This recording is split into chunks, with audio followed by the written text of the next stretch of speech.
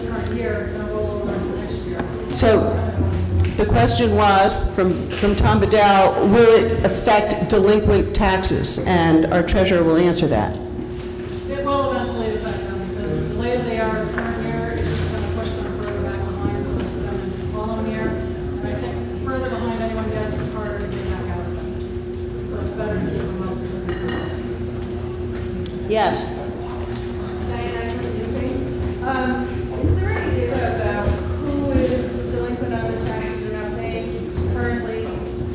For example, are they full-time residents versus second homeowners? So I don't have like a breakdown, but there is a lot on the list that are enrolling village campers. I couldn't hear you. yeah, can you use it?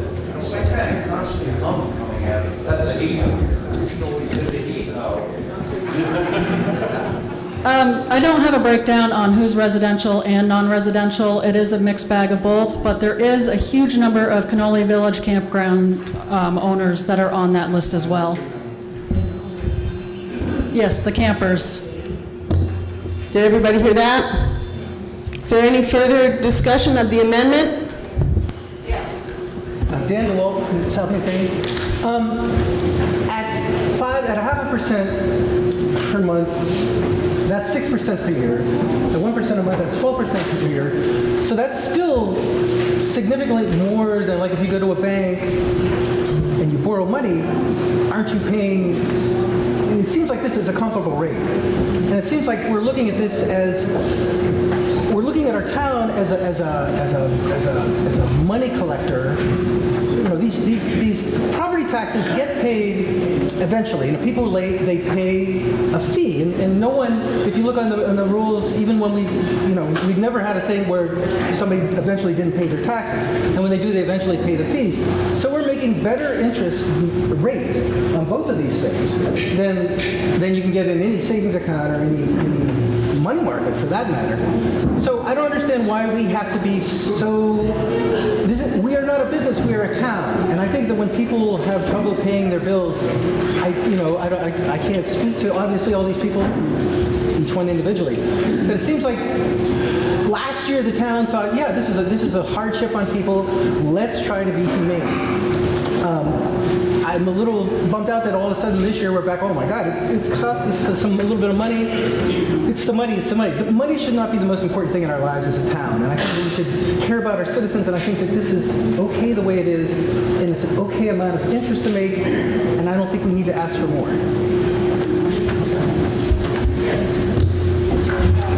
Can you hear me? Yes. Okay, great. Point of information, Lynn Forrest. On page 32, you will find the list of delinquent tax report. If any property parcel number that starts with 00147, that's Cannoli Campground. What numbers? Correct? The other point is, how much more mailing did you say you used to do every month? When we first started, there was 150 invoices a month I did. Now I'm up to about 200. So mail costs 55 cents. So for every 2 additional, it's $1. And that sounds like a small amount, but it adds up if it's every month or once month.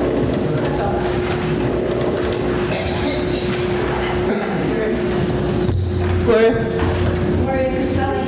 I believe that there have been people who have simply not paid their taxes, so I think that's an inaccurate statement that they made.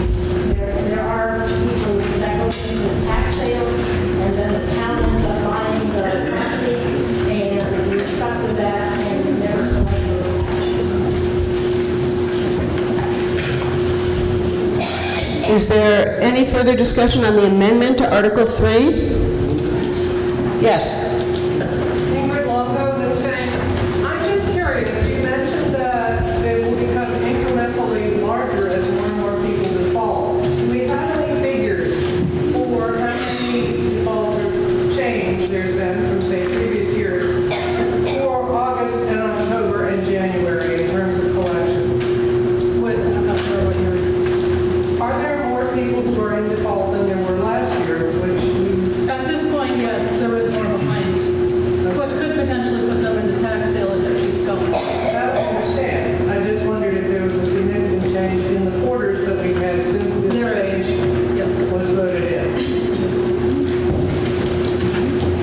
Yes.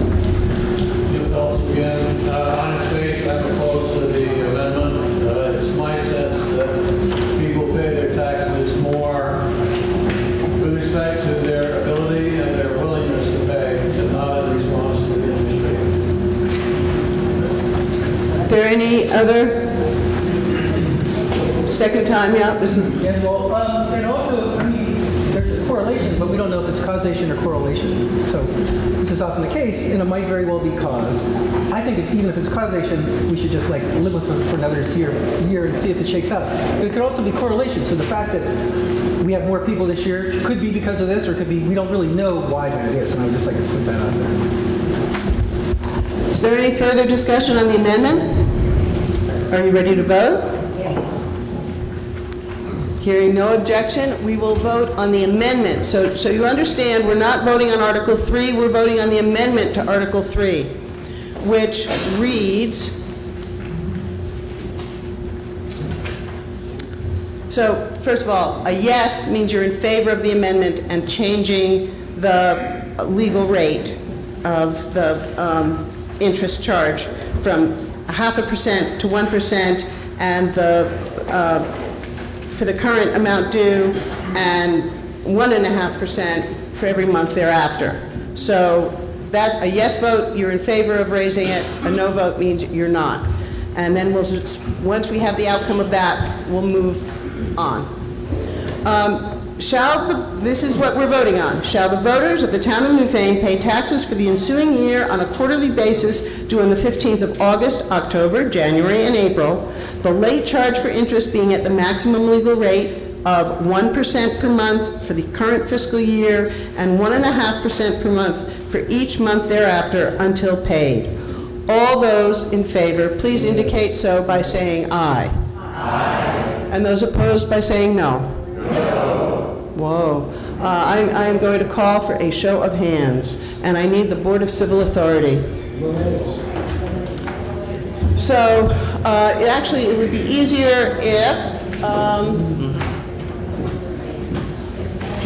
they stand, and will you divide can we do a division of the House? Okay, so all those in favor, please indicate of Article 3 as amended, the amendment to Article 3, please indicate so by standing until you are counted.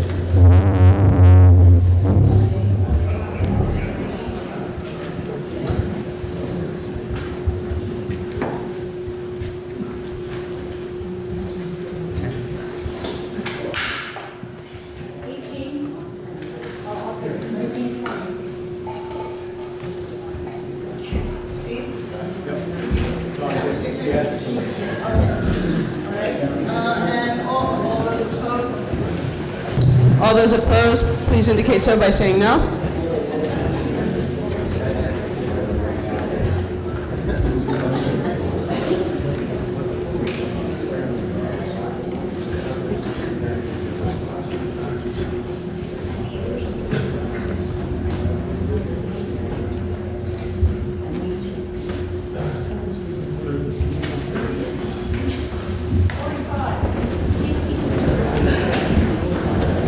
This is by simple majority. There were 20 in favor of the amendment, 45 opposed to the amendment. The amendment fails. So we go back to Article 3 as written. Is there any further discussion? Yes. Michael Granger, could I ask if the delinquent tax collector can tell us if there's a policy for, in effect, putting the property on the market for the back taxes, if we all agree, or a lot of us agree, that we're not doing them any favors by letting them slide. Some towns have an automatic every year, put up the ones that don't pay, and you're in effect forcing people to figure out how to pay less of a rate by going to a bank or a relative or whatever if they're in trouble. And I'm not sure of the policy of the delinquent taxes. Well, the delinquent tax collector, or the collector of delinquent taxes, is actually here. Would you like to speak to that?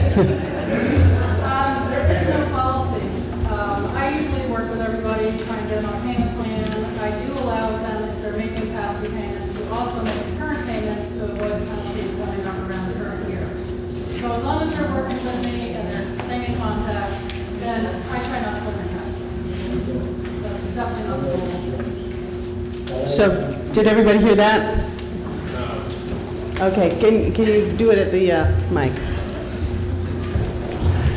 So if somebody is behind and they're willing to work with me and make payments, I will let them make payments on the past due balance and also on the current balances to avoid future penalties and interest also for the current year. As long as they're willing to work with me, then I don't throw them into tax sale. It's the ones that are kind of repeat offenders that usually go into tax sale every year. They won't call you, they won't pay for some reason until you put them into tax sale. And I just want to make a clarification here that the Article 3 is about late payments and not about delinquent taxes. They are, is that correct? Yeah. That delinquent taxes is another species of animal. Is there any more discussion on Article 3 as written? And are you ready for a vote? All right. So a vote yes is in favor of Article 3 as written, and a vote no opposes it. I do legally have to read it again. Article 3. Shall the voters of the town of Newfane pay taxes for the ensuing year on a quarterly basis due on the 15th of August, October, January, and April, the late charge for interest being at the maximum legal rate of 0.5% per month for the current fiscal year and 0.75% per month for each month thereafter until paid. All those in favor of Article 3, please indicate so by saying aye. Aye. And those opposed by saying no. The ayes appear to have it. The ayes have it, and Article 3 passes.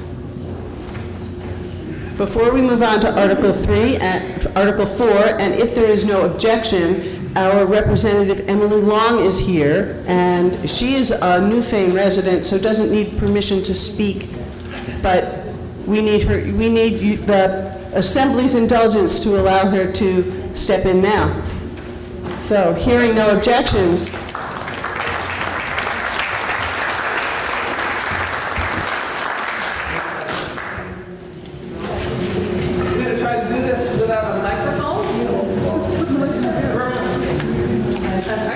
I'll try first. If you can't hear me, let me know, but I have a habit of speaking up, so you probably will be able to hear me. Thank you, first of all. It's really nice to be home, because this is home. And I do have to get a different kind of permission in my other town meetings to speak, so thank you for allowing me to stop in this morning. I'm heading off to two other town meetings, the towns I represent, Townsend and Marlborough. It's been amazingly busy, especially the last few weeks. In fact, so busy that you usually see me walk in with a stack of my town meeting reports. I have not finished my town meeting report this year because I haven't had time to finish it, so I'll post it on Front Porch Forum when it's done to give you sort of a summary of the work we've been doing. But very quickly, I'll just touch base, especially on the last 2 weeks of legislation that we have passed. Last week, the week before this past one, 2 weeks ago, we passed a Global Warming Solutions Act in the House.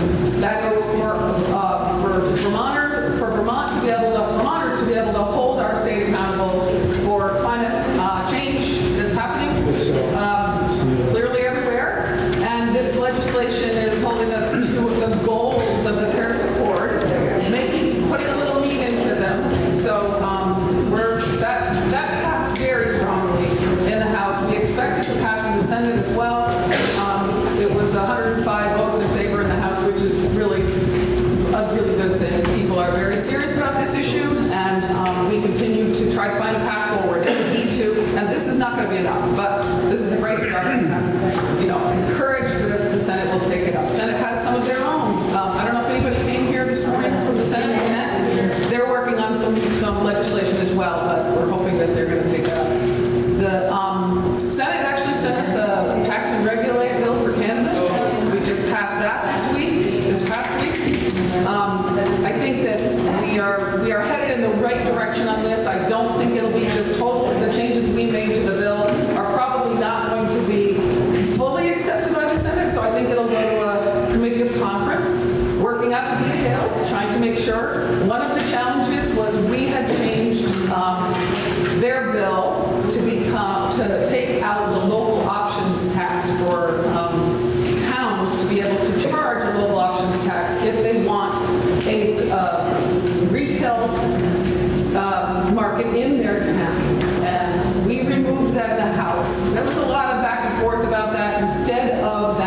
we put in a licensing fee. There are 5 licenses that you can get. I can't remember all of them, but one of them is retail. There's, you know, the folks who are growing. There's testing. There's different licenses.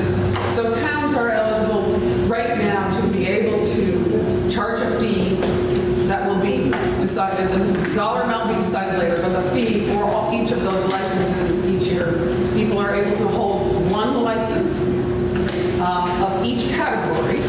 So if you want to open a retail market, you only need the retail. If you want to grow and retail, you need 2 licenses, but no one's allowed to hold more than 1 license. That's our way of trying to keep up corporate takeover, which has happened in other states. I think it will work, I'm hoping. I think we'll see a change in that one a little bit. I think, you know, the Senate's going to want to see the local options tax go back. We'll see how it works out, pans out. But anyway, there's that one. We overrode a veto this past on Tuesday. A pretty significant ability for us to be able to do that. For the last time it happened was in 2009, and this is only the 11th veto override that has happened in the state of Vermont. This one was on minimum wage.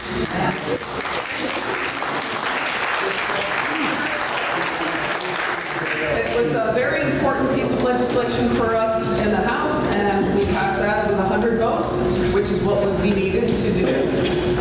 It wasn't easy. It was a lot of work to get there. Folks had to feel comfortable. But this is not what I talked about last year. Last year, the legislation was moving to $15 minimum wage. This year, it was a 2-year bump up. So in 2 years, starting in 2022, the minimum wage will increase to $12.55. And so this is a big help for Vermonters who are really in need of a bump.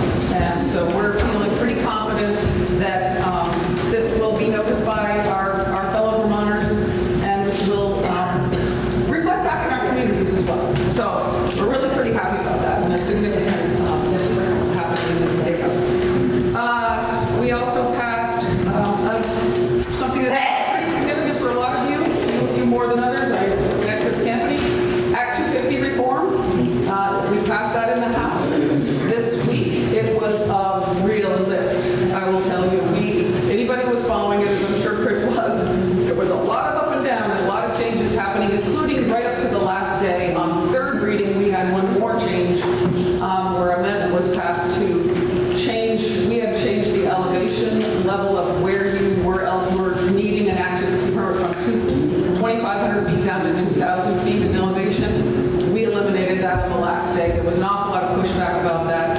This is a really big undertaking of changing Act 250. And people know it's been in place for 50 years. Probably needs reform. We really do believe it needs reform.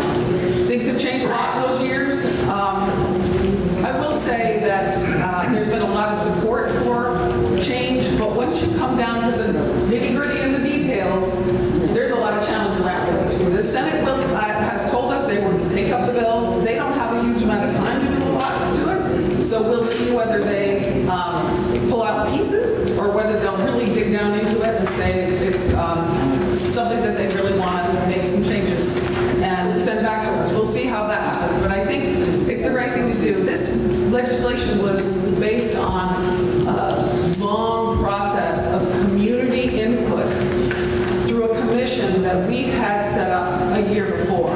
So there were meetings held all around the state. Many folks in this state gave us feedback. The general feedback was we want to ease the challenge of development in our downtowns. So this legislation does exempt downtowns from Act 250. We added an amendment for village centers as well. We want to encourage growth in our downtowns. We also feel very strongly that protecting our environment, protecting Vermont's culture and who we are as a state, why Act 250 was put in place in the first 50 years ago in the first place, that's still really important to us. So I think it's a pretty good balance is how we feel about it. We'll see. Again, I don't expect it to slide through without changes. I think it will happen, whether we see a lot of changes this year or not, or whether it was a big lift for us. So anyway, those are the basics of what we've been pulling off. There's a lot of other legislation. If anyone has any questions, before I don't know whether you want questions or not, but I want to say one thing. I look at Erica in the back, well, from the More Free Library. The More Free Library has been wonderful, allowing me to sit in there for an hour and a half on the third Saturday from 11 to 12:30 every month. Please come see me. The feedback I get at those times and those constituent hours, we call them, or office hours or whatever, is really, really important. I do this in Newfane, I do this in Marlborough. I'm headed to Townsend to make a plea for someone to allow me a space.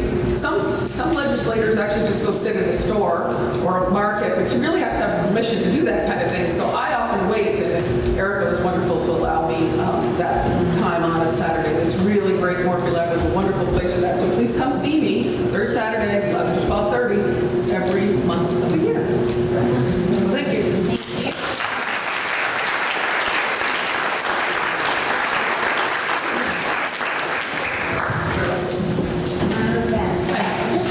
Say that you are, without a doubt, the most dedicated, articulate representative that we have.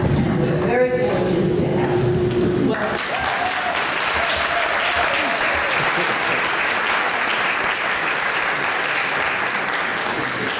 Thank you. It is, for those who don't know, I do serve in leadership. I'm the whip in the House, which makes it really challenging for me to be able to dig deep into legislation unless I'm counting.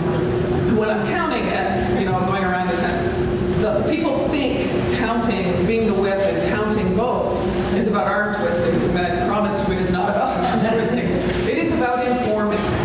It's about making sure every one of our folks in the House understand the legislation that's coming forward.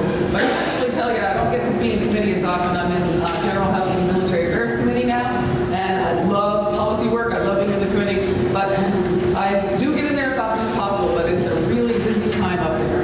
I had legislator after legislator tell me this is the most challenging year they've ever had. People have been here forever. We're just incredibly busy. And just, if I could just say one more thing before there's other questions. The coronavirus. Not that everybody doesn't know about it, but we had outreach from the governor's office this week saying, please make sure if you feel the opportunity at town meeting to speak about it, there is a task force in place. Let us know, let the administration know, health department, if you have any questions or comments. I know you're inundated with information about it right now, but if we are trying to be very mindful and prepared. It changes every single day, but it is part of our job. So let me know if there's any questions or comments about it. Thank you.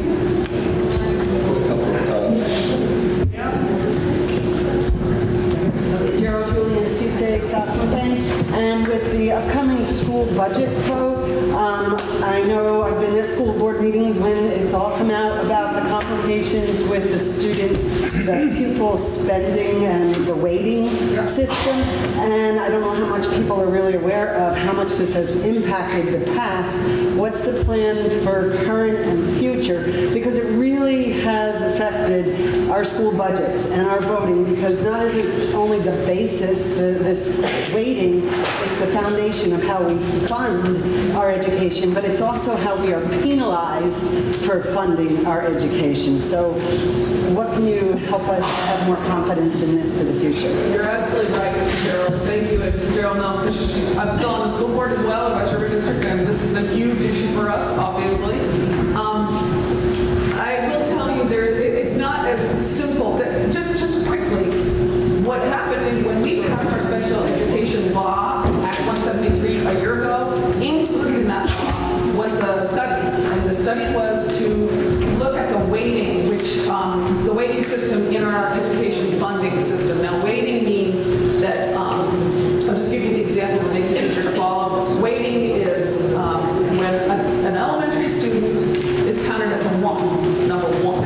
If that elementary student needs, if it doesn't have English as their first language, they need support to learn English as well, they get counted as a 1.25. 1.25. So there's different weighting levels. High school students require different kinds of education. They have to have driver ed. We provide advanced placement classes, lots of other things, lots of different classes for high school students. We weigh them at 1.13. Those of you who've watched me sitting on the school board for many years know that when our, back in, I can't remember the year, 2009 or something, the state came in, I was on the school board then, and they came in and they said, at that time, high school students were counted as 1.25. And they came to us and said, we're changing the weighting, and it's going to be 1.13. And at the time, I said, wait. That makes sense. Show me why. Tell me why. And I could never get any straight answers about why it went from 1.25 to 1.13. This study that took place, it was done by UVM, and I think Rutgers might have been looking at it. Anyway, this study said they could find no evidence, empirical evidence of the weightings that were set in place back over the years. They first started 30 years ago. So it was really important that we did this study. What this study shows is that our weighting system isn't accurate, isn't necessarily appropriate, and they did recommend that we do something about it pretty strongly. And the Agency of Education has come out pretty strongly saying, we think that something needs to be done. The question is what? Because it's not as simple as just applying new weighting and not looking at all the other factors. Because frankly, our education funding system has been in place for almost 25 years now. And it's a really, 22 years, it's a really long time for education funding system to be in place without major changes to it. So we're trying to look at it from a broader perspective than just what you see in the study, which the study, by the way, recommends. But where it is right now, to answer your question, Gerald, the Senate has started the first steps in taking it. In fact, if anybody happens to be in Montpelier on the 11th, they're holding a public hearing in the afternoon, I think it's 4 to 6, to take in feedback from folks across the state. It does appear that those towns who have high levels of poverty have really been disadvantaged over the years. And that often is our small rural communities. So we really do need to take some steps. I'm encouraging it to happen. It's hard when both the House and the Senate take their own paths. So we've sort of allowed the Senate to take the first steps in this, and they've been taking. We actually in the House and the Ed Committee have taken some testimony on it, but we've allowed the Senate to take the first lead. So we'll see where it goes. I think it's really important, and the sooner the better. Frankly, from my perspective, we need to do something about this. It's just not okay. And one last thing about the weighting. It's not dollars. It's not dollars that the state sends to you. It alters your tax rate. So what it does is if you have many students who are weighted, you have a lower tax rate, which gives you more ability to make the appropriate decisions to spend where it is needed in your schools. So there's no requirement with weighting for us to actually put spending in those areas. We could actually just say, oh, we'll just lower our tax rate. But that's really not what the weighting is intended to do. So that's another piece that we need to look at. Is there some form of accountability that we can include in it? So anyway, that's where it is. So on a related topic, the way that we fund our schools through the property tax has been seen as not working for a long time. Act 40, the way we fund our school system right now with our property taxes is widely acknowledged, even in the legislature, is not working. Yet, Tim Ash, Mitzi Johnson, they all say, yeah, that's a big problem, it's really big, it's really hard, and they seem, maybe they're not relaxed. You say we should figure this out soon. They seem very calm. Tim Ash said, not in this legislature, probably not the next time, maybe a couple of legislation sessions down the road. So I'm just wondering, could you explain to us why the legislature, at least in the headlines and in their public relations, don't seem to understand? We have a school in Jamaica, which is about the tank, thanks to Act 46 and this way the funding works and the way that things have changed. We have towns who are at risk of losing their schools, and yet we have a legislature which doesn't seem to quite grasp that as an important thing. And could you just explain sort of why why it has taken the legislature so long to really take this thing by the horns and try to figure out a funding mechanism that works. So I'll just say, Dan, there's a lot of people who actually think our education funding system is, I don't want to call it effective, but it is a supported education funding system. We haven't made changes to it because it is one of the more equitable funding systems in the country. That's why it's so complicated. There's a lot of factors involved in it. But I'm going to acknowledge everything you've said, except I haven't heard the same things you have heard from, I never knew Tim Ashton saying very laid back about it. I haven't heard that. I hear a lot of conversation in the House and from senators as well, saying that this is a really important issue, we need to take it up. But I do think that because of everything you said, Dan, about the fact is that we really need to take a dive and look at our ed funding system and make sure it is the best it can be. Making sudden changes that are offered in this study, and feel free to look at it. It's a study that's posted on the website. It's 130 pages or so, but read the summary, and it's a really interesting study. I think we would be doing ourselves in Vermont a disservice if we didn't look a little more broadly. Still doesn't mean that we can't take it, rapidly. And I think the turning point for anything that you're suggesting may happen at that hearing it's next Wednesday, 11th. I think it's the 11th. They're having feedback from communities and hearing from you. Send emails, send them to me, send them to the ed committees, send them to finance and ways and means in the Senate and the House, so that folks know that this is an important issue for you, and you want to make sure that we're acting. I don't know how fast we'll act, but I feel the urgency as well as what you're describing. I feel the urgency because it's been a long time, and we really do need to make sure our system is working for us. So I'm there. We'll see what we can do. I'm on board.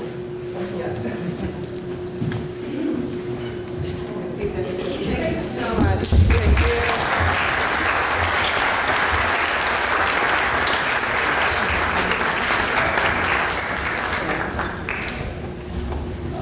Just about now, you might be hungry, and the Newbrook Elementary School has food for you. There's also reading material here from all sorts of organizations, from the library to the school, and including a broadband survey and information about that. So make sure you come and help yourself to that. And we are now on Article 4. Shall the voters of the town of Newfane authorize the treasurer to collect current taxes pursuant to 32 VSA subsection 4791? Do I hear a motion? Lynn Forrest moves, and is there a second? Tom Bedell seconds.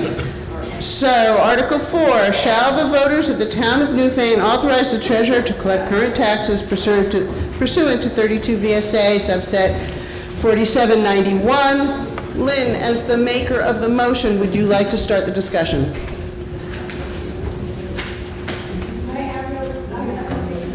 That's fine. Then don't say anything. Is there anyone who wants to say anything? Sounds. Ken, did you want to say something? I'm not going to collect it. All right. Hearing no discussion, unless I hear otherwise, if there's no objection, we're ready for vote. Okay, an aye vote means you are authorizing the treasurer to collect taxes according to the state law, and if you say no, you're against that. Shall the voters of the town of Newfane authorize the treasurer to collect current taxes pursuant to 32 VSA subset 4791? All those in favor of Article 4, please indicate so by saying aye. Aye. And those opposed by saying no. The ayes appear to have it.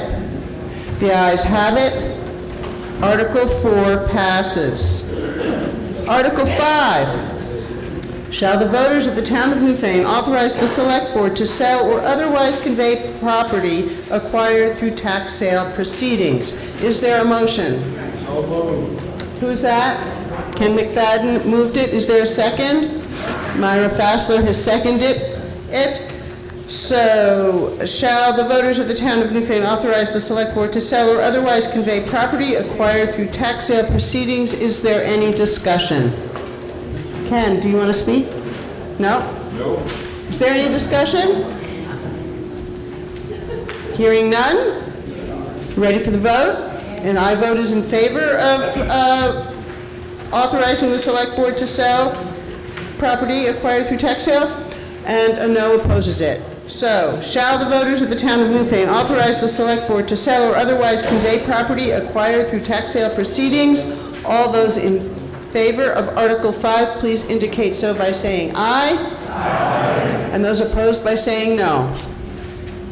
The ayes appear to have it. The ayes have it, and Article 5 passes. Article 6. Shall the voters of the town of Newfane authorize general fund expenditures for town and highway operating expenses of $1,523,911.73, of which $216,264.73 shall be raised by taxes, and $307,647,000 by non-tax revenues. Is there a motion? Tom Bedell moves it. Is there a second?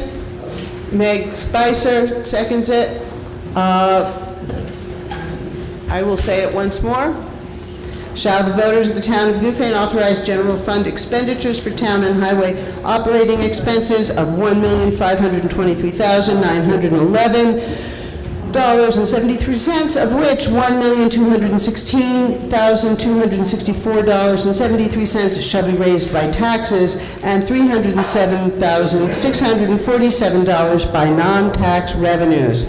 Is there any discussion? Who made the motion? You, okay, please. Tom Bedell, Williamsville. I have a question about the special appropriations. And if there was a change in the budget, would this be the time to address that, or would that be new business, or? This is special appropriations. Can you tell me what page that's on? Well, the budgetary it's on page 9, and then in the back are all the. Right. Okay, so we're on page, you're looking at the section on page 9, so everybody can be here. It's the second thing. This would be an appropriate time to talk about it. It would is be in the budget, yeah. Yeah, okay. Well, I have no problem with any of the special appropriations. In the back are all the requests, and people are making a lot of monetary requests. But I noticed that the More Free Library requested $964 for fiscal year 2020, and they only got where is it now? I lost it. $750 in the budget, and I just wondered why they were coming up short. It seems to me they're worth $964. Is this discussion, or do you want to propose an amendment? Or Well, you just want first information? it's a question, I suppose. First is a question. All right. That is. Is there anyone who can answer the question about the appropriation for the More Free Library? Maybe someone on the select board? I'm not sure that I understood your question. Well, here, once again, if we go to page More Free Library. 112, the More Free Library asks that you place its request for $964 for fiscal year 2020 on the warning for March 20. Well, obviously it's not on the warning per se, but in the budget on page 9 under special appropriations, More Free Library is budgeted for $750. So most of these other requests have been granted more or less in full, and I suppose I would then ask to make an amendment to give More Free Library the full $964 donation that they requested. I need that as an actual number. which would be $214. All right. Yes, okay, that would be my amendment, would be that we increase the budget $214 to add that to the More Free Library special appropriation. So there is now, who seconded? Chris Campany seconded it. So we now have an amendment, and I have to do a little arithmetic here. We have to add, did you do it for me? Thank you. So this one. So we have an amendment to increase the budget in Article 6 by $214. It would change the operating expenses, the amount to be raised by taxes, let me just get this right, to $1,216,478.73. So to make this easier on all of us, I'm going to make the amendment, with your permission, the maker of the amendment, that we increase the amount, that the amendment reads to increase the amount of money to be raised by taxes in Article 6 by $214 for the benefit of More Free Library. Yes?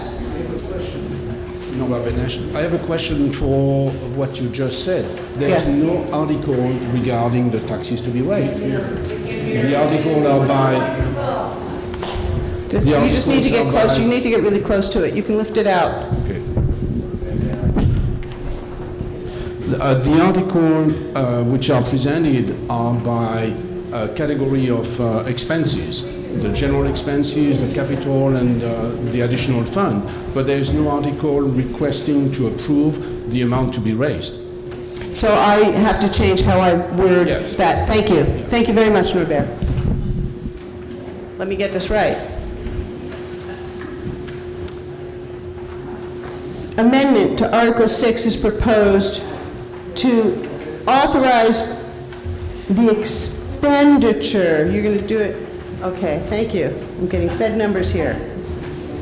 Shall the voters of the town of Newfane authorize general fund expenditures for the town and highway operating expenses of $1,524,125.73.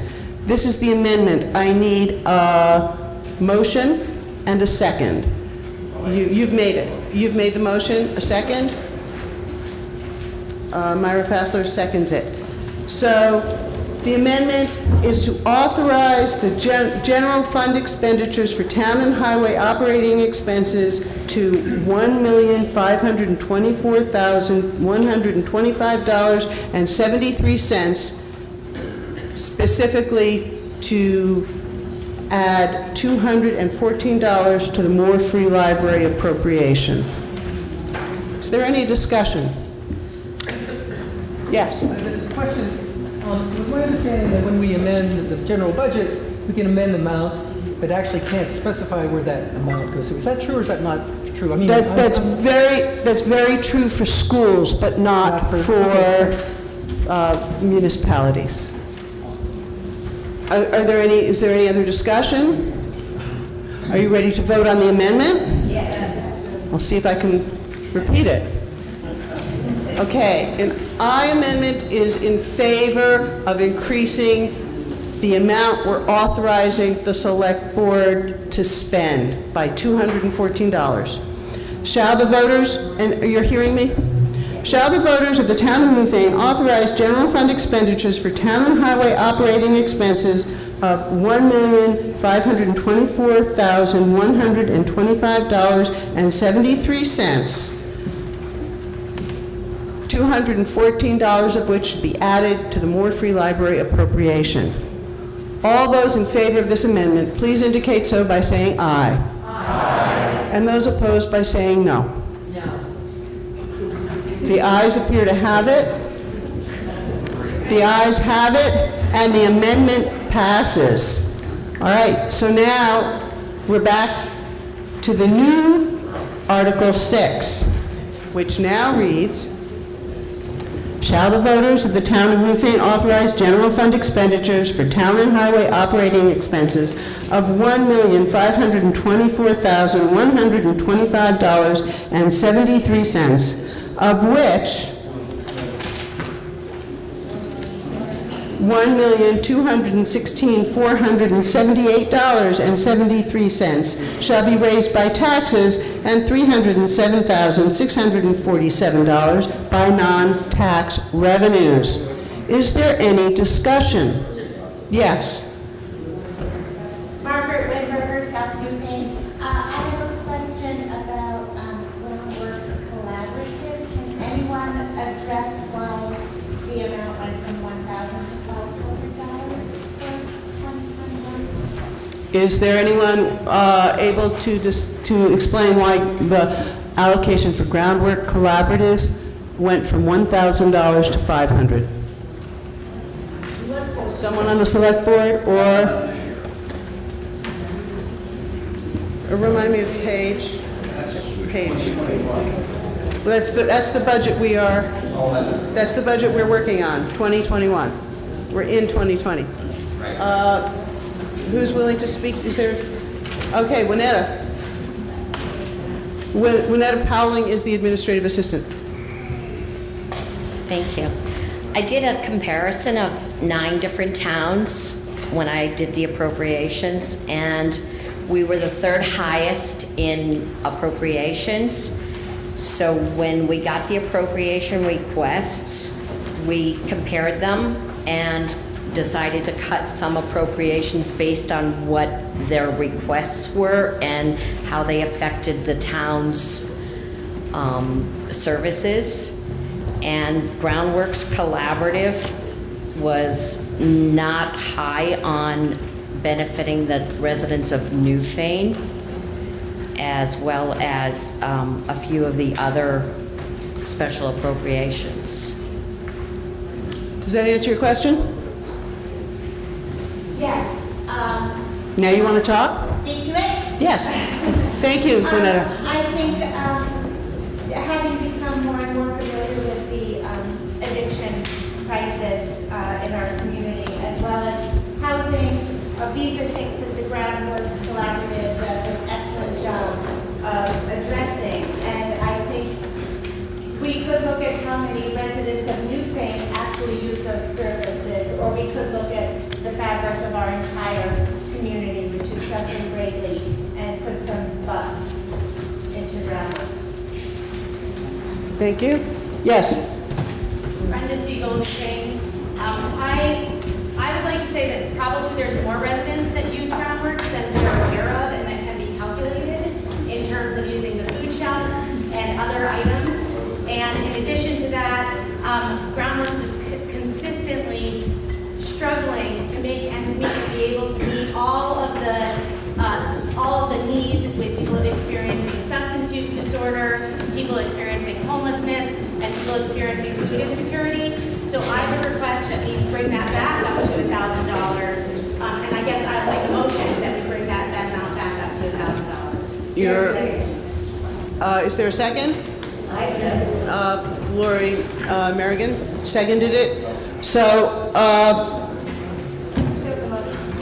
So there is a motion. This is an amendment to our amended Article 6 to increase the current amount by 500, which, give me a minute, I'll do the math, or I can return this to my... Yes. Yeah. Fiona Chevalier from Louisville. Before we do that, I also noticed that the Early Education Services requested $1,900 and we gave them $950. And in addition to Groundworks Collaborative, Early Education Services, I know why I'm saying this now is because I'm going to ask for us to raise the amount of Early Education Services, and I think it'd be helpful to make these two amendments into one amendment so we don't have to keep making each round. You have to consult with the maker of the original amendment to see if that is okay with her. Brenda, would you like to include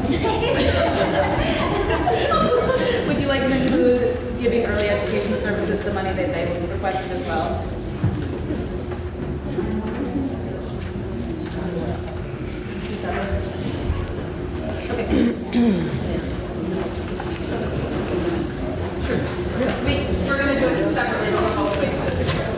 All right, so the motion, the amendment currently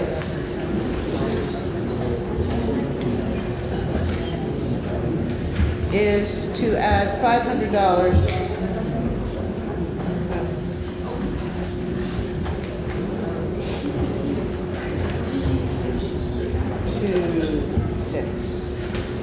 So the current amendment, can you hear me? The current amendment is, shall the voters of the town of Newfane authorize general fund expenditures for the town and highway operating expenses of $1,524,625.73, 500 of which is to go to groundwork collaboratives. Is that correct? Yes. Okay. So that is the amendment. Is there any discussion? Well, it's 500 additional.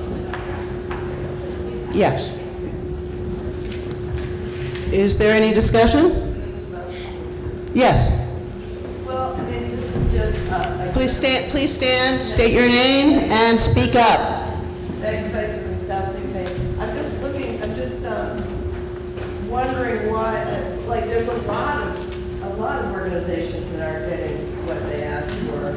And we went from, in 2019, 44,199 to, for this current one we're looking at, 30,211. So like there's if you go down the line, there's a lot of cuts, and I'm just wondering, is that because comparing it to other towns or not? I mean, and I don't want to take away from those because those are important. I just see that holy cats, there's a lot of, and that's a big budget difference. A big cut of, $14,000. Yes.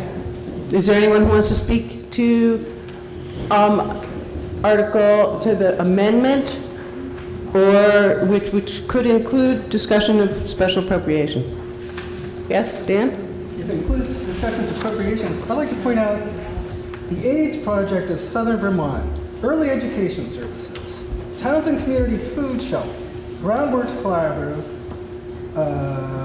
Leland Gray Education Foundation, Restorative Community Justice of Southern Vermont, SEVCA, Vermont Adult Learning, BCTV, and Gerda's Equine Rescue have all been youth services have all been drastically reduced or eliminated.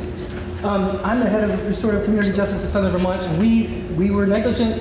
We had a change in staff, and we missed sending our report. So I would like our funding to be restored, but we didn't send in a report, which we should have done. However, I think this is an indication. Every one of these things which have been cut have been something which is, for the most part, for the people who are the neediest among us. And I find it actually an outrage. I find it a disgrace. As a town, we have always actually thought about who we gave money to, and we've been I don't think we've been especially generous, but we've cared enough to care about our neighbors and to give money to organizations that are doing good work. What I see here, BCTV is here today. BCTV does every one of these meetings. Okay. You don't want to give So, okay, just a minute.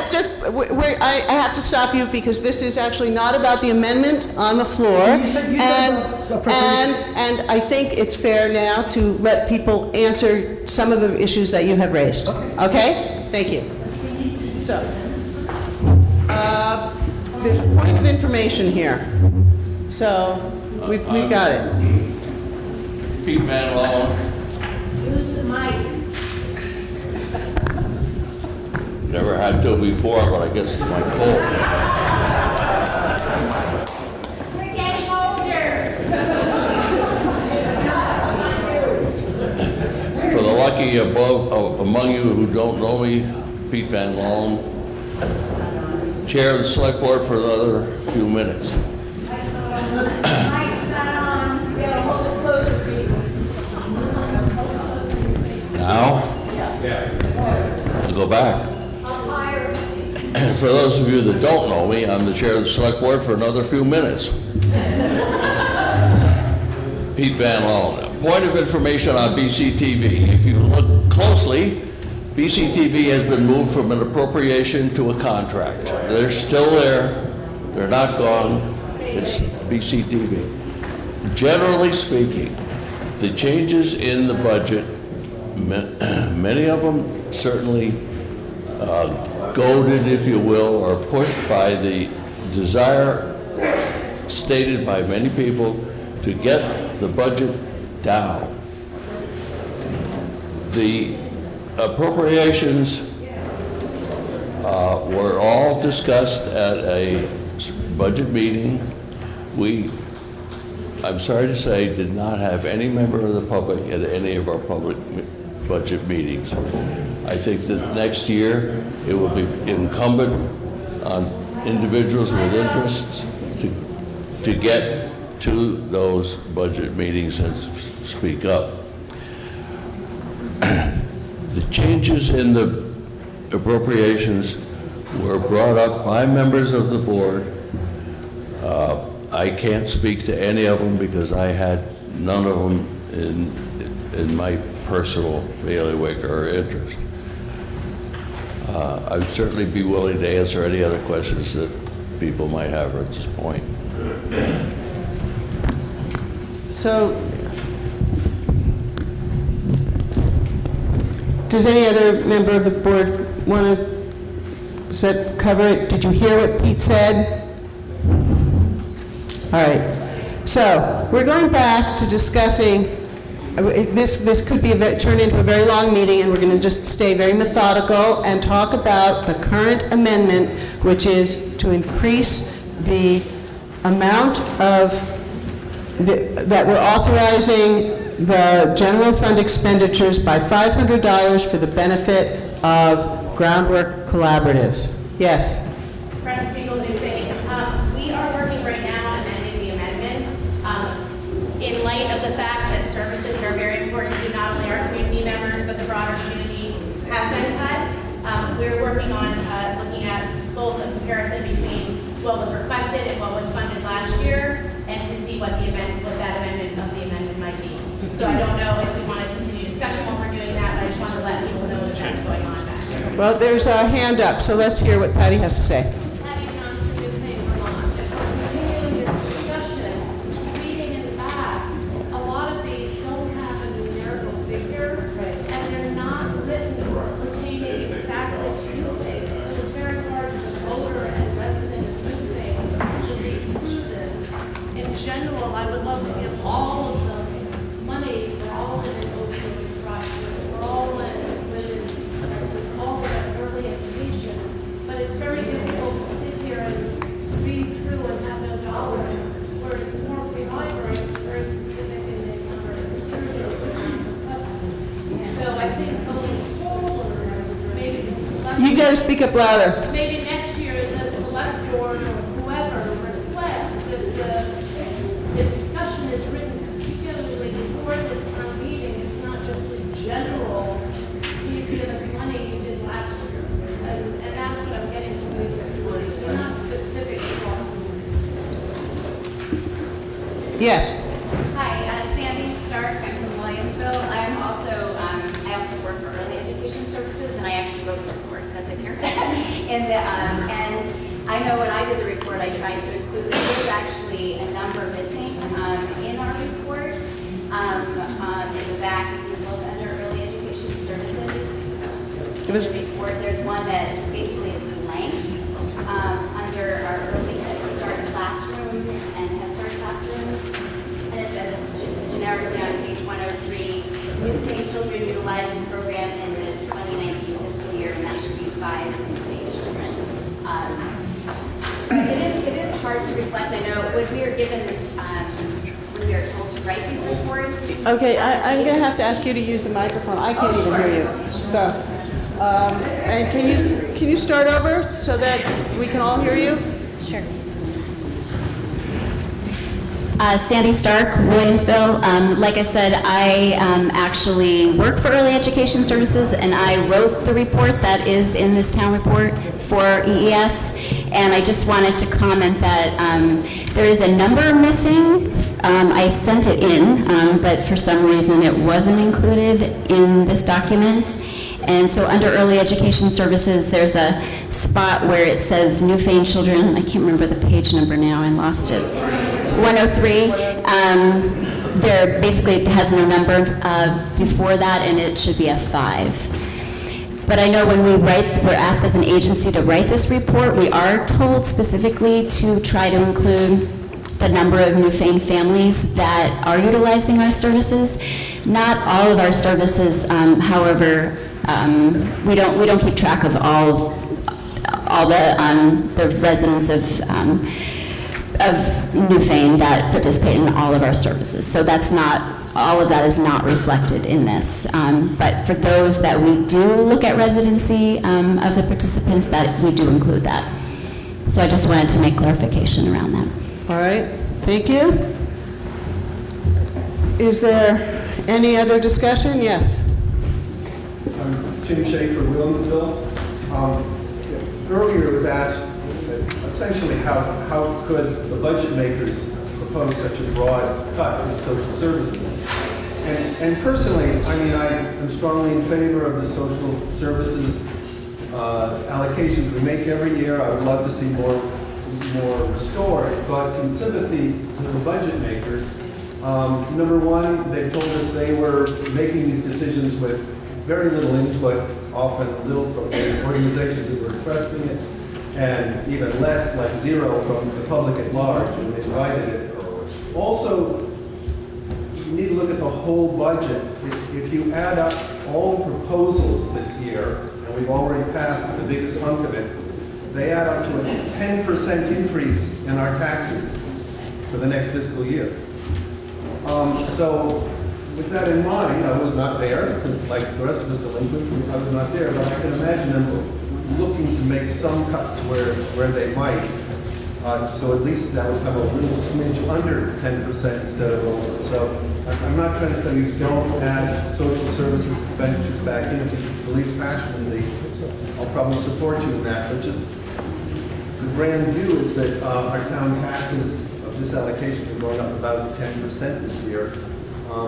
And that's a reality. When we speak to people who are taxpayers and see their bills going up, and so there are many dimensions besides just an urge to generosity, which we also experience. Thank you.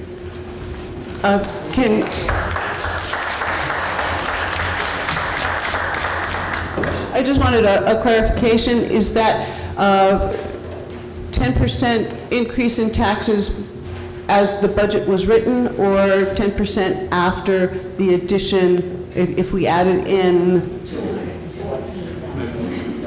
Excuse me.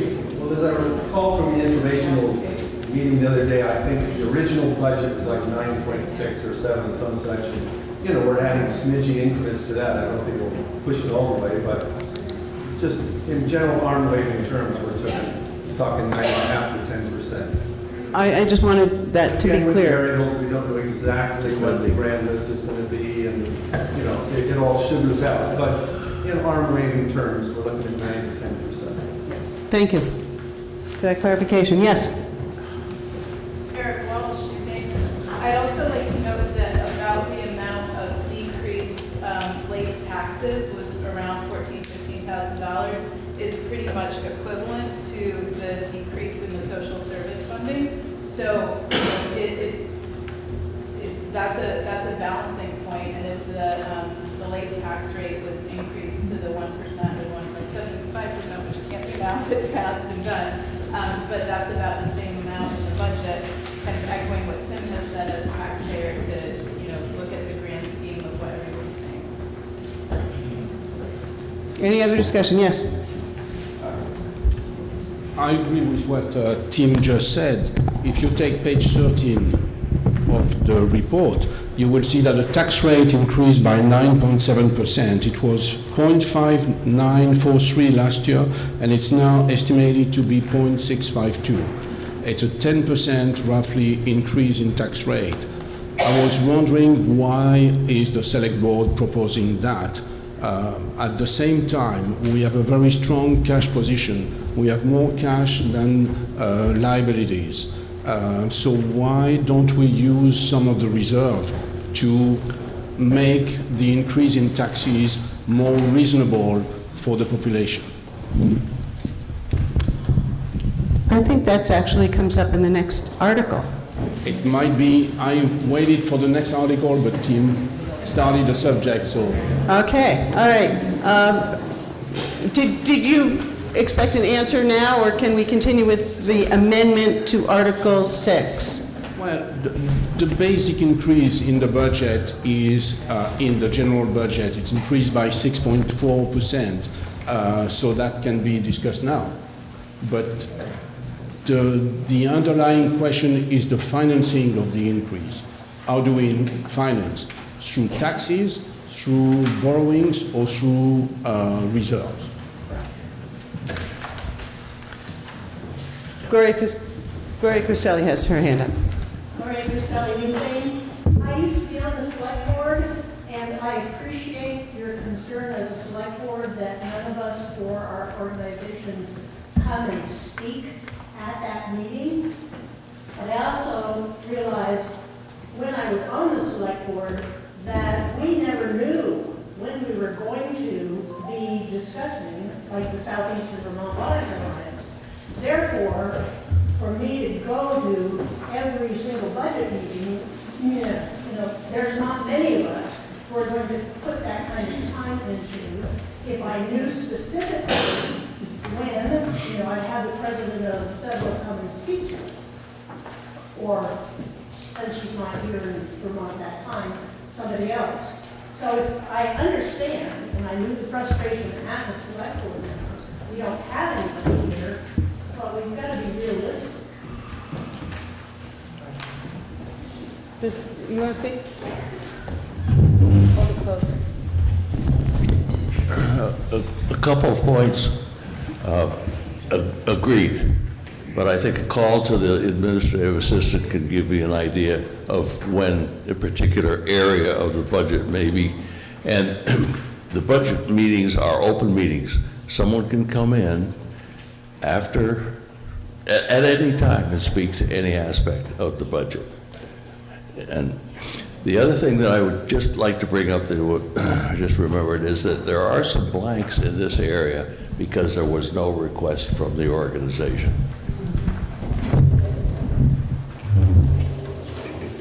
All right, are you ready to make your amendment to the amendment? Well, we're not ready yet, but I do want to just speak to a couple of things that were said. I understand and respect the idea that people didn't show up at the budget meetings. I also want to say that the people that utilize these services are often people who can't show up at these budget meetings, and so we don't get to hear from them in the same way that we would hear from the rest of us that are able to come to town meeting today. And so I also want to give respect to that, because it's very easy, as we see across the nation, to cut social services when because we don't hear as often from people who need them. And so I want to be, I would like to be cognizant of that as we're deciding this. And I think because we'd like to move forward, I think that if people wanted to vote on this amendment, and then we'll make a separate one for the rest. If we didn't want to continue the discussion. Well, it depends on how many people want to speak. You want to speak again? I do. Patty Johnson, Newfane. Just as a comment, I'm wondering if we had a social services budget and we just cut everybody by the same percent to meet the budget of the town, that would seem more equitable than cutting somebody by 50%, somebody by 100%, somebody by 2%, and raising another. Is there anybody who wants to speak to that? Okay. Yeah, I agree. I think everybody should get 100% of what they asked for.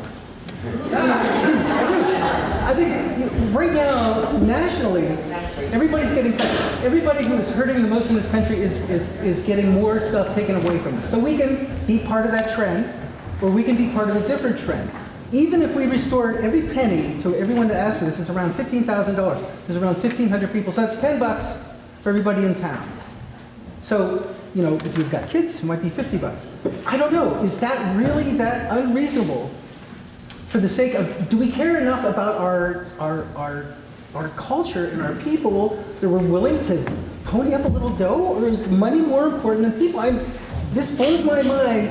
You know, Southern Vermont, the community, whatever they are, civets, you know, they're all about business, and they're getting $3,500, and you know, they have a value, but and their value is rarely sort of questioned because they're the big world. They're the world of money and investment.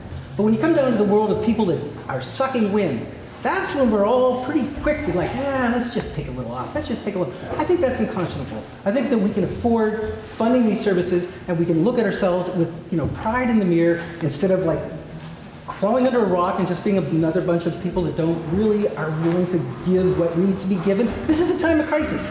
So I think we should step up.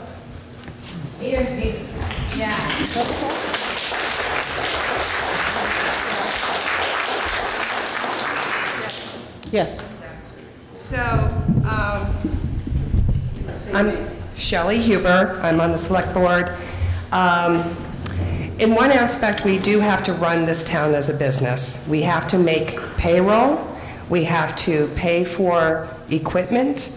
There's a lot of cost associated with it. We also have to keep the budget low enough so that it's affordable in taxes for everyone. Otherwise, we won't have a town because people will be fleeing here. So we as a board made a decision on the special appropriations based on several different criteria. And we went over it and went over it and went over it. So we did our best to bring the values that we all have and to represent you all. Not just a few of you, but in general. We have to look at the entire town. How are we going to survive? The average age in Newfane is 55 years old. Average age. How many people are ready to retire? How many are already retired? How many people are living on investments or their Social Security? Well, those are all things that we took into consideration. First of all, we have to start with our own town. We have to take care of our own town. If we have extra money, then we can go and we can give to others. That's how I think a lot of us were raised. We want to be generous. We can be generous from our own pockets, if that's the point, that you feel so compelled. But as a town, we have to make fiscal decisions.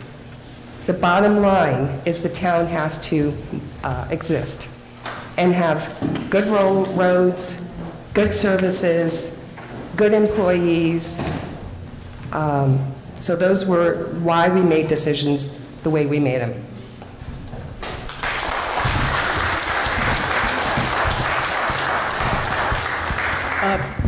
Neil? No. Also, we have an amendment on the floor, correct? We have an amendment on the floor. That is correct. I don't think the amendment speaks to the larger issue. I call the question. The question to vote on the amendment has been called. Is there a second? Second. Okay, this will end debate. It's been called and seconded. We have to vote, and it has to pass by 2/3. I'm going to try it. I have a really fine ear. I'm going to try it by voice vote. Is this a point of order? Okay. Procedural? Is it a procedural question? This is to end debate. There's a motion on the floor that has been moved and seconded to end discussion of the amendment to Article 6 regarding $500 to Groundworks Collaborative. The maker of the motion has suggested that if we got this motion off the floor, we could put another motion on the floor to the larger question. Is that correct? I don't want to put words in your mouth. That's the issue. So I'm going to follow procedures to keep this legal. This is what I am supposed to do, which is make this legal so we don't have to come back and do it again. Okay? I need to hear those people who are in favor of ending debate now by saying aye. Aye. And those opposed to ending debate now, please say nay. That's 2/3 aye in favor of ending debate. Okay? So we now actually have to vote on the amendment to Article 6, which is, oh boy, can I still find my notes? Thank you. Thank you. You know, you get by with a little help from your friends. The amendment to Article 6 that you are now being asked to vote on is changing how much money the town of Newfane will authorize in general fund expenditures for town and highway operating expenses to $1,524,625.73. All right? All those in favor of this amendment, please indicate so by saying aye. Aye. And those opposed by saying no. No. I'm going to ask for division of the House. Board of Civil Authority. So those in favor of this amendment, please stand up and be counted.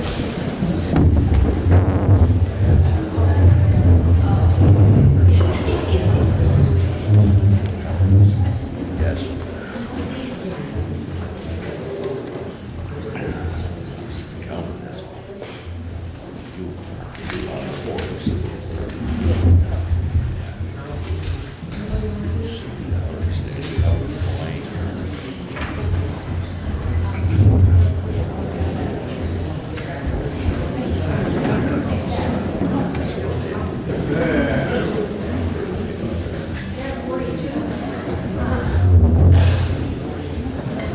And those opposed, please stand and be counted.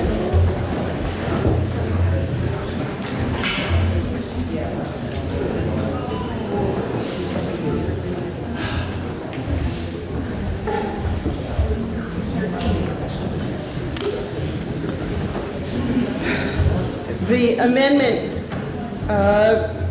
to Article 6, there are 42 ayes and 13 nays. The amendment passes. So Article 6 now reads, shall the voters of Newfane authorize general fund expenditures for town and highway operating expenses of $1,524,625.73, of which $1,216,000, is this right? Does this number have to change too? Give that to me slowly.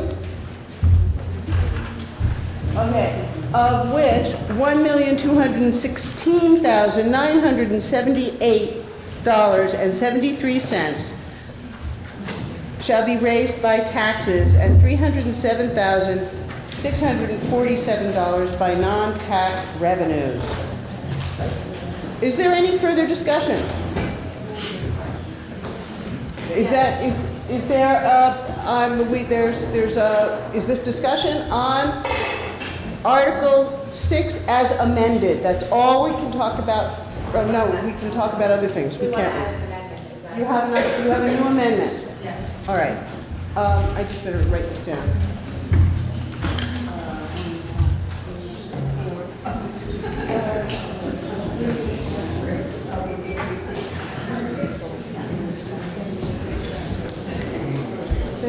Thank you so much. Thank you so much for doing that. Yes, please identify yourself. Fiona P. Chevalier from Williamsville. I would like to amend the special appropriations for, all right, let me make sure I get this correct. So for every, I would like to have equalize to the appropriations for this year, for fiscal year 21, to equal those of 20, except for, because we've already talked about, except for Leland and Gray, which no longer exists, except for BCTV, which is part of a different part of the budget, and Groundworks Collaborative and the library, which have already been amended. I need you, it makes sense, but I need you to give me a number. I have a number. Yeah. And that is $10,658. $10,658,000, any cents? $10,658.00. And I Okay. would like that money, in light of the fact that people sometimes have a hard time paying their taxes, I would like that to come out of our fund balance, which is our, can I do that? or You no? can't do that. All right, never mind. Okay, Then I don't do but that. you can direct this $10,658,000 to social services, To what? to special appropriations, I think it's called. Yes. Is that the purpose? Yeah, Yes, to add that to special appropriations, to special appropriations. to equalize, yeah.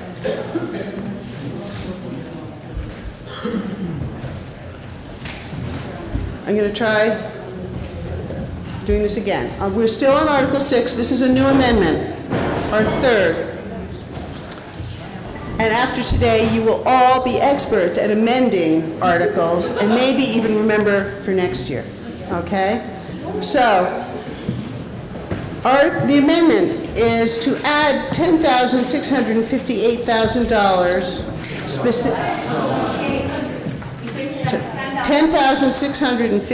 $10,658 to special appropriations, so that I'm going to wait for my tabulator to give me my numbers. She's wearing out her phone. Okay. Article 6, the amendment to Article 6 reads, shall the town of Newfane authorize general fund expenditures for town and highway operating expenses of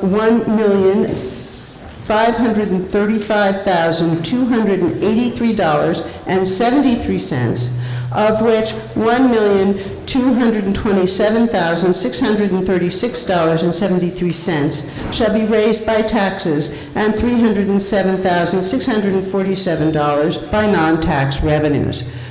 Is there any discussion on this amendment? And I'm going to limit everybody to speaking only twice. And so that's it. There you go. You want to speak? Go ahead. Lynn Forrest, I would like to have a list of each one of the changes that are being proposed, which each, so, and it picks everyone maybe after the prior. I know that Newfane New had gotten $2,000 previously, and they have not been doing these summer concerts, and they haven't been as active as they were. They've lost a number of members. That's one. Two, the very last article is a request from Vermont Disaster Animal Response Team to be a special appropriation. And how this actually added, and you go to very end, and we've done all this work on special appropriations, and then there's one at the end. That's the way it is written now. There, I'd like to point out to you that there is a list on page 9 of your, the list that you asked for is on page 9. And I believe this budget that has been, this amendment that has been proposed is the same as, is it, did you do budgeted fiscal 2019 or actual fiscal 2019 in your calculations? Budget fiscal year 20. So if you look at the first column, budget fiscal year 2019, and you look at that with the adjustments that we have already made to Groundworks Collaborative and More Free Library, that's the list that you wanted. With respect, the one thing I did not add to that was the Leland and Gray Ed Foundation.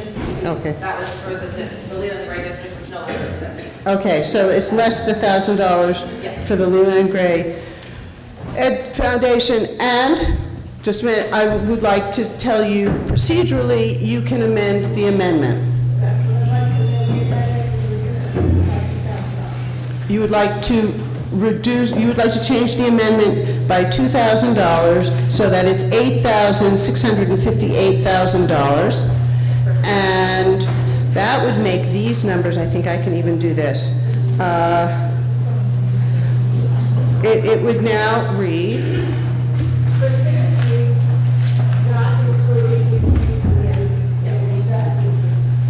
that's without Newfane anew. So the amended amendment is taking out $2,000 for Newfane and New. Okay.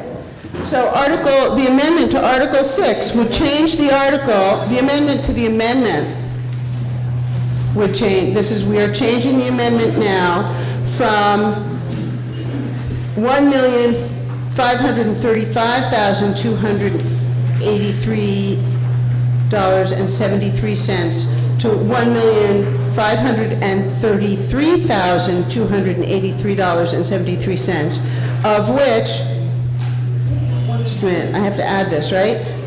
$1,229,636.73 would be raised by taxes.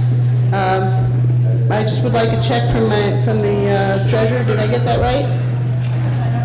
Oh, yeah. So taking $2,000 out, take it out of one and add it to the other. Excuse me? Oh, I'm sorry, I'm ahead of us. There is a motion to amend the amendment, and it does need to be seconded before, are you seconding it? No, we can't even talk about it. Chris Campany has seconded it. Thank you very much for that, and again, I depend on you when things get complicated. Yeah, so we're not going to talk until we have the actual numbers, okay? And I'm wondering if there's someone here who could fill my water bottle for me.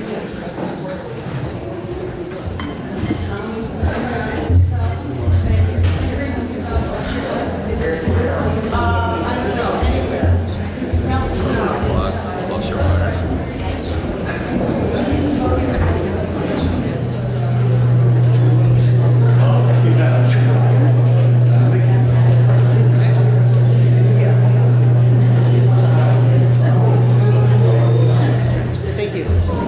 All right, can I have your attention? This is hard. This is hard to keep your attention. We'll have a seventh inning stretch soon, if we can get through Article 6. There is an amendment to the amendment on Article 6. Shall the voters of the town of Newfane authorize general fund expenditures for town and highway operating expenses of $1,533,283.73, of which $1,225,636.73 would be raised by taxes, and $307,647 by non-tax revenues. I'm sorry about that. Is there any discussion on the amendment to the amendment of Article 6? Around the corner. Yes. Hi, Sandy Stark from Williamsville. I'm sorry to do this, but I have a question. For some of them have a zero. Were they people that organizations that did, because if an organization didn't want any money and we're giving them, I'm just curious about the zero column, the zeros in that column, just to clarify why they're there. Okay. Is there someone who can answer that? Thank you. Yes, those that were zeroed did not respond or request. So there were criteria that each of the appropriations went through. If it's a zero, the organization did not request in writing or write a letter requesting a certain amount, what they've done. Many of the letters, as you can see in the book, they were very grateful. They got it in on time. They made a request. Some of them we couldn't fill all the way, but those that did show up in writing or in person, but we didn't have any of those, were acknowledged.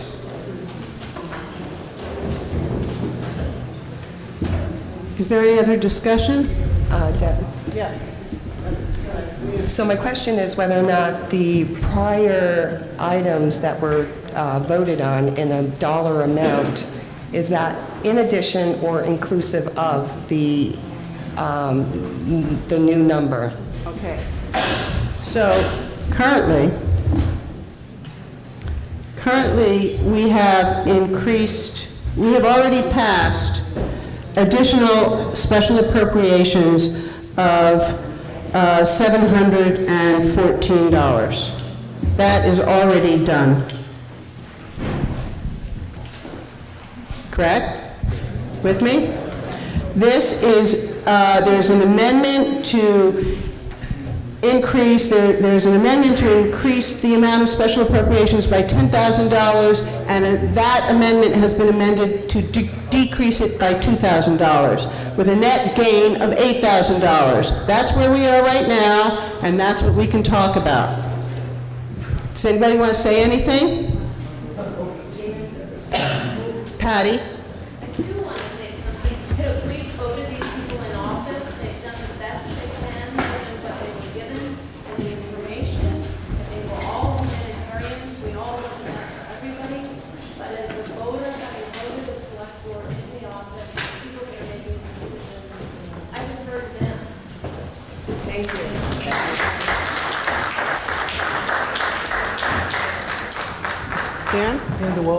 I was on the select board, and it's true, we have these budget meetings and people don't come. But in Vermont, the actual legislative body is this. It's town meeting, it's today. The select board does the business throughout the year, and our select board does it. And I should say, I got passionate on that last. I'm not angry at the select board. I'm angry at our culture. I'm angry at a culture that has decided to just throw away people. So I don't want the board to feel like that I'm singling them out. I'm singling us all out. I think that we should honor this amendment and do it. Restorative Community Justice of Southern Vermont, which is my organization, by a snafu, we neglected to send in our things. So if you want to take $1,000 off and punish us, do it. Because we didn't follow the rules, and I'm not going to make a stink because we didn't follow the rules. I would love to have that money. So this is not just about my organization. In fact, if we gave everybody their money except us, then we would be chastised for not following the rules. But I think that we really should be able to pony up to $10,000 and continue to be a town that shows that we actually care about each other and care about something more than, we understand that our culture and our civilization and our community does not end as soon as we cross that border into Dummerson and or into Brown. There was somebody, no, you're done? Okay. Yeah, Shelley, and is this your second time talking to this particular one? I'm going to start counting. But go ahead. You can talk twice to each amendment. But I haven't been keeping track. I think it's time I do. Well, I'm not going to shame you guys into making a decision. I think that it's true that we are trying to be fiscally responsible with your money and your tax dollars. So, again, we can all be generous, and I think we are being generous at $30,000. So, unfortunately, not everyone can be given a check. And you do, and life is life. You got to follow the rules, and some people didn't, and unfortunately, we had to do some deep decision-making on who was getting what with what we had available to make this budget not be more than 10% increase. Is there any further discussion on the amendment to the amendment? Yes. Okay, Brenda Siegel, New Fane, and With my question is, would people rather go line, would we just go line by line and people vote up and down rather than go back and forth? Right now, we can't, right now, we are maxed out. You can't amend an amendment to an amendment. It's just two. So we have to decide on the second amendment.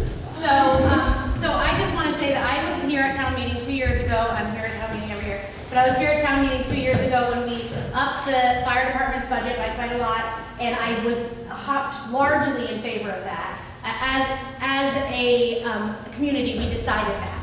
And I think as a community, we can decide that social services are important to us, and we're gonna put $8,000 back in the budget. What I would love to know, if anybody is able to, is what does that, how does that change our tax rate so that people do have some understanding of that, but I imagine that the amount is very small in the end for each of us and might make a huge difference for many. Is Doris here? She's our usual calculator. Gunther, please. Stand up. I finally have to talk. This is Mickey Mouse ridiculous. We have a select board who has all the information needed to make a budget. We have a certain amount of the public who think that the budget is no good. Fortunately, I seem to be part of the group where taxes don't matter. But every time a dollar gets increased, I get increased more than my share because I don't have an exemption. I have to pay the we too much money. So every time there's an increase, I get more than my share. So that this whole process seems to be, to me, totally ridiculous, especially since my taxes in Newfane are up more than 100% since I moved here. When was that? 25 years. Thank you, sir. Thomas Adams, Newfane. We're talking about 10%, but if every one of you is a property owner and you look at what you pay in your property taxes, 10% to a lot of people means no shoes for the kids, no tires, no inspection. It boils down to dollars and cents. The board met many nights over a couple of months to go over all the information. Some of these appropriations neglected to renew their requests. If you don't renew your request, you're out of luck. If you don't meet the criteria, you're out of luck. That's the bottom line. 10% is quite a bit. But when you look at our roads, our buildings, basic services, the fire department, we did vote 2 years ago to increase their. But we're also talking about a service that comes to us in the middle of the night, rain or shine, and they save lives. Every day they save lives on Route 30 and the side roads with Rescue Inc. and everything else. 10%. We put a lot of money out in our income taxes, our real estate taxes, our sales tax. Brattleboro added 1% to our 6% sales tax to cover whatever they're doing down there. It's something to think about. 10%. Everyone here knows what 10% of their dollar buys. So that's. Is there any further discussion? Tom? Move the amendment. So there's a motion to move the amendment to the amendment. Is there a second? Second. All right. This will end discussion on the amendment to the amendment to add $8,000 to Article 6. All right. We're not near finished talking about it, but I do need a 2/3 majority vote to end discussion. So all those in favor of ending discussion now on this part of our program, please indicate so by saying aye. Aye. And those opposed by saying no. Yeah, that's 2/3. The ayes have it. We are now ready to vote on the amendment to the amendment, which I will bring you up to date. It is a net result of adding $8,000 to our currently amended Article 6. These are the numbers. Article 6, Shall the voters of the town of Newfane authorize fund expenditures for town and highway operating expenses of $1,533,283.73, of which $1,225,636.73 will be raised by taxes and $307,647 by non-tax revenues. All in favor of passing the amendment to this amendment to the amendment, please indicate so by saying aye. Aye. And those opposed by saying no. No. I'm going to ask for a division of the House. I don't want to be responsible for this. Please.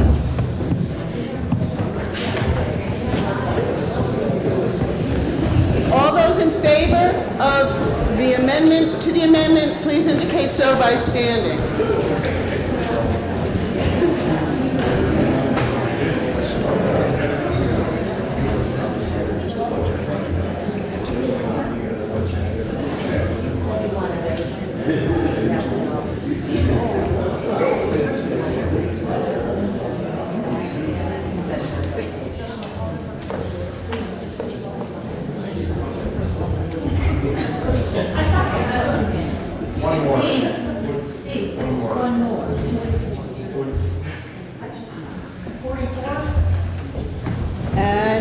Thank you. All those opposed to the amendment?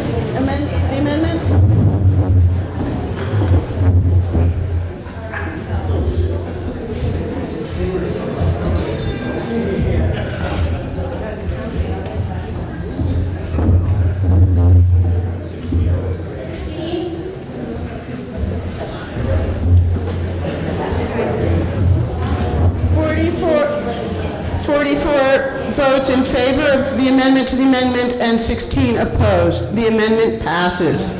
But we're not done. We now have to vote on this amendment again. General Roberts, blame him, not me. All right? Is there, so now we have to vote on this amendment again. Is there any discussion? Yes. Okay, bear with me, but this is what I've come up with. Organizations would get their funding back. American AIDS Foundation, $250, Grace College, another $1,500. I need a total amount. You want to add eight, excuse me. Just clarify what the amendment on the floor really adds up to represents. The amendment on the floor is to add $8,000 to the $714 that we have already passed.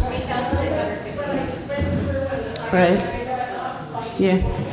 Mm-hmm. Excuse me, it came to, unless I missed something, I don't know, it came to $8,998. Are you are you proposing an amendment to the current amendment on the floor? No, I just want clarification for the $8,000. Oh. The amendment was for $8,000, was it not? Is that, are our numbers right? Our numbers are right. I am sorry, tell me that number again. $8,658. I'm sorry, I got lost. So, thank you for the correction. The amendment that is now on the floor is to change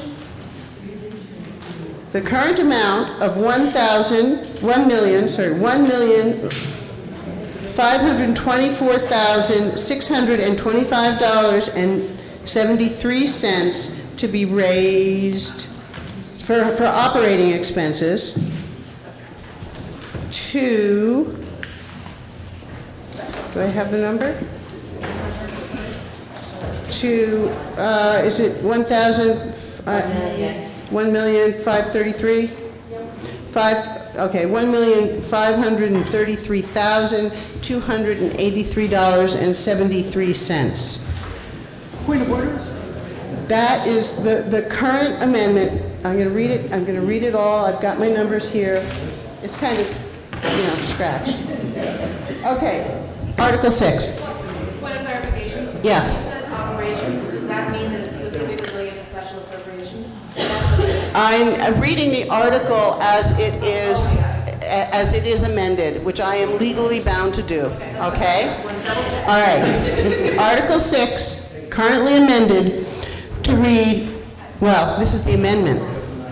Shall the voters of the town of Newfane authorize general fund expenditures for the town and highway operating expenses of $1,533,283.73, of which $1,225,636.73 shall be raised by taxes and $307,647 by non-tax revenues. Point of order? Yes. So right now, we're voting on the amended article, not the amendment, correct? We're voting on the amendment. We voted on the second amendment, we are voting on the first amendment. Okay, thank you, so that everybody knows where we are. We're not done voting on Article 6 yet. All right?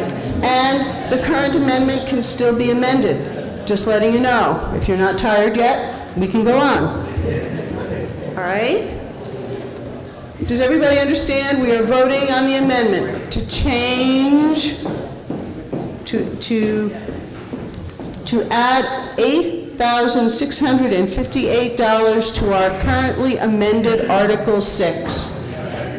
Those in favor will say aye. Those opposed will say no. And then we will get to the article. Got it? Any questions? All right. I'm going to read it once more.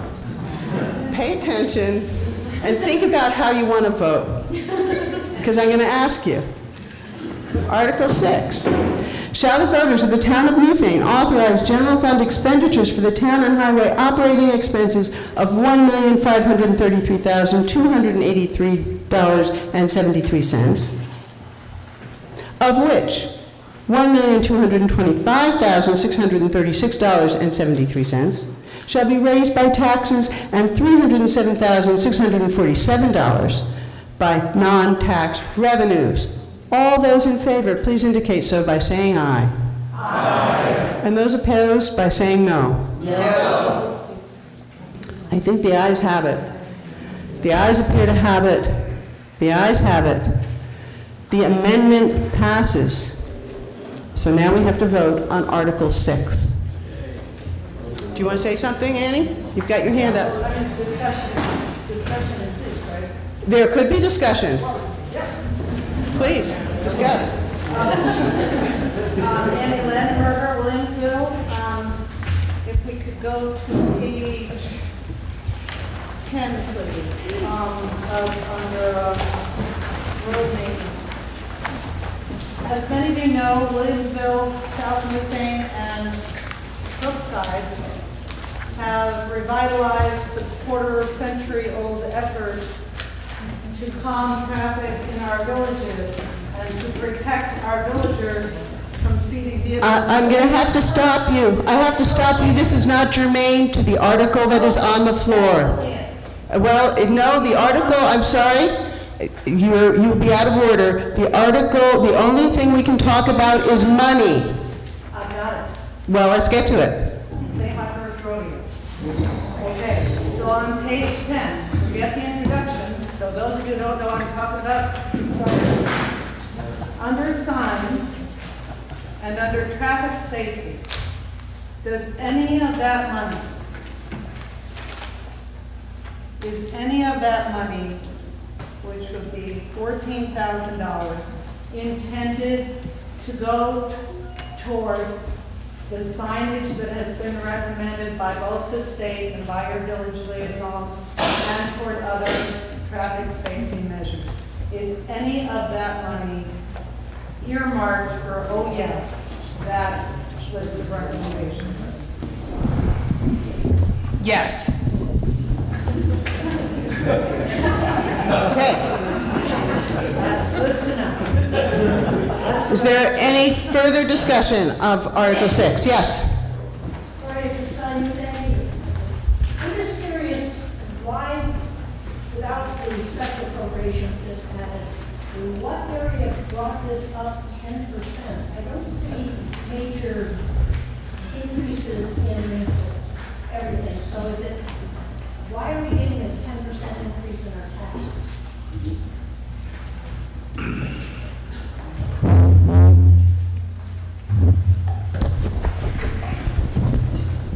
I think we'll have to wait a while to find out what the,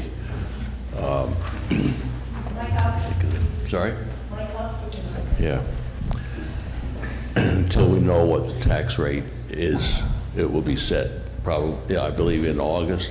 So to talk right now about an increase of such and such a percent in our taxes is not correct. Oh, good, thank you.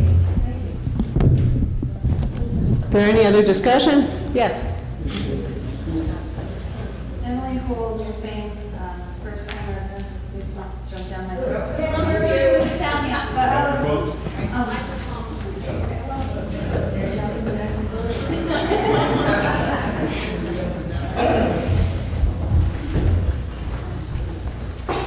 Sure. Emily Hool, Newfane. The largest increase that I noticed is on page 8 under employee benefits. The line item of health insurance town costs. There's an increase there of $38,000. I work in finance, so I'm not oblivious to the fact that insurance costs never go down, and there was a huge increase where I work as well. I'm wondering, what is our policy? Do any of our town employees pay a portion of their health insurance? Is it all paid for by the town? Just, I'm asking for education more than anything.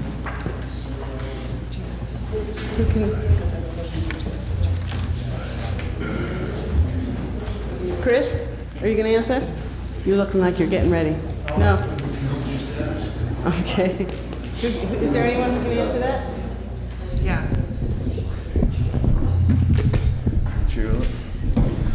Yeah, on the increase, what they do, years ago when the Obamacare come into the insurance thing, we had a level funded at $78,000. It used to be the employees paid 20% of the cost, and the town paid 80.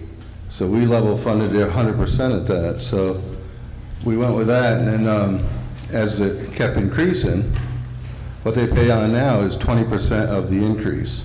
So from the 78, it was 100% funded, and then all the increases just keep going up, and now the employees pay 20% of every time it goes up. So they're all, I mean, I don't know exactly the numbers, what it is, what they're paying, but you know, it's a good deal for everybody. The insurance is expensive, and it just keeps going up every year. I can't see that from here. Does that answer your question? Yeah, yeah. Jim Schaefer, just answering Gloria's question in a general way of the 10% rise. Under the budget we're considering now, there were a couple jumps in the area of $40,000 for town employees and benefits. I imagine a lot of those were mandated. There really wasn't any choice in that. So there's, I don't know, roughly 90,000 raised there. The big jump we have yet to tackle, and that's in the capital expenditures. Even though the amount proposed to be spent this year is actually lower than last year.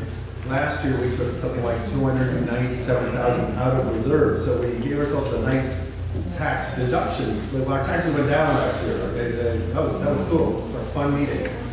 This year we got a bunch to pay for, and they're not proposing taking anything out of those capital reserves. So the whole boodle falls on us. Plus we're being asked to toss in the 123 or whatever it is thousand towards the next big capital reserve thing. So in an arm waving away, that's where the big bump comes. I believe, as best I can do. Is there any other discussion? Yes. Nova Benesh, Williamsville. I agree with what Tim said. Actually, the total budget, capital and operating expenses is decreasing a little bit. What is changing is the way it is financed. Last year there were non-tax revenue which were reserved taken back. This year they are none. Last year there were borrowings. This year they are none. Although last year in the budget, the pluriannual capital budget, for this year it was expected that we would reverse 265,000 of capital reserve and borrow 50. This is not happening in the budget. I would like to understand why the Select Board is taking that position. So, yeah. Okay. I think some of us are enchanted by your accent and have trouble understanding. So if you could speak a little more slowly. Yes. And into the mic. That would I be will great. try to speak more in the microphone. I said that overall the budget did not increase compared to last year. If you add the operating expenses and the capital, operating expenses increase, capital needs decrease. Overall there's not a big increase, so it's even a small decrease.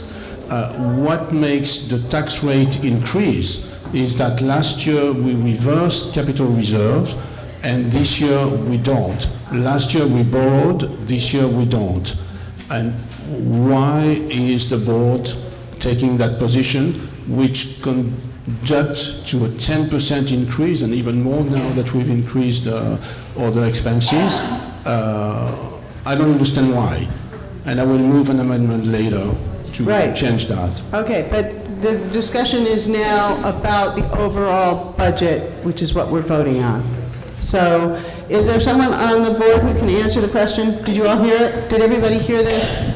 Okay. I think basically the stuff that we have in the surplus, if you want to call it, I guess, is money that is planned for large equipment purchases in the future.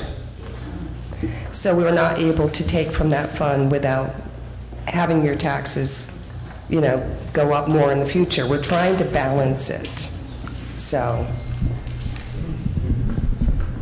But we have a very strong reserve position. All right. You can't get in an argument, okay? Sorry. Is there any further discussion on the amendment to Article 6? Hearing none, we ready to vote? Seems like we are. All right. If nobody calls a question, we can just vote. So we're still voting on the amendment, correct? Have we moved? Have we already moved? I'm glad somebody is paying attention. This matters. This vote, I mean, all the votes matters, but this vote will put Article 6 to bed one way or another. If you vote in favor of it, it will put it to bed as follows. Shall the voters of the town of Newfane authorize general fund expenditures for the town and highway operating expenses of $1,533,283.73, of which $1,225,636.73 shall be raised by taxes and $307,647 by non-tax revenues.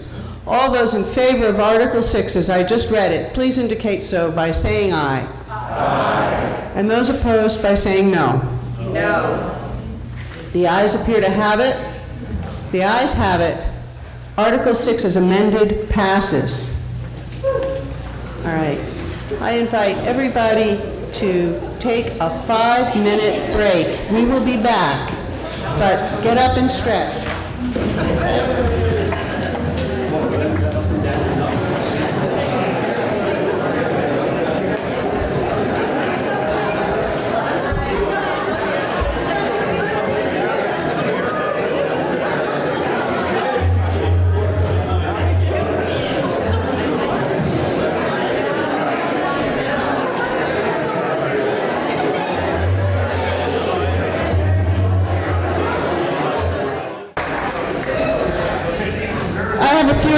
announcements for you while you're finding your seats and getting your food. On Sunday, March 29th, the 6th Annual West River Railroad Soup Fest and Silent Auction will take place. It helps raise funds for the Historical Society's 1880 Newfane Railroad Station and West River Museum. Doors open at 4 with a suggested donation of $5 to $10. Bidding on the 50-50 raffle is from 4 to 5:30. Soup and bread served at 5:30 with desserts to follow. And go to the Historical Society of Windham County's website for more information. So that is Sunday, March 29th. Looking ahead to May 2nd, which is a Saturday, or the days preceding that, Saturday and Sunday, join a group of Green Up Day trash picker-uppers. You can get your Green Up bags at the town clerk's office or the Newfane Market during the last week of April. You are encouraged to clean as a family, a group of friends, or by yourself. Last year, we collected 200 bags of trash from the roadsides, and then the road crew will pick up the postcards then. There is lots of information up here, and I've been asked to tell you that on March 5th at 7 o'clock, at the library, Paul Searles will read and discuss his book, Repeopling Vermont, The Paradox of Development in the 20th Century. That's at Moore Free Library. This tells you everything else that's going on. And now we are ready to go to Article 7. Article 7. Shall the voters of the town of Newfane authorize capital fund expenditures of $268,895, of which $265,895 shall be raised by taxes and $3,000 by non-tax revenues. Is there a motion? So moved. Myra Fassler has moved it. Is there a second? Tom Bedell has seconded it. Article 7.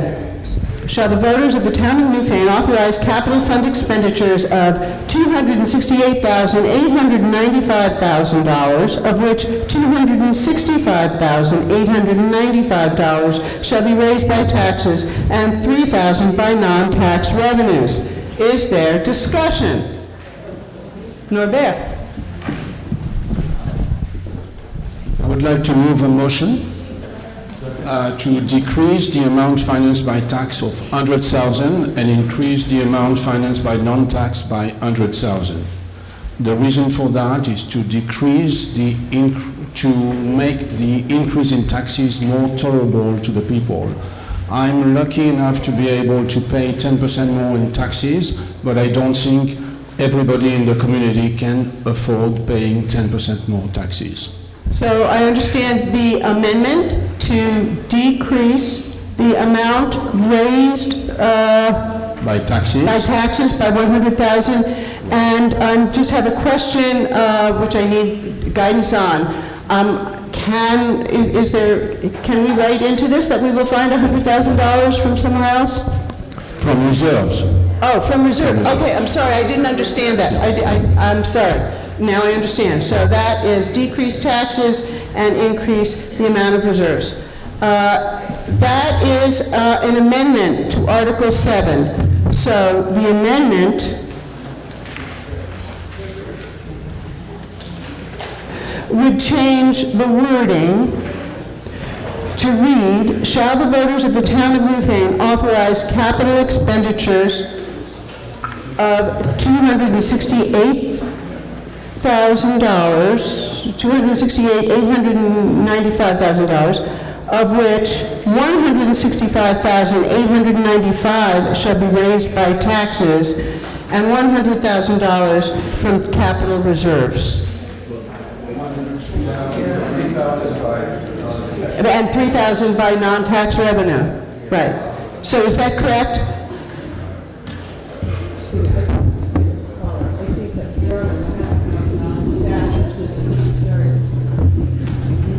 All right. There. That's better. All right. Is there a second to the amendment? The motion to amend. I'll second. That's Ken McFadden who seconded it. And so this motion has been moved and seconded. We can now discuss, shall the voters of the town of Newfane authorize capital fund expenditures of $268,895,000, of which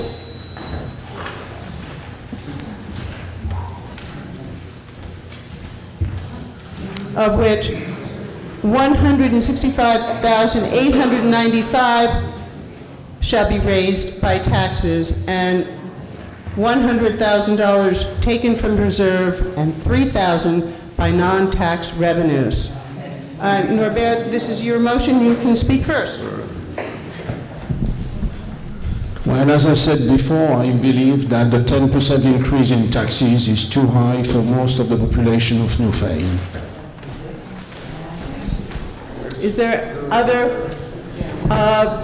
yeah? Eric Welch, Newfane, I understand that the reason why the capital reserve is being built up is so that we can make anticipated expenses, particularly for the road department, and that if we take money out of the capital reserve now, that means that we have to borrow later, so that although it's a short-term decrease in taxes for the individual taxpayer, I think it's going to result in a longer-term increase, and also having us pay interest on loans that we're servicing rather than using our own money that we put into capital reserve. So I think it's a wise long-term solution to pay taxes for that rather than taking money out of the capital reserve.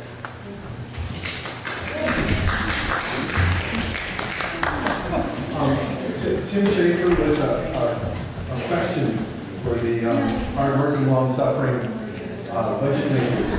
On page 14, it says that as of 6/30/2019, the capital reserve fund was at $568,000 and change.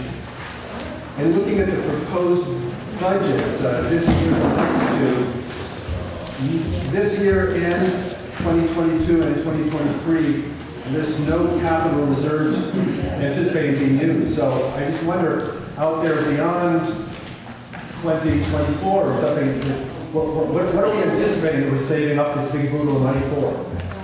I'm going to have Jay Wilson speak to that. Jay? Yeah, please. And so the whole purpose of a capital fund is to make the taxes more even. So if we put money into it every year and don't touch it, when we need to pay for the Arch Bridge, the money's there. We don't have to go borrow. That's a big expense that's coming next year. And our portion is between $175,000 and $275,000. When we go to buy a piece of equipment, when we buy a new piece of equipment, if we start putting aside a small amount of money for the 10 years when a truck gets replaced, when that truck is due to be replaced, the money's there, you pay for it, there's no loan. The way it's been going, the money just kept coming out. So it was like taking money out of your savings account and then the next year sticking it back in. We don't gain anything. So we have the sand salt shed, which is a mandate that's coming down on us to keep our sand under cover because of the salt that's in it. And we have wetlands so close to the garage. We had to set money aside for that. That's an expense that's going to be coming up. And right now there's money to pay for 80% of it from grants. So that's why we're doing that. So we're not creating a savings account. It's money to fund our future purchases so the taxes can stay more level. And the way it's been being done previously, pulling that money out was never getting that. We've been putting money aside for a grader. There's no money there because every year it's pulled back out. So by actually funding it and leaving the money there, we'll eventually be able to make purchases and all our loans will be gone. We won't have loans every year. So that's the purpose behind the capital fund. And the town adopted it years ago, but it's never been fully implemented correctly. And Jay Wilson is the head of our road crew, correct? Yeah, just so you know.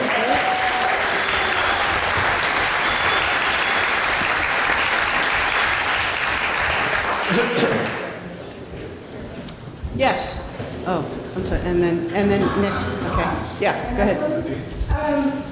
People keep referring to a 10% increase in taxes, but I thought I heard Pete say that the 10% was not a real number. Can I get some information on that, please? Yes.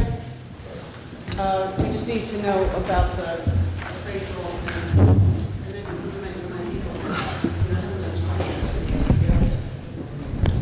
Far from being an expert on this, the equalized grand list which is set has an effect on the taxes as they are set later in the year.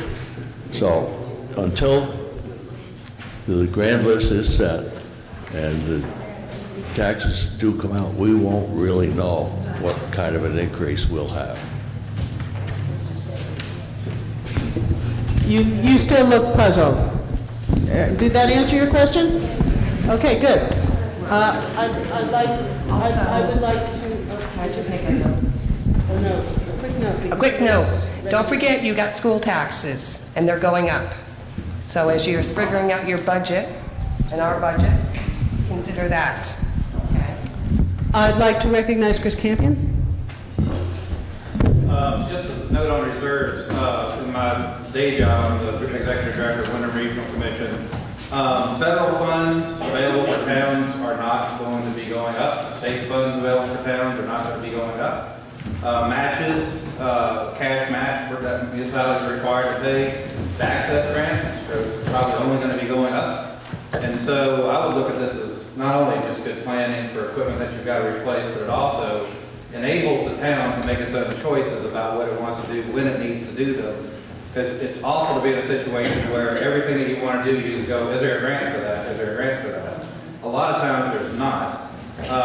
And then the cost of actually getting that grant money and administering that grant money is pretty expensive. So I just think it's a good policy to maintain those reserves, do this capital planning, looking as far ahead in the future as we can possibly afford, because eventually we'll probably need to spend it. Thank you. Is there any other discussion? Just a minute. Mike, you looked like you were thinking about speaking. Mike Mayor, Williamsville.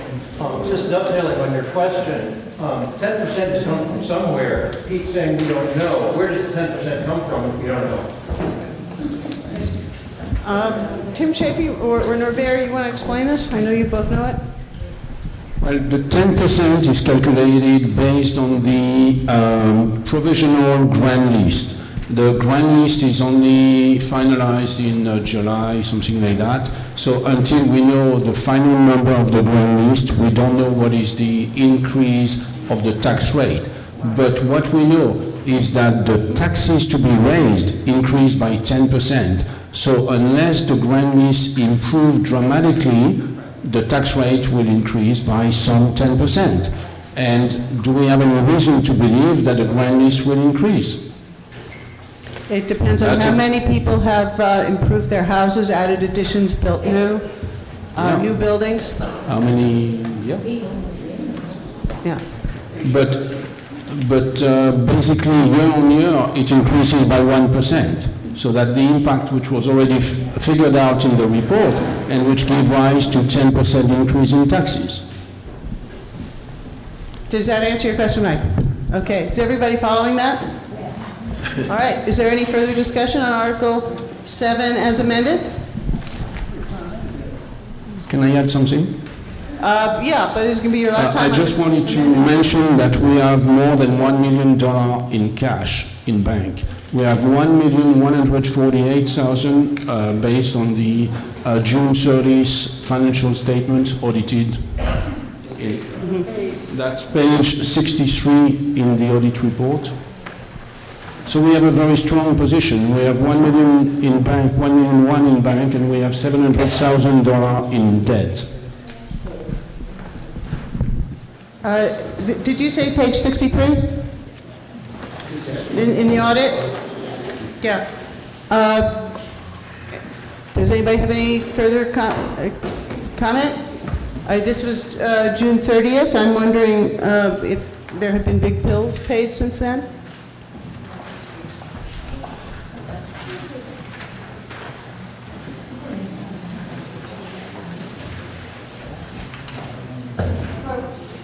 Yeah, please.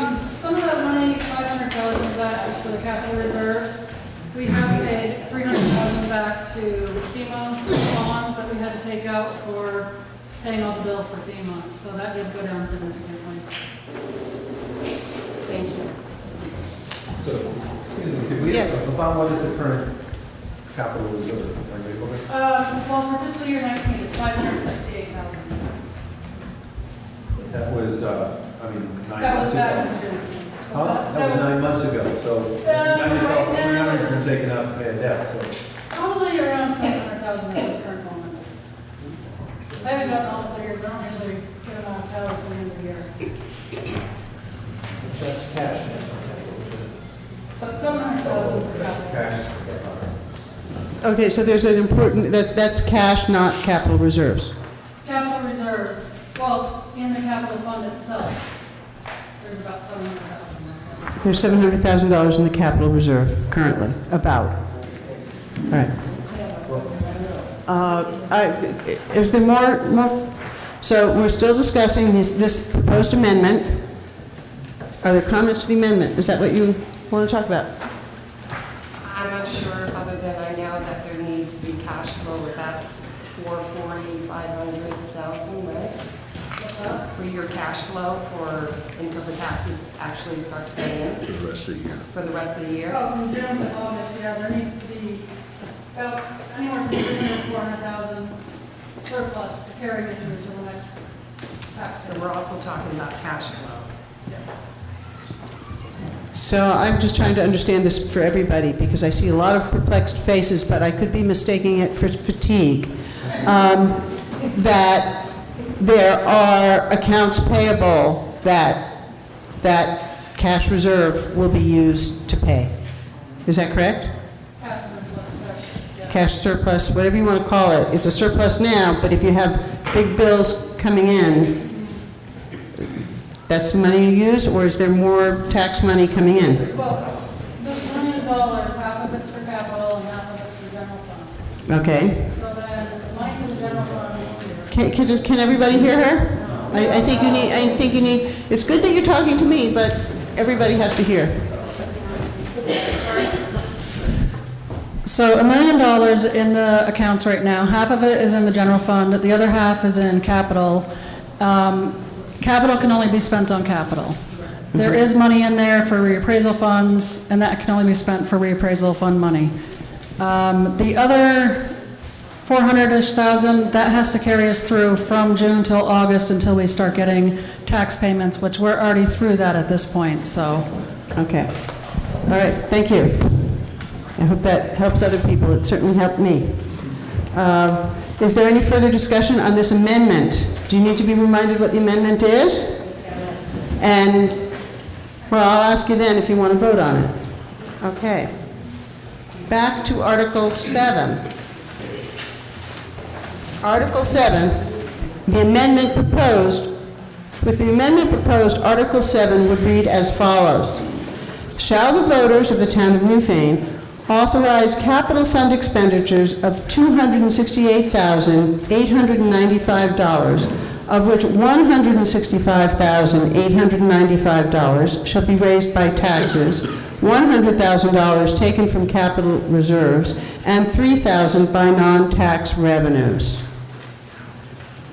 Are you ready to vote? Yes. Do you understand you're voting on an amendment? Okay, and I vote would make Article 7 the way I just read it. So all those in favor, please indicate so by saying aye. Aye. And those opposed by saying no.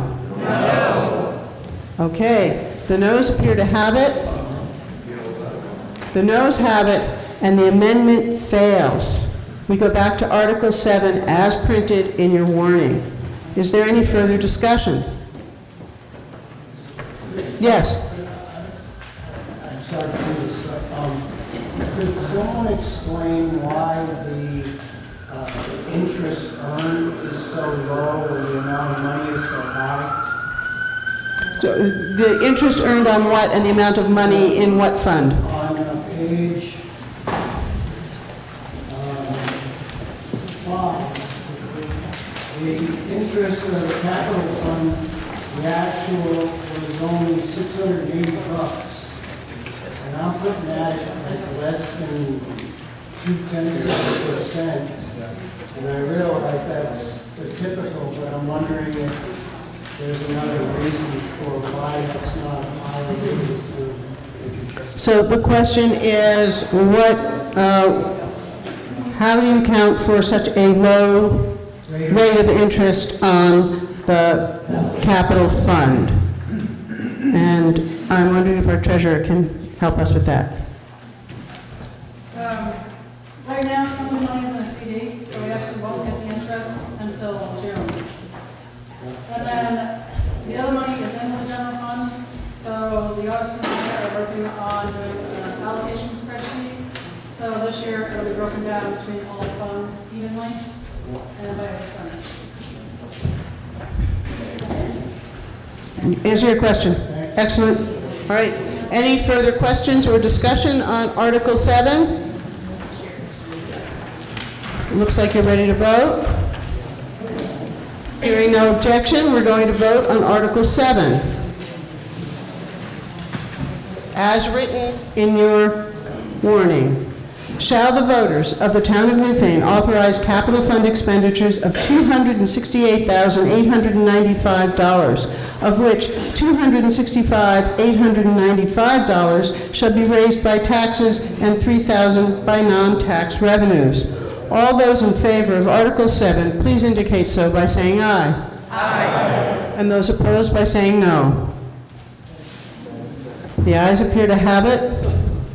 The ayes have it, and Article 7 passes. Article 8.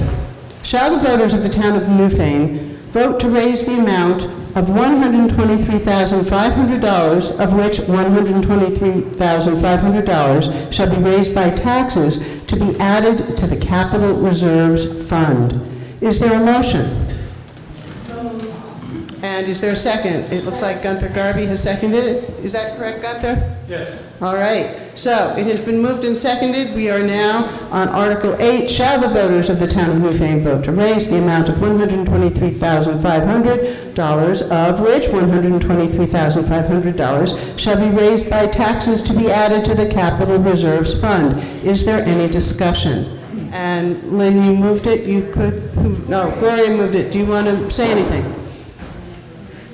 It seems to me that we talked about this with the last one, so basically, instead of taking money out, we're putting it in, as Jay said, to make sure that we have the funds available when we need them to spend them on things like bridges.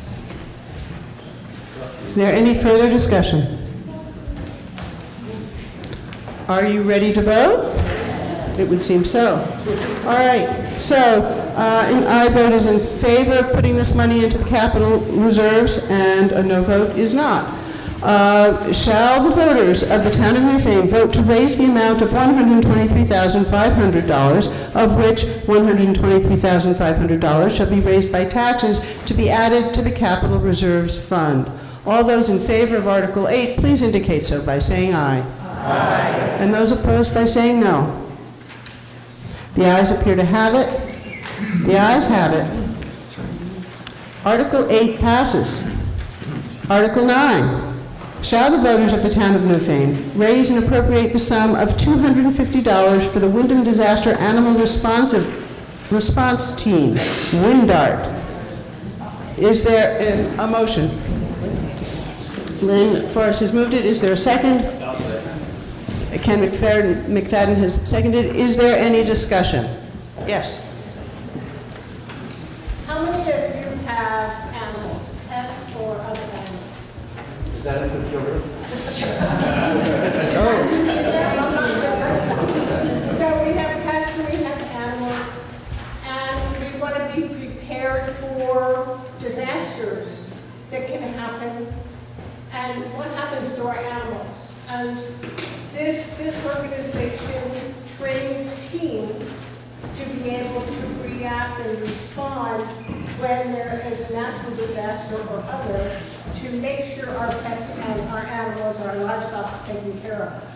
We go through training period, and it's open to anybody who wants to go learn how to do this. We've learned how to set up shelters. We've learned how to deal with dogs. We've learned how to tell what a cat means when its tail's going this or when its ears go back. It's a great organization. I personally got involved because I have a big barn.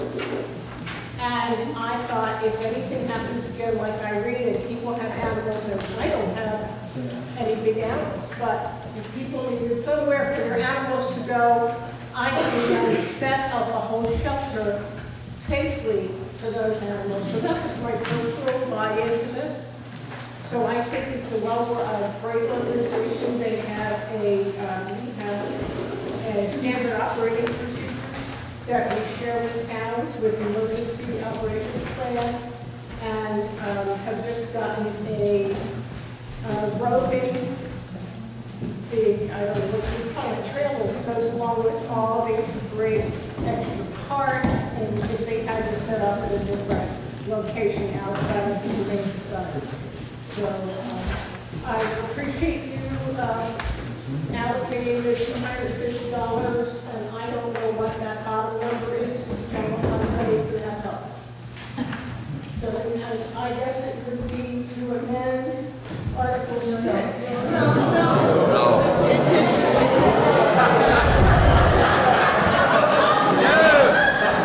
Look at all the experts. This is great.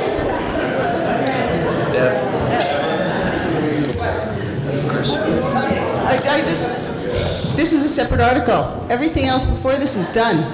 Yeah, Chris. So just on the human side of this, when there are disasters, some people will not evacuate their homes or otherwise leave if they don't know what's going to happen to their pets, especially if they're being told that at the human shelters they can't take the pets. So that's the human side of this, is actually facilitating the pet care so people will feel more comfortable about their animal children. And will be more likely to actually do what they need to do in the time of disaster. So that's the human side of the equation. Yes, Lindsay.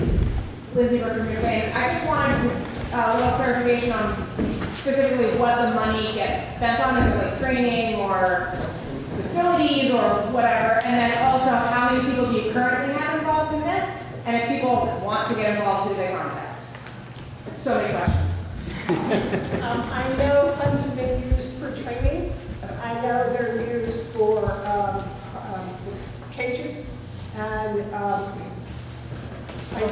don't know how many, because when I've gone, there have been different people that have responded.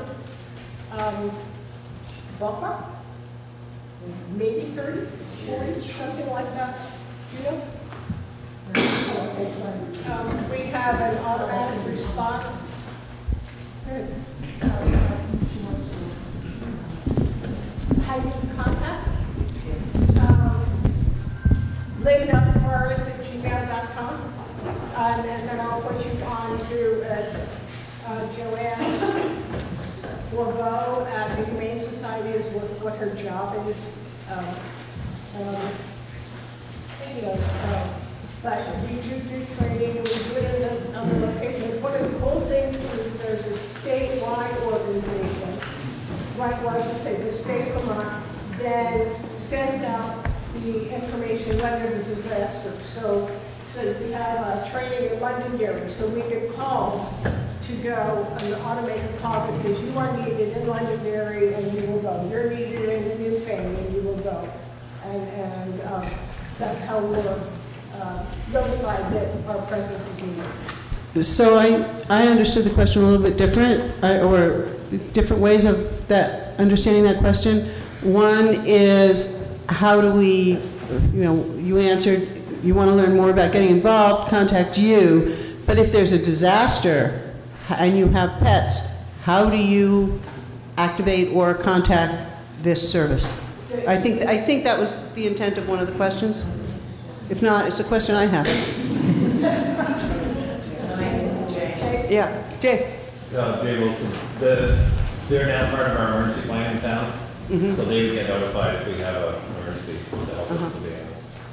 This is a really good time to remind everybody that we do not have anybody in charge of our emergency planning in town. It's one of those vacant, I don't know how the pets are going to be No, yes, we do. Rescued on page 18, if we still don't have someone in charge of I thought it was, no, I mistook that for the energy coordinator. And when we don't have an animal control officer either. Just a reminder, since I talked about it a long time ago. Is there any other conversation about this? Yes. Would people contact the rescue to register their animals at all? I don't think at this point we have any way of doing that, but they can, once there's an emergency, the fire station or the second place would be the town garage, would be the two emergency contacts. They can call there and they can help with something, and there'll be people roving around town anyways. So that's good to know. During an emergency, 2 areas, right? The rescue and The fire station. Fire station, yeah. And the second one, if it's needed, is the town garage. It depends on where the emergency is. So let me take that as a time to encourage you all to license your dogs.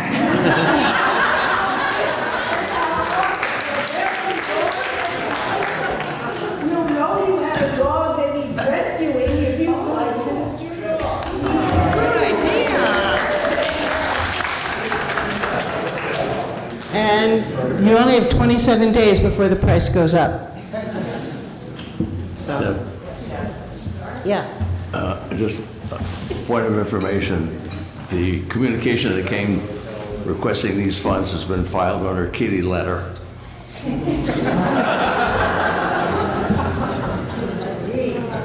Is there any, yes? A question, is this the tool only best for domestic livestock or threatened and endangered wildlife as well? That's a good question. Do you know the answer to that, Lynn? Our training has been with pets and livestock.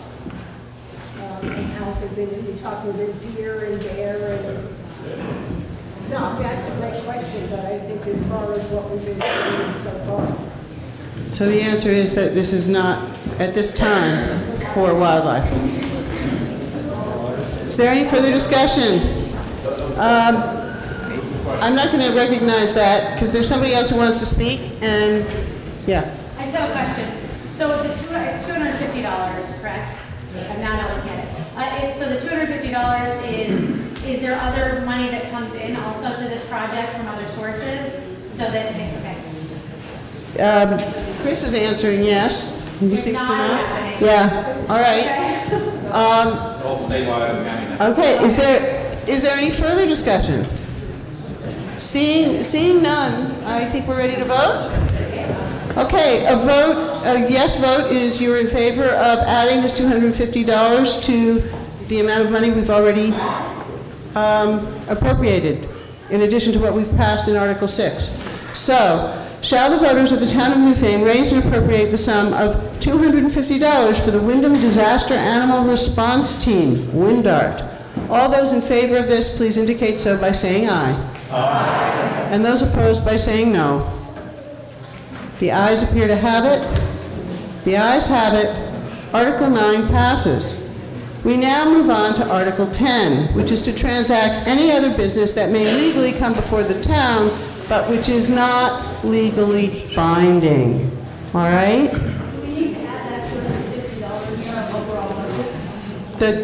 No, we don't. I made a mistake. Okay. Chris? I just have something. Please tell everybody who you are. Christopher Cracky from Williamsville. It occurs to me, having driven down Route 30 often in the summer, that there are a lot of out-of-state vehicles that park there and use the beaches. And it was occurring to me that we might be able to get some non-tax revenue and figured out a way to have an honor system, have a collection system, have a way. You know, just real quick math. If we got 10 people there on the honor system to give $10 a day, 100 days in the summer, that's $10,000 that we could be giving to and sort of opioid crisis or things like that. So it's just an idea. Perhaps we want to explore a great committee or a beach group or something, but I think there's an income possibility there, especially since it's mostly out-of-state payment. It has been pointed out that that's in the town of Dummerston. The area is 2 cars.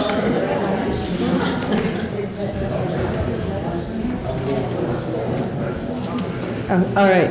Is this about Chris's, the other Chris's? Okay, so Annie. Annie Lamberger, Newfane. I have 2 community announcements. So put your tap shoes on because April 11th, Saturday, is the annual Williamsville Newfane Talent Show. And this year, we're delighted to have it co-sponsored not only by the hall and in the hall, but the Tinston Hill Preschool will be co-sponsoring and therefore benefiting as well. The last thing is that Rock River players could certainly use your talents, your input, whether it be wielding a brush to sing a couple monologues. We have our open meeting Friday, March 27th. I'll put this info up there. And on that night, too, just give me 30 more seconds, we're going to have an open reading of a brilliant dramatization of the proceedings of the House Un-American Activities Committee. It seems like a pretty timely thing. The name of the script is called Are You Now or Have You Ever Been? If you would like to just come and read it with us and we'll chat about it afterwards, let's do it and look at the world. Thank you. So an announcement, and I'm going to be asking for your assistance and help. The Wyndham Region Broadband Project. That is a project going on. Wyndham Regional Commission got a grant to start working on this. And the goal is to have a survey of people in all the towns in Wyndham and the associated areas to find out what service they have for broadband and what they want. There's no cost to the towns. There will never be a cost to the town. There would be a communication district that would stand on its own. And if it went belly up, the assets of that would disappear. But there is, I understand that there's been some erroneous information being fielded, and I just know it's wrong. There is, I put on half of the chairs, there's a written survey. You can skip the first page and just read the survey. You can go online, and information about where to go online is up at the front. There's some little stickers are like business cards. That's the easy way to go. It's wyndhamdigital.org/broadband. I don't know about you, but I can use faster, better internet service. So that's, and the deadline for the information getting in is March 17th. So time is of the essence, as they say. And I appreciate your help. If anybody's interested in working on that, I am the town point person. Whether, yeah, I am. And so, but it would be nice. Margaret, my river, is helping me. If anybody else is interested in working on that project, it's going to be pretty much sending out a mailing and correlating some of the results. That would be great. My name is Lynn Forrest. It's lynn.forrest@gmail.com. And I'm on 2 hours, right. 492 Dover Road. Come by the house and knock on the door. Thank you. Sir, behind. I am collecting surveys today. Yeah. Sure, yeah. Marty Cohn from Newfane. Last year I reported about the pending FCC rule change that was going to adversely impact BCTV, and sadly that rule change came into effect. It passed, which means that there's going to be a decrease in funding from Comcast to BCTV. Fortunately, it doesn't look like it's going to be as severe as first imagined, but there's still going to be a decrease in funding for BCTV. We thank the select board, not only in Newfane, but in the other 7 service towns for recognizing that and providing monies in the budget so that we can continue to have meetings like this shown at BCTV, on television, on Channel 8, and also everyone who participates in doing the show on Channel 10. What we're doing now is that we're trying to find other ways to fund BCTV, and for the first time, we're looking to the public for donations. People have been very generous so far, but keep thinking about BCTV and the importance that we do in bringing democracy to everyone else. And on behalf of the board, thank you for all that you've been doing and will continue to do. Thank you. Thank you.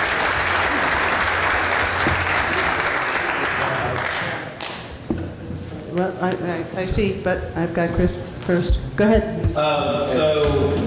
On behalf of the Village of Newfane trustees, welcome to the Newfane Village Union Hall.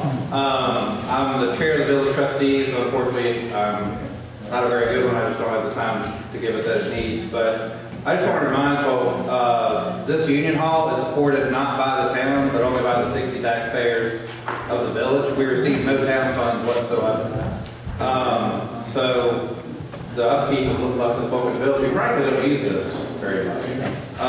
And so there may need to be some conversations had there. One project we're going to look at that I've just gotten behind on is improving the hideous acoustics in here. They've been awful since the 1830s.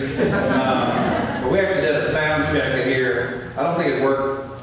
It might. I'm going to just be real quiet for a second. Let me see. And count after I clap. Well, if you listen real careful, and if you effectively hear just like a couple of people here, sound bounces back and forth for like 5.5 seconds. And so that's one of the reasons why anytime anybody in here is rustling paper while someone else is talking, while the fan's on or something else, you can't hear.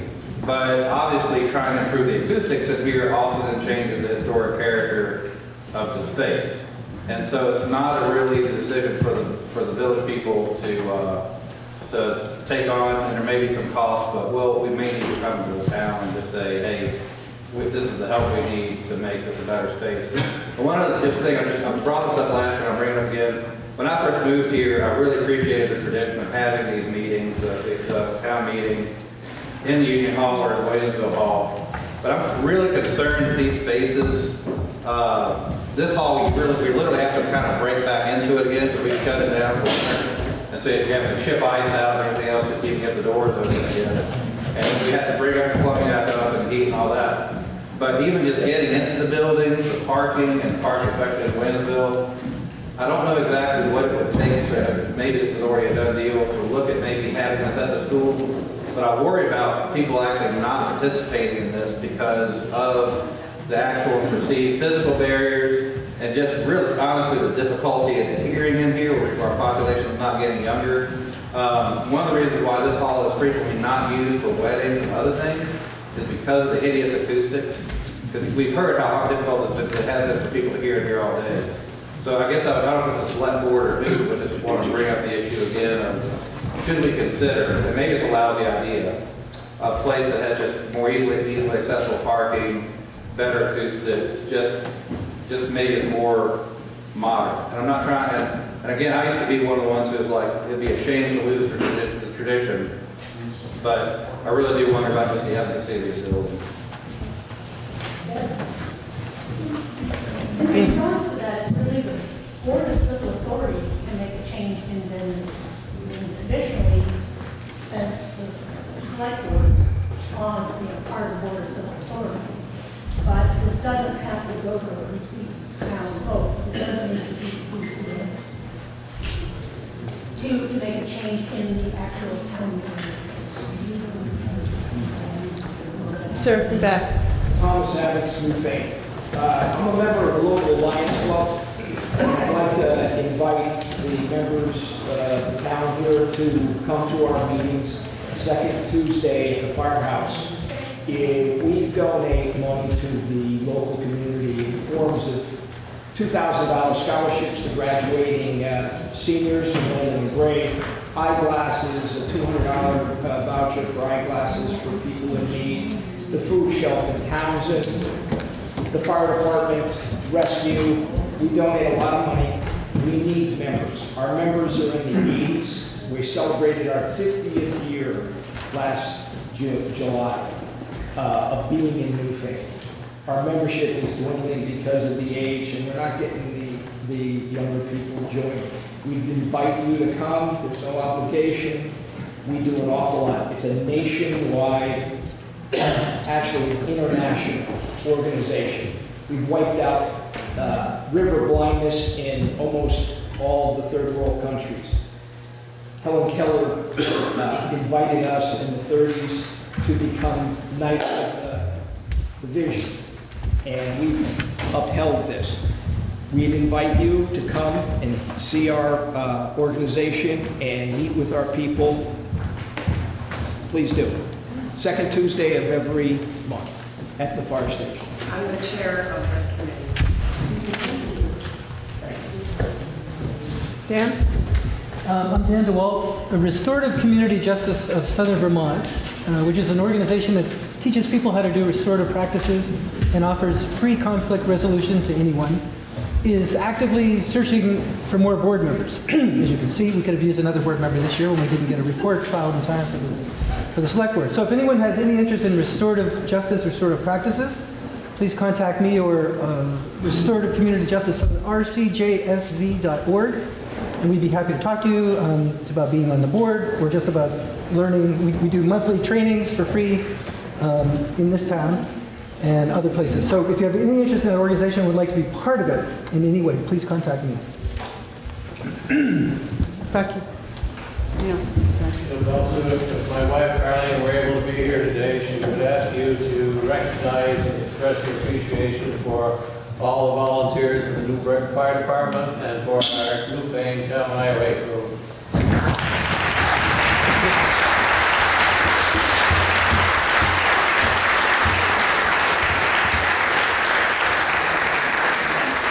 That's often a cue for a motion to adjourn, but I see a few hands. Well, I see Gloria first, and then Steve, and then you. Okay.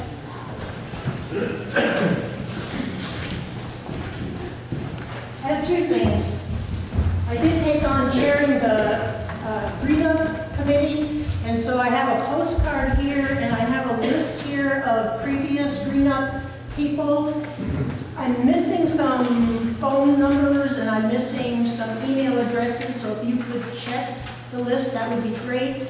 If you are new to town, and I see that we have quite a few people, what Green-Up Day, and this is our 50th year of Green-Up Day, does is, there's a rare few people who decide their beer cans have to go out, and their soda cans have to go out, and their cigarette butts.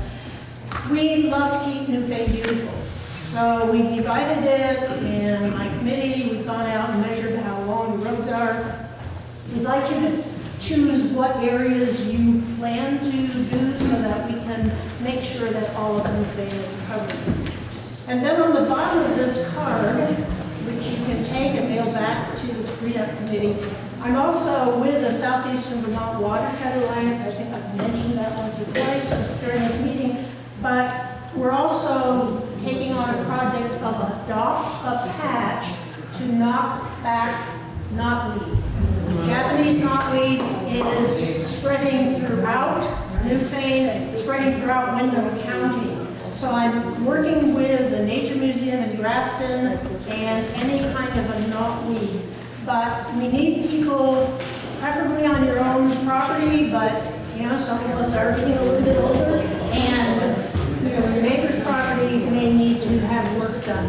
So if you could volunteer, or at least put your name on the bottom of the card and the appropriate contact information, then as this project gets going, we can do that. On May 18th, the Nature Museum and the Southeastern Vermont Watershed Alliance are doing a conference on Japanese knotweed.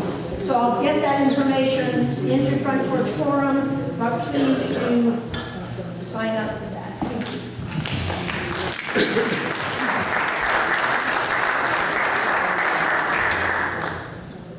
Hello, Steve Levine from Williamsville. I always like to say it's part of the town of Newfane. If there's any. And I'm on the hall committee, and I want to thank everyone. You probably won't read our report on page 92, but in that I say thanks to everyone in the town for supporting capital expenses and ongoing expenses. We really appreciate it. And in return, we've been attempting, and I think succeeding, in having many more events at the hall. We just had a wonderful recital by Dan, it was piano accompaniment to an amazing silent movie. On March 21st will be our second annual dog show, and that's for real. It was a big hit last time, so hopefully people will show up. As Andy mentioned, April 11th is the town show, which might be the most spectacular event that happens in town. And I also wanted to mention that the Williamsville Hall is fully ADA compliant. The acoustics are wonderful. It's a bigger space, and it's in wonderful shape, thanks to all of you. So come and use it and enjoy it. I'm not saying don't come here, but there is a very viable and usable space. And as I said earlier when I introduced myself, Williamsville is part of the town of Newfane, and everyone is welcome. Thank you.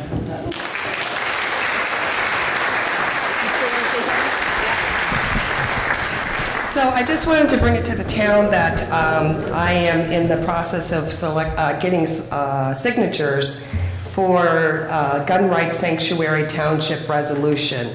It's a resolution for the defense of the right to keep and bear arms. And it's going throughout the state of Vermont. So if you're interested, please see me. I'm looking for signatures. Thank you.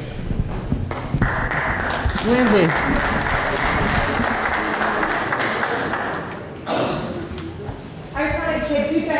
And remind everybody that the Newburgh PTO has tons of really delicious stuff back there, including soup, and all of the food is by donations, and it goes directly to the Newburgh PTO, which goes into the Newburgh School for enrichment and awesome fun stuff.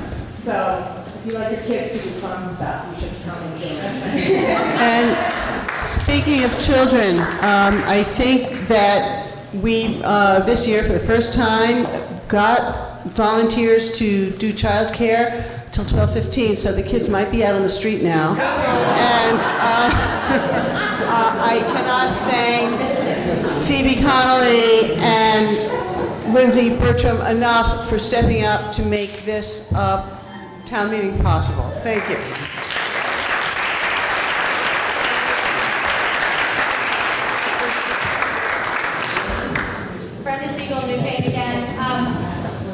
First of all, I just wanted to say, and I'm not qualified to fix this, but I'm always trying to find information on the website of what's happening in town, and I have a hard time finding it because I'm often using my phone to do it, and it doesn't go mobile as easily. And so I'm happy to come in and help brainstorm. I'm not qualified to actually fix it, but I wanted to just bring that up. And then the other thing is that, and I think if I'm not allowed to do this, let me know. No political campaigning, don't try it. It's not for me. It's not, doesn't matter. Doesn't matter. Absolutely no electioneering. It's just a meeting that's happening in town, is that? I'm going to just say no. Okay. Okay. Sorry. It's okay, it's not a campaign. Doesn't matter. Go ahead. I'm Elizabeth Erickson, and I am the Four Winds Coordinator at Newburgh School. And this is a natural science program that is run by volunteers. People volunteer and teach in the school, the kindergarten to 5th grade. And we really need more volunteers. You know, each is a small commitment, and for each class that you teach, you're trained to do that class. And everything is laid out, all the activities, the games, and the puzzles and stuff we play with the kids is all pre-planned. And it's a really wonderful group of people and a really fun organization. If you like to work with kids outside, this is a perfect thing for you. And so if you'd like to contact me, you can always call the school and they will have my information. But I'm Elizabeth Erickson. Thank you very much.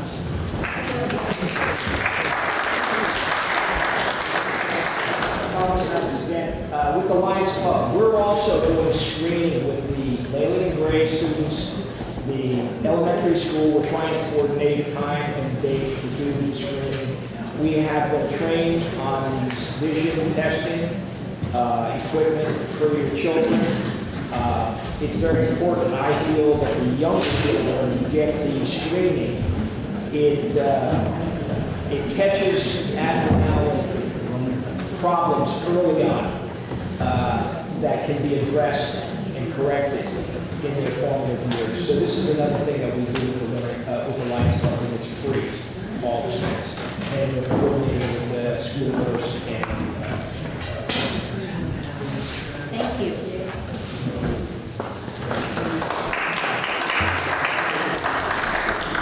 Will we thank the select board for their service and then adjourn? There has been a motion to adjourn.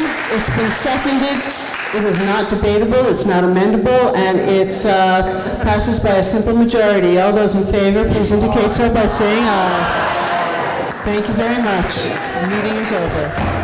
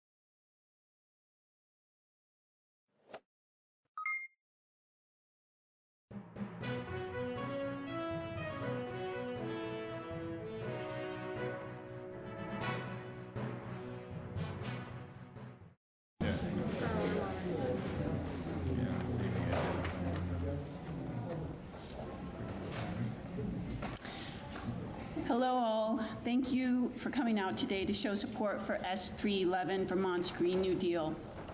My name is Giles Polskamp. I'm a co-director of 350 Vermont. I'd like to take a moment to applaud the Vermont House for voting to pass the Global Warming Solutions Act. The passage of this bill is a step in the right direction. However, there is still much more that needs to be done. We are here today to call on members of the Senate Committee on Natural Resources and Energy to schedule a public hearing and take up S311, the Vermont Green New Deal Fund. This is the most ambitious and important climate legislation introduced to date. 350 Vermont and our allies support this legislation because it creates a funding source that can support immediate solutions to address the climate crisis.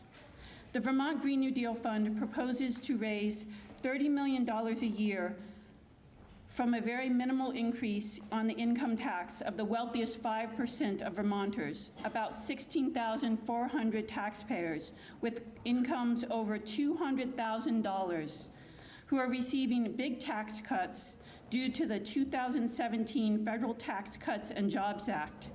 The wealthiest 5% of Vermonters are in fact saving $237 million a year in federal taxes because of these cuts. Through S311, the revenue could be used immediately to finance efforts to address climate change by funding weatherization, renewable heating systems, electric vehicles, and public transportation. What we see here in this bill is the way. What we need now is the will of our elected officials to be courageous and to do what is necessary to immediately address the climate crisis at the level that is required by passing S311. This past week, Renewable Energy Vermont reported that solar jobs are down 33% statewide. S311 will help fund new solar projects and bring back those jobs. Another example as to why we need to pass this bill. There are other important climate bills that need to pass this year to complement the Vermont Green New Deal Fund, such as S267, which will ensure we increase in-state renewable energy projects, and H175, which will end the use of eminent domain for fossil fuel infrastructure.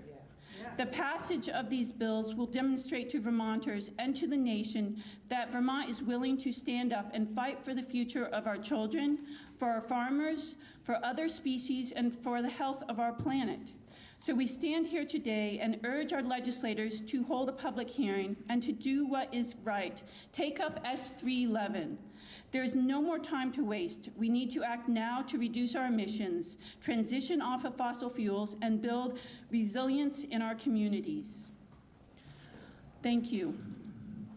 I'd now like to welcome Carmen Richardson Skinder, a student at Montpelier High School and a member of the Youth Lobby.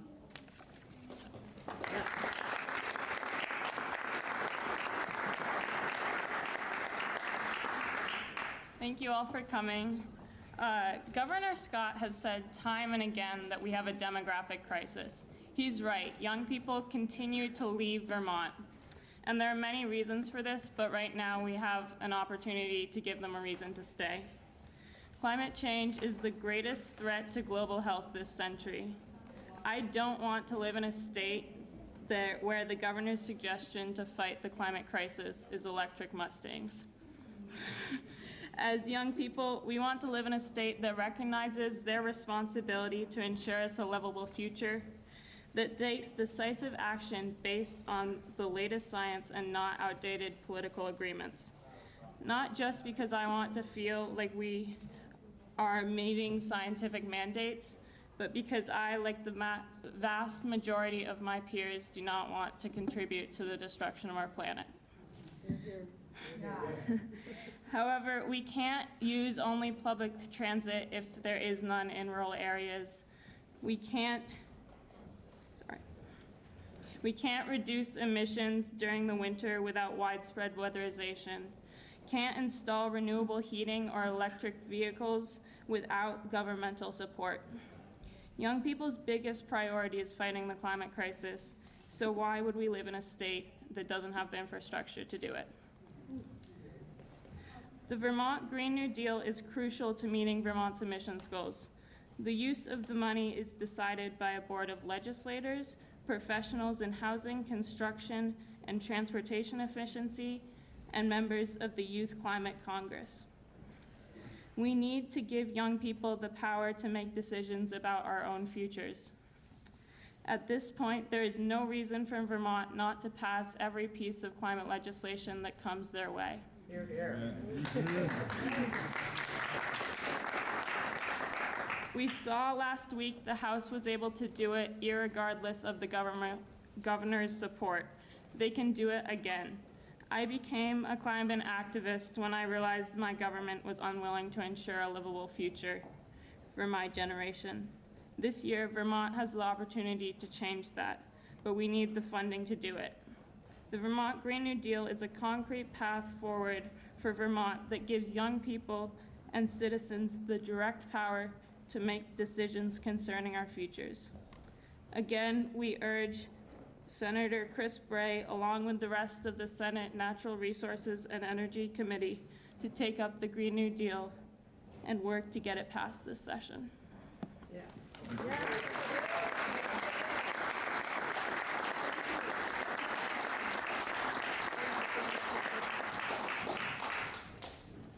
I'd now like to welcome up Danielle Bombardier, Secretary. It's Dennis. No.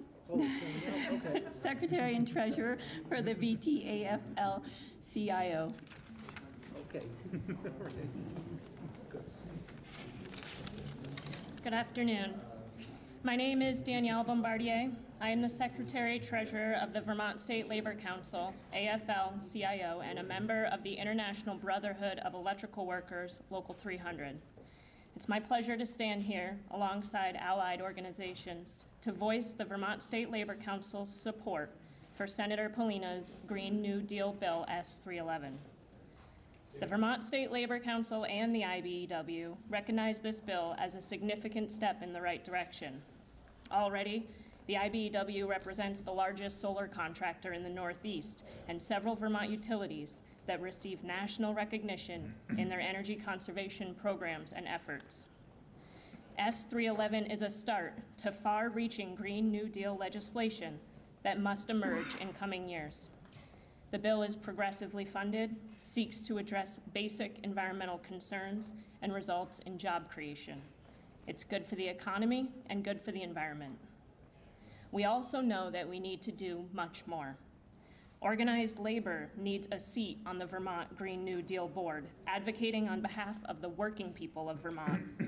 We need a massive program to harden and rebuild our existing infrastructure in the face of looming extreme climate events. We need to set aggressive goals for 100% in-state renewable and carbon-free energy. We need to build public programs which aim at 100% employment. We need research and exploration into technology and programs that result in energy conservation in existing industries. And we need to not only prioritize, but ensure that jobs created as a result of the Green New Deal are sustainable union jobs and provide safe working conditions. We need any infrastructure built with public money to remain publicly owned, and any work required to maintain or service the facility, once it is operational, to be performed by union labor.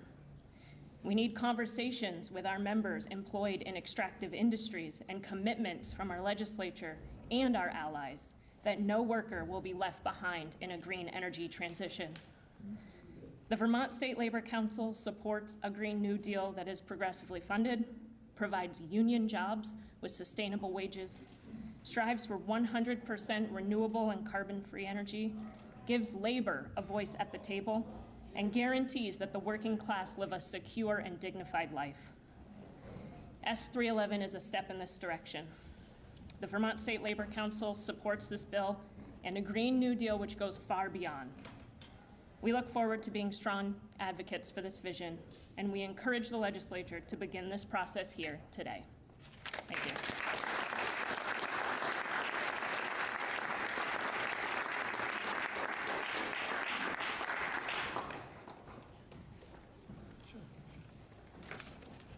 I'd now like to welcome up Maddie Kempner, Policy Director of NOFA Vermont.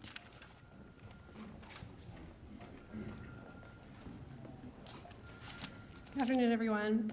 The Northeast Organic Farming Association of Vermont is a nearly 50-year-old organization working in service to our vision of an agricultural system that benefits everyone through ecologically sound, economically viable, and socially just farming practices. Yesterday, we were here in the State House with a group of farmers speaking directly with their representatives about the important role of agriculture in responding to the climate crisis. Those producers are stewards of the land whose livelihoods depend on ingenuity, a deep understanding of ecological systems, and a level of commitment to their life's work that many of us will never know.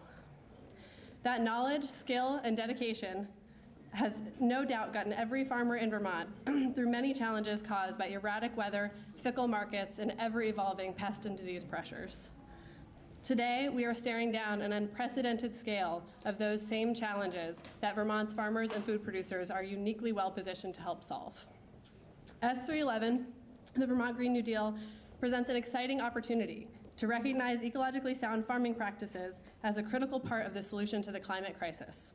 Agricultural systems grounded in ecological principles have the potential to stabilize our climate, revitalize our rural communities, and provide meaningful, financially viable livelihoods to current and future generations of Vermonters. By passing a Green New Deal that gives agriculture a seat at the table and directly supports these goals, Vermont can ensure a more secure and vibrant future for all of its citizens. The farmers and foresters who are already serving such a critical role in undergirding our food security, our ecological systems, and the very core of our state's culture are the ones we must support to do their best work during this time of massive transition in Vermont. We see an opportunity in the Vermont Green New Deal and S311 to make that dream a reality. Now, Vermont is proud to be here today with 350 Vermont and our allies in the labor community to call on our legislative leaders to bring the Vermont Green New Deal forward and give the public a chance to be heard. Thank you.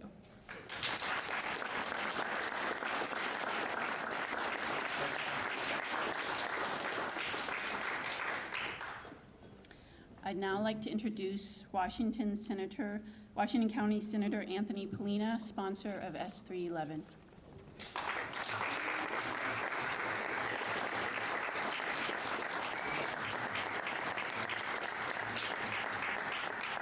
Thank you all for being here. I think we all realize that we're here because climate change represents a serious threat to our environment, to our economy, to our way of life, to our culture, to our agriculture, to our recreational industry and whatnot. But we're also here because we recognize that we're running out of time when it comes to climate change. We're running out of time on a planetary level, and we're running out of time on a legislative level as well.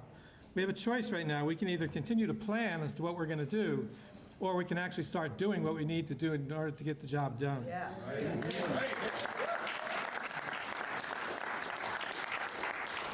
While there are other good bills moving through the legislative process trying to address climate change, S311 is the only bill that provides the funding necessary to actually see that we take on the climate actions that we need to achieve. And it does it immediately. We don't have to wait 3 years while a process is developed, while rules are made, and then find out that we can't reach our goals because we don't have the money to make the investments. How many homes can we weatherize without the money being there? How many electric vehicles can we incentivize without the money being there? There's been a lot of talk and a lot of planning. It's time to actually start the doing, and S311 is the bill to do that.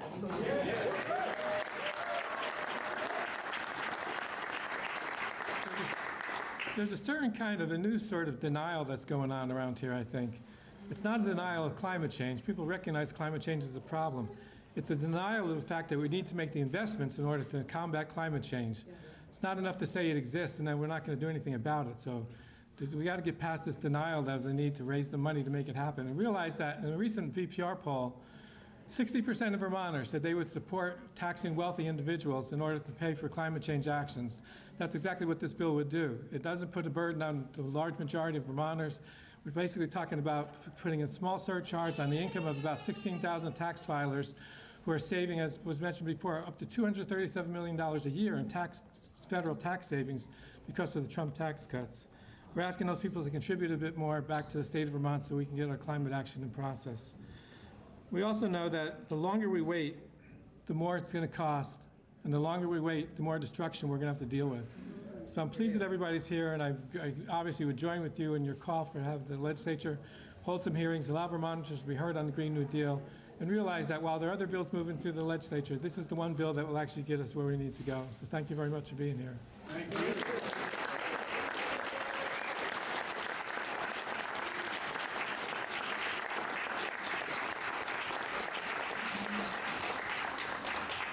I'd now like to invite Lieutenant David Zuckerman. Lieutenant Governor. That's all right. It's all good.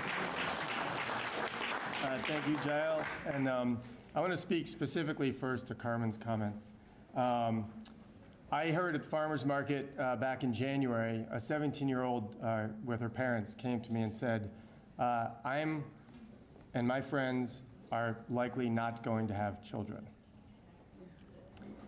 Think about that for a minute. There is no species in the history of this planet that has consciously decided to not procreate. Every single person in this room recognizes biology, and that reproduction is about one of the most fundamental things that we do. Not everybody, different love relationships, partners, I want to recognize that. But fundamentally, when a 17-year-old says a lot of people my age are thinking we are not going to have children because of the world that those children have to live in, that's profound. And That to me, if that's not the clarion call to say we need to do something about it, I don't know what is. I'm extremely pleased that Senator Polina introduced this legislation. It's a topic that a number of us have been talking about for a little while with respect to the Trump tax cuts and the wealthiest folks who generally are doing okay. The idea of a marginal tax on them to retrieve some of that tax cut to invest in our future is frankly a no-brainer.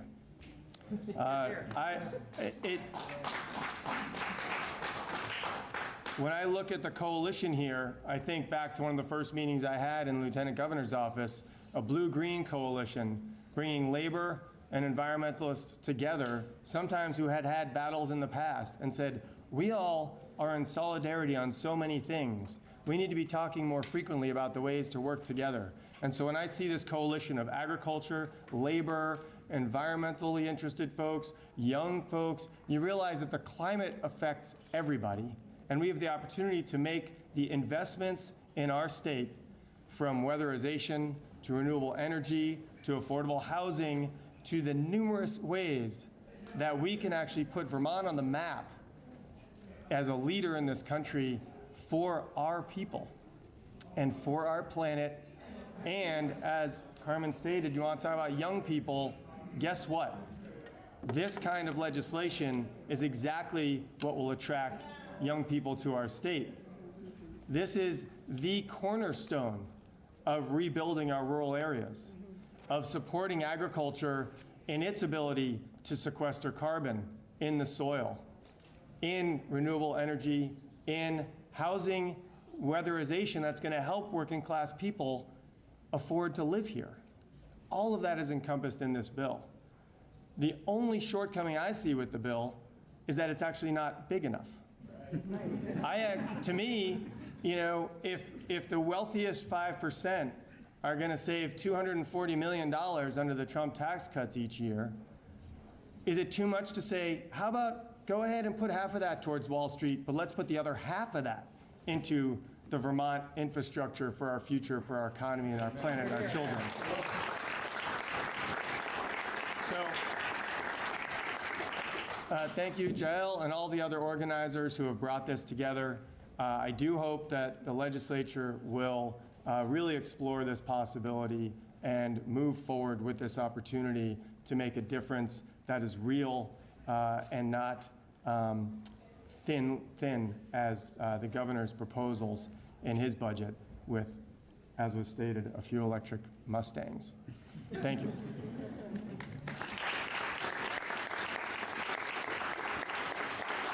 Thank you, David. I would now like to open it up for questions.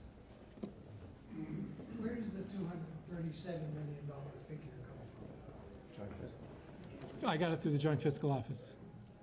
And I called them twice because I got the information.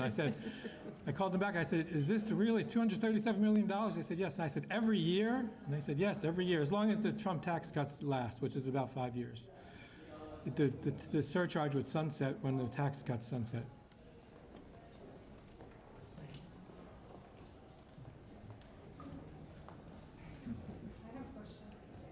Okay, go ahead. What's the holdup? What's happening? Where is the bill? What's the next step? Who do we need to talk to? Talk to Senator Chris Bray. Have been. I would just add, talk to every senator you have and every legislator you have. The way things work in this building is as more legislators talk to their colleagues that they're hearing from their constituents about an issue, the more likely that issue is to surface to the top. So it is not a top-down process here. It can be and should be a bottom-up process, which is why when I look at the coalition of organizations here, and if the members and the affiliated individuals call all of their reps and senators, that will be the word that gets back to Senator Bray and others about the importance of passing this legislation. Good legislation and throughout history has come from the bottom up. Keep in mind, too, that there were 14 sponsors on the bill. I'm the key sponsor, but there are 13 others who signed on to it. So you have 14 senators who signed on to the bill. You need 15 to pass it, obviously. But 14 senators signed on. They had the courage to sign on to the bill. Now, the question is whether they have the courage to take the next step, which is actually to bring it up and let people be heard on it. you wish sometimes that people wouldn't just sign on to a bill unless they really mean it. So we have the majority almost signed on to the bill already. So talk to all your senators and tell them to take the next step, which is having hearings and voting in support of the bill. And I just want to make one thing clear, because you mentioned you need 15 votes to pass it. If it's a tie, right, I would cast that deciding vote. And I would vote for this. That's why I said 15 instead of 16. One of the demands that we're making right now is to hold a public hearing. Senator Bratt has intimated that he's interested in that idea. So if you want a simple message, contact all the senators, everybody that David just mentioned and Anthony just mentioned, and say, hold the public hearing. Let the people be heard. Some of them are in the room today, but a lot more of them are out there working and would like to be heard. And he did say he would do it in the evening so that people could get to it. So that's the demand right now. Yeah, infrastructure is one of the things that was stressed. And I noticed mostly legislators, I think, having electric cars now. But your biggest problem is the interstates. And that's where you need the infrastructure to fast charge on probably where on your the way stations, which are, to say the least, underutilized. You could have fast charge stations on the interstate and would get rid of the range anxiety, which is why people don't buy electric cars. Once they have a place on the interstate that they can pull into, get a quick charge, and keep going, you will find people buying electric cars, and not just legislators. Somebody back there. And of course, electric cars are wonderful, but electric shared vehicles are the ultimate. So how we as a culture, the more we learn how to do transit, how to have someone in our car, how to do ride share, how to do the hitching post, how to do on-demand microtransit, how to do public transportation, how to do rail.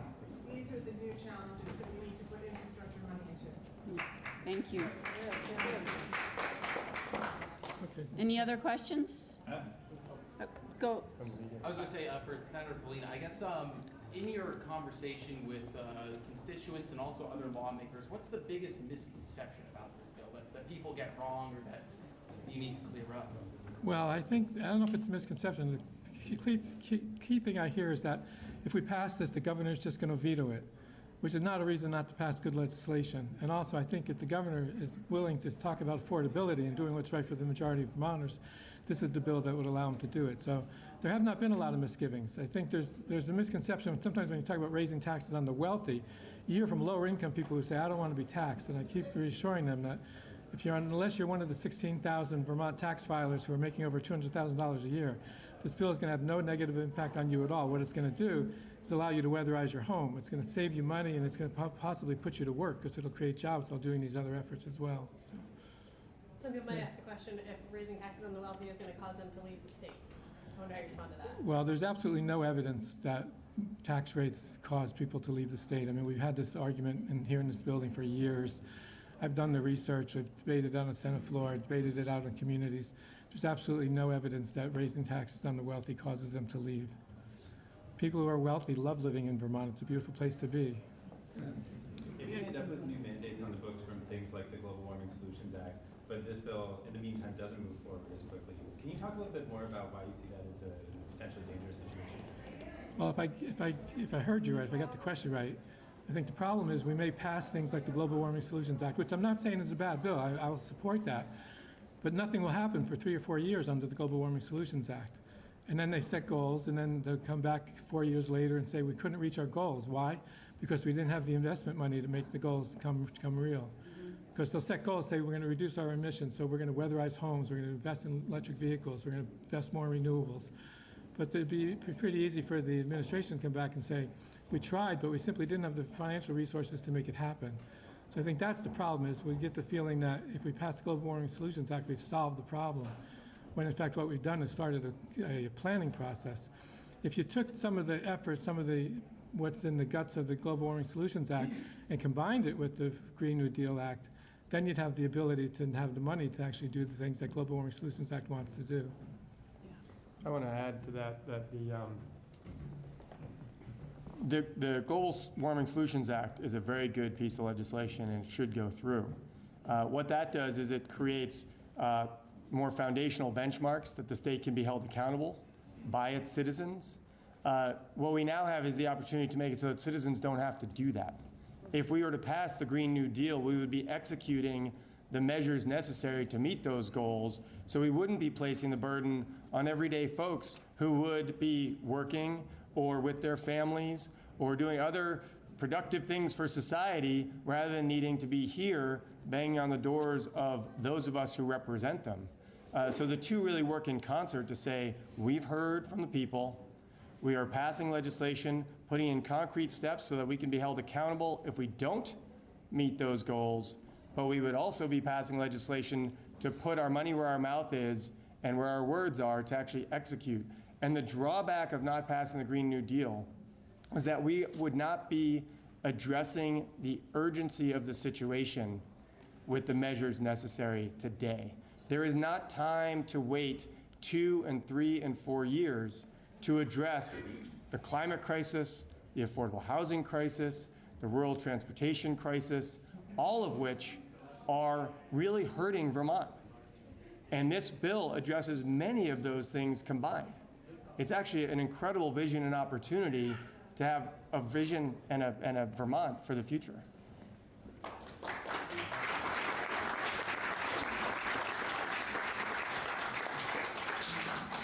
Are there any more questions?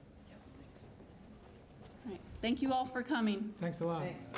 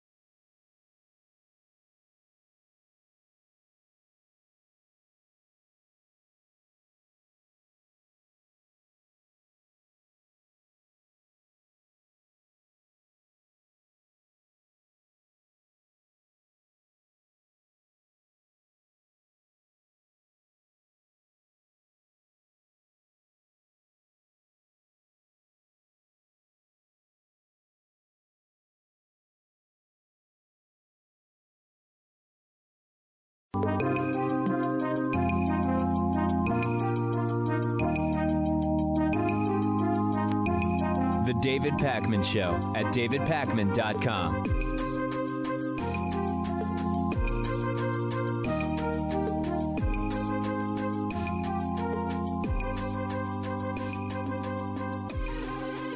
It was a very gruesome Super Tuesday for the progressive movement in the United States. One of the things I do not do on this program, I will not do on this program, is give you unrealistic assessments of how things are going. And I told you yesterday, the momentum for Joe Biden from his overperforming in South Carolina, combined with the dropout in endorsements of Pete Buttigieg and Amy Klobuchar, it is likely to propel Biden to better results than the polling reflects going in to yesterday's elections.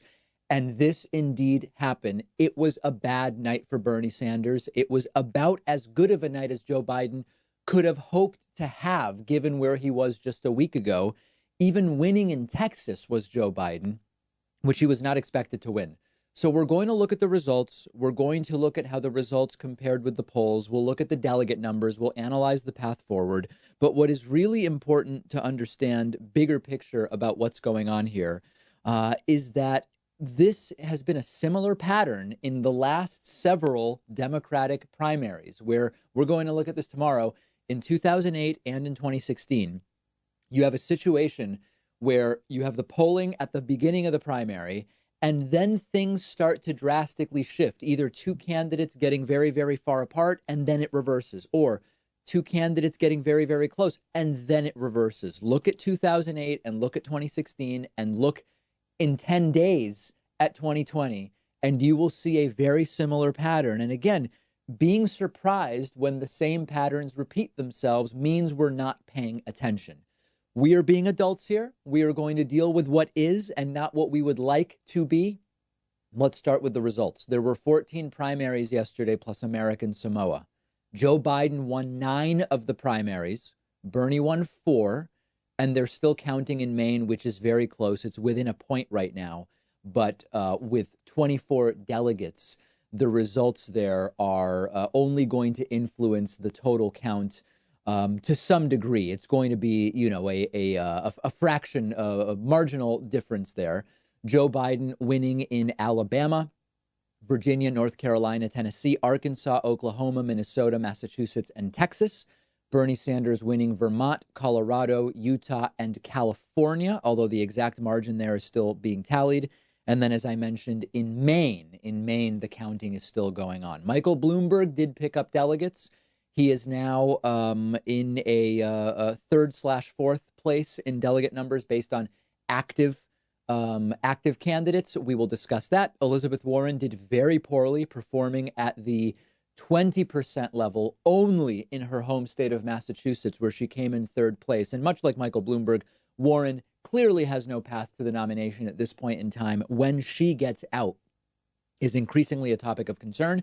Says she's fighting on to the following primaries based on a fundraising email that she sent, although at the same time, there is the idea that she is reevaluating the campaign, as is Michael Bloomberg.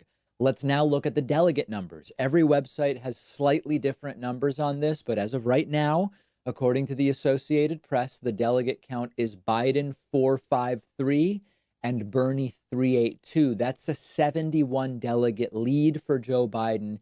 And we'll discuss in a moment why that is important. And then you see Warren and Michael Bloomberg, 50th and 44th place, 50 delegates and 44 delegates, respectively. One thing I was paying attention to that tells us a lot about momentum, and this is really entering the analysis of what's to come, because there are a lot of people saying this is over for Bernie, and there are a lot of people saying this is the beginning of the fight for Bernie, and there are a lot of delegates still out there, which is, of course, completely true. When we look at the polling and compare it to the results, if candidates do better than the polling, it's a signal that they're carrying pent-up momentum with them, including into future elections. And that's what we need to look at. And when we compare the results to the polling, what you see are good numbers for Joe Biden. Again, I'm just the messenger. If you look at many of these states, Joe Biden won by a larger margin than the polling. So as an example, in Alabama, Biden won by 47. He was projected to win by 25. Biden overperformed the polls by 22. Arkansas, Biden overperformed by 5. California, where Bernie won, Bernie underperformed by 3. In Colorado, where Bernie won, Bernie underperformed by 1. Massachusetts, Warren and Bernie were slated to win, one or the other. Biden won by 7, overperforming everything.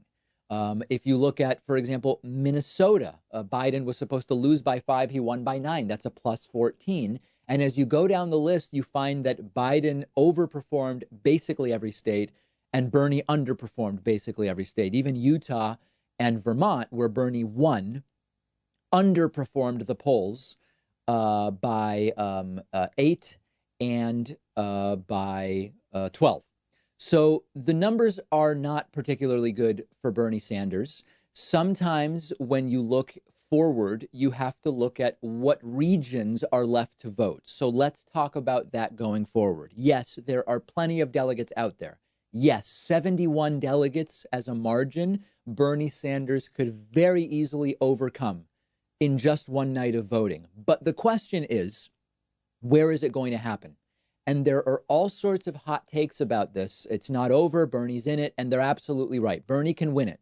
But the window closes unless we can figure out exactly where Bernie can win it. Because if you add up the momentum, meaning a lot of people saw Joe Biden's reversal yesterday, and I predict Biden's support will only grow from this point forward. 2, If you look at the remaining big states, they are not good states for Bernie Sanders. Example, Florida has Biden plus 22, and that's 219 delegates. That's a real problem for Bernie unless he reverses it. New York is going to be closer for sure. There's no recent polling, but it could be roughly a three-way split between Biden and Bernie and Bloomberg. If Bloomberg gets out, Biden likely wins New York. But again, if it's a roughly even split, that helps Biden in the delegate math because it just maintains his lead. We look at Michigan. The latest poll in Michigan has Biden ahead. Georgia is a big one with 105 delegates, and Biden's been ahead there since day one. There's a question mark around Ohio. We don't have any recent polls there. And lastly, if Bloomberg does get out and Warren does not, he's reportedly reevaluating his campaign today. It's not clear what Biden is doing. If Bloomberg's out and Warren's in, that is even more support that's going to go from Bloomberg to Biden. And that could be the nail in Bernie's coffin. That's the way the numbers are looking right now. So I'm here to tell you, Bernie has a path, and it is a steep uphill path. And it's getting to be very similar to in 2016. And what I don't want to participate in are these completely out of this world hypotheticals where you had, I'm not even going to name the people. A lot of them don't even really have shows anymore. Their online presence has gone away anyway, so you wouldn't even recognize the names. But there were all sorts of people in 2016 when it was very clear that it was over for Bernie, insisting not only that Bernie had a shot, but that Bernie had the most likely shot. I'm not going to do that. This is bad for Bernie. He has a path. It depends on a reversal of momentum. It depends on changes happening in the dynamics for this race. This is always a tough situation. It happened in 2016 as well. When I can't in good faith come to you and tell you lies or blow smoke up your whatever, when I am not a campaign spokesperson, right? This is a well-orchestrated reversal by the Democratic Party. It took 96 hours to rocket Joe Biden into the position of now being the favorite to win this thing. And the important thing that I want to get into, because the numbers are the numbers, and I'm telling you what they are. The polls in upcoming states are what they are. What I want to talk about is, should this be considered a wake-up call to the progressive movement? And if so, what kind? And that's what I want to talk about next. We've been analyzing and reviewing the results from Super Tuesday, and these are not good results for the progressive movement of the United States. And it's really important when we look at these results to contextualize them, not only in terms of what they mean in terms of issue-oriented questions like support for Medicare for all, which is still high, or support for particular college policies or whatever, but it also needs to be looked at in the context of some of the coalitions and labeled groups that exist. And I went into detail about the results already. I won't do it again. Joe Biden building a lead of about 70 delegates over Bernie right now. And based on the polling in the remaining states still to vote, it is an uphill battle for Bernie Sanders. This is now not about these results, but the bigger picture. We knew this would happen in the sense that we knew they'd try it, right? There was a question of whether it would work to try to coalesce the establishment vote, and so far it worked. You heard all sorts of analyses for the last 6 months about Bernie's ceiling is like 18, and then Bernie gets to 20. And then Bernie's ceiling is like 23, and then Bernie gets to 25. And then Bernie's ceiling is 30, and then he gets to 31 and 32 in some national polls. But there was a question of whether is there some ceiling. And when you look at Biden cratering in the polls and focusing on South Carolina, the first racially diverse state, you have to start to say, if there is a ceiling for Bernie, this is an interesting way to test it by focusing in on that first more racially diverse state, arguably more representative of some other parts of the country and the Democratic electorate. So Joe Biden got that boost from Congressman Clyburn, winning in South Carolina by a bigger margin than the polls suggested. And what that meant was that voters were thinking, okay, if I don't want Bernie, Warren is increasingly weak. Basically, Biden is my choice. Then Pete dropped out. Well, if you weren't already with Bernie then, Pete dropping out more than likely pushes you to Joe Biden. If Amy drops out, which she did, and endorses Joe Biden, well, that's more support for Joe Biden. So the question was, is there a significant amount of the support for other candidates, Pete and Amy as an example, that would go to Bernie Sanders, or is Biden going to get the lion's share of Amy and Pete's supporters? Does a big rally with Amy and Beto O'Rourke gets the Pete endorsement, and then they get the results they want on Super Tuesday, with Biden even winning some states outright, like Texas and Minnesota, where he was supposed to lose. He was going to get delegates, but he was supposed to lose those states. So now there's all sorts of enlightened analyses coming out of the woodwork. You know, the DNC establishment stole it. Bernie's campaign was ganged up on. It was voter suppression. Insiders don't want Bernie to be the nominee. Corporate media has been boosting Biden and hurting Bernie all along. And every single one of those has some truth to it. There is no question. But we also have to realize that Bernie is not merely the victim here, because if we don't recognize that, the progressive movement will never win, and that would be a tragedy. When we see Bernie not take PAC money, we love it. It's the right thing to do. It's morally correct. Lots of House seats have been won in that way, but every decision has some risk associated with it. When Bernie doesn't play these inside baseball party politics games with the Democratic Party, where they coordinate, they say, let's get Pete out, let's figure out how to stop this candidate, let's get Bernie out on this day, get Amy out on this day to endorse. I love that Bernie doesn't play those games. He just runs his campaigns. He tells it like he sees it. He says what he would do. He puts together policy. Bernie is loved because he doesn't play those games. But in a lot of the real world, sometimes you need to play those games to get into a position of power in the first place to then change the system. So when we say the establishment stole it, there's no doubt the DNC establishment coordinated this 96-hour plan of consolidating Amy and Buttigieg around Joe Biden. Of course, it was fabricated and planned, but it only works if there's enough centrist or center-left support to make it possible, and it was. So we have to recognize that when we spend time on Twitter and Reddit, we get an overly optimistic assessment of the portion of the national Democratic electorate who wants someone like Bernie. That's not an attack on Bernie. There's lots of candidates that are liked, getting very fired up and punching my mic. There's lots of candidates that are liked and disliked by different electorates. It doesn't tell us if they're good or bad candidates, but we have to recognize that if you ask people about Medicare for all, people are increasingly for it. If you ask people about free college, people are increasingly for it.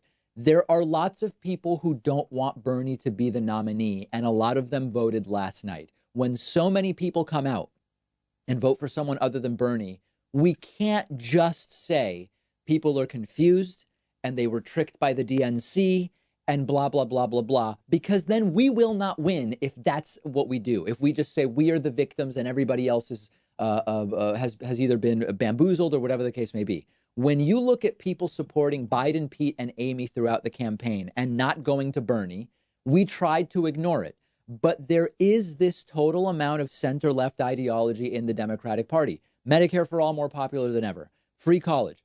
You zoom out and there are millions of Democrats who believe in what they call capitalism, and they hear democratic socialism and they don't like it. Socialism viewed more favorably now than in decades. But there are lots of Democratic primary voters who believe in what they see as moderation. This is not an attack on anybody. This is not praise for anybody. It's assessing the electorate. Bernie bet on a ton of new voters that he could bring out. But new voters voted by roughly the same proportion as in 2016, in some states, lower new voter turnout. There is a racial analysis to be made. Bernie won Hispanic voters with 50%. He only got 15% of the black vote yesterday, 60% for Biden. Young voters, a lot stayed home. Another group Bernie was counting on. And then lastly, there is something to be said just more broadly about coalitions and the people that different candidates get involved with, and sort of the note that the chord that strikes with a more casual follower of politics. I've talked about some of the toxic people around Bernie. I can see past it because I care about policy, and I believe Bernie has the right policies. But all over my Facebook page and Twitter account, there were people telling me, David, I agree with Bernie the most every time I do one of these tests about whose policy is closest to yours, but I don't want to implicitly approve of the toxic people Bernie has around him. And they said, so I ended up voting for Biden. So if you said to me, well, how could Bernie have fixed it? That would require me to tell you that Bernie should have been someone other than who he is. The last thing I'm going to tell you is Bernie should be inauthentic, because Bernie is all about authenticity. He calls himself a democratic socialist. He has the people around him that he wants around him. Bernie refuses to do the inauthentic stuff. And this was the result. Okay, tons of people have been saying Bernie needs a one-on-one against someone else in the primary, and then he'll do really well. It became very quickly a de facto one-on-one. Of course, Bloomberg taking votes from Biden and Warren likely taking votes from Bernie. We now have to go through Florida and New York and Michigan with what is going to effectively be a two-person race, and it may actually be one very soon. There's one other important number here, which is the popular vote. Right now, Joe Biden has received nearly 1 million votes more than Bernie. If you look at the percentages, Joe Biden has received 24% more votes than Bernie in these primaries. When you see that, it has to be more than just the establishment played delegate games to sneak Biden more delegates. We can't ignore it. If we in the progressive movement ignore these numbers, we will lose. Now, Joe Biden may be the nominee, and is very, very possible he will lose to Donald Trump anyway. We'll talk about that. That's a different argument. But I think it's important for the progressive movement to have a healthy and accurate assessment of what is going on here, and not resort to the sort of self-victimizing and blaming everybody else for what took place. That's not going to get us anywhere, and I don't want to see that done. Tell me where you disagree with me. I'm ready. I'm on Twitter at @DPacman. The David Pakman Show at davidpakman.com.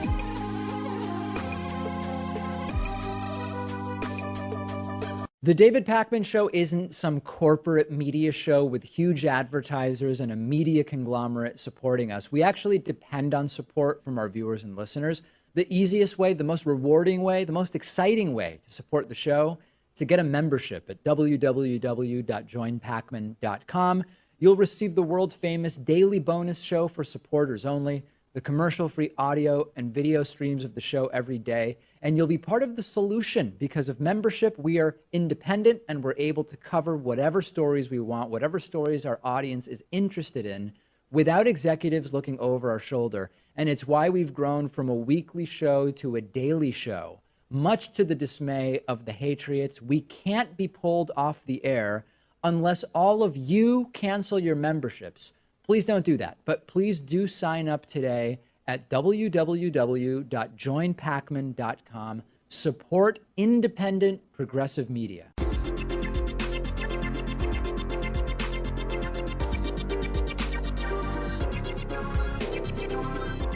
The David Pakman Show at davidpakman.com. Today's new members of the day are Michelle Russell and Laura Muehlhauser. Michelle and Laura, thank you for your support. Also, thanks to Roger Bates, today's longtime sustaining member of the day. Roger's been a member for 5 years. Thank you, Roger. Grab a membership at joinpakman.com. We also are receiving word that Michael Bloomberg is suspending his campaign. If Michael Bloomberg is indeed out and Warren stays in, it is over for Bernie Sanders. That is for sure. The lion's share of Bloomberg's support will go to Joe Biden, and unless Warren gets out, it's over. That is my prediction as of now. Let's get into Hatriot Mail for the week. Hatriot Mail, of course, when a professional voiceover artist reads the hate mail that I get. Quick reminder. Hey, we'd probably poison our entire family if Trump told us to. But remember, it's not a cult. Hatriot Mail. Written by patriots who hate David Pakman. Because America. And because freedom. All right, and here is this week's Hatriot Mail, needing no introduction whatsoever. Daily News. Cuckboy David Pakman still clueless. David, shill for the Wall Street stock market hackman. Poor David doesn't get it that it doesn't matter. Trump will win. Trump will win. Trump will win. And then you will cry, cry, cry. The greatest stock market of our time. And yes, I am invested. Not some backwater hillbilly is as you think of his Trumpists. David's hair is also insane. This is funny because I've said from the beginning, I wouldn't be surprised at all if Donald Trump is the winner of the November 2020 election, especially the way the Democratic primary is going. I don't know why Trumpists like to pretend that it would come as some great shock to me if Donald Trump was reelected. I've been saying for a while, I believe the most likely single outcome is Trump reelected, followed by, a slice that says this Democratic candidate is the president, a slice that says this other Democratic candidate is the president. I would not be shocked. And so anybody writing to me saying I'm going to be the one crying in shock on November 4th, the day after the election, I have been saying for a while that is the scenario that I am scared of, but believe is not an unlikely one. So maybe you've got this show confused with a different one. Remember that you can use the coupon code HATRIOT40, HATRIOT40, to get 40% off a membership at joinpacman.com. And when you use that code, the Hatriots become irate because they are unable to dissuade people from supporting independent media. I hate lies. I just don't like them. Tell me the truth and then tell me why I should still support you. Don't lie to me.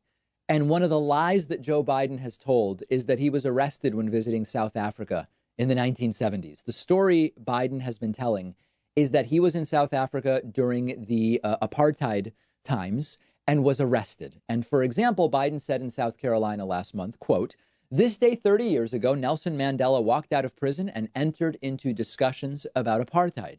I had the great honor of meeting him. I had the great honor of being arrested with our UN ambassador on the streets of Soweto, trying to get to see him on Robben Island." Now, on February 16th, Joe Biden said he got arrested trying to see Nelson Mandela in prison. And on February 18th, he said the same thing again about a story about how he got his wife Jill to marry him. It turns out all three of those instances of claiming he was arrested were untrue. The New York Times researched it. They found no evidence that Joe Biden was arrested in South Africa. Former UN ambassador who was on the trip back in the 70s that Biden refers to says, "I have no recollection or knowledge of Joe Biden getting arrested." So Joe Biden was confronted about this, and the casual nature with which he just brushes off that he lied multiple times about being arrested, admits he wasn't telling the truth, and then just moves on is really horrible. Let's take a look at the video. I do want to ask you about one thing that you said repeatedly on the trail. I think it's 3 times now. You said that during a visit to South Africa to visit Nelson Mandela, which I know was a very memorable visit for you, that you were arrested when you were there. Your campaign has come out since and said, no, you were separated from other people at the airport. But you did say arrest 3 times. Why? Well, what I meant to say was I got off that. Look, I strongly opposed the apartheid. I was one of the leaders. And if you doubt it, go on joebiden.com and look at the exchange between George Shultz and me in the Foreign Relations Committee. And here's the deal. I was with a black delegation, the CDC, the Congressional Black Caucus. They had me get off a plane. The Afrikaners got on in their short pants and their guns, led me off first and moved me in a direction totally different. I turned around and everybody, all the entire black delegation was going another way. I said, I'm not going to go in that door that says white only. I'm going with them. They said, you're not. You can't move. You can't go with them. And they kept me there until finally I decided they were clear I wasn't going to move. And so what they finally did, they said, okay, they're not going to make the congressional delegation go through the black door. They're not going to make me go through the white door. They took us, if my memory serves me, through a baggage claim area up to a restaurant, and they cleared out a restaurant.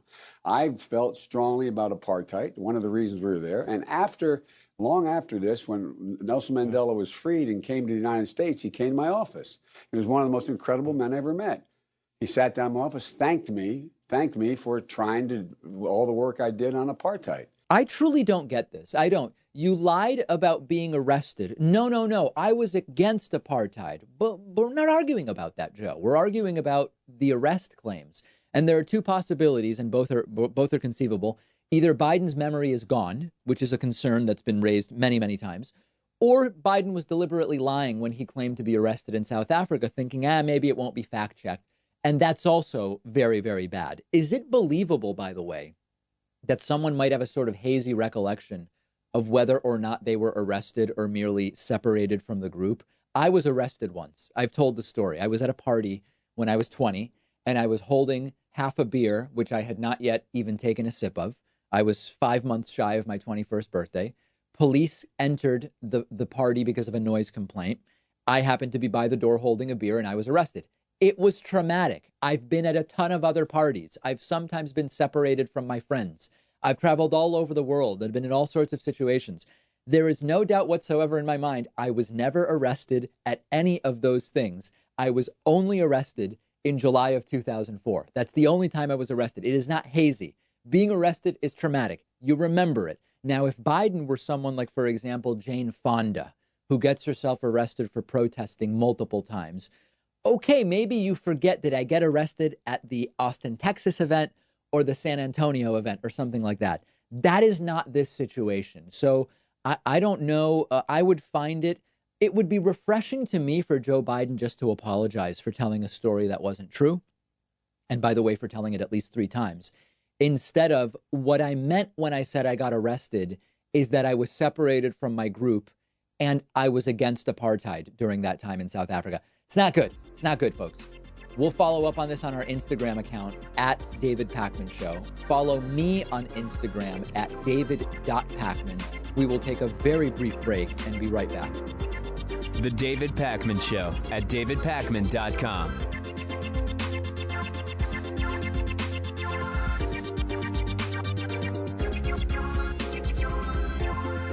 The David Pakman Show is audience-supported media, and you can contribute any amount you want on Patreon, as little as $1 per month. Plus, you can get the daily bonus show, world famous at this point, and the daily commercial-free TV show by making those pledges at patreon.com/David Pakman Show. This is audience-supported media. We depend on the support of our viewers and listeners. Whether you listen to the podcast, watch on YouTube, or watch us on TV, or even listen on the radio, patreon.com/David Pakman Show.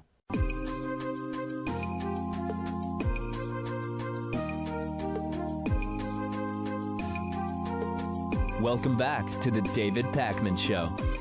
I'm thrilled to welcome to the program today Dr. Patch Adams, who is a world-renowned doctor, clown, and activist who believes that the health and diseases of individuals really can't be separated from the health and diseases of their communities, of their country, of the world. He's also director of the Gesundheit Institute, which is a nonprofit organization focused on healing the financial and social traumas of our for-profit healthcare system. Dr. Adams, it's so great to have you on. I really appreciate it. Can we call me Patch? Yes. Create hierarchy. Let's do it. Let's do it. Patch. So listen, the conversation around how care is delivered to people has been so front and center in the current Democratic presidential primary. It's been a front and center topic since the United States adopted Obamacare about 10 years ago. Where do you think the conversation around this issue is just completely missing the mark?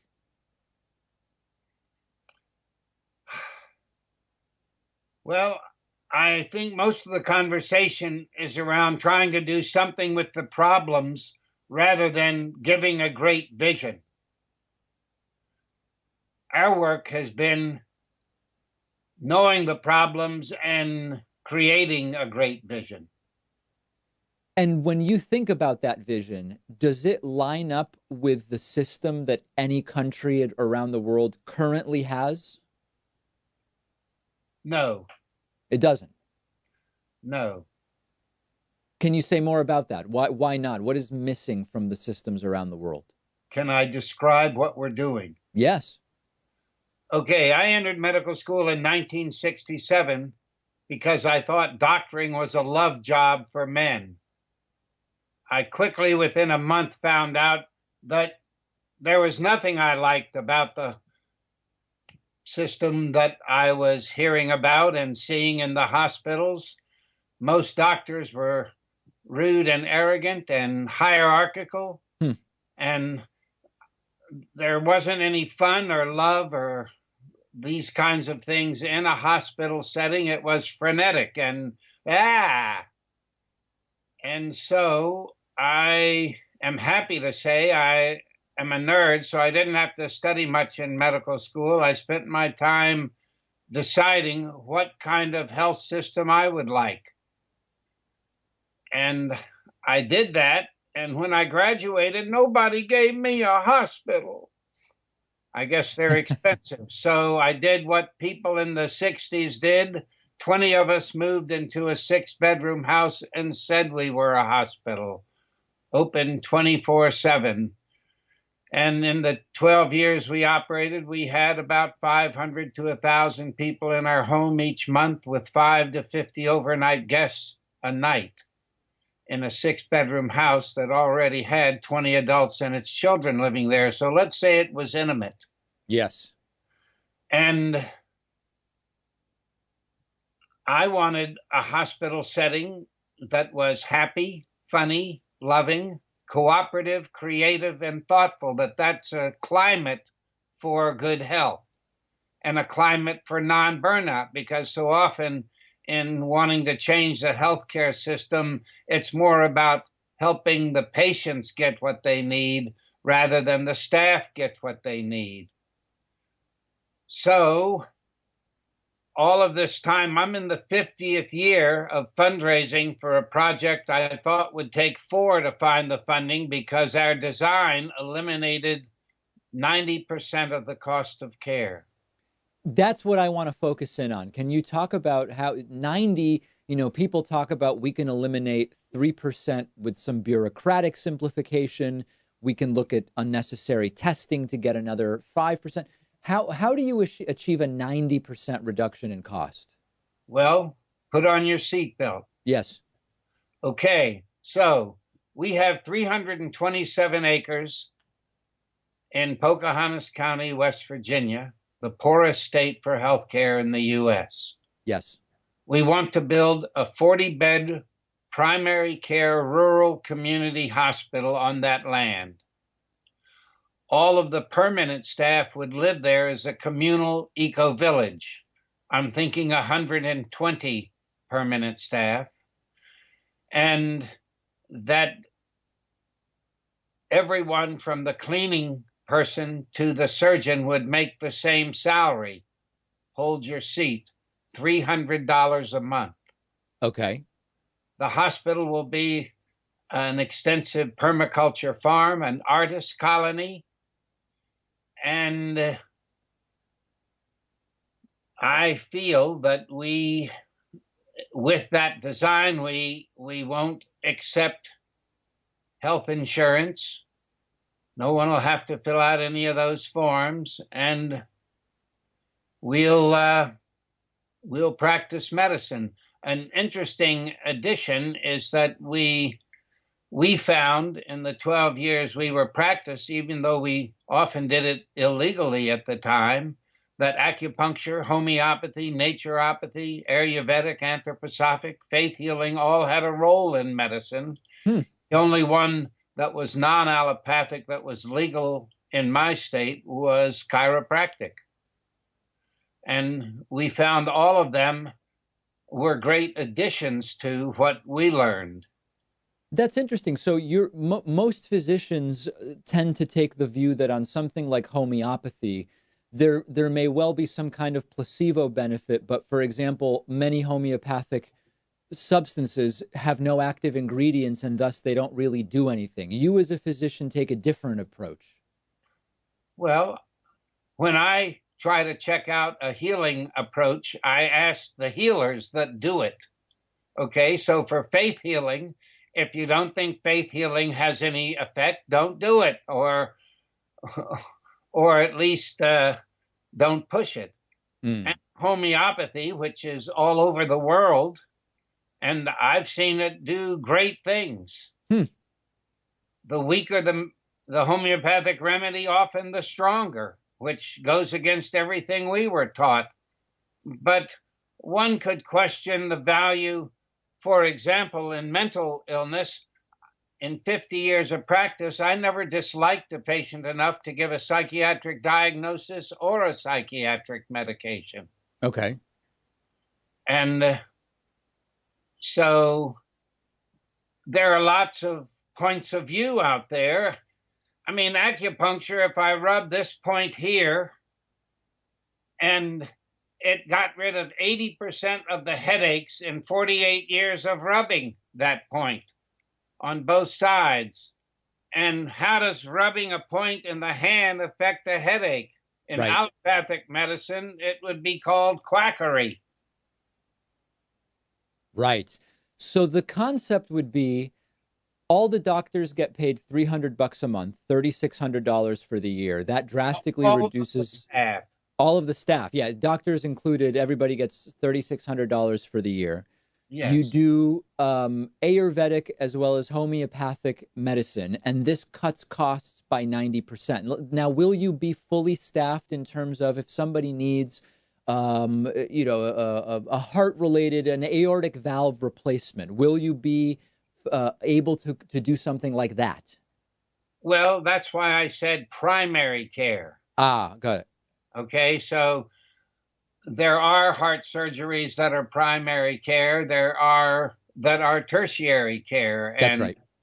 So if the surgeons we have feel comfortable, we'll do it. And where do you think that you will find the medical staff that is interested in that salary of $3,600 a year? Well, a bonus of being in the 50th year rather than the first year, and adding to that fame, when we closed our doors in '83, within a year, I felt a real intense absence of care. I need to care. I'm one of those people. And I didn't have a hospital, and so I decided I couldn't go and work in a regular hospital. That would hurt me. And so I added two kinds of care. One was clown trips, and I've done clown trips all over the world.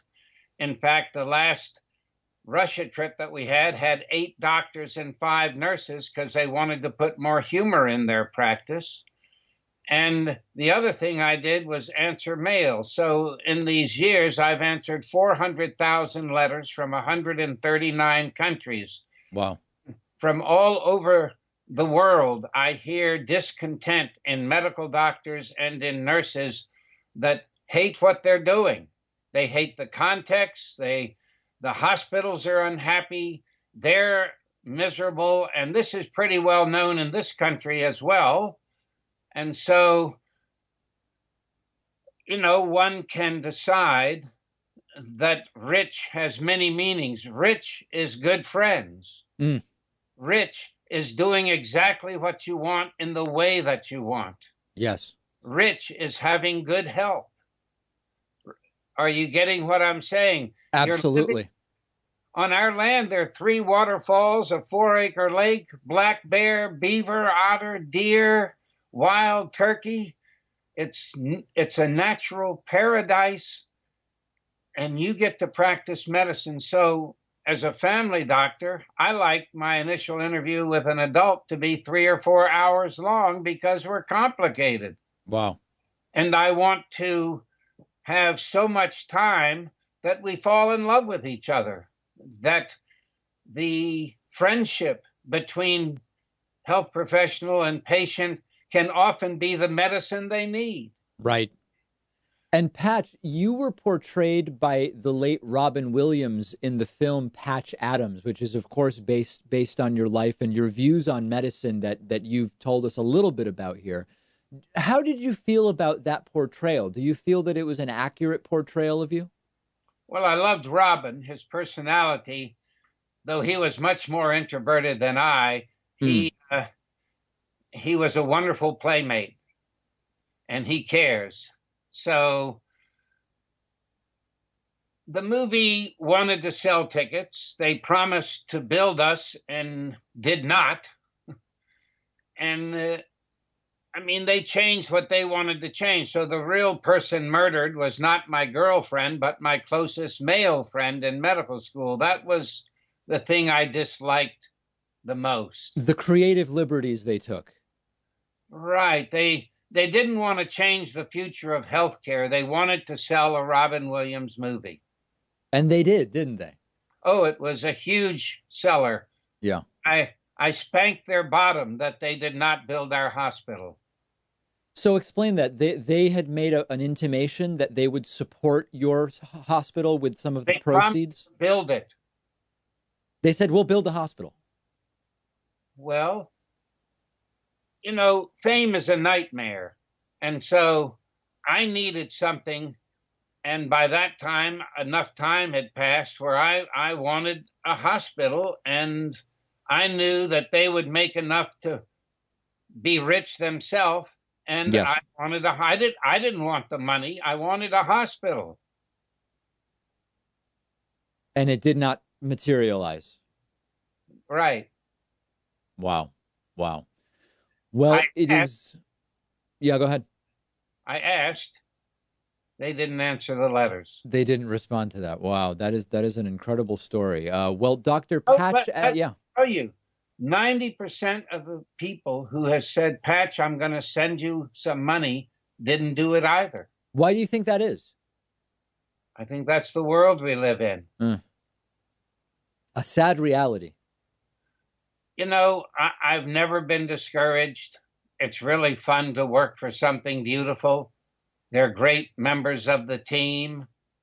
And I'm having fun along the way. I've clowned at 10,000 deathbeds. In Trinidad, I clowned for 5 men who were hung the next morning for capital crimes. Wow. 4 of them loved it. Because of our work, groups of clowns are going in hospitals in 140 countries to try to up the vibe, I guess. And so I'm not going, oh, darn, we haven't built. Right. The hospital may not have materialized, but so many other things have. Correct. Correct. And we're not the only people trying to change healthcare delivery, and yet it hasn't been changing much. Right. That's for sure. That's for sure. Listen, Dr. Patch Adams, it's been such a pleasure speaking with you and you sharing a little bit about your life and what you've done. I encourage my audience to learn more about what you're doing, including at the Gesundheit Institute. And I so appreciate your time today. The David Pakman Show at davidpakman.com.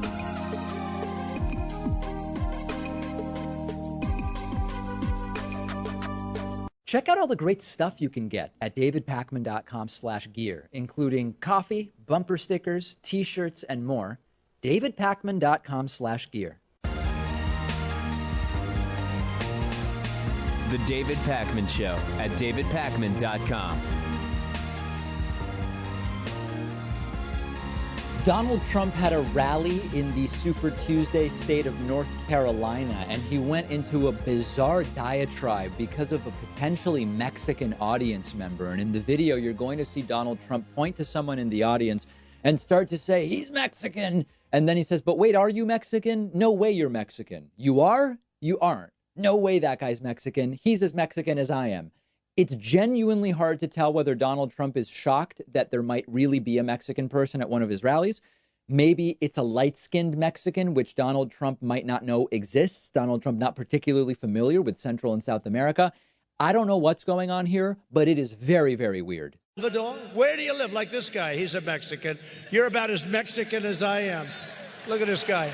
He's as Mexican as I am. Look at that hat. Are you Mexican? Are you Mexican? No, you're not. Are you? He is. It's like Elizabeth Warren. She said she was an Indian. I said, right? I said, I have more Indian blood in me than you have, and I have none. And she said, oh, this is terrible. So she went out and got a test, and it turned out not so good for her, right? Extremely strange. And of course, has to throw in Elizabeth Warren Indian references as well. Can you guys believe that this is the world that we're in today, that this is what we're living in 2020? The president ranting and raving about a possibly Mexican audience member. Is it notable? This, of course, is upper Trump, as we discussed yesterday with psychiatrist Dr. Justin Frank. This reminds me of when Donald Trump spotted a black guy in the audience and started to yell about my African American. Remember this abortive rally from the campaign?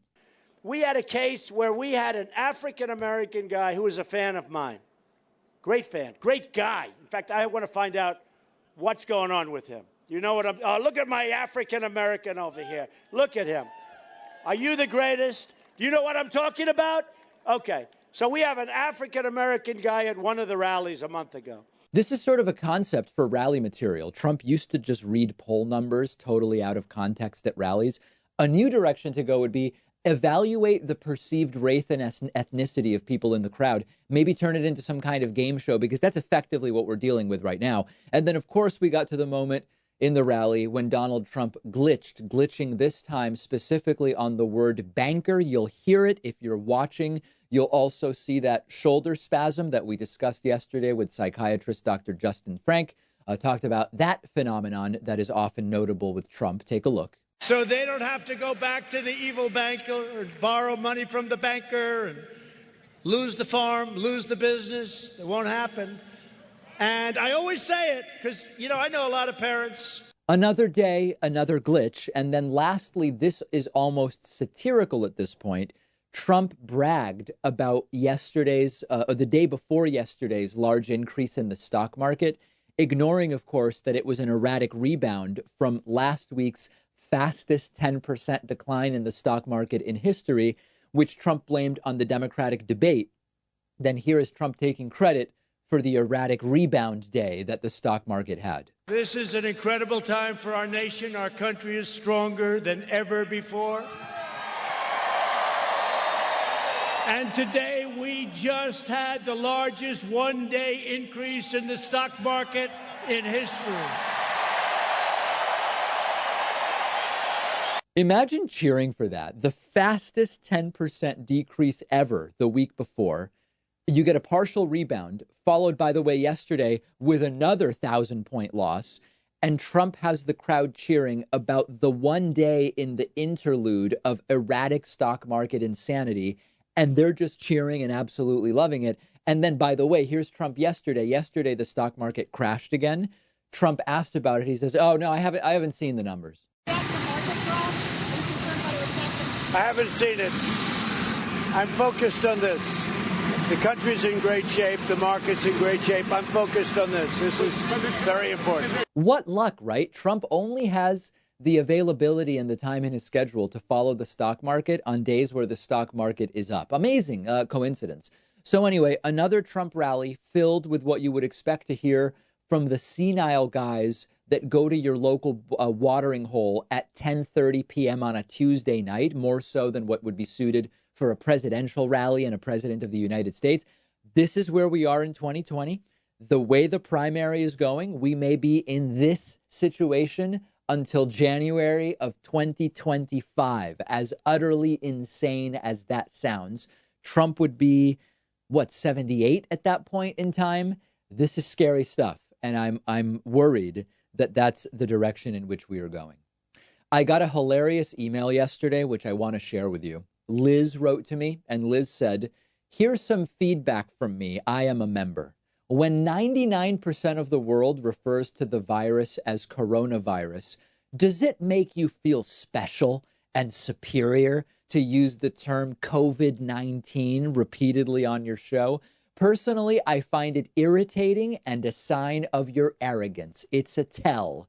And while I'm at it, I will give you some more feedback regarding your arrogance, your sexist dismissal of Susie Ormond, who you obviously know nothing about. So I'm going to ignore the Susie Ormond part. I don't even remember mentioning Susie Ormond other than she's given some scammy financial advice over the last 20 years. Let's focus on COVID-19. So Liz noticed this, and other people also noticed this. I've been avoiding the word coronavirus in my stories and what I say. I've been avoiding it in YouTube titles and in YouTube descriptions. And the reason I'm doing that is YouTube has notified me that anything even mentioning coronavirus is completely and totally not monetizable. So I've been trying to find other ways to describe it. Sometimes I'll say they're looking for a vaccine for the pandemic virus, or I'll say the latest data in the virus outbreak. Sometimes I'll say COVID-19. Unfortunately, these techniques also aren't working. And on Monday, there was a lot of coronavirus news from the weekend. I'm saying it now because obviously this video is a lost cause. Monday, more than half of our show was demonetized. Even the stories that were mostly about Trump saying things where something about coronavirus was like an aside. even those videos were demonetized. I've told YouTube, I've told every one of my contacts at YouTube, this is crazy. This is a public interest story. This is a public health story. It's not gory. It's not violent. It's not salacious. We have a pressing health concern. And they say, no, sorry, it's not ad friendly. And even worse, because not only are independent media stories about the virus not monetizable, there are ads that run on my videos. People will get a pre-roll ad on one of my videos from another news outlet covering coronavirus, which makes no sense whatsoever. So it's not arrogance. I'm not trying to make you think I'm smart or anything like that. It's certainly not sexist or anything like it. It's that we have to cover this. It's an important issue. It's a public health issue. And in doing so, we lose money. So I'm creatively trying to get around saying coronavirus. So far, it's not working too well. But for upcoming stories, that's why you might see me vaguely say the outbreak, the virus, or sometimes COVID-19. If it's annoying, I apologize in advance. We have a voicemail number. That number is 219-2-DAVID-P. I have a couple of sad voicemails to play for you today. They are unfortunately from Bernie supporters who are despondent after Super Tuesday's fiasco. Only compounded now, Michael Bloomberg dropping out and endorsing Joe Biden. I believe it is over, and I know people will be furious. I believe it's over, and I understand the frustration. Take a listen to this. Hey, David. After seeing the results of Super Tuesday, I don't think Bernie's got it in him. I don't think he's going to get the support to win the nomination, and I think that his supporters are, not all of them, but the really loud ones online are very delusional and are probably not going to show up to vote, especially for Joe Biden when he wins. And I think we're screwed. I think Trump's going to win re-election as a result of this, and I honestly think that secretly a lot of these Bernie supporters that I'm referring to, not all of them obviously, but the most loud, delusional ones actually support Trump. I don't think they support Trump, but I think they would rather Trump over Joe Biden, which is not something I agree with. Let's listen to another one of these very sad messages. Hey, David. Steve from Florida. After a loss on Super Tuesday for Bernie Sanders, it increasingly looks like Joe Biden may be the nominee. Given the coronavirus and people not having health care, do you think that his path to victory needs to include a Medicare for all, where he can abandon his more centrist stance on enhanced Obamacare and move to the left to pick up Bernie supporters? I don't. I actually think that what Joe Biden is going to need to do, particularly if the COVID-19 outbreak spreads, is he's going to have to explain exactly how those infected with the virus would be able to afford care for it, as well as testing, because the issue of the testing and the cost of the testing has become a big thing. He would have to explain how under his plan that would work, and whether we find it believable, whether we find it a satisfactory explanation is obviously an open question. But I don't believe that it is going to be necessary for Biden to do that in the context of the broader electorate, remember. And that is that's my take as of right now. And of course, that could change as the situation on the ground with coronavirus shifts and changes. But I hear the despondency. I hear it. And it was a very disappointing night for the progressive movement. As of right now, Elizabeth Warren is still in the race. I believe even if Elizabeth Warren drops out, that a significant portion of her support actually doesn't go to Bernie anyway. So I know that this is being seen as sort of the last stand for Bernie. Will Warren drop out so that Bernie will gain her support? I think even with an endorsement of Bernie and Warren dropping out, I still think probably anywhere from 20 to 40% of her support goes to Biden anyway.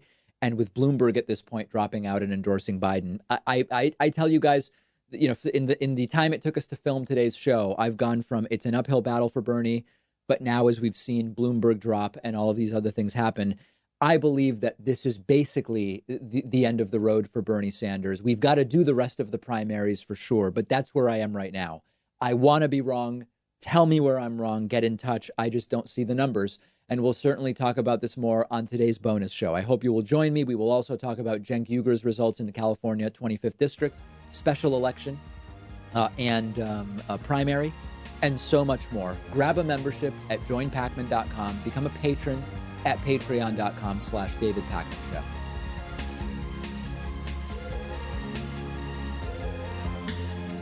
The David Pakman Show at davidpakman.com.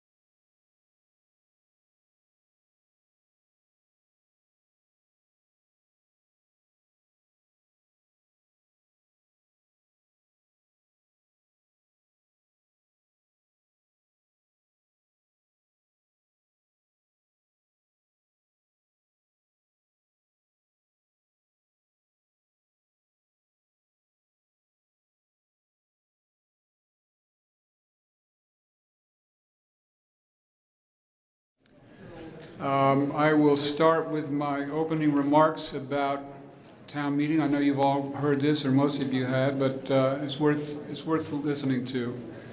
To make a motion or speak to an issue, please raise your hand to be recognized by the moderator. Wait for the microphone, then stand and state your name so that we know who you are and so the minutes will be accurate. Penny's taking the minutes.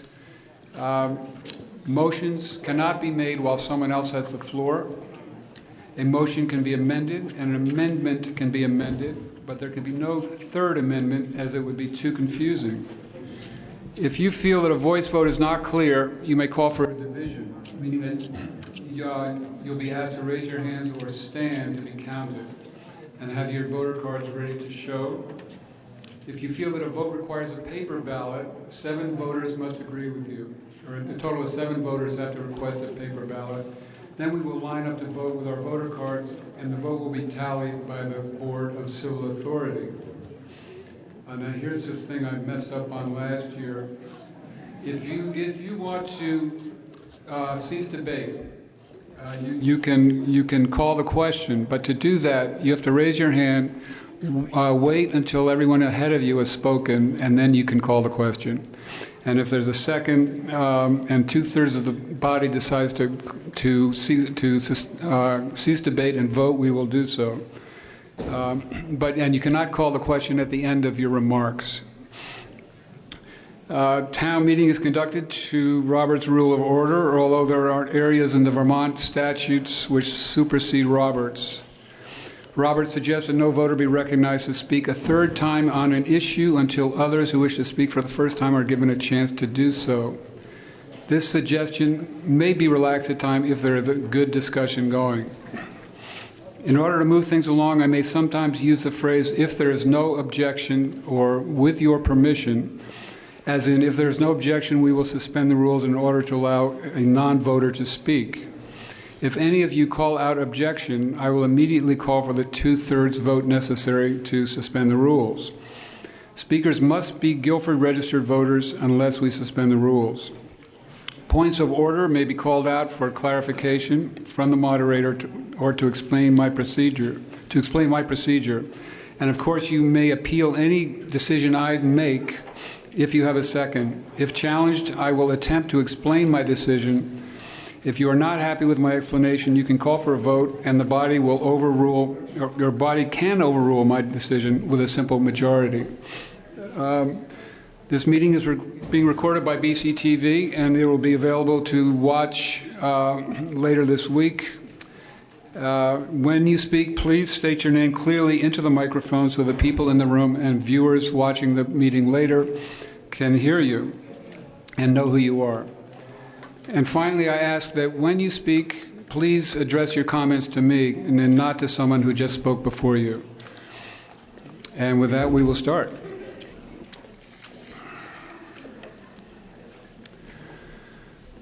Article 1, to elect a moderator for the coming year. Do I hear a motion? Richard Vazansky. Is there a second? Okay. Did you get that second? Okay, Rick Zamor has been nominated to be your moderator for the coming year. Are there any other nominations? Seeing none, we will close the nominations and vote on Rick Zamor as your moderator. All those in favor say aye. Aye. All those opposed say nay. And it appears that the ayes have carried the vote. Thank you. Thank you. It's an honor to be up here. Article 2, to hear the report of the town auditors. Do I hear a motion? So moved. Okay. Second? Any discussion? Oh, Kathy's checking someone in. Kathy, did you want to discuss the town report, or are you okay with it? She's got some corrections. Can Kathy get a mic?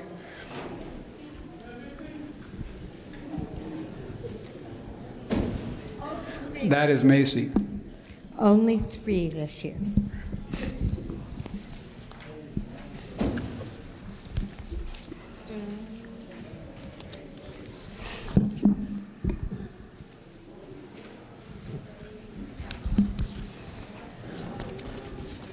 On page 9, the auditor's funds. On page 9, the auditor's funds, there should be 0 in auditor training.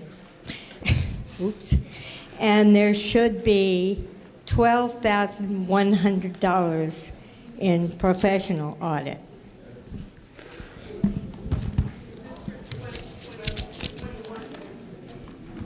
This is page 9. Professional audit should be $12,100 for the budget.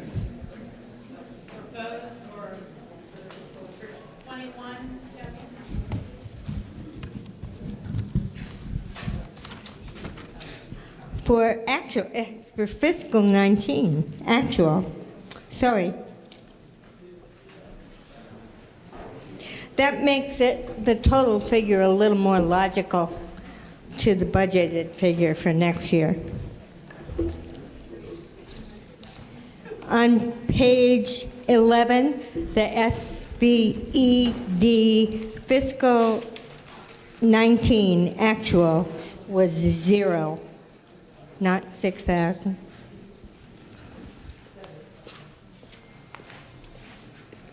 SEVEDS. And we really apologize. We didn't list 2 of the deaths this year. On page 58, we want to add John Dixon, who was 89 years old, and Barbara Fernando, who is 79 years old. Other than that, we request you accept the auditor's report as written or as corrected. Thank you, Kathy. Any questions or comments?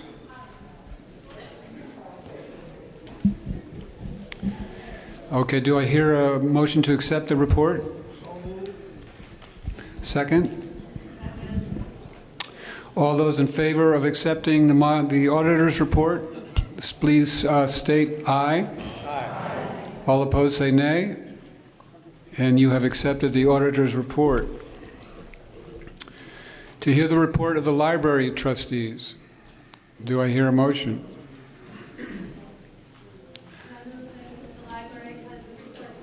Thank you.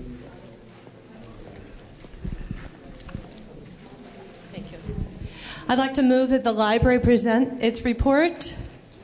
Okay. Second? Second. Any discussion?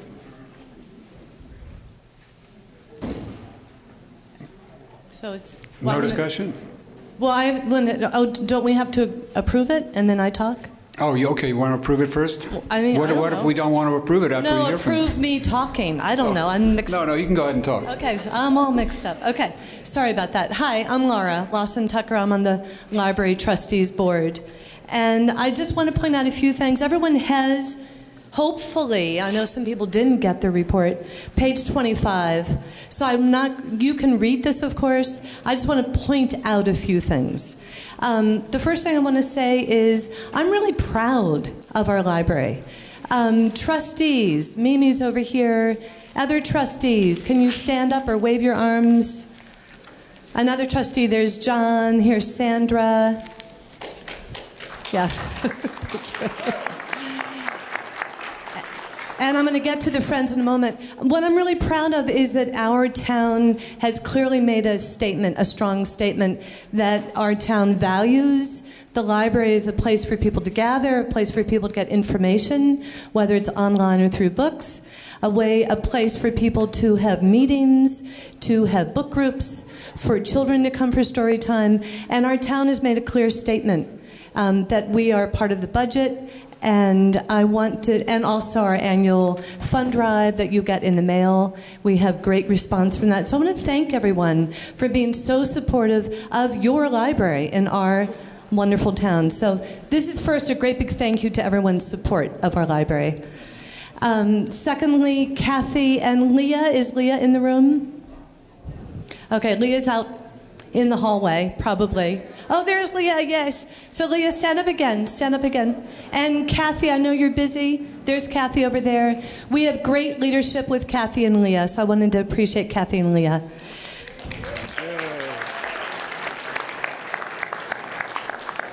And I just want to point out a couple things. One is, during the fiscal year that we've just ended, we circulated 5,000 books.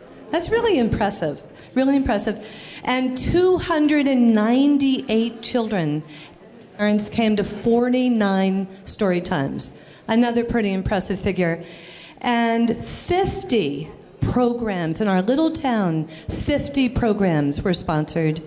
And 591 town residents came to the library during the fiscal year. So pretty awesome, very active and engaged place to come to. I want to just say to everyone that we're super committed to be making information available so anyone can sit in the driveway of the library in your car and access through internet, wireless internet from the library, the information that you want, and in particular, go online and get any book or any digital book that you would so desire. So that's, in other words, we have a library 24/7. So pretty amazing, I think. And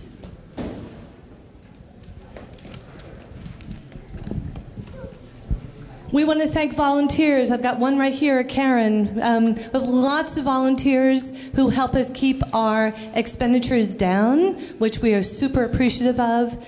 And we have volunteers that contribute at least 19 hours of volunteer time per week. So that's pretty impressive. And related to that, Lynn, will you stand up? This is Lynn Green, and she is our stalwart, amazing, tireless, she doesn't feel tireless right now, tireless president of the Friends group. And we, you've probably noticed this sweet little Guilford Free little library by the store. That's one of Lynn's projects. We've had grown-up story times at the Broadbrook Community Center. We've had about 3 or 4 of those. So Lynn's at the helm. She would welcome more volunteers to join her as a friend of the library. The time commitment is minimal, and it's a great group of people.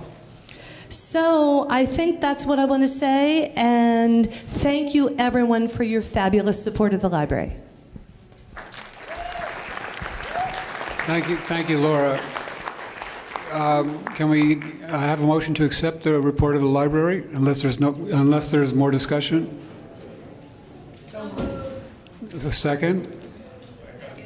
All those in favor of accepting the library report signify by saying aye. Aye. All those opposed say nay. And you have accepted the library report. At this moment, I would like to invite, with your permission, invite Sarah Coffey up to address the group. She's got a special award to present, and it's going to make us all very happy.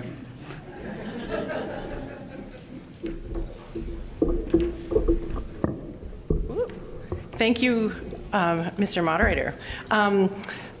I'm Sarah Coffey. I'm honored to be your state rep serving under the Golden Dome in Montpelier. And later, when we're joined by Senator Becca Balint, I'll say a few words to address the body here.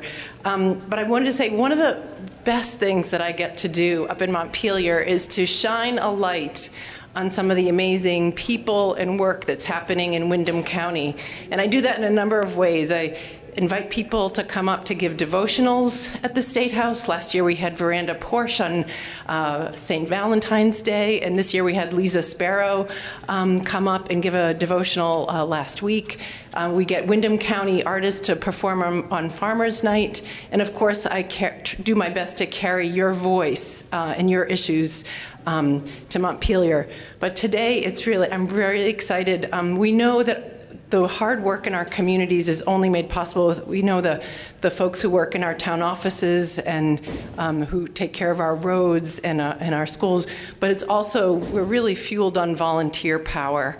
And so I wanted to, this year I'm going to read a joint resolution that we prepared in honor of Herb Meyer, who, can we give Herb a right?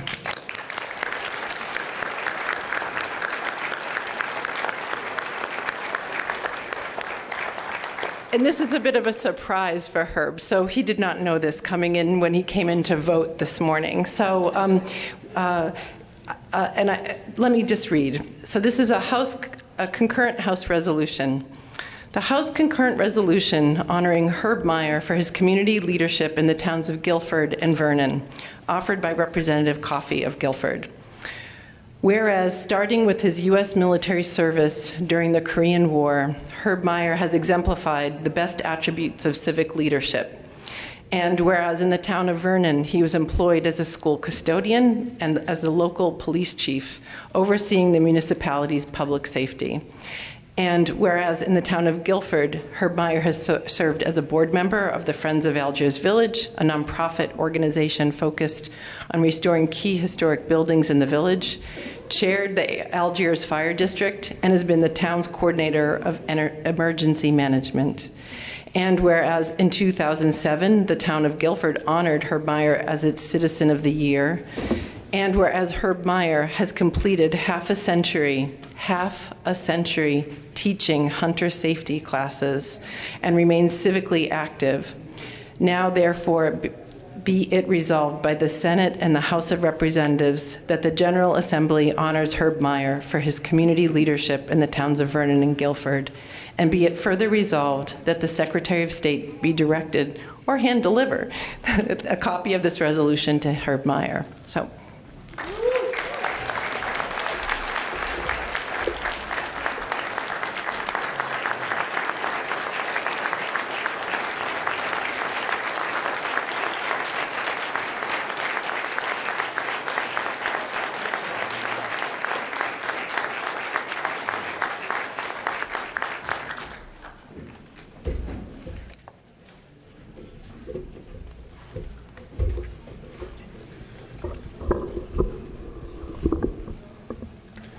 Thank you, Herb, and thank you, Sarah.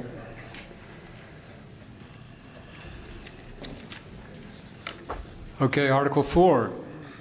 We have several officers to elect, including trustee of public funds, grand jurors, library trustee, and cemetery commissioner. We'll start with the trustee of public funds. At this time, the term of Penny Marine is expiring. Do I hear a nomination for trustee of public funds? Penny Marine has been nominated. Is there a second? Al Franklin. Any other nominations? Hearing none, we will vote on Penny Marine as trustee of public funds. All those in favor, say aye. Aye. All those opposed, say nay. And Penny, you are the trustee of public funds. Yeah. Grand jurors. At this time, the terms of Jamie Durham and Don McLean are expiring. Do I hear nominations for grand jurors?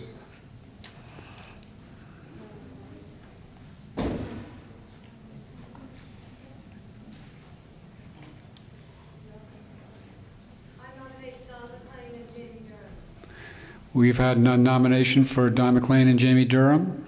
Second. Second. Any other nominations? Okay, let's vote on whether to elect Don McLean and Jamie Durham as grand jurors. All those in favor say aye. Aye. All those opposed say nay. And you have elected Don McLean and Jamie Durham.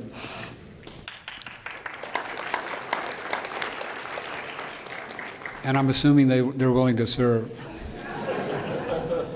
If not, too bad. Library trustee. At this time, the term of Carol Schnabel is expiring. Do I hear a nomination for a new library trustee? John.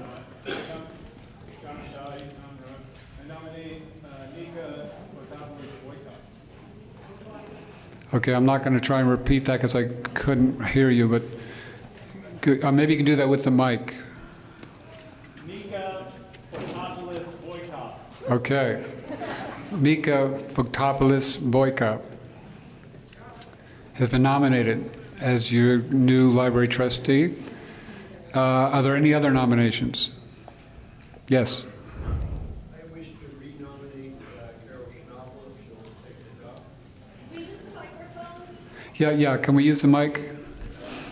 And identify yourself, please. I'm Tim Harris, and I'd like to nominate Carol to continue if she's willing. There's a second? Okay, Cindy.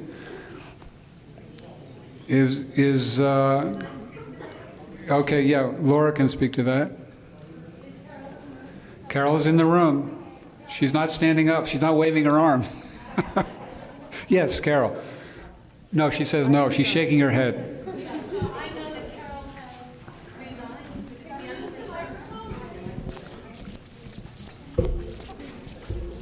As the chair of the library board, Carol has very graciously served for many, many years, and she shared with the board a while ago that this was the end of her service. So thank you for renominating her. I'm sure you feel honored. But I think Carol declines. Thank you. Okay, any other nominations?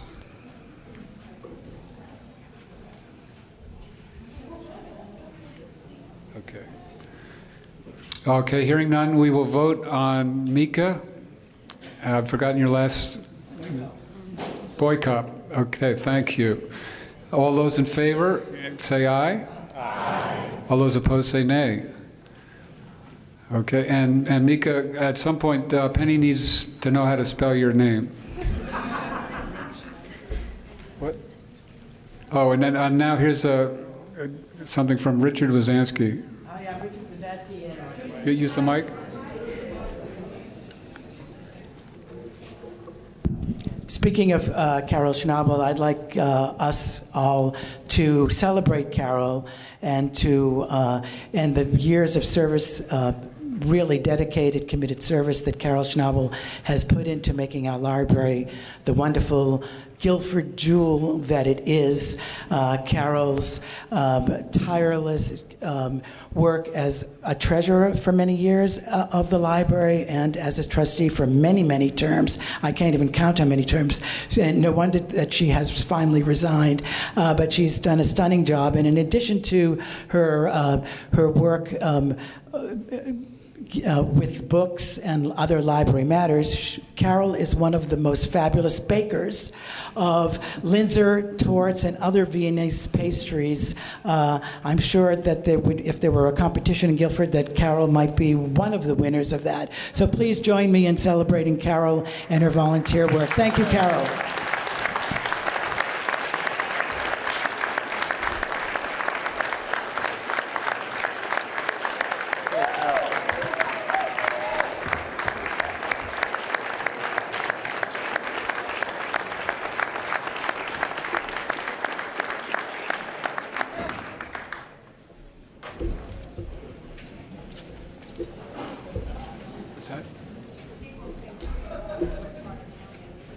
Sure, okay. We've had a request that when you speak, use the microphone, say who you are and what part of town you live in. It's a big town. Thank you, Richard. Thank you, Carol. Cemetery Commissioner. At this time, the term of Sean Murphy is expiring. Do I hear a nomination for a replacement for Sean as Cemetery Commissioner? Miranda. I nominate Sean Murphy. Is there a second? Yes. Okay, Linda. Any other nominations?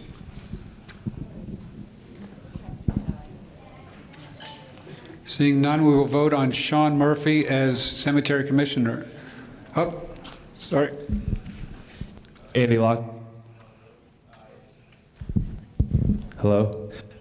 I nominate Hannah Jenkins. Okay, Hannah Jenkins has been nominated. Does this make it a contest, or can you have two?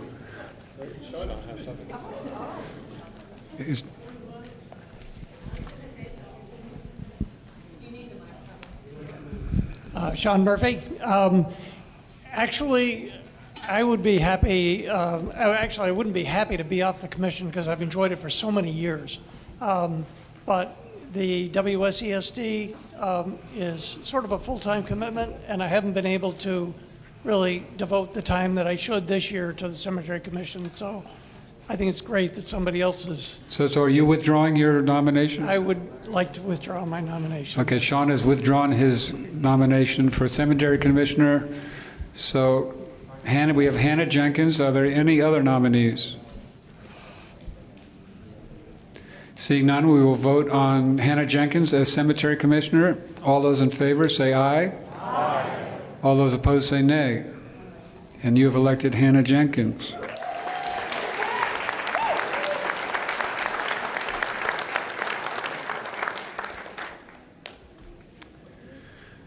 Article 5, do I hear a motion?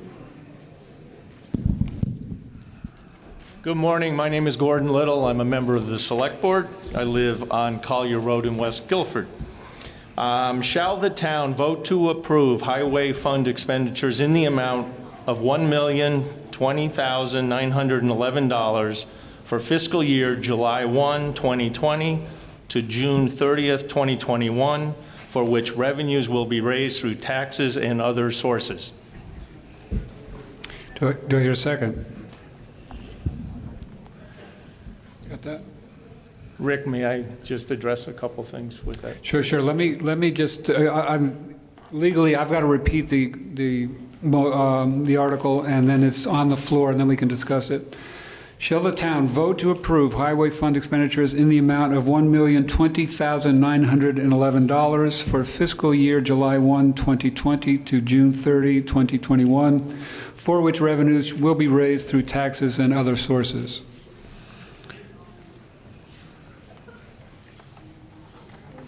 Oh, I'm sorry. Okay. So I just wanted to highlight a few areas. It is a slight increase over last year. We had a slight increase in wages.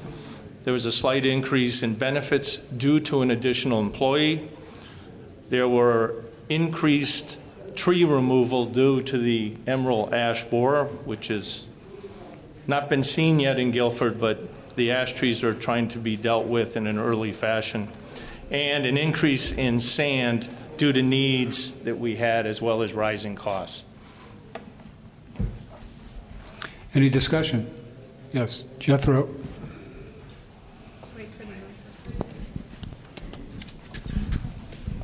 Jethro Eaton, Johnson Pasture Drive.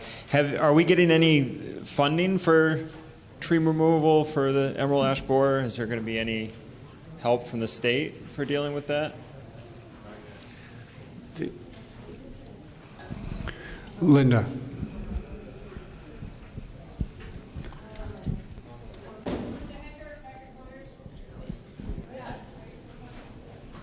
Unfortunately, there's no help from the state or federal sources for tree removal. And we've been working, I'll reporting later, but the Conservation Commission has been working proactively with the town highway crew to anticipate some pretty significant expenses in the future. But there is, at this time, no external funding for tree removal.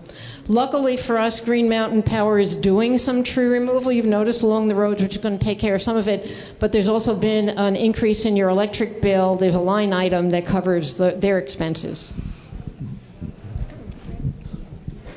Miranda? I'm glad that you brought up the emerald ash tree borer. I think it's an opportunity for our town to organize really road by road with your neighbors to see who burns wood in your neighborhood. And, you know, clearly the town is going to be needing to deal with the trees that are in the town's right-of-way. But this is something that townspeople can also talk to their neighbors about to help with our response. Other discussion?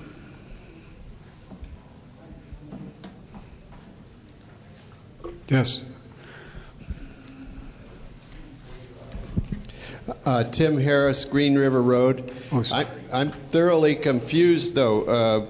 The budget here is for $1,020,000, yet when you turn to the page which shows the breakdown of expenses, it's $971,000 or thereabouts. I don't see where, and also the revenue, there's a disjunct between the revenue and the expenses. The revenue is much lower than the expenses. Maybe we could have a clarification on those questions. Could we, I would need the reference again. Okay, can you reference the page numbers, Tim?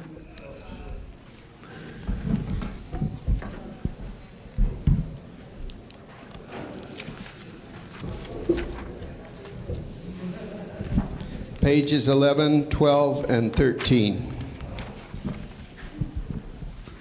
Okay, specifically, what was the question in terms of the expenses? I didn't catch where. I noted that the expenses shown on page 13 are $997,000, yet the budget is for $1,020,000. Also, the other one I wanted clarification on was the difference between revenue, which is shown as $976,000, as opposed to expenses of $997,000. Where is the difference going to come from? These are clarification questions. I'm sure there's good explanations. So he's asking why you have 197 because that's the amount. Do you want to address? Yeah. You have to suspend the rules because I'm not a resident of town. Oh. Could we suspend the rules? Yeah, can we, with your permission, we'll suspend the rules and allow Peter Rood, our town administrator, to speak? Okay. Is there no objection? Why don't you come up here? So the amount under expenses, so as I understand it, you're asking two different questions, sir? So I'm just asking for clarification again. So one is the total expenses on page 13. So the amount on the article references the entire amount, including revenues that the town will receive from the state for some expenses and other sources.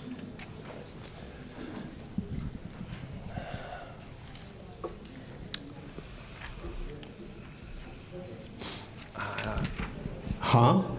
Tim Harris again. I don't follow that at all. I mean, in one place you show the expenses at $997,000, and so why are you asking for $1,020,000 in approval for the entire budget? And the second question, the revenue that you showed, it was less than the expenses, and where would the difference come from? I assume that there's some other source of funds that's not listed here under revenue. This is the original. Now, you're raising a very good question, and we will get to the bottom of it. So.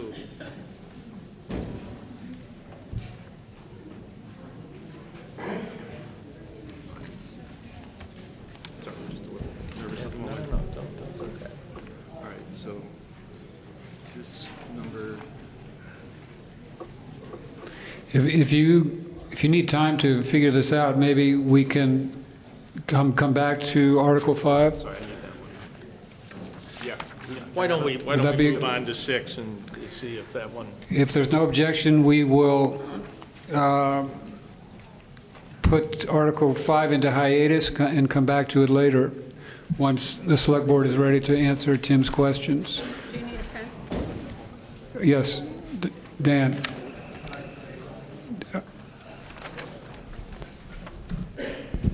Yeah, I'm Dan Zambruski, live here in Guilford Center. We have an employee, Alan Belville, is going to be retiring in the end of the month. And I'd just like to say thank you for his 25 years of service, and he needs an applause. Aaron Belville.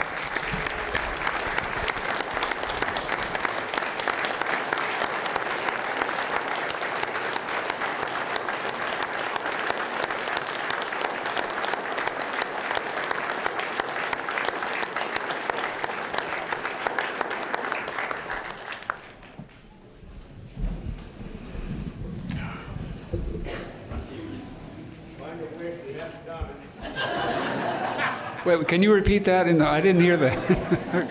Can you give that man a microphone? Yeah, I wish he hadn't done it, but I kind of figured he would. I'm not going away. They said I'd come in and work part-time. It makes me happy to do that. I really don't want to leave, but it's time for somebody else to learn it. So I'm not going away. and it's been an honor and a privilege to work with you people. And I've really enjoyed it, most of the time. And I want to say thank you. Thank you.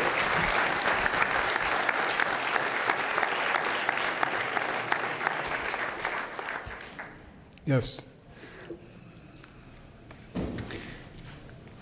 Macy, thank you. Lucy Sparblase, East Mountain Road. I'd like to thank the road crew. It's been a very challenging winter. There's been a lot of rain on top of snow and a lot of ice. And my road has never been impassable. So I would thank the road crew for all of their hard work in the middle of the night, especially. I think we all would.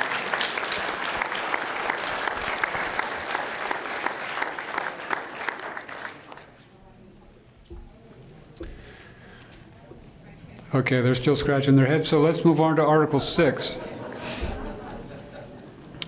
Do I hear a motion? Richard Wazansky, Guilford Select Board from Packle Corners Road. Article 6.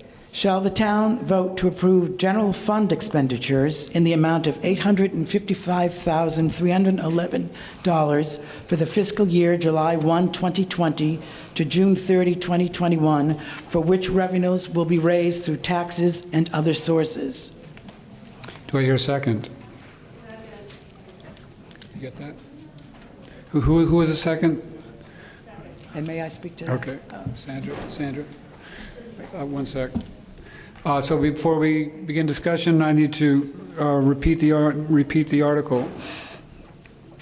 Shall the town vote to approve general fund expenditures in the amount of $855,311 for the fiscal year July 1, 2020 to June 30, 2021, for which revenues will be raised through taxes and other sources? Richard. Just a few comments about this article. The town's general budget for the coming fiscal year is essentially level funded. However, the Select Board is pleased to note that there is an overall decrease in taxes this year due to the fire department bond being paid off. Yippee. Most of the increases are in the following areas: minor increase in wages, minor increases in a variety of miscellaneous expenses, which include tech fees, office supplies, software licensing, and liability insurance. And there is an increase in the Guilford Volunteer Fire Department appropriations request of $837. However, there are decreases in the following areas: election tech support, lister expenses and wages, law enforcement, unfortunately, due to not having a constable or dog officer. And if anyone is interested in those positions, we're recruiting. And the fire department bond, which is minus $53,000 because it's been paid off. Also of note, HCRS unfortunately did not successfully get the required signatures required to be on the warning, so the expense for that is taken off.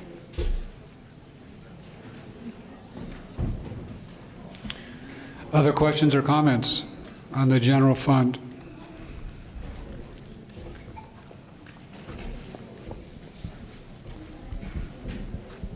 Thank you. Pat Bew from Kirchheimer Drive.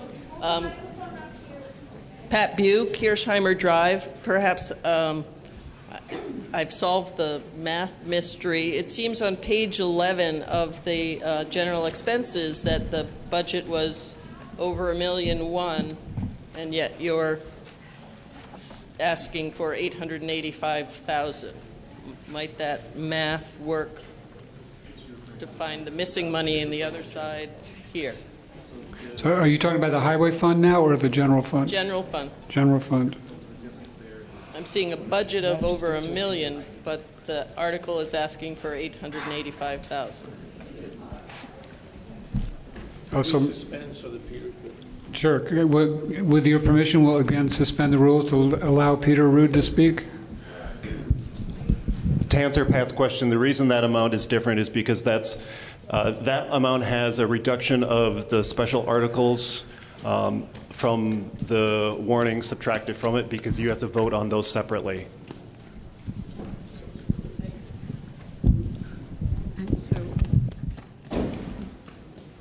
Other questions or comments on the general fund?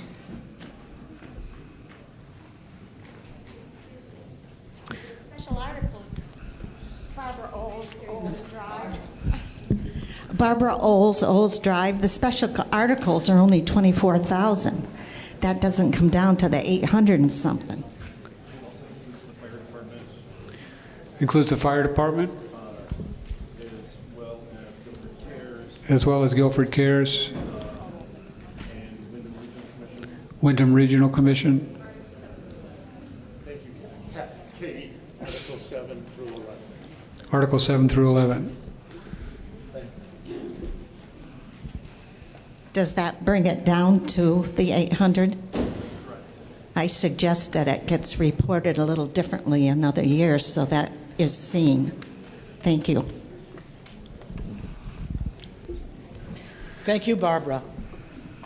Yeah, if I could make a suggestion, maybe in the town report, highlight the figure that we're going to be voting on in the article for both the general and the highway funds, so it really stands out, and then it's easier for people to figure out how you got there.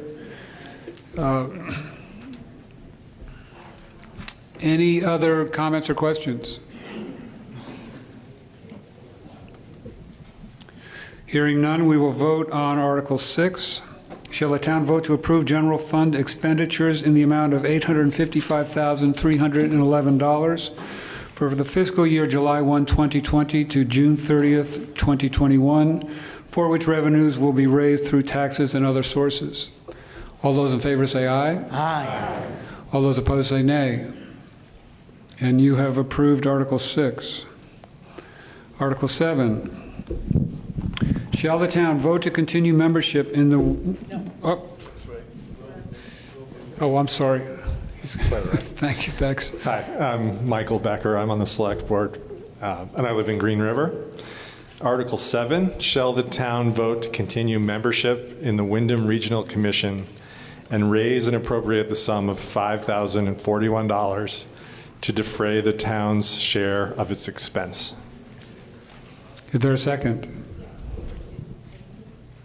Okay, now I will repeat the article, then it will be on the floor. Shall the town vote to continue membership in the Wyndham Regional Commission and raise and appropriate the sum of $5,041 to defray the town's share of its expense? Any questions or comments?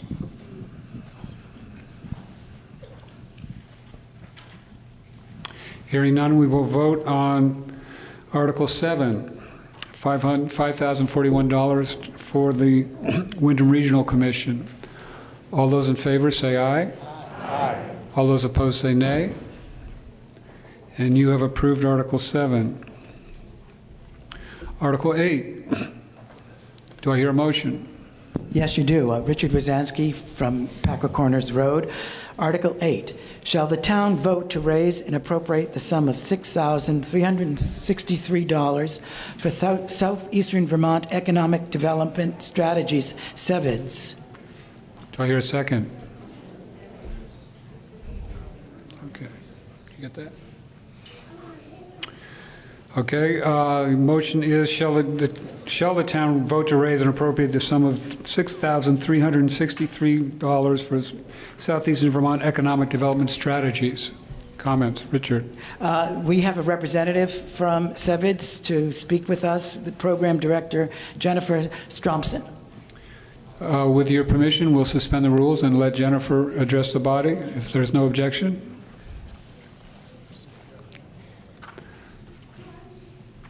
Mike? Mike? Good morning. Thank you. I'm not reading all of this, but I annotated my town report. Mr. Rosansky asked that I be, I think, compelling and specific, so I'll do my best. Thank you. I do urge you to read the town report and our annual report. I think it's awesome. I write it, but I try to make it better every year. I hope I'm improving based on your feedback. I'm going to add detail about your neighbors, the people you care about most, in a moment. I want to make a few big picture points. People think we work for businesses, work for people. We are worried about good jobs and wages. We invest in training, people having a chance to own a business and build a life here. So we invest in that, and we need municipal investment to do that. We don't have the same state and federal funding streams that some other nonprofits do. So we have to get some money and go out and use it to get other money, and that's how our business works. We focus on the future. It's fun to come to Guilford, where I see a lot of the future. Not true in every town, unfortunately. Rural America's future is really challenged. Guilford is a little bit exceptional, but in general, Vermont's not beating that. And as goes the region, so will go every town. I don't know what's going to become of Southern Vermont and the greater region if we don't have opportunity here. I don't know what's going to keep young people here if we don't have jobs where people can afford to raise a family and buy homes and things like that. So I want to answer one specific question that we've heard at information sessions. It's kind of near and dear to our heart, which is, why do you have two organizations? Why is it so complicated? I will say that we are one of 12 economic development agencies that serve the 12 regions of Vermont. We are more complicated. Every other one has one board, one organization, generally one person, and they do about 1/10 of the work that we do. We have BDCC as our main board. They are conservative and careful, and they make sure we can pass crazy audits. The CEVEDS board is the grassroots board that pulls us forward and says, that's not enough. Let's do more stuff. Let's do a plan. Let's try doing workforce. Let's do a whole bunch of other things that other regions aren't doing. And if you think it's complicated, you should be in my job. It makes my job very complicated. It also makes us do cool stuff and try hard things. And we do a lot, and I'm really proud of it. And our programs are held up as models by state and federal agencies because we are trying to beat back the sort of trends. So I'm going to get specific. In your town report, we talk about the new Pipelines and Pathways program in all 4 Windham high schools. We leverage town funding to start stuff in high schools. We went out and raised money from outside to bring money. There are 76 kids at BUHS from Guilford. There are 31 at the Windham Career Center. We do the Sophomore Summit every year that brings every high school sophomore to a day-long thing where they're exposed to multiple professional pathways. They get to do hands-on learning. We have been doing intensive career prep polish with the juniors and seniors in BUHS, so all of them will have that by the end of next year, and we'll be doing with all of the students at the Career Center. We actually kind of started at the Career Center. We're training the teachers. What that means is we're spending weeks teaching kids how to present themselves professionally. We have the owner of the consignment store in Brattleboro coming in and help them learn how to inexpensively dress for interviews, job interviews, college interviews, how to present themselves. And then we bring in community members, if anybody wants to volunteer, to do mock interviews with those kids so that by the end of that time, they start off unable to sort of look us in the eye, shake hands, do that. And by the end, they're able to really present their best selves. That's exciting. We're going to make sure every kid has that. You all hear about young professionals this time of year because there's the gala. I want you to be clear that the young professionals are not about parties. There are 130 members. 7 of them live in Guilford. Taylor Franklin is on the advisory committee. They welcome every young person who comes to this region that finds their way there. They run tax prep. They run home buying workshops. They are incredible. They are the best young professionals organization and the biggest outside of Rutland and Chittenden County. We run paid internships. For the last 3 years, I have taken a Pasha for my Guilford kid. We're out of Pashas. They've aged out of our internship program, basically. So if there are any more Guilford kids, we place 15 or 25 students, and it is a way for us to keep people in the region and to take some of those college kids who come to this region and introduce them to a career here. I just placed a Marlboro. We had placed a Marlboro kid at Chroma Technology, and he was just offered a real job. So he's moving back from his parents in Ohio to come live in this region. That to us is a giant win. And that's only one, but it's a whole person and their entire life, and each one really matters. We are regional. We worked with employers that employ 25% of the people in this region. And today as I drove here, I watched a lot of people driving to work, so they're not able to be here. They're at work. I don't have data from every employer that we work with, but a few of them gave me some numbers. Long Falls Paperboard, which we saved last year, employs 2 people from Guilford. Omega Optical has 5 Guilford employees. Commonwealth Dairy over there has employed 35 people from this town since we help them start, and we work with all these companies all the time. We also work with tiny companies. So this is really where the rubber hits the road. We have a lot of aging entrepreneurs in this area, and so we are working with a couple right now on succession planning. I will get back to writing some funding applications to do a lot more of this because, frankly, we're panicked about the number of entrepreneurs who need to retire, need to be able to do that successfully.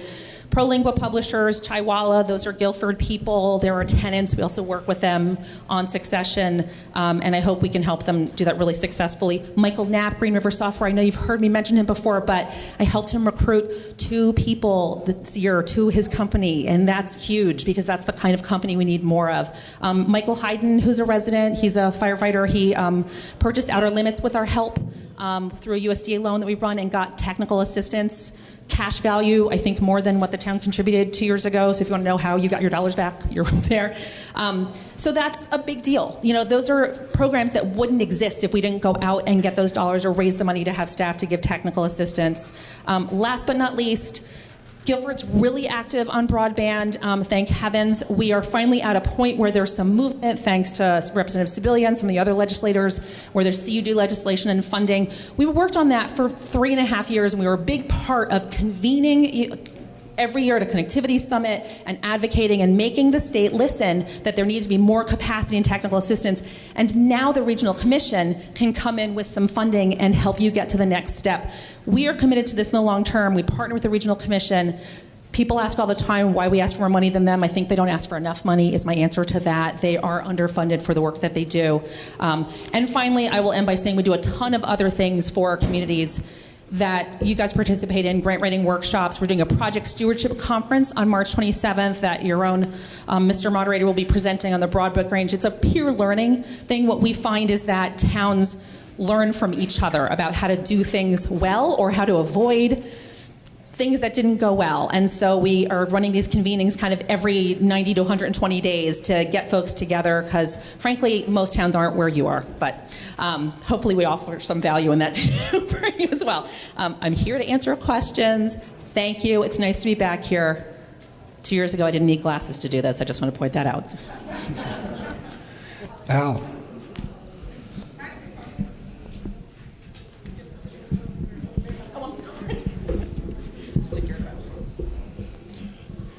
I'm Al Franklin, and you mentioned broadband is one of the great things you were doing.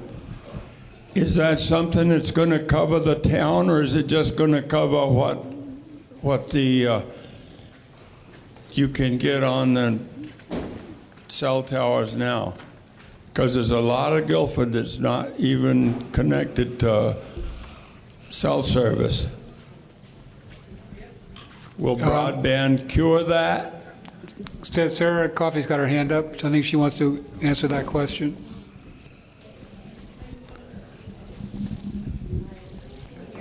Still can't hear you.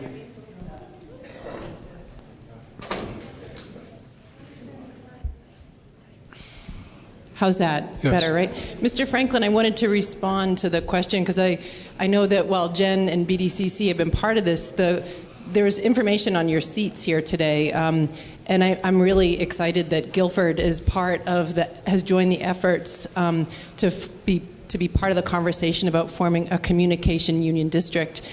Last year in the legislature, after we passed important broadband legislation, it included funding for more infrastructure within the public service department, but also for grants for communities. And we're fortunate that after the end of the session, we got together with folks from BDCC and Wyndham Regional, and Wyndham Regional was willing to, when they applied for some funding for some technical assistance, to bring the towns together, because we know in our rural communities that we're stronger together. And so to answer your question, the whole point of the funding was to serve underserved communities like many of the parts of Guilford who don't have service, who might have maybe 25. Some folks don't have 4 up and 1 down in Guilford. So it's going to be a community effort, and I'm excited that there are members from the select board. I believe Zahn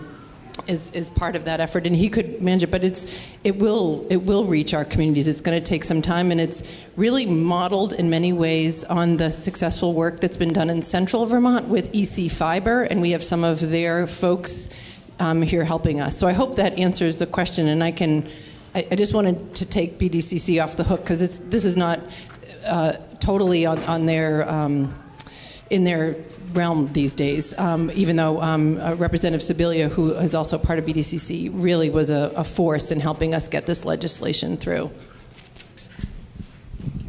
Other questions or comments?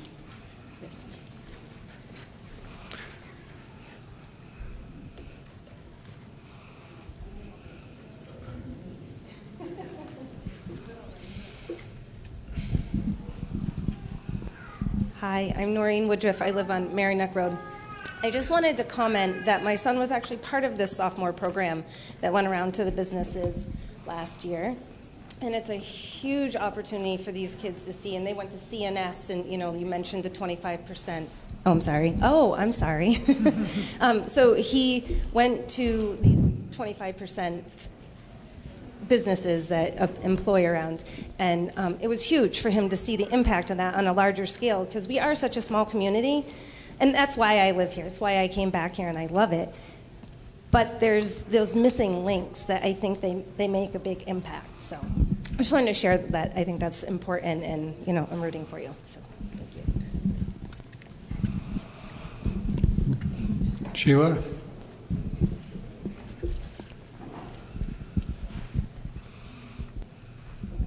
Sheila Morse, Melody Hill. I wanted to thank Jen and Sevitz, because I think every single year we've said, what benefit does Guilford get? And this was real clear, really down to people. And I mean, I've been a longtime supporter of Sevitz, but it has been hard to measure. This was very helpful, Jen, so thank you for your presentation. Other comments? Yes. Macy, we have a, oh, okay. After you, John, there's someone in the several rows in front of you that needs the mic, but go ahead. John Shaw, East Mountain Road. I would like to, I guess, re-ask the question from last year that I feel like was not answered, which is why Sevitz needs to have our money. I think last year that we were actually told that they didn't even need it, that if we didn't fund them, they would still be able to do all their programming. And then now we're told that if we don't fund them, they won't be able to do the programming. So I think this is the kind of confusion that we talked a lot about last year and is coming up again this year. So I'm still opposed to this funding. And I think that we need to hear why they need money, why they need this much money, and there needs to be more transparency about where the money is going, whether the money is going to programming or not programming, which I think might come out of that dual board situation you talked about, and being more complicated than the whole rest of the state. All the other ones are less complicated. So I think we could be less complicated also.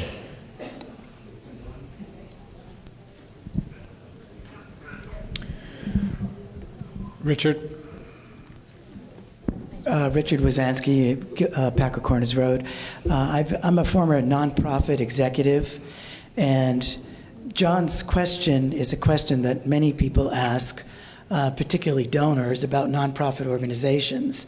And when a nonprofit organization asks for funding, you know that some of it usually goes to program and some of it goes to staffing and administrative overhead. It takes money to run a nonprofit organization. And usually the nonprofit organization, I haven't seen your budget, but the nonprofit organization segments what staff salaries are and what goes to programs. But it's all one organization that needs to exist, needs to have staff, needs to have travel, needs to have lodging for people who are going, traveling perhaps throughout the state. So it's very difficult to segment that with a nonprofit organization. You have to have trust. I have trust in your organization that the organization is being transparent and is not wasting Guilford's dollars frivolously. Macy, there's this.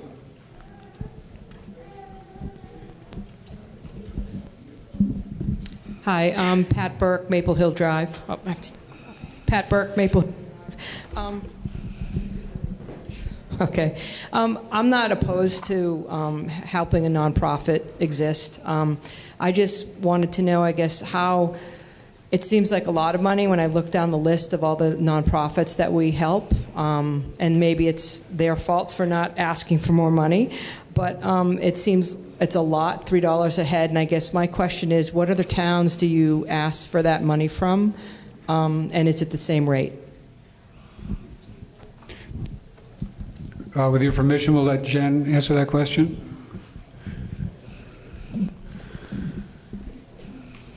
Thank you.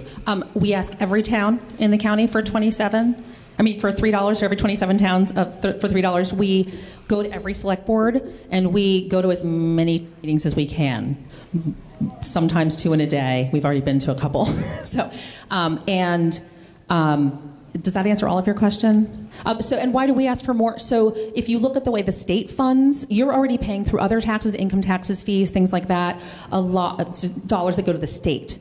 The state then reallocates funding to different programs. If you look at the proportion that goes to education versus social services versus economic development, we get an order of magnitude or so less, depending on how you look at it, than a lot of the other agencies, the regional agencies that come out. Again, I would not put Regional Planning Commission in that box. So we have almost no baseline funding. So we have $108,000 a year for the Regional Development Corporation. That's like a person. That's like my executive director in his office. And so anything else that we do for programming, we have to go raise the money. And in the world of fundraising, we would never budget or run our thing in a way that where one town not funding us would mean we don't do something next year. We are much more conservative than that, to be honest. But we also leverage BDCC real estate revenue goes into the SEVIDS budget, so we actually put BDCC money into it. And everything that we do with the town money is we basically go out and leverage it. We bring dollars that aren't here from the federal or state government into the region. And most of those dollars that we bring in just wouldn't come here. Other agencies can't or won't do the kind of fundraising that we do. So we're really focused on making your local dollars turn into new dollars from outside. So. In the back, Sky. Thank you. Sky Morse, Sweet Pond Road. To me, this is a no-brainer of an investment. Jen already laid out a number of companies in this area where our friends and neighbors here in Guilford are employed, who SEVIDS and BDCC support. The work that the staff at SEVIDS does to support our community and our region is unparalleled across the state. The rural development corporations across the state look to the BDCC as an example of what can be done to support a local economy. And to not fund this is just shooting ourselves in the foot, in my opinion. Every dollar that goes, as Jen just said, every dollar that goes to them is a vote in support of our local economy. And that is a signal to the federal and state funders that we're committed to working to support ourselves and to continue to grow this area. So I just want to add my voice in strong support of this measure. Bill, up here.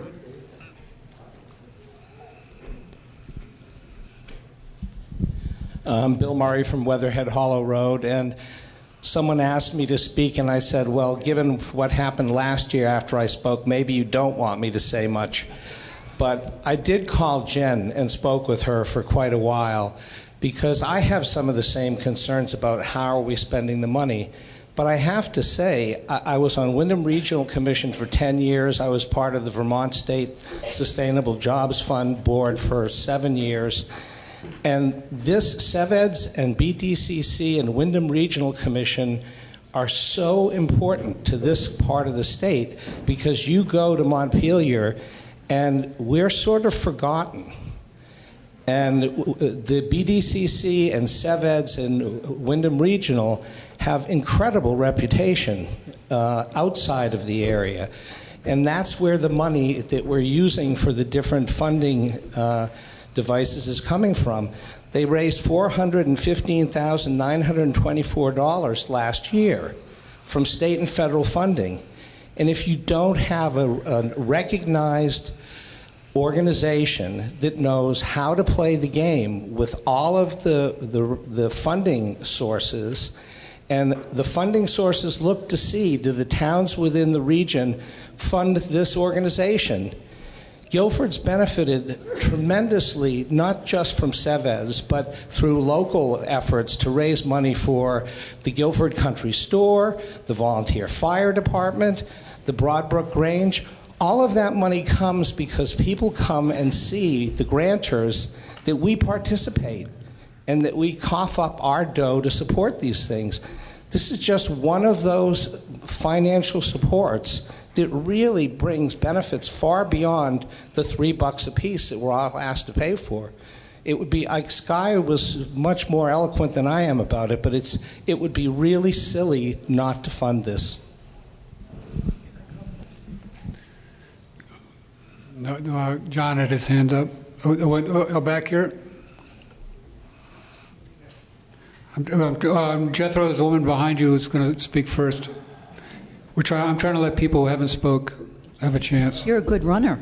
You're doing well. She is a good runner. Hello, I'm Dana Berry, and I'm from Melody Hill. And last year, I listened very carefully about whether we were going to fund this or not. This year, I find myself in a different capacity as a member of the CC4G. We are in the process of developing an early childhood education program that will be up and running maybe a year, 4 or 5 months from now. And the mentoring that I have received from BDCC has been just fabulous. It allows us to network with people that we never would have known about. Whether that comes down to actual dollars or not for us at this time, the biggest agenda item, it is to be able to get out there and let people know what we're doing. As a community, I really hope we decide to support this year. Thank you.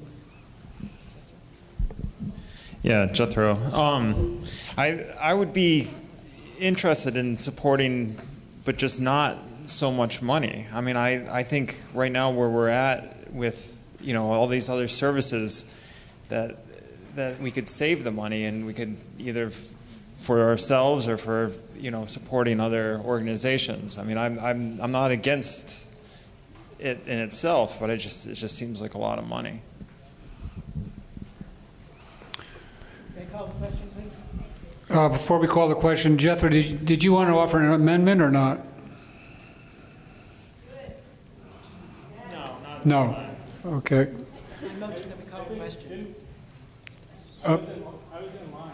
Okay, but you've spoken, John. There's a guy next to you who would like to speak, and then you can speak. Good afternoon. My name is Bruce Gardner, a longtime resident of Guilford. After I retired from American Optical, I went to work for BDCC. I saw firsthand and participated in a number of the programs that they ran. I ran a business plan competition, and we're even helping those people that started businesses continuing today. I think it's an excellent organization. I think the work that they do, is quite amazing. And a community or a community area that needs that kind of service, and we do,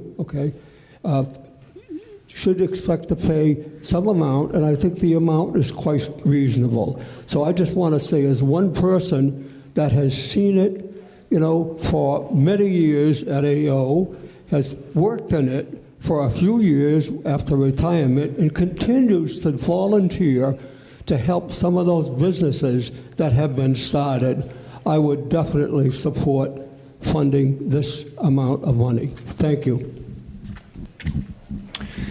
John, and then if no one else has their hand up, then Richard's going to call the question. Richard, we've got to go through everyone who had their hand up. John Shaw, East Mountain Road. I wanted to just respond to a couple of things because, Richard, you were responding to me earlier, and you said you hadn't seen their report. But I want to point out that in the report, their annual report, BDCC and CEVEDS have separate budgets. And so when this is the confusion I'm talking about, is all of these programs, which are great programs that people like Sky and Bill and everybody are talking about and people love, they are BDCC programs. And if we are here asked to fund CEVEDS, which is a different organization with a different budget, and that's why I'm trying to talk about following where the money is going. I think I personally am interested in this stuff because I too believe in strengthening our local economy and with community development. And so that's why I'm paying attention to it. But in their budget here, BDCC says their total revenue is over $4 million, which does not seem to jive with what we just heard, where they only have $100,000. They also have a revenue over expenses of $408,000. And so when we hear that they leveraged money to bring $415,000, but they themselves have revenue over expenses $408,000, it, to me, does not mean we need to raise taxes on ourselves to give them more money. So to me, I want to separate out the question of whether the programs are helping people or not with whether we should be funding them. I think that they haven't shown that they need our funding, and they even told us last year, they had a different person here last year, but he said they did not need our funding. Without our funding, these programs would still exist. So this is not about us trying to end these programs. It's not about like killing economic development. It's about whether we want to just give away public funds without the organization being accountable to us.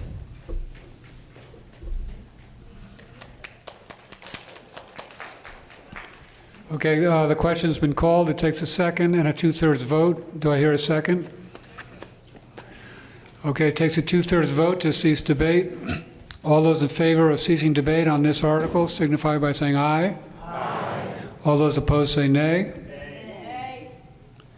It appears that that's 2/3. And you have voted to cease debate on the article. I will read it again and then we'll vote. Shall the town vote to raise and appropriate the sum of $6,363 for Southeastern Vermont Economic Development Strategies? All those in favor say aye. Aye. All those opposed say nay. Nay. It appears that it has passed. I think you have passed Article 7. Thank you.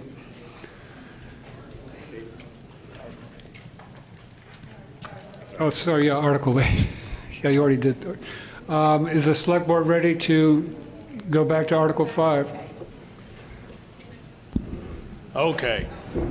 So I'm going to try to clarify what happened. First, I want to apologize. There are some incorrect numbers that have been printed in our town report, which were not caught. I'm glad it was caught by you. I mean, it says a lot. But so as a Select Board member, it got by us. And what I'm going to go back to, and I'm going to have Peter explain, is our approved budget. So I'll start with the town article. That is correct. That number is correct, the $1,020,911. What is incorrect is our town book. And what I'm going to have Peter do is just walk us through line by line the inconsistency or incorrections in that, and then we will move from there, I hope. So with your permission, we'll allow Peter Rude to address the body. Yep, I will. Can everyone hear me?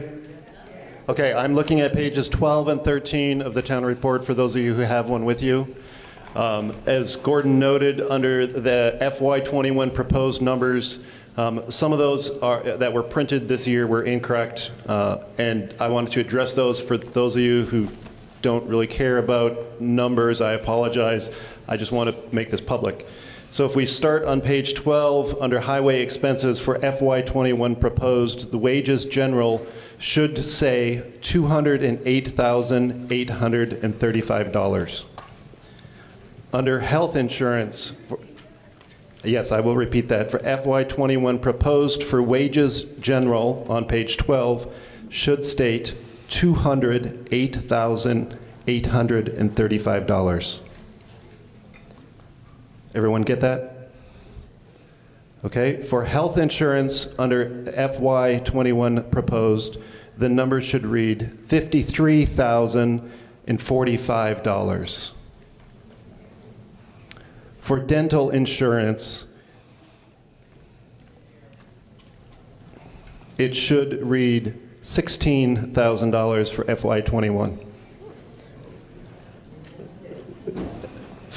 And that's due to a new employee.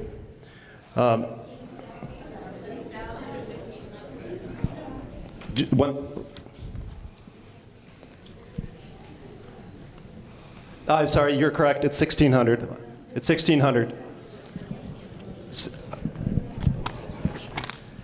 It's 1,600. And then the vision insurance should actually state $275 under FY21 proposed. And then move down towards the bottom of that column for highway expenses. C&S tree removal for FY21 should state $10,000. And then the total for that should be $480,396. So moving on to under FY21 for wages for winter, that should state $135,515. Then under the sand for FY21, it should state $40,000. Everyone following along? So that total should be $210,515. $210,515.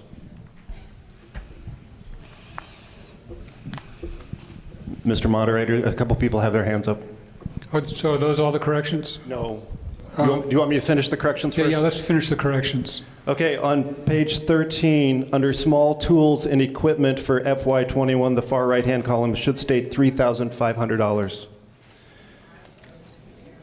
Under building maintenance, under the same column, it should state $3,000. Tools with $3,500.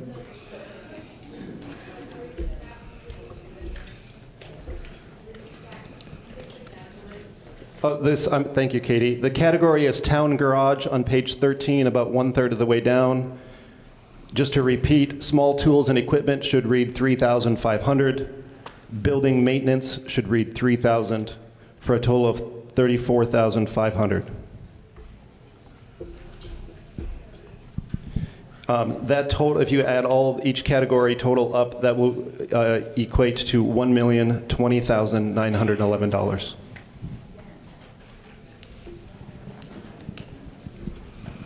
Okay, questions or comments? Kathy. As an auditor, I'd like to apologize for not catching that, and I encourage you to elect a new auditor so we can do a better job of proofreading. And coincidentally, we have a third auditor candidate up for election. Katie. Here's Macy. Katie Buckley, Fern Drive. So you have a budgeted $44,000 deficit. So. As soon as this is done, I'm going to address the revenue side. Okay. In response to what Katie asked, I just said I was going to let that stop, and then I was going to address the revenue side. Okay, Katie's question was pointing out that there's a $44,000 deficit between expenses and revenue. And if you want to be correct, it's actually a $44,105 deficit.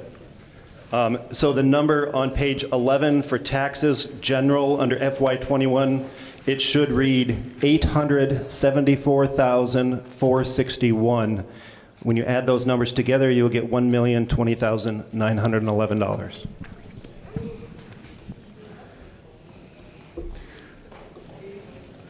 So Peter, that was taxes general, $874,461.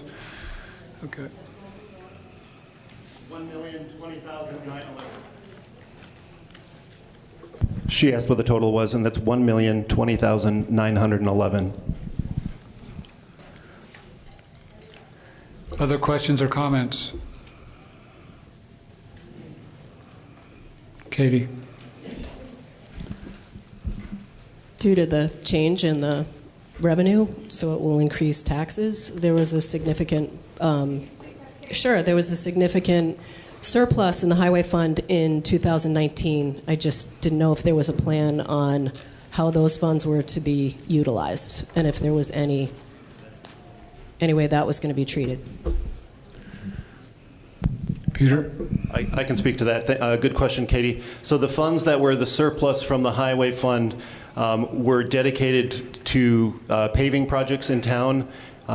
We were not able to complete all the paving projects that were intended this year, so as those funds are dedicated for paving, they will be used in the coming year for additional paving projects.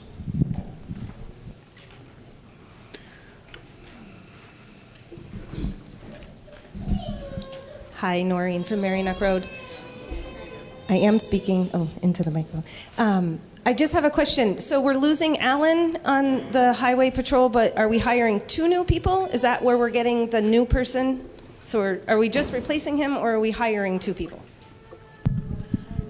So Right. if I can't explain this correctly, Danny, I know certainly can. Thank you.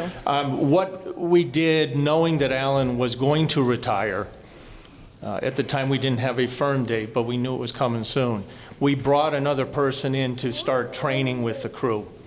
So we had the additional person last year. As Alan steps away, we are not planning on replacing that body. We're back to a 5-man crew. Okay. So will that lower the revenue? And is that my understanding? It's going to then lower the revenue of the money that on the for the expense employees, side? the expense side. Yes, I'm sorry, not revenue.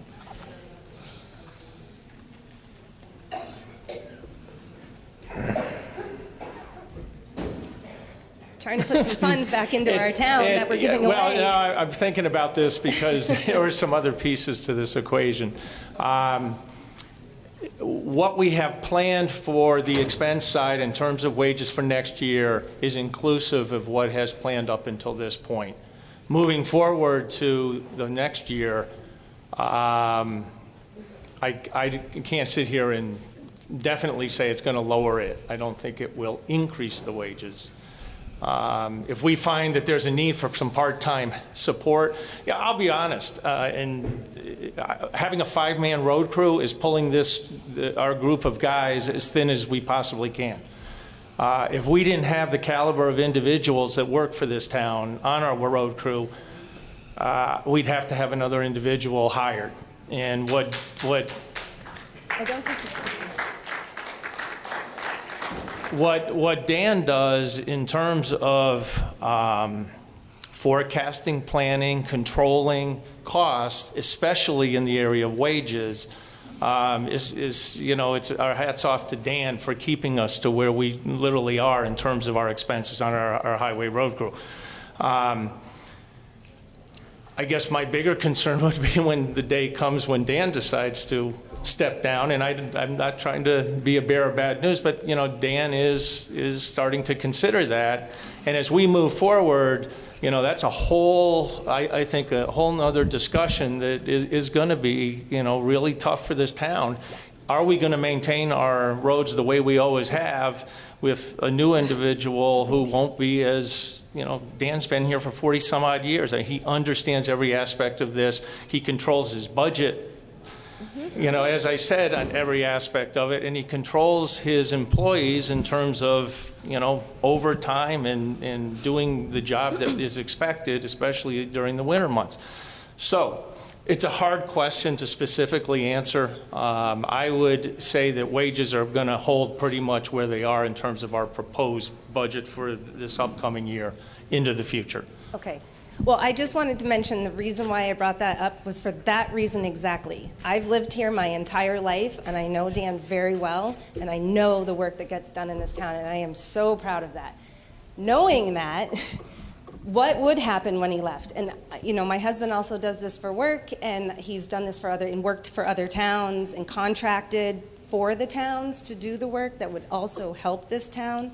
It's also an idea, but the point is when we actually need to start giving these guys what they deserve, we're going to be needing to either give less to other places to focus on our roads or just more attendance. This is beautiful. This is the most attendance I've seen in a while. So thank you for listening to me. Alan, did you have your hand up? Alan? No? Brenda? Yeah, I think a few people have alluded to it, but this is the work of the road crew is one place where we really see the impact of climate change on our town. All of us experience that just when we walk out our doors. But I remember Dan talking about in old-time snow, people could go home, get some rest, and come back and plow. But the way we have this ice and sleet now, people are just out there all night, and it's just a kind of very down-home way that we're all going to have to be thinking about this with gratitude and foresight and everything else. Other comments or questions? Seeing none, we will vote on Article 5. Shall the town vote to approve highway fund expenditures in the amount of $1,020,911 for fiscal year July 1, 2020 to June 30th, 2021, for which revenues will be raised through taxes and other sources? All those in favor say aye. Aye. All those opposed say nay. And you have passed Article 5. Article 9, do I hear a motion? Shall the town raise and appropriate the sum of $6,000 for Guilford Cares? Is there a second? Do you need to repeat it? Yes, I will. Shall the town vote to raise and appropriate the sum of $6,000 for Guilford Cares? Is there any comment or questions? Yes.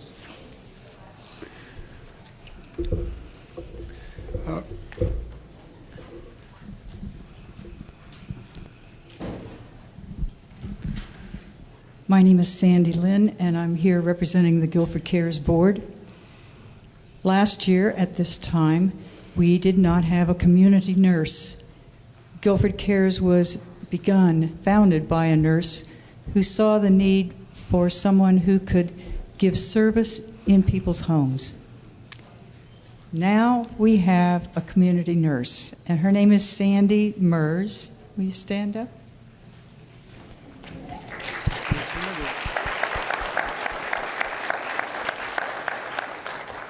She brings many years of service, a lot of it to elderly people. She worked with Beata, and she is familiar with the concept of helping people stay at home and get the services that they need.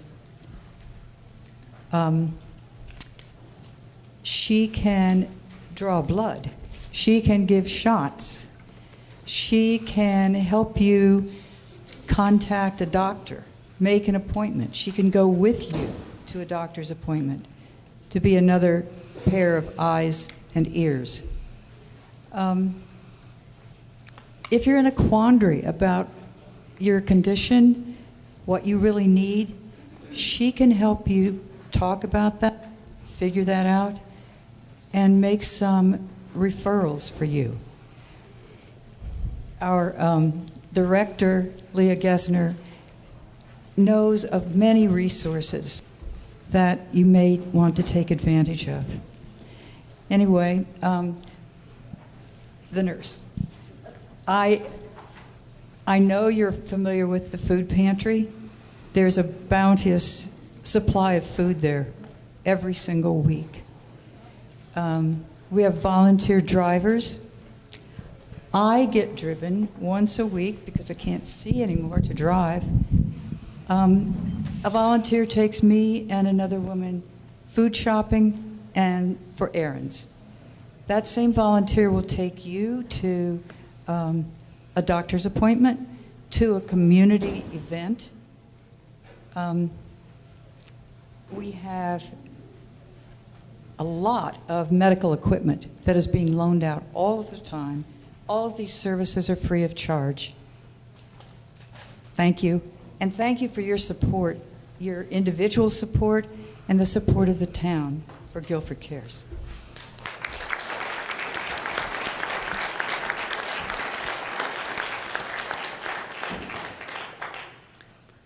Any other comments? Yes. Hi, Ellie Cappy Goldfarb, Lee Road. I'm a nurse at Grace Cottage Hospital. I've been in touch with Leah quite a bit because the other communities, this is hearsay, but Putney, Dummerston, the other communities, Putney Cares, Guilford Cares, only loan out equipment or give equipment to residents of those towns. And this came up at the hospital one day, and I said, I don't think that's true for Guilford. And I contacted Leah, who said, we will give equipment to whomever needs that equipment. And I spread that around, and that is something that makes Guilford special. And when I went and saw what Leah has over there, I was floored. And so many times people need a walker, you need a wheelchair, you need crutches for 2 months, 5 months, while you're rehabbing or until a loved one dies. And it's, rather than spending the money for something new, it's such an amazing resource, and I just wanted to give my plug to that. Thank you, Ellie. Yes.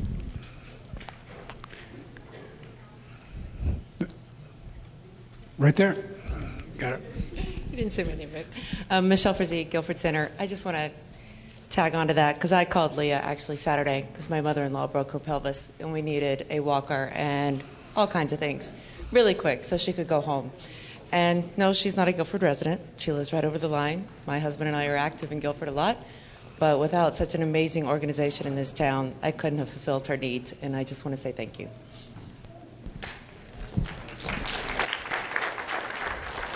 Laura, up here.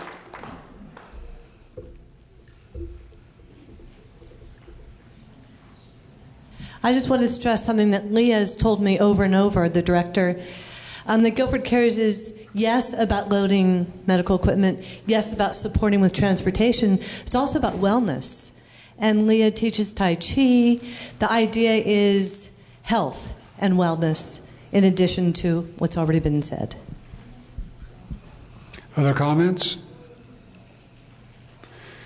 Okay, we will vote on Article 9. Shall the town vote to raise and appropriate the sum of $6,000 for Guilford Cares? All those in favor say aye. Aye. All those opposed say nay. And you have passed Article 9. Article 10, do I hear a motion? Yes, my name is Zahn Eastis. I'm on the select board, recently appointed, and I live on Yaw Road off Weatherhead Hollow Road. Article 10, shall the town vote to raise and appropriate the sum of $238,450 for the Guilford Volunteer Fire Department? Is there a second? Okay. There are representatives of the fire department here to answer any questions if we have them. This is a pretty straightforward request. It's a very minor increase this year of $8,387. Any questions or comments? Jared. Good morning. Is this thing on? I'll try to make it short and sweet. I know everybody wants to get to lunch. First of all, thank you for everybody in your support. Everybody at the station sees it. They appreciate it. They notice it. As he said, our slight increases, we're going to be doing some building maintenance. Our building's getting to that point. Our next little piece that we had that we'd like you to know is we've taken over the years and developed a sinking fund for a new truck. We've got that truck. It's in service. If anybody cares to, we're there Tuesday nights training. Come see it. It's a huge, beautiful new truck that you should know costs us a lot of money, and you did not see it in this budget. It didn't change one bit, which is a huge plus to all our trustees, our truck committee that spent years on going over, getting the details down so we got the truck we wanted. We replaced a 2-person cab with a 6-person cab so we could take our steady roster, which is hovering around 32 to 35, give or take, which is huge. That's huge for this area for a volunteer department to stay at that. The next little piece I wanted to talk about is it was mentioned earlier, the bond for the fire department, fire station has been paid. The last payment was spring or sometime.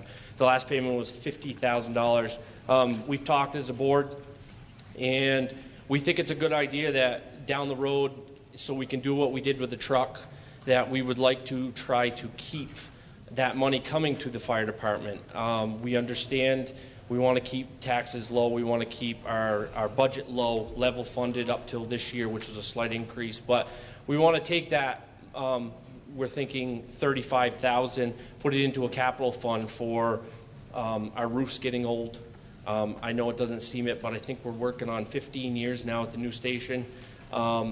Expenditures like that. Down the road right now, we've gotten grants to get new equipment, which is now out back sitting in trailers. We'd like to, down the road, maybe put a lean-to or some sort of addition up to keep that expensive equipment under cover, and so we can keep it for longer. At this point, I'd like to make a motion to add $35,000 to the fire department budget. So you're making a motion to add $35,000 to the budget, to the appropriation? Yes, please. Is there a second? Sorry, okay. So that's an amendment. We can discuss the amendment. So the article would read, raise and appropriate the sum of $273,450. Is that correct? Okay. Any discussion on the amendment? Or did we get a second? Okay. 35,000 as a capital, for capital expenses, correct, Jared? Yep, for capital expenses.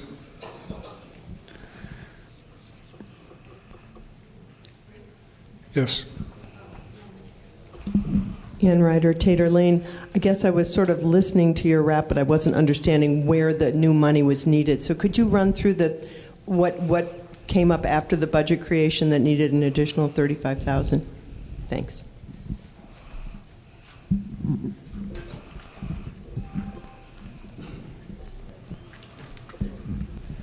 Yes, after we did our budget process, and actually we went and we present our budget to the select board, that's when we learned of the $50,000 bond payment being done, and we tried to, in quick fashion, figure out how we could somewhat keep that some of that money coming to the fire department. So we want to put that money into a capital fund for building expenditures down the road.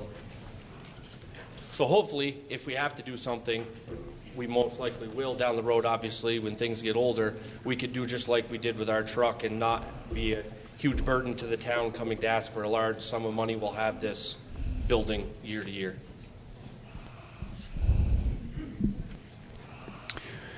Other questions or comments?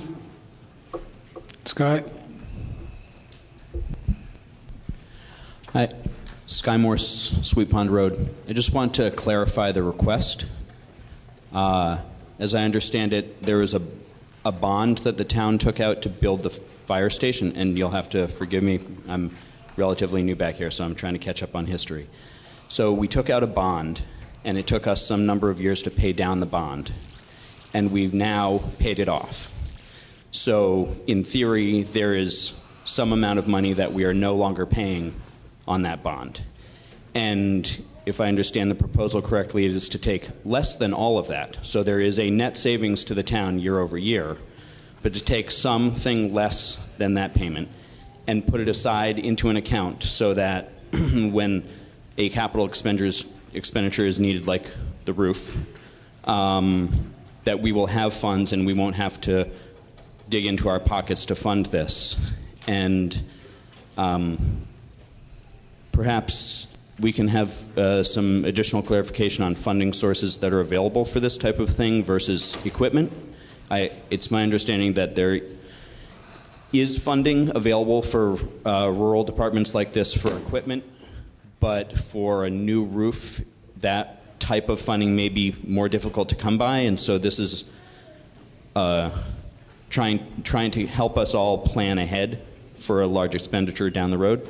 Is my understanding correct? Jared, you want to answer that? Sure. And I apologize. I was trying to make it quick. I didn't give the history of the bond, and you're right on that. The money that the town saved with the bond this year, I think it was $50,000. I think there's, if we did our gazindas right, there's $36,000 roughly that we would be saving. So 35 would bring us back to about level. And as far as grants for equipment, we have a very huge addition to our trustees. Dan Engel does a huge bonus for us, getting us grants and writing things. Federal grants, we're actually completing one right now for a set of jaws and extrication equipment. We've gotten one for water rescue equipment 2 years ago for $28,000. That does everything, including the training. So yes, we are out there going after those grants, and it depends on projects and when the project's happening and when the funding is available. So yes, when those projects come up, we definitely do search everything to try to make it feasible for everybody. Katie? Macy? Can we have the mic up front?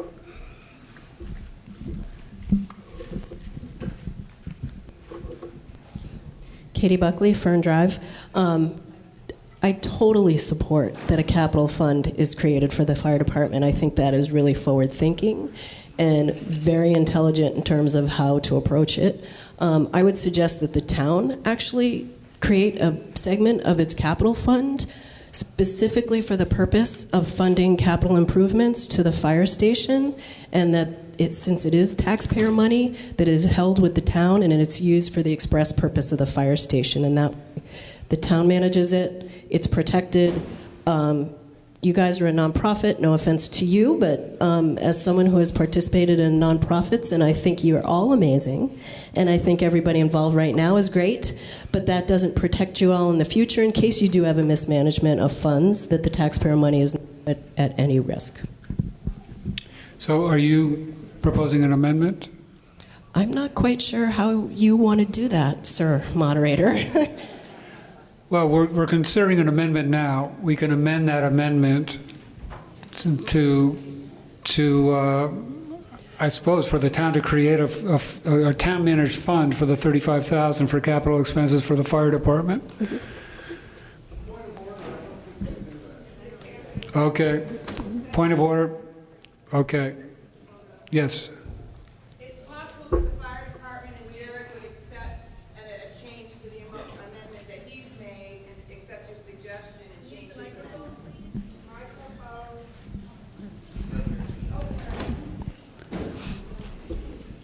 It's possible, I'm seeing nods, that Jared will accept an amendment to his amendment, and without discussion on our part, he'll make some changes, and we'll be able to do what was suggested. I'm Karen Frost from the Lee Road. Don has his hand up. I think he's going to take issue with my ruling, or it's not my suggestion. I'm not the parliamentarian, but Don McLean, Packer Corners Road, I think that would require a separately warned article on a future meeting. If it's not part of the fire department's budget anymore, I don't think we can suddenly create a town capital fund. Okay, yeah, that could be true. So, go ahead. Sheila.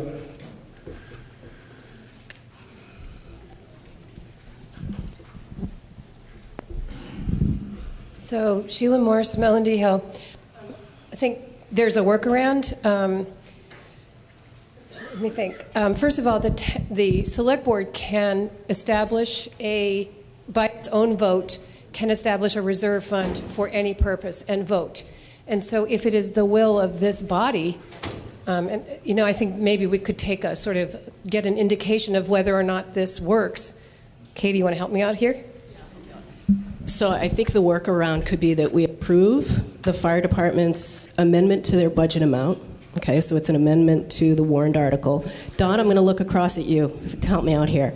With the caveat that they in turn pay the town of Guilford that amount to be deposited into the town capital fund, which is already in existence, so you don't need to create another fund, and that it is called out separately, which you'll notice the capital fund is in there separately in your town report, for the express purpose of the fire department capital improvements. And you can even specify what those are. And can I just say one more thing, Rick? I would like to say that so it was a big deal that we paid down this $50,000 bond, but every year it was $3,600 something in interest. So I'm just going to call out, shout out to Katie, who years ago, as our town administrator, had us in this body establish a capital fund for all the town's assets. And so we have money saved up so that we don't have to go into debt for the garage improvements, for the town office improvements, for the library building, the museum, et cetera. This town has money saved up so that we never increase our debt load, or we don't have to at this point, also for highway equipment. And so it makes a lot of sense for the fire department also to have its funds set aside for the same purpose, and I'm really strongly in favor of this. So, thank you.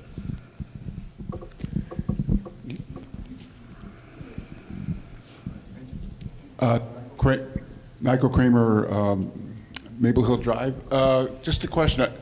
It's always dangerous to predict the future, but is the model here for the $35,000 that would be a one-shot drop that would go into whichever fund it goes into, or is this envisioned as that much or something comparable per year in the future? Jared? Per year, okay. Per year. Thank you. New line item. Jackie.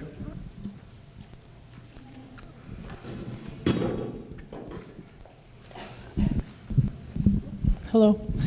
Jackie Gaines, Route 5. I approve completely with this $35,000, but maybe I am one of the really simple people here, which I'm okay being.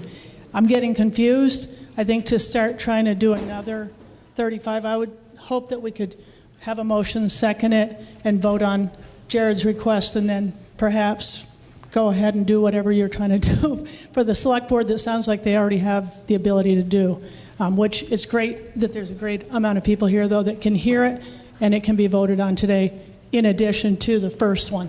That would be my wish. Okay. All right, well, before we call the question, it's my understanding that if we were going to set up the fund or transfer the money, that would have to be an amendment to the amendment. We can't vote on this extra $35,000, pass it, and then have another article which is not warned about where the money goes and how it's handled. So are we okay in passing the amendment and then just leaving it up to the fire department and the select board to transfer the money into the town capital fund? Are people okay with that? Okay. One more comment? Oh, and then, someone's called the question. Hold on, someone's called the question. Sorry, before your hand was up. Oh, you did? Okay. Sorry, you had your hand up. Go ahead. Mike Iacona, Meadow Sky Drive. I have a question. If we were to allocate money to the fire department, where would it come from? Do we have excess in the budget to pay for it, or would we have a deficit?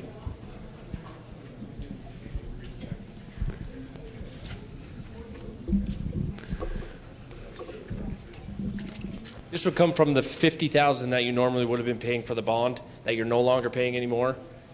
So the 35 would come out of that savings.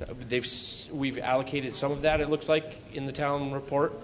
So I think there's like 36 left, so 35 would bring you back to 0. If I'm right. No?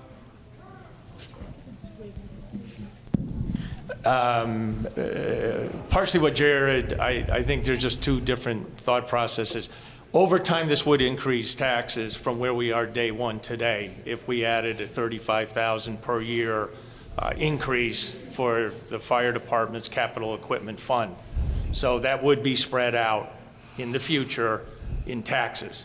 It's not like that money's just sitting in left field waiting to be utilized. But okay, the question's been called. Is there a second? Sorry, the amendment has been called and seconded. Takes a 2/3 vote to cease debate. All those in favor of ceasing debate on this amendment signify by saying aye. Aye. All opposed say nay. Okay, we will vote on the amendment to add $35,000 to the appropriation for the fire department, and then we'll vote on the actual amount. All those in favor of the amendment as stated, adding $35,000 to the appropriation for the the fire department, signify by saying aye. Aye. All opposed say nay. You have passed the amendment, and now we will vote on the amended Article 10. Shall the town vote to raise and appropriate the sum of $273,450 for the Guilford Volunteer Fire Department? All those in favor say aye. Aye. All those opposed say nay. And you have passed Article 10. Now it's noon. We've got a couple options. We can break for lunch. We can keep going, or we can hear from Sarah. Break for lunch? Okay, and Becca's not here, right? Okay.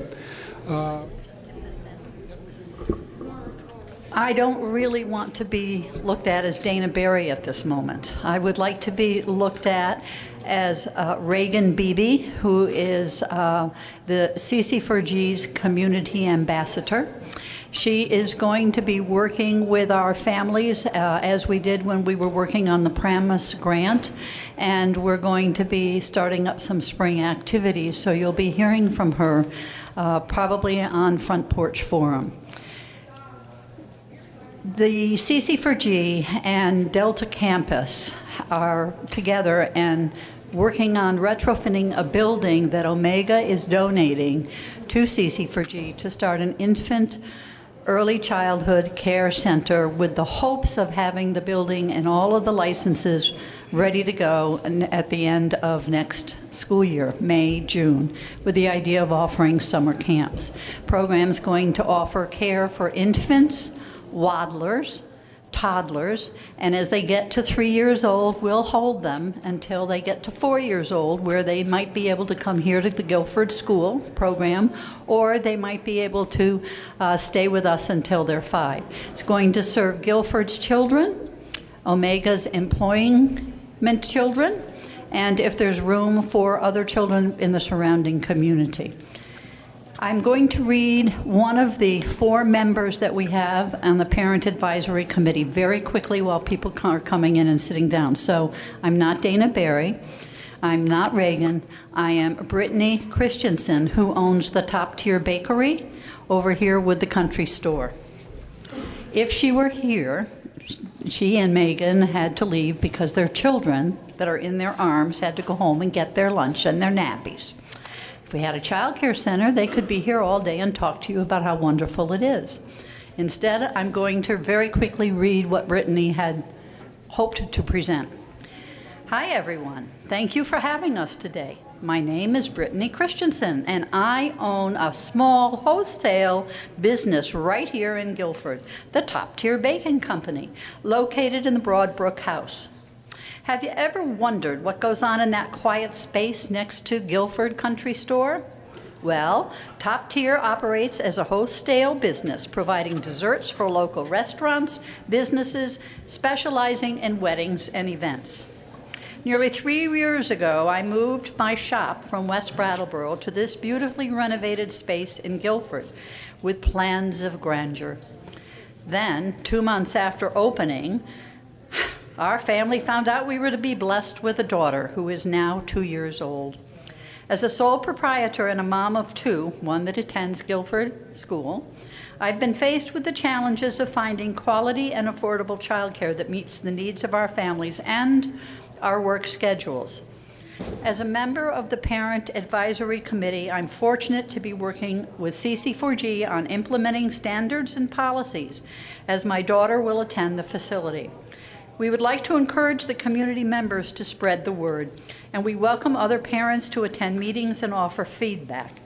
Having a child care program right here in Guilford, a little bit of the Delta campus has a little sliver of Guilford land, since we couldn't really find a big space for the program, so she's correct, in Guilford, located very conveniently for me. We appreciate the community support and look forward to seeing this early childhood education in the near future. Young moms, if you need and want to help us develop our policies and procedures regarding the who, why, what, where, and whens that licensing requires of us, just look at our website. The program's going to be open 10 hours a day, year-round, with summer camp. And Leah, when we spoke around the holiday season, we had this feeling of grandeur that maybe we could bring in some of our elders, like me, part-time, and be able to get an intergenerational program going for all of us. Thank you very much. Now, with your permission, we'll suspend the rules and let our Senator Becca Balint address the body, if there's no objection.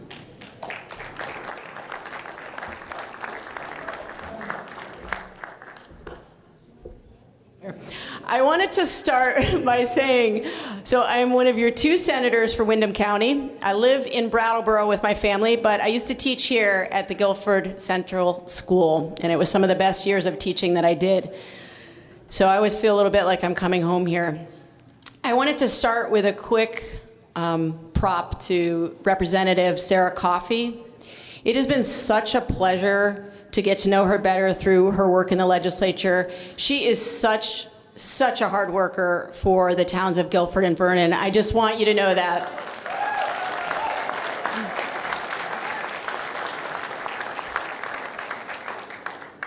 So, and I wanted to make a quick announcement about the coronavirus, just briefly. The Vermont State Health Department put out a number last night that I'm letting folks know this morning.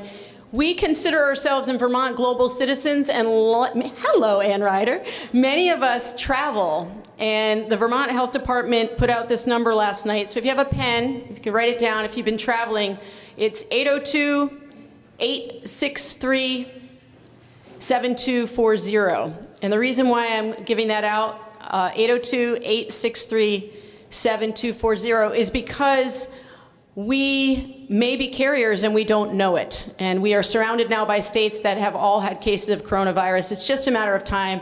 We have so many people who are at risk in our county, elderly people that are more at risk than some of us, and we should all be doing our part. So if you think you may have been exposed because of traveling, please give the health department a call. They do now have testing kits from the CDC, so they can guide you towards actions that you can take to keep your neighbors safe. So the other thing I wanted to talk to you about is the two committees that I sit on. I sit on the Economic Development and Housing Committee and the Finance Committee. And we have been doing a lot of work in my morning committee on housing in Vermont. We have an incredible shortage of housing at all income levels in pretty much every region of the state. We made a huge investment in 2017, $37 million investment, which was then parlayed into about $150 million of investment statewide. The largest investment in housing in a decade, which has been amazing, has put 800 new housing units online, but it's still a drop in the bucket. We need so many more. So we had gone to the treasurer to ask if maybe we could do another large bond, and she was concerned about our bond rating in the state. So we're looking at some other interesting strategies, and one that I want to tell you about is tax increment financing. And I will not bore you too much with the details, but let you know that in Vermont, these TIF districts have been available to larger towns and cities as a way to invest in infrastructure. And they haven't been available for smaller towns, but we know that in rural parts of Vermont, we need help from the state in order to do investments, especially around sewer and water, to be able to build housing and also other businesses in our town centers. So we're calling them mini TIFs, and hopefully we'll be able to get them both through the Housing Committee and the Finance Committee, but it will be an exciting opportunity for towns like Guilford to take advantage of that. The other work that I've been doing this session that I'm very proud of is my work on pharmaceuticals. So the Finance Committee deals with taxes, but we also deal with issues surrounding insurance. And one important bill that I want to tell you about is that we were hearing from many Vermonters about the cost of insulin. And I don't know how many of you understand what has been happening, but the cost of insulin has tripled in the past decade, and it has become an emergency for many diabetic patients here in Vermont. They cannot afford the insulin. We had someone come to my committee a couple weeks ago. She was paying $1,600 out of pocket a month for her insulin. So the federal government needs to take action on this. But until that time, we felt like we needed to do something for these Vermonters. So we passed a bill in the Senate that will cap the amount of out-of-pocket costs that a patient will pay for insulin at $100, regardless of how many drugs that they need. Because what's happening is these patients are rationing their insulin, and they're getting incredibly sick. And this is a life-threatening condition. So we wish we could do more. It is the issue right now that has gotten me the most angry in my work in the legislature this session, because if you look at the charts of the three main insulin drugs, there is no other way to look at it except that there is price fixing going on with the pharmaceutical companies. The patent for insulin was sold for $1 back in 1923 to the University of Toronto, and the doctor who sold it said, "I don't want anyone to make money off of this, because it's a life-saving drug." And here we are, Vermonters spending hundreds of dollars that they don't have on this. So I'm hoping my colleagues in the House will be able to shepherd that through. The other thing I wanted to tell you about is we're hearing a lot in the Senate about the crushing student debt that so many families are carrying. And again, there has to be a lot of work that's done at the state and federal level that will take many, many months of wrangling in order to make some real progress on this issue. But in the meantime, we are partnering with the Department of Financial Regulation to start regulating our student loan servicers, because it came to our attention that many Americans are paying billions of dollars in additional interest because they've been steered towards loans that are unfavorable in their terms. The average Vermont borrower for college carries about $31,000 in debt, and that's $200 a month for 13 years if you're able to make that payment monthly. So these young families who are trying to make investments in other places in their community and buying houses and investing in their communities do not have the money because of the amount of debt they're carrying. So we are finally regulating these loan servicers, and will hopefully be able to get Vermonters in more favorable terms for their loans. So I will be reporting more on that in the future if it does, again, make it through the House. But both those bills, the insulin bill and the student loan servicer bill, passed unanimously in the Senate. Democrats and Republicans coming together to put Vermonters at the center of the conversation. So I really wanted you to know that. The last thing I want to say before I turn it over to Representative Coffey is only 30 people in the state of Vermont get to represent you in the Senate. And I love my job, and I'm grateful to all of you who have sent me there to do work on your behalf. Thank you.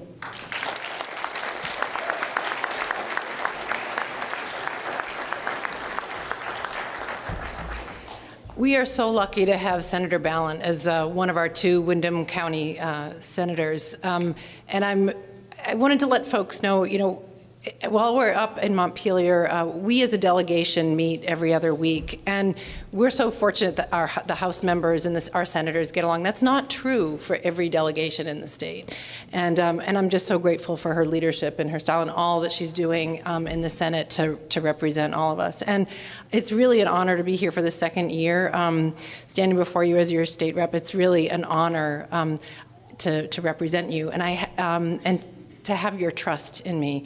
And I gotta say, by that thick town report that we've been looking at, it's just remarkable how much this community gets done. And I wanna say, up in the State House, I get to hear how others see our town. And it makes me so proud, because we see that others see how Guilford is coming together across differences to find common ground and a vision for our community. You heard it earlier from the Seveds BDCC folks. I don't know if you picked up, and they're like, well, in Guilford, you might not have this problem. It's not because we're an affluent community, it's because it's a community that works together. So I'm so, so proud to be from Guilford and representing you in the House. And our neighbors over in Vernon are often asking me and looking over to our town that is of a similar size. How do you guys get things done in Guilford that we're trying to do? So I want you all to know that this town is really shining bright, and it's really I'm really so proud and honored. And I just wanted to be brief. I hope that I have more detailed updates in my legislative report that I've left at both of these tables, but I just wanted to give you a sense of where we are. It's an exciting time in the legislature. We're almost halfway through. We're coming to a period it's called crossover, which is almost the halfway point. So there's a lot of action on the floor. We're getting our priorities and our bills out of committee and onto the floor. And I want to say I'm so proud of some of the work that we did. We overrode the governor's veto of the minimum wage bill, which I think is hugely important, and I've heard from a lot of you. And it's hard to do this in the House with 150 members, but we had 100 folks come together for that. Also, we took steps to modernize Act 250, and some of the work that we do is in the finer details and don't get onto the House floor, but I was pretty excited because I was able to talk to some members of that committee to get village centers included in the language as being, because there's an idea that there'll be a potential exemption for downtowns so that we can have more compact development in Vermont and less suburban sprawl and protection of our forests. So that bill was voted out of the House. It was a long debate. It's a complicated bill, and it's going to be going to the Senate. And I think there's room for some improvement. It wasn't perfect, but we got some really good things, protection of our trails, including village centers, into the language. So, that's what it's all about, is about finding some compromise. So we're about that. But the thing I'm most proud about happened the week before last, where we as Vermont passed with a tripartisan support the Global Warming Solutions Act, which we know that climate change is one of the biggest challenges facing our time. And with this bill, we will have a plan to meet our targets, and state government will be accountable.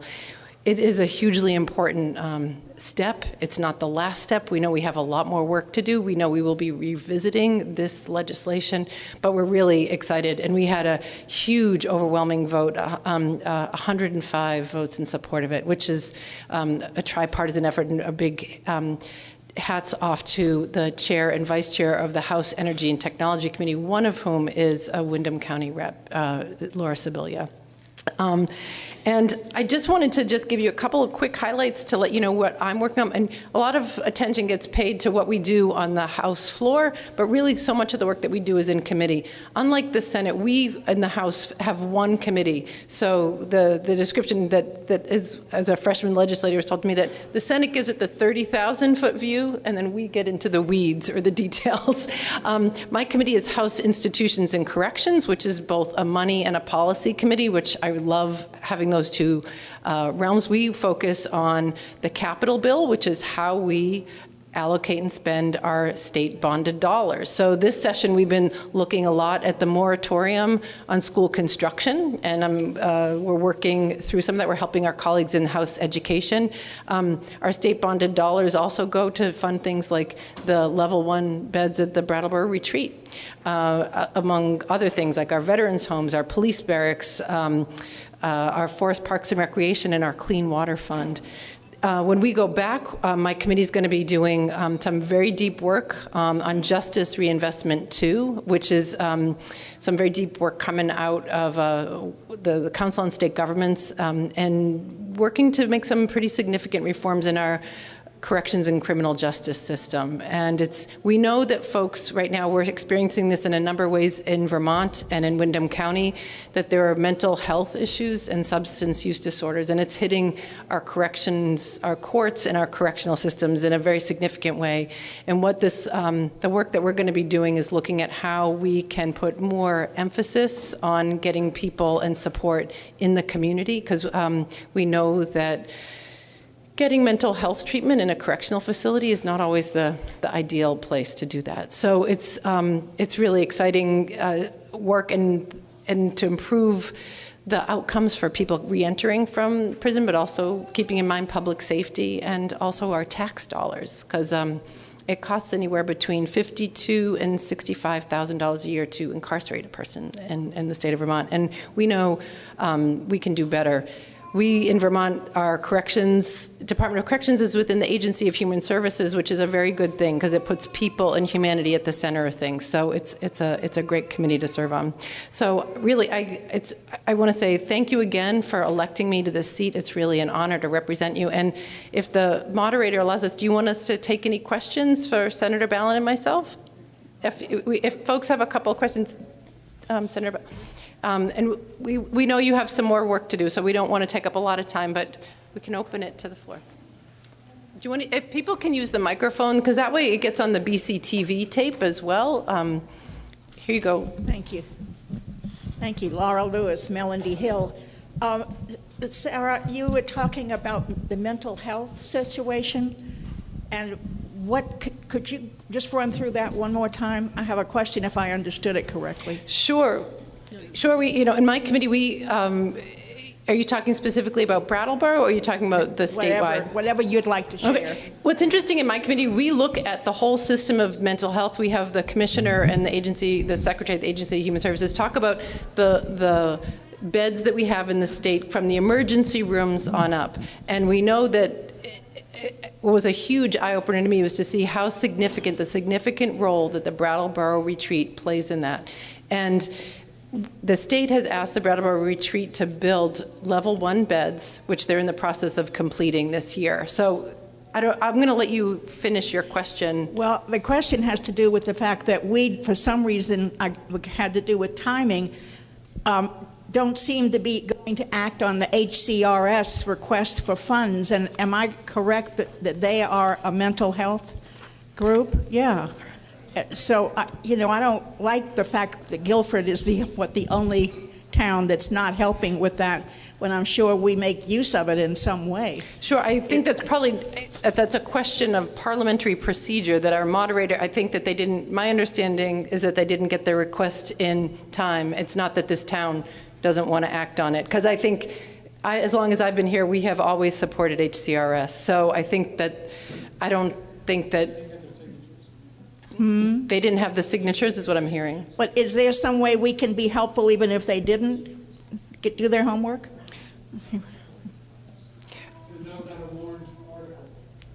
So I'm just saying it, repeating back, not without a warned article. So I'm sorry, Linda. Laura. I mean, it's Laura, sorry, Laura. Whoever. Yeah, the L, sorry. Thank you. Yep.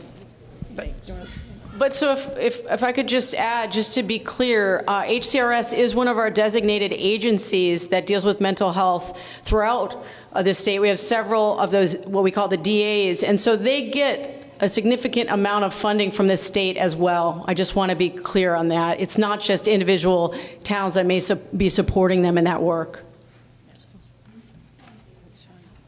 Sean? Sean Murphy. Hey, thank you very much. I was especially encouraged to hear that you're working on possibility of construction for schools. And the WSESD has done a feasibility study, and there might be an addition on the Academy School. And so I was really hoping that, considering where we are in terms of financial wherewithal, that would be excellent. And then it's actually a two-part question. The other one is the weighting study that came out in 2019, and it would be a huge advantage and I think a realistic coalescence of funding for the WSESD if the weighting study was implemented as soon as possible. We could really use the relief.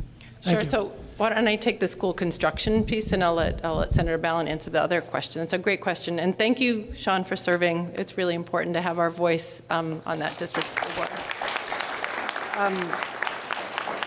So a few weeks ago, my committee we had a joint committee with House Education to look at school construction, and our committee weighed in on some of it. Let me give people some history and background without taking up too much time. The state of Vermont has had a moratorium on school construction since 2007.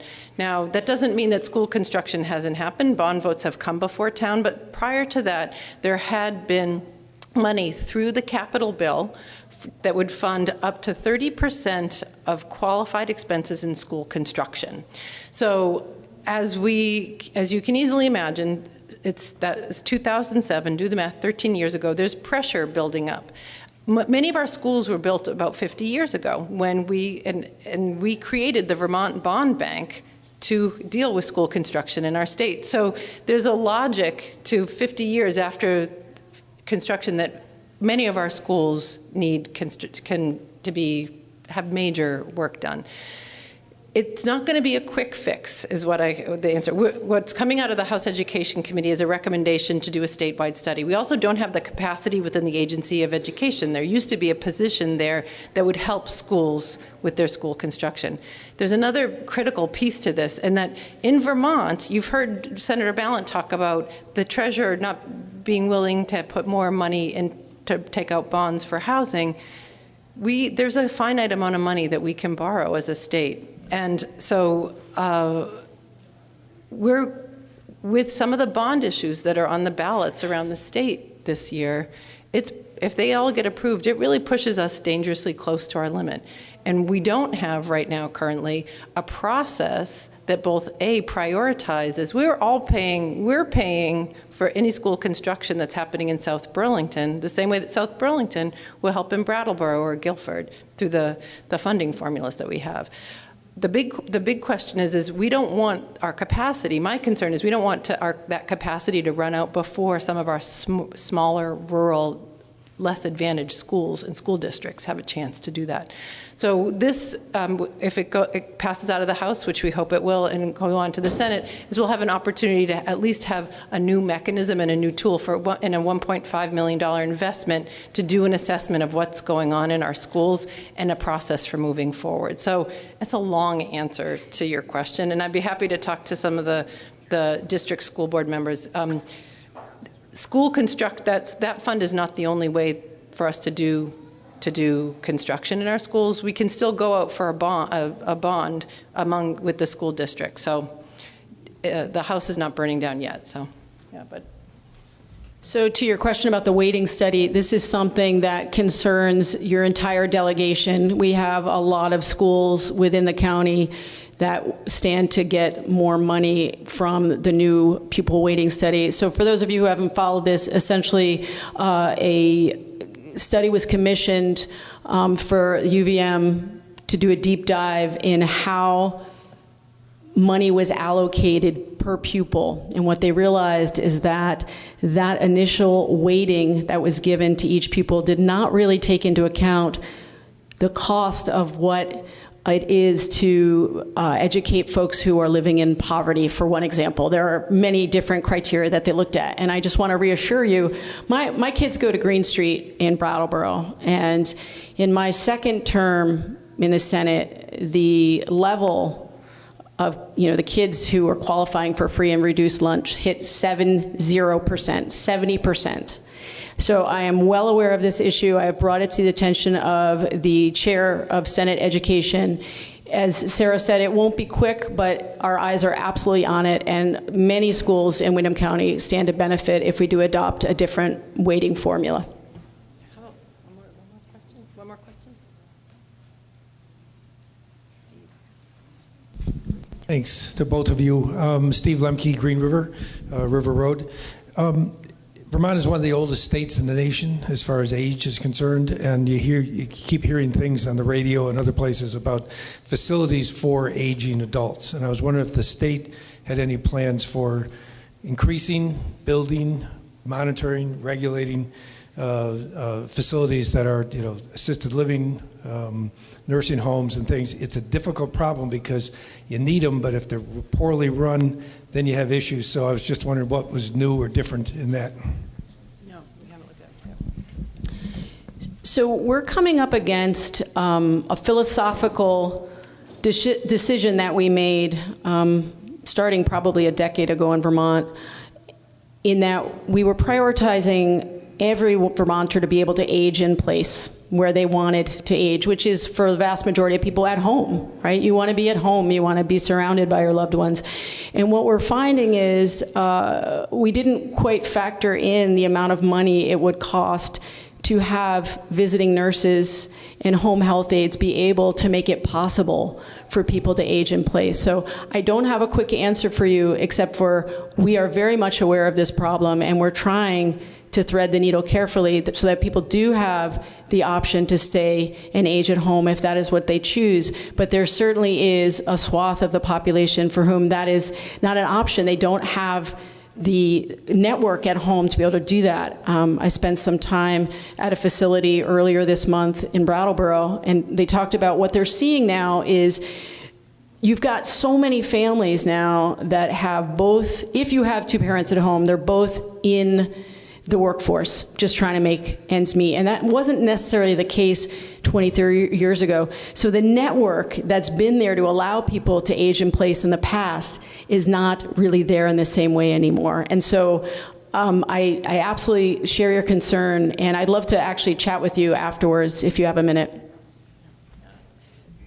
And I can't add a whole lot, except that I know in the House, there's a little bit of information on this report. The House is looking to pass the Older Vermonters Act. It's in our House Human Services Committee, because I think the case is to be made that sometimes we talk about Vermont, but we want Vermont to be the best place to age. We want to be inviting and support our seniors. And so we often hear about it spoken about in negative terms, but as I was speaking with somebody over lunch, I mean, this is a great place to live and work no matter what age you are. And I think we do need to, with the demographic bubble that's going through our country, we want to have some supports better in place. And I think this is part of the conversation. There's an older workers caucus and older Vermonters caucus rather in the House, and we're definitely looking at this too.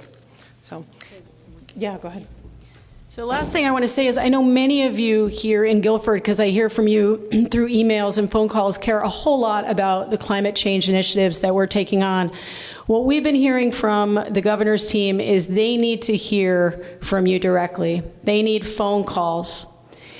They are not necessarily trusting that what we're telling them about what we're hearing back home is actually what Vermonters want. And so I have a good relationship with the governor. We work closely together. On this particular issue, I'm getting very, very tired and frustrated with hearing that Vermonters don't care about this issue. So if you do, please call the office. Don't write a letter, don't write an email, take the time to call. Thank you. Thank you.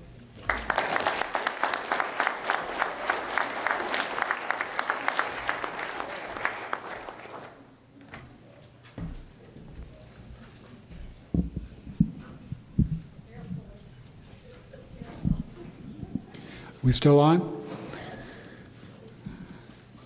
Okay, thank you both, Senator Ballin and Representative Coffey.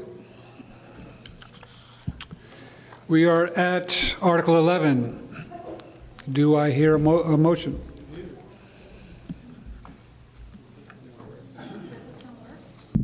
This one appears to work. Article 11, shall the town vote to raise and appropriate the sum of $15,880 for the following human service organizations? Well, I will read what all those organizations are. Youth Services. Would people like me to read the amount? Why don't I? $1,605. The Women's Freedom Center, $1,000. Groundworks Collaborative, $1,000. Visiting Nurse and Hospice for Vermont and New Hampshire, $6,300. Retired Senior Volunteer Program, $485. Senior Solutions, $850. Brattleboro Area Hospice, $300. Gathering Place, $500. Brattleboro Senior Meals, $350. Early Education Services, $850. AIDS Project of Southern Vermont, $350. Connecticut River Transit, $250. And SEVCA, $2,040. Is there a second? Second. Okay, I won't read the whole thing over again, except the introduction. Shall the town vote to raise and appropriate the sum of $15,880 for the following human services organizations? Any discussion or questions? It appears we're ready to vote on Article 11. Shall the town vote to raise and appropriate the sum of $15,880 for the following human service organizations? All those in favor say aye. Aye. All those opposed say nay. And you have approved Article 11. Article 12, do I hear a motion? Wait one minute. Should I read it?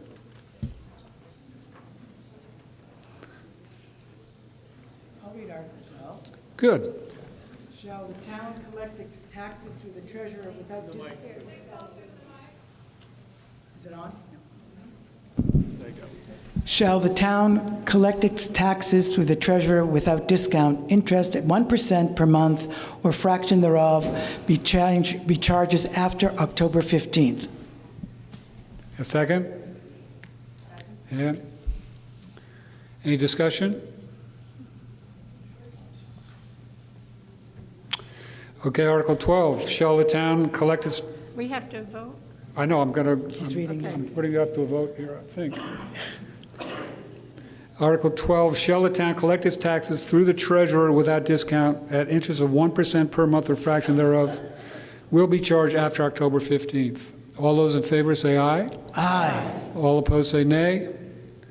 And you passed Article 12. Article 13, transact any other business that may lawfully come before this meeting. Oh, Rick? I have... Veranda. Oh, okay. So may I have the... Okay, Gordon, put down your pencil. I know that you're all a little dotty from due diligence, but here is a poem for Gordon Little. Praise song for Gordon Little on leaving our select board. And I wrote this last night at 2 a.m. And I had help, not at 2 a.m., from Sheila Morse and from Sylvia Morse. Actually, there are quotations from both Sheila and Sylvia. And I also had help from Elizabeth and from Marty Ramsberg. So here we go. Town meeting. March calls us to order. Whatever the weather or viruses, neighbors, friends, we mingle, wade through warnings, contest, then come to clarity and lunch. Before the gavel falls, we mark the changes, climate, and the cost of gravel, the new school news, and now the need to bid farewell to one we've counted on. Gordon Little, whenever we gather, his voice is familiar. But wait a minute, what about, have we considered? What does Dan think? Will it make a difference if, or I'm fully in support of, sure, I'll take it on. Beyond our civic sphere, Gordon weighs in, always giving. At the hockey rink, he says, I bet you can do it. A young girl comes to own the ice. His daughter and son grow into champions. A host of children glow in his gaze. With love, his team evolves, prevails. Up Collier Road, Gordon strides with Bella, bounding through the maples.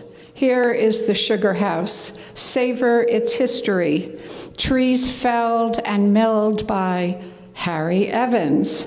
Floor poured by Pete Wild and finished by truck light, high beams at nightfall. The old evaporator salvaged from Coombs. Life is sweet sweat equity.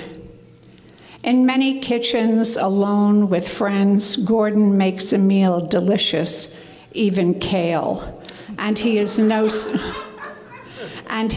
stranger to a heap of dishes. Calm in the barn, midwife to use. Gordon can deliver twins or singletons, feet first or breech, even with a class of youngsters gaping. Gordon welds farm implements older than his years, and he shows up when your baler's broken, rain approaching, just as his wife, the feisty surgeon, zooms in to repair our failing limbs. That was the joke.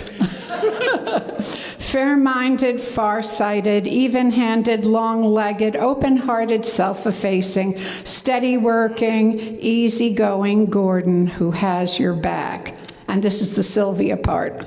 Great hugs, absorbed in and attentive to whatever the moment brings. Praise him.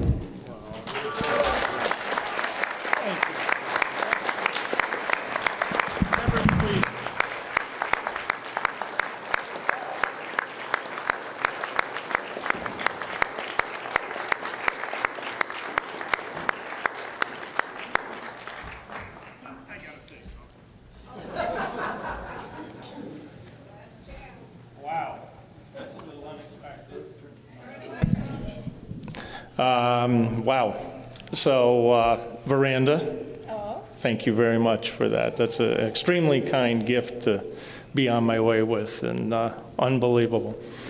To the town of Guilford and to this great body that's up here, it's been an absolute honor to be a part of the select board. I have learned a great deal, and I appreciate the support I've gotten along the way from a multitude of people. For me, walking away, I think the biggest thing that I have enjoyed about this job is just learning new faces, new people, getting to know other, citizens in the town of Guilford. But what Guilford stands for more than anything is community. And it's been a pleasure to be a part of that community in a much closer way than I ever had before. So I thank you for the support that I've received my 5 years as a selectman. So thank you.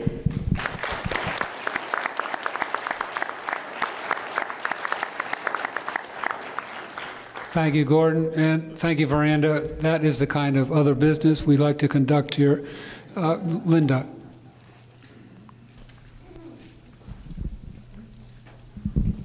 Linda Heger, Packer Corners Road, and Chair of the Conservation Commission, in which capacity I'm addressing you. Okay, why am I wearing green today? St. Patrick's Day? No? I am representing the emerald ash borer who is coming to an ash tree near you sooner than we hope. And it turns out our town is very, very rich in ash trees. So we want everybody in town to be aware that there's a small iridescent green insect that will infest our ash trees probably within 5 to 10 years and take out 90% of them. So the Conservation Commission has been proactively working with the Road Commission to conduct an inventory to identify on the town right-of-ways and town properties the ash trees that are likely to be hazardous as they deteriorate. They become brittle and fragile and very difficult and expensive to take down through this process. So we are proactively working with the Road Commission to identify the trees and the rights-of-ways that are likely to fall on the road or on a house and take care of them first. And all of this is unfortunately going to be expensive because there is no state or federal money to assist with removal of the trees. The good news is that in the early stages, the wood is still usable for firewood and board wood, so we want to identify those trees early and take them down while they are still usable. And Veranda mentioned the possibility of distributing firewood in town, which is a great thing for us to tackle in the next few years. Landowners, you probably have ash trees, and on our table out there we have a couple of information sheets for you. We are not recommending you take down all your ash trees preventatively if they're not leaning over your house, but there's more information for you. We also have information on new web pages on the town website, which you can access under commissions. Conservation Commission has pages. We have a page on ash tree inventory and emerald ash borer.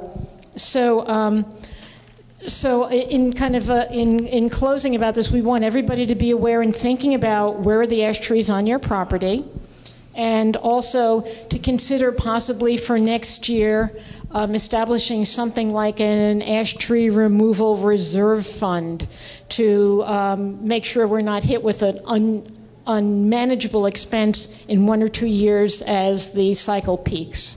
The town's already set aside about $8,000 for this coming year. We're pretty sure we're going to need more in the future. So, thank you.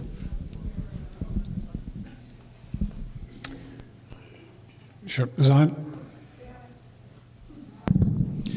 Zahn Eastus, Yaw Road. I'm here on behalf of just talking about the on your seat, there should be a sheet of paper that talks about the survey that we ask you to consider taking.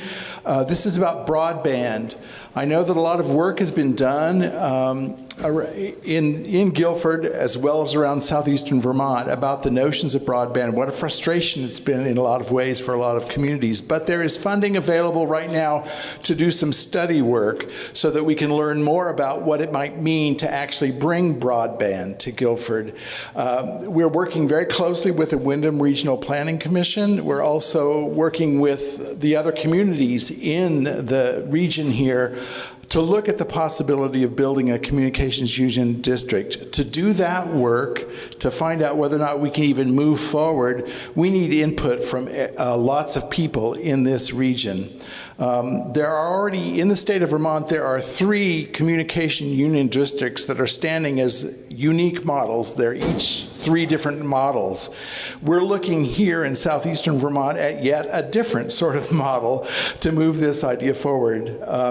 So there are a number of us on the select board, and Peter is our representative to this task force to look and consider deeply the issue of broadband in Guilford and make sure that we finally get a hold of it and we can be part of a larger effort that's coming down our way. So take the opportunity to fill out the survey. You can do it either online or you can do it via the mail.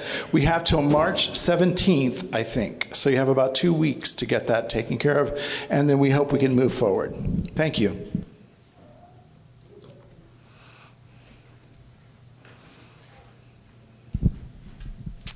I'm Kara Murphy. I live in West Guilford.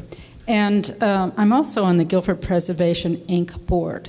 And we've been having discussions about pedestrian safety in Algiers. And I know that the select board met with VTrans And their final report, Gordon thinks, came out this past June. And unfortunately, VTrans did just about nothing. They did put up 2 signs. There's a sign if you're coming from Brattleboro, and there's another one if you're coming from the south that says pedestrian crossing next half mile. And I had never noticed it, and I imagine most of you hadn't either. But there are people who regularly need to cross that road to get to the store or back to their homes on the west side of Route 5. So one of the solutions that might be helpful is to put up those electronic speed monitoring signs, one on the south side of town and one on the north side of the town. Many studies have been done that show that these speed monitoring signs actually work. It's especially important if you're going northbound. On the new bridge, people come around the corner and they're still going 35 or more miles an hour. So if you look and see if your speed is 50 and you see one of those speed monitoring signs, it slows you down. Unfortunately, it's still 35, not 25 as asked, but even 35 would be better than 50.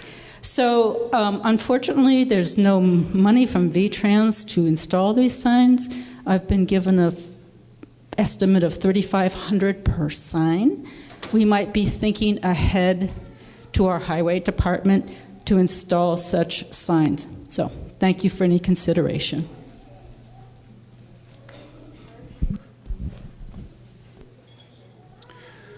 Other business?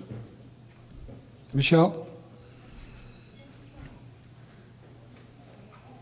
So Michelle Frazee, speaking on behalf of the Planning Commission as the chair.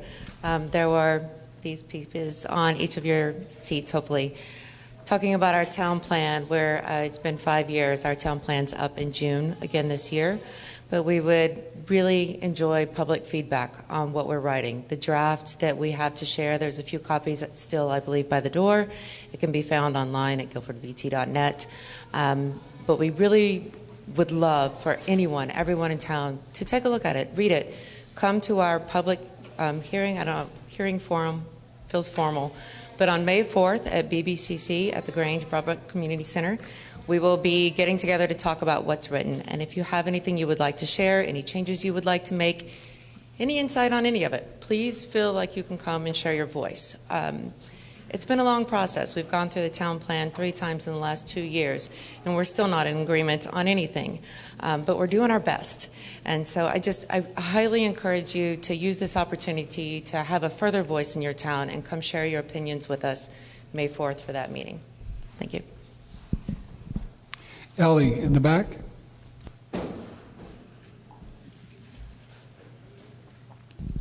Hi, I'm Allie Mayanen. I live on Merrineck Road. First, I'd like to thank you all for voting. Great job. There's been a lot of people. Secondly, I'm wearing green not because I'm a bug, but because I'd like to remind you of Green Up Day, which is the first Saturday in May, and I hope you all can help participate and clean up our roadsides. Third, very quickly, is the Rec Club has a flyer out to give you some more information about who we are. And the Rec Club owns property which is adjacent to the fairgrounds, and it includes a tennis court, ball field, a cabin, and a pavilion. And we're looking at the assets of the Rec Club, and we're going to be creating a capital plan to make sure that we can maintain those assets. So there's a quick survey. We'd love to hear, as many other organizations, we'd love to hear from folks in the community about what's important to them. And there's a small brochure here. If you don't get one today, we'll probably be mailing them out to everybody. So thank you. Yes, Gordon. A number of people spoke to me at lunchtime, and I just wanted to be very clear, circling back to the highway budget numbers again that Tim Harris had raised. I did not just go out back and whittle down some numbers so that they all fit. What I did, so that everyone is clear, is I took our verified numbers from the expense approved expense sheet that the select board had approved and applied it to those numbers to determine where the errors were. So I just want to be very clear that those numbers are on the official approved expense sheet for the highway budget for the year. Thank you. Thank you, Gordon. Any other business? Okay, before I entertain a motion to adjourn, I would just remind you that the school board, or not the school board, which we don't have anymore, but the Leadership Advisory Council is going to do a presentation, which is very worthwhile hearing. Some of us heard it at a pre-town meeting. Sean Murphy is also here to answer questions about the Unified School District. And there's a lot of good information, a lot of good things happening at the school, and I encourage you all to stay and hear that. And with that, is there a motion to adjourn? Al Franklin again, second year in a row. A second. Okay. All those in favor of adjournment signify by saying aye. Aye. All opposed say nay. And thank you for another town meeting. All right, well, we're going to get started in hopes that some of you will sit down and stay. So my name is Beth Bristol. We're going to introduce the members of the Leadership Council and then go into a little bit about who we are, what we do, how we were formed. And then following our presentation, we have a really great video that was created by the students of Guilford School that highlights what they love about this place and some of the really cool, fun things that they do. So like I said, Beth Bristol. Erin Kachuk. Amy Skolnick. Alexis Moshevitis. Tasha Tillman and Mackie Dove.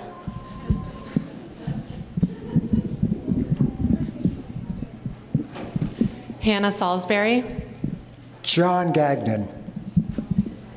And our Leadership Council is a bit different organized than the school board was. So some of us are parents, we're all community members, some are teachers, and the neat thing about the Leadership Council is that we're able to do that. We actually have 2 full-time teachers and some substitute teachers here on our board, and so it's organized differently and adds a lot of value. Our Leadership Council was formed in November as a subcommittee of the school board. We were the first Leadership Council to form in our district, which we're really proud of. There are currently 6 of us, but we would love to work up to a number of 10. So we're encouraging community members to join us. Currently, we meet every other Friday at 1 p.m. here at Guilford School. But when we were discussing our meeting time, we realized that that specific time may be difficult for some members of our community to attend. So we are holding quarterly meetings that are held in the evenings. And our first quarterly meeting was held at pre-town meeting. So we had a great turnout.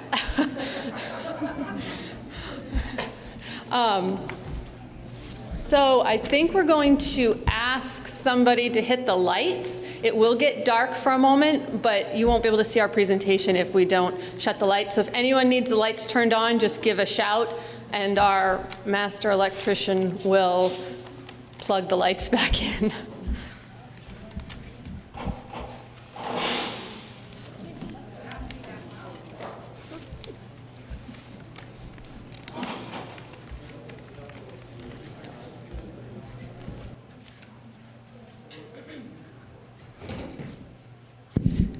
As they're working on that, I'll explain a little bit about the differences between the school board and the Leadership Council. So the school board, as it always has, continues to work on policies, making decisions, forming the budget. Sean Murphy and Kelly Young are our 2 Guilford representatives on that board. Wow. And so they will handle all of that school board business as usual. The Leadership Council serves more as an advocacy role. That's great.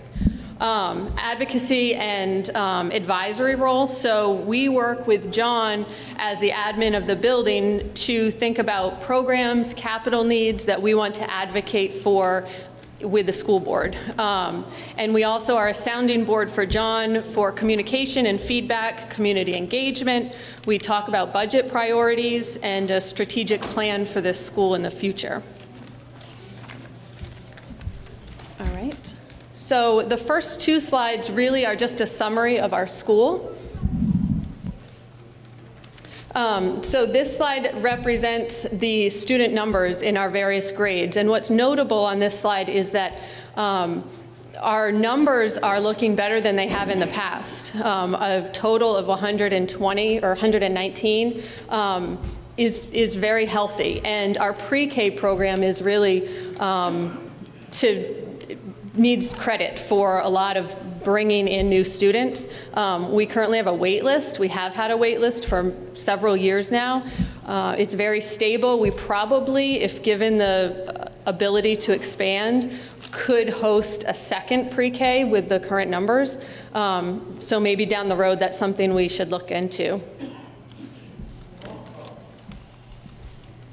And then this next slide just highlights some of the classes and programs that we offer.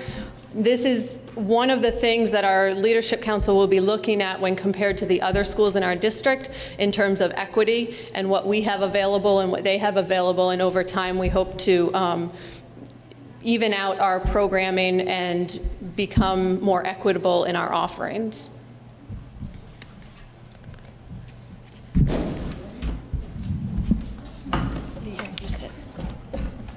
So this talks about the MTSS model, which means we're helping every student where they're at academically. So some kids need more support than others, and we also are enriching students who are performing really well and giving them opportunities to challenge themselves to learn new things. So we work very fluidly between all the grade levels, and we meet often to talk about meeting our students' needs the best that we can.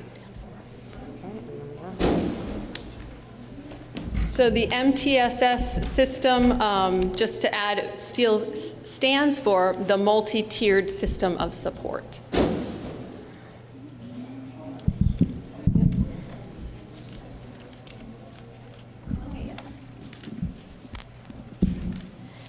So this slide, here at GCS, we have a robust nature and project-based learning program. We have a farm-to-school program, and we're fortunate to have Sarah Rosso as our coordinator for that. She cooks with classrooms, food education. She spearheaded the holiday market that a lot of you probably came and attended. It was wildly successful. And they're going to be maple sugaring next week, which is going to be really fun for all the kids. We also have the Franklin Farm Connection. They provide us beef to serve in our cafeterias throughout the year. And we have 2 outdoor classrooms that are currently being used. Pre-K is using it on a daily basis. And then there's another classroom out to the side of this building that the older children can access and do, most of them do on a weekly basis.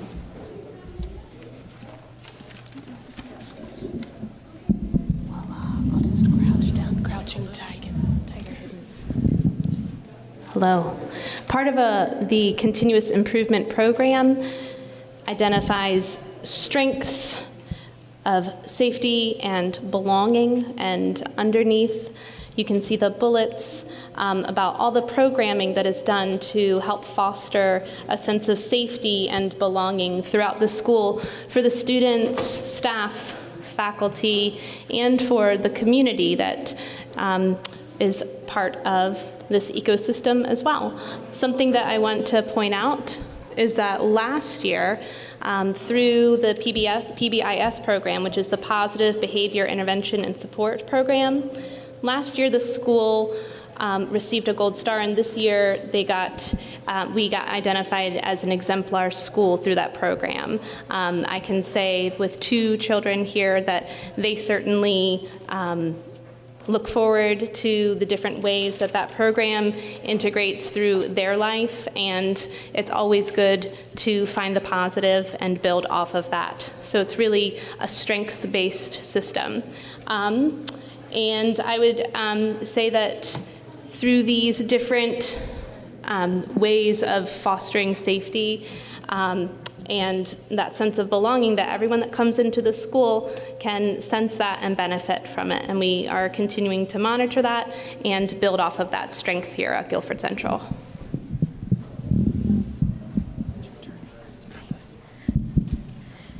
We have parents and students both do a school climate survey. The parents do one in the fall and the students do one in the spring. This past fall, the survey results show overwhelmingly that Guilford Central School is meeting or exceeding expectations in these bulleted areas.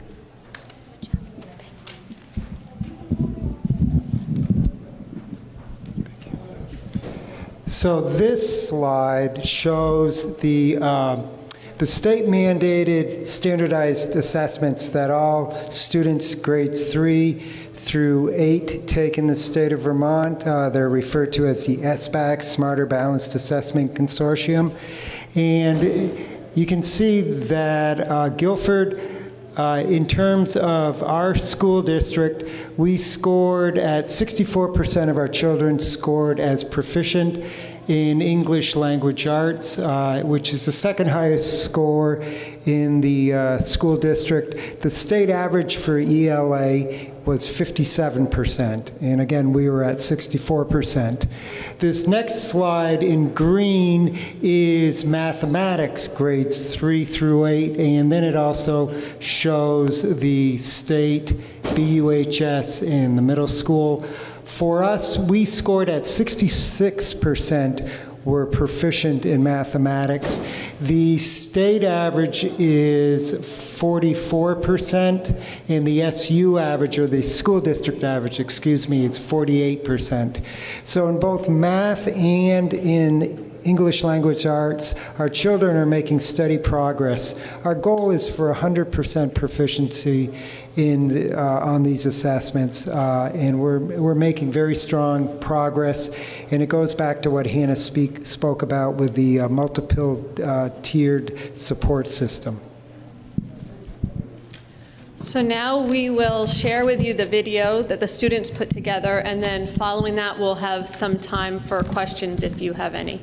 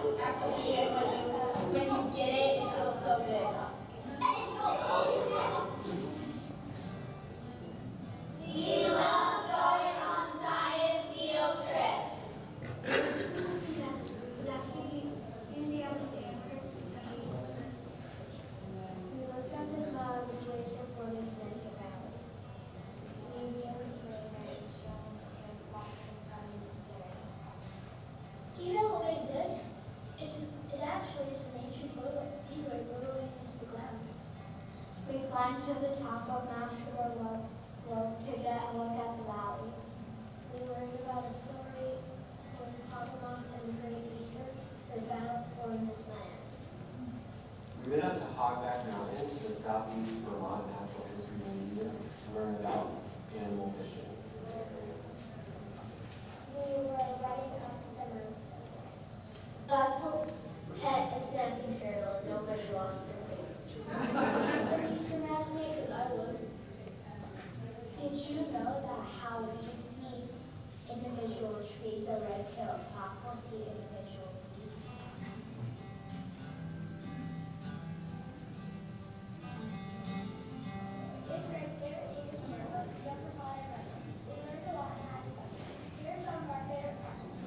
I enjoy making the testimony of this recipe because I like to cook at home and let the cook at school. I learned how to put too much of one ingredient in the testimony to throw. It changes the testimony. When I learned how to at the market was designing the labels and putting them on the truck. It taught me about starting small. Labeling my products was fun and I chose it because they were local ingredients and they all had pestle and sugar spread with both great recipes.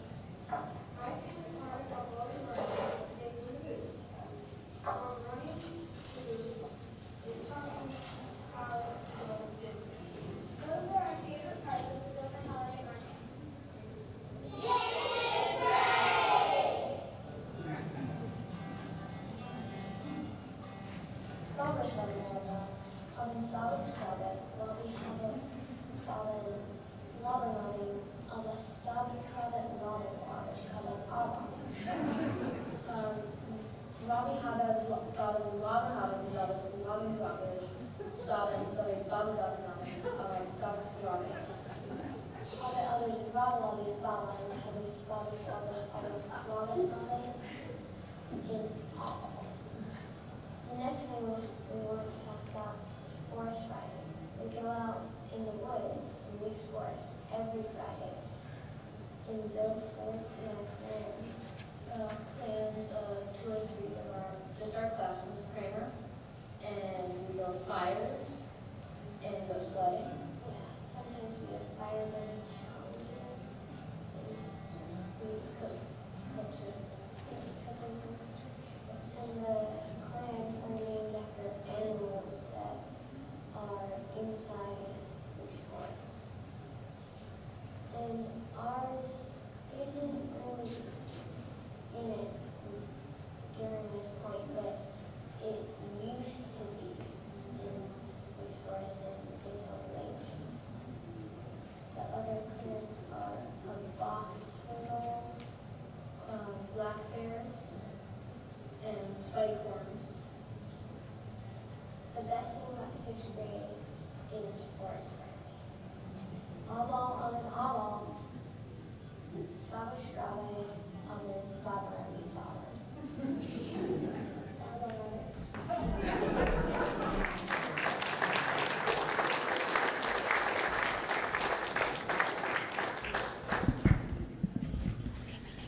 And because some of the sound I know is difficult to hear, we will be posting this video on the town website, so you all can go check it out anytime. And our hope is to share it with the entire school district to promote our school and to share with everyone else what's going on here in Guilford. So with that, we'll open it up to questions. And I know that Sean's here. I don't see Kelly, but if there are questions for the school board versus the leadership council, I know Sean would be happy to answer questions as well.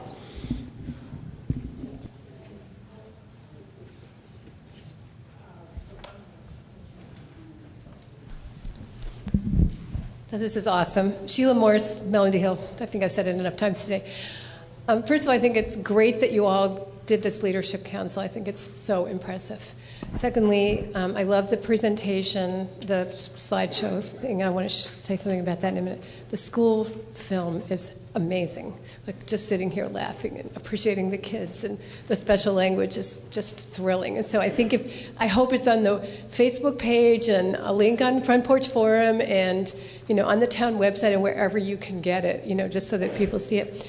I wanted to ask you a question about the presentation and coordinating with the Planning Commission on the next 8-year town plan, which we have to approve really soon. And I noticed that you have a lot of goals there that represent either things you're striving towards immediately and maybe also aspirational over the next 8 years. But I would, and I also liked the background about what's happened most recently in education and how the town is responding and how parents and kids are responding. And I think that would provide a really good introduction in the, like, updating the education section of the town plan, and then looking forward to where we want to see Guilford's community and the role that the school plays in bringing this community together, expanding our community. I just am hoping that you sort of integrate real quickly with what's going on with the town plan. So. Yeah, we have been in touch with them. I know John provided some feedback, and I think Jethro's planning to come to our next meeting so that he can see firsthand what's going on and we can help to draft something up.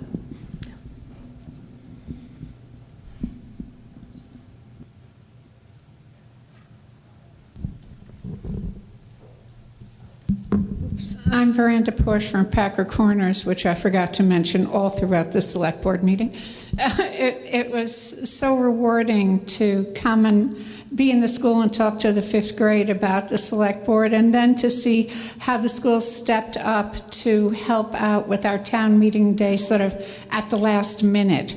You know, the select board has sort of authorized us to have a kind of subcommittee on town meeting day, so that maybe we can work with the leadership, council, and anybody else who wants to about just planning in a gracious and easy manner, you know, about how to do next year's town meeting, and also just to look for more opportunities for us to be with the kids in the school and the kids in the school to be researchers and helpers with us. I mean, when Linda was talking about the emerald ash tree borers, I was thinking about what great researchers the kids are. The kids from Guilford live all over town, and that they could help map out who burns wood, support the Conservation Commission, all of that. It's just, it feels like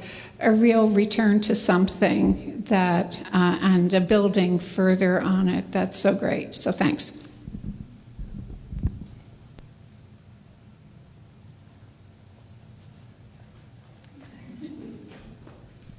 Thank you. Stacy. 1, 2. There we go. Laura Lewis, Melody Hill. 2 things. One, I'd like to have a public thank you to the 3rd grade each year who come out in the spring to Christ Church Cemetery and help put the flags out for the summer and fall and help tidy up, and then in the fall come back to take all the flags in and help tidy up for that. And they find relatives that are there and ask questions, and we learn about Christ Church a little bit, and they're a huge help, so that's great. Something one of you said made me a little question. If you want these days with the unified system to do any kind of work, like on the roof or build anything new, do you have to go to the whole big school unified board to get permission to do that? I don't like that.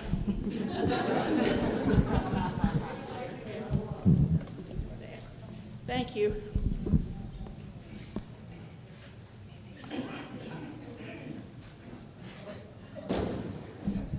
Rick Zamore, Ashworth Road. It sounds like the pre-K is a huge success and a real turning point for the school. Maybe not a turning point, but and I would just, you mentioned you could have a second pre-K class, and you know what, that'd be great. I mean, it's a good investment if it's affordable. It'd be a great thing to see, just because it's such an important age, and it's done so much for the school, and you know, we need those students.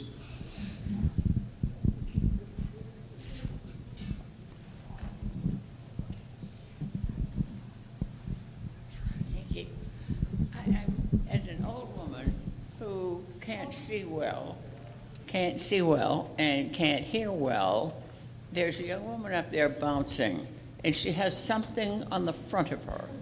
And would you please tell me what that is?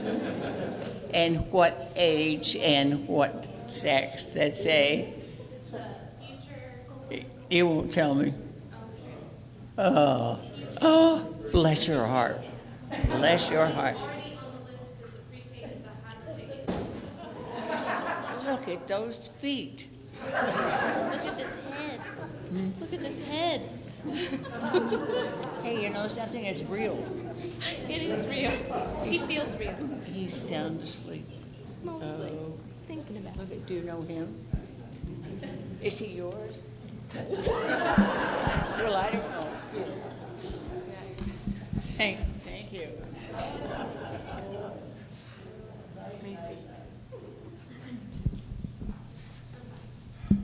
Evelyn McLean, Packer Corners Road. Just because we forgot to do it before, I wanted to thank all the kids who helped in the hallways, the kids who helped with lunch, and who helped with the microphones. They all did a fabulous job, and it makes us real proud of our school students.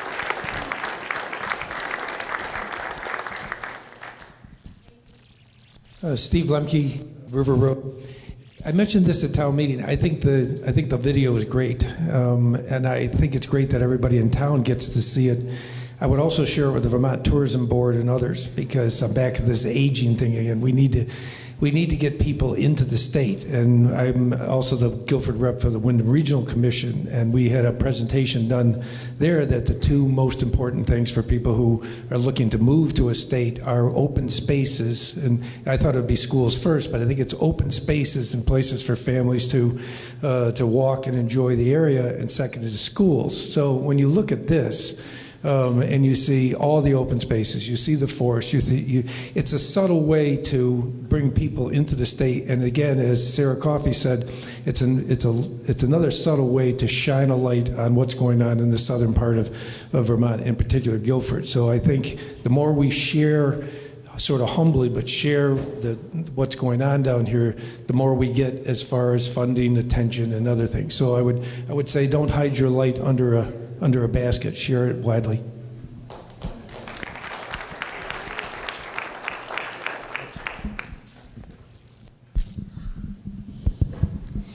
My name is Huxley Dove, and I want to thank first grade.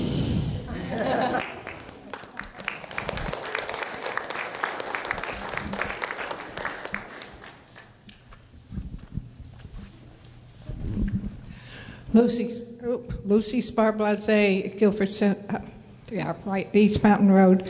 I was wondering, I remember last year at town meeting, they said we had the numbers for a second pre-K classroom. Why don't we have that on the ballot?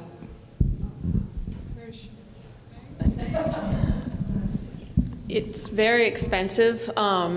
And so there's two components. There's the space component, which we could work through, but there's also the cost component. So I think it's something that we will now need to bring up to the school board and give them the statistics that we have. And ultimately that will be a decision that they will make with us advocating.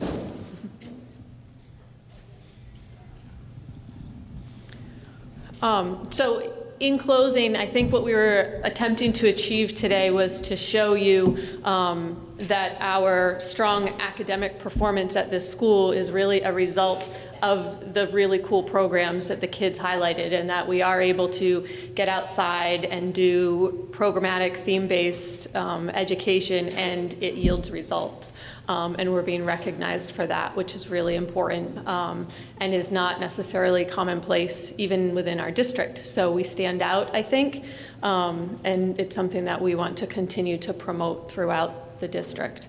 And the other thing that's noteworthy is over the last few years, there's been a lot of this talk about Act 46, and it's been a bit contentious.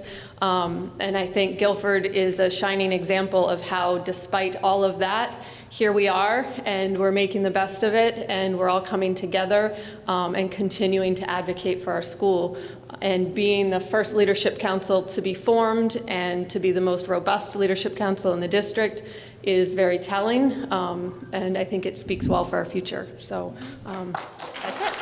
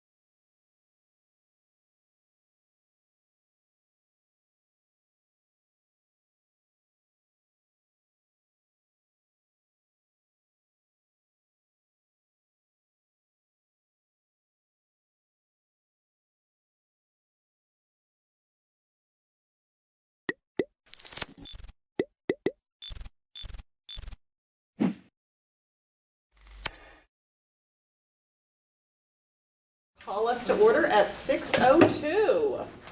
If you guys want to start signing warrants if we're ready.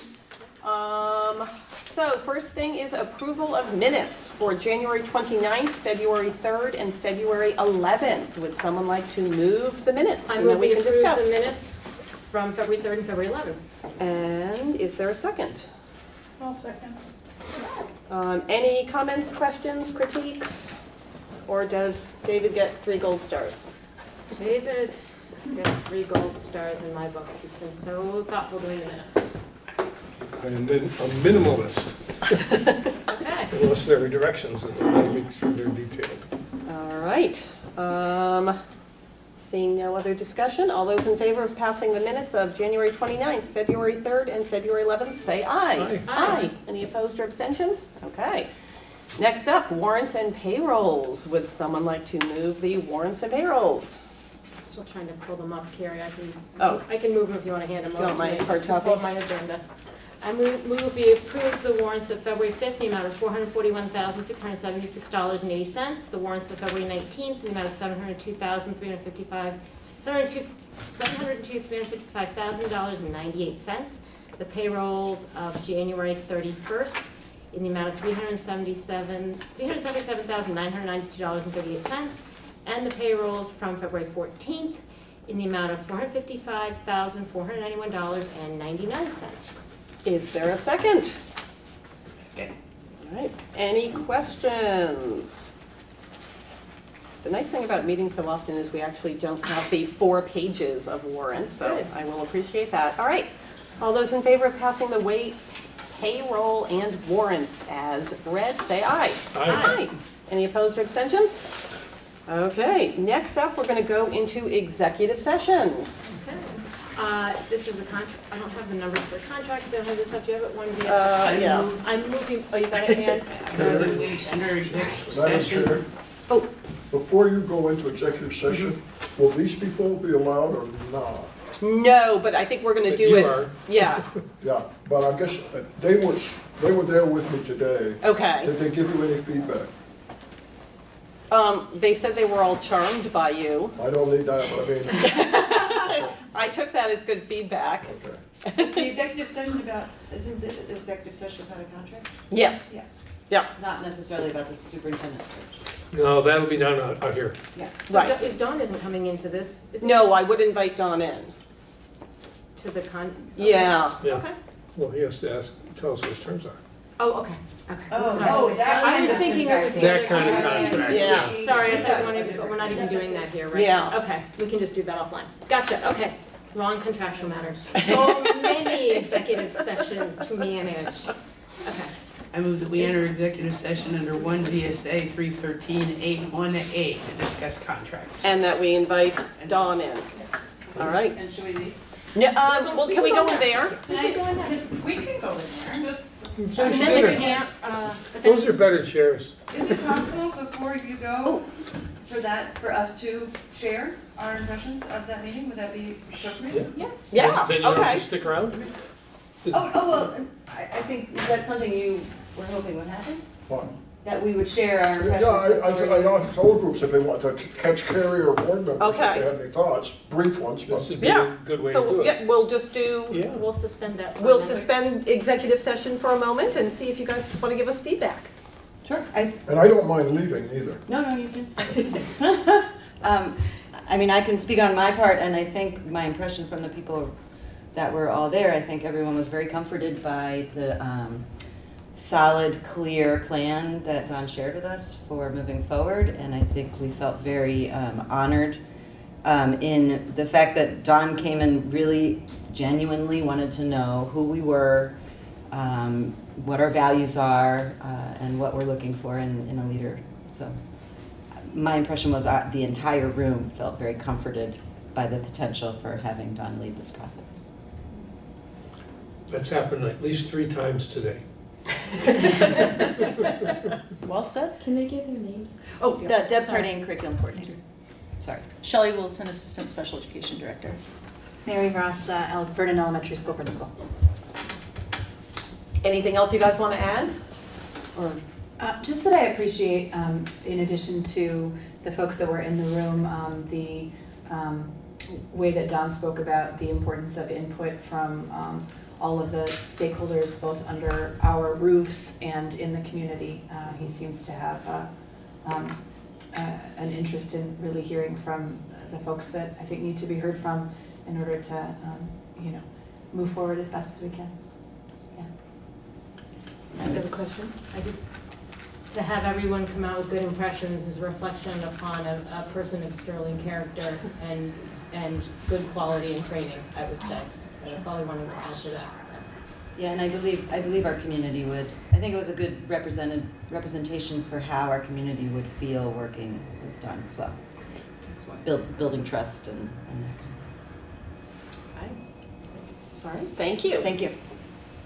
All right, now we'll go into executive Did we session? vote? Do we want to? Oh, do we vote to go into executive I think session? we were at it, but I don't think we voted. Did we vote? All those in favor of moving into executive session as noted? Aye? Aye. Any opposed? Okay, we are in executive session. All right.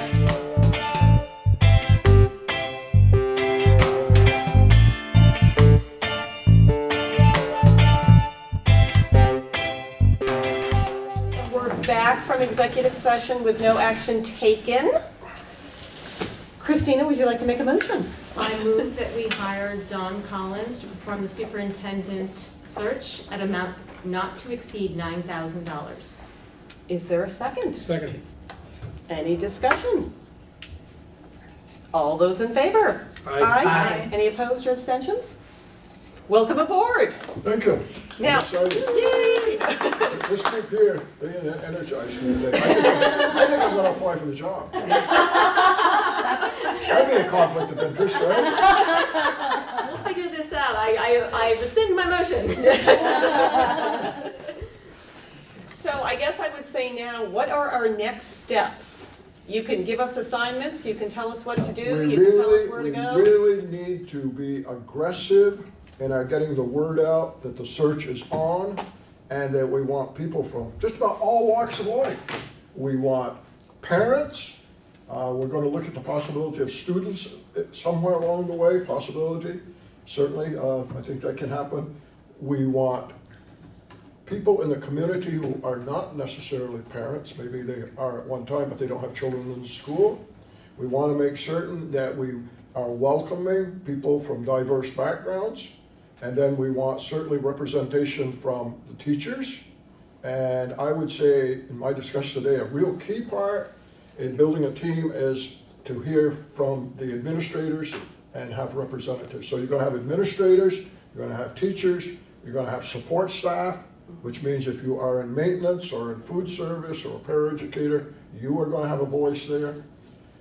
But there has to be a process. And the process that I've described is people can contact the office if they're in the community, because we want to move on this the next week or so. The administrators, I think, are already going to meet and put forward names, not all 26, but they'll tell me who they think would be representing them well, and they'll be on. If they choose them, they'll be on. We have to decide 2 and 2 on the different committees, or 3 and 3 or whatever. And the teachers are going to work on that. The Teachers Association was here earlier today. They're going to get the word out to their members. Because I've said if you don't choose people, then I'll choose people, probably using a lottery, and you probably won't be happy. So I think that they are going to do well. I think we need to find out in the support staff how we can get the word out to those groups. And the challenge for you as a board is to get the word out so that people from diverse backgrounds and who have children in the school, I think it's important that for that group, they have children in the school, that you put forth your name.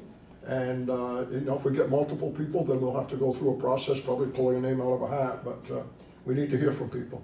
So if I were to send an email, possibly later tonight, to all the principals, sort of outlining this, saying, we need you to get access to parents, support staff, teachers, or I guess teachers might, teachers is I think the handled. teachers are covered. Okay, so that we're looking for you to announce in any way possible to parents and your support staff that if they are interested in serving on one of these 2 committees, And I would just say the search committee, because it gets pretty complex when you start trying to break it down. So if we just say search committee. Search committee. Okay. And then I can explain the rationale. So I could do that tonight, and that would hopefully give principals an opportunity tomorrow to possibly get something out. And I know we don't have school Monday and Tuesday. Right. And I guess we're saying as soon as possible, get back to us. And I guess I can have them either contact Barb, I can have them contact me, I don't know what's the best. I would have it go into the central Go into the office. central, okay, I so would have we it go can, to central I office. can see Nothing if, against you. yeah, but, thank it goes you. there. But no, I can see if Barb can be the one. Yeah, to all she has to at do is least- collect them, Okay, and I'll be in touch. okay. And I think we need to let people know that we're gonna move quickly to get this thing rolling. So I guess my next question would be time frame. So right now the ad is up, Well, can we, before we do that, Yep. can we do the distribution beyond the principals? distribution beyond the principal. Oh, okay, sorry. Because Barb has a network of media that she contacts. Okay. We have the school district has a communications council that has added other sites, Okay. web pages, well, all the school web pages, obviously. The more places, the better. Web pages, Facebook pages, front porch Jamie forums. Courtois and Tim Morris are doing a lot of the communications, Mhm. so maybe you could CC them on anything you communicate. And say, please. And we could, And Barb too. and we could vote to give them the authority just to do it, so we don't have to run back Yeah. and forth, And because for- they're okay. They'll just get it out tomorrow. Okay, between the 2 of them, it comes out really good, and I Okay. think rather than okay, delay, because we won't meet till next week. They'll we just can- send them the same letter. So we okay. could authorize the WSSD Communications Council. I move that we authorize the WSESD Communications, I move that we authorize the WSESD Communications Council to disseminate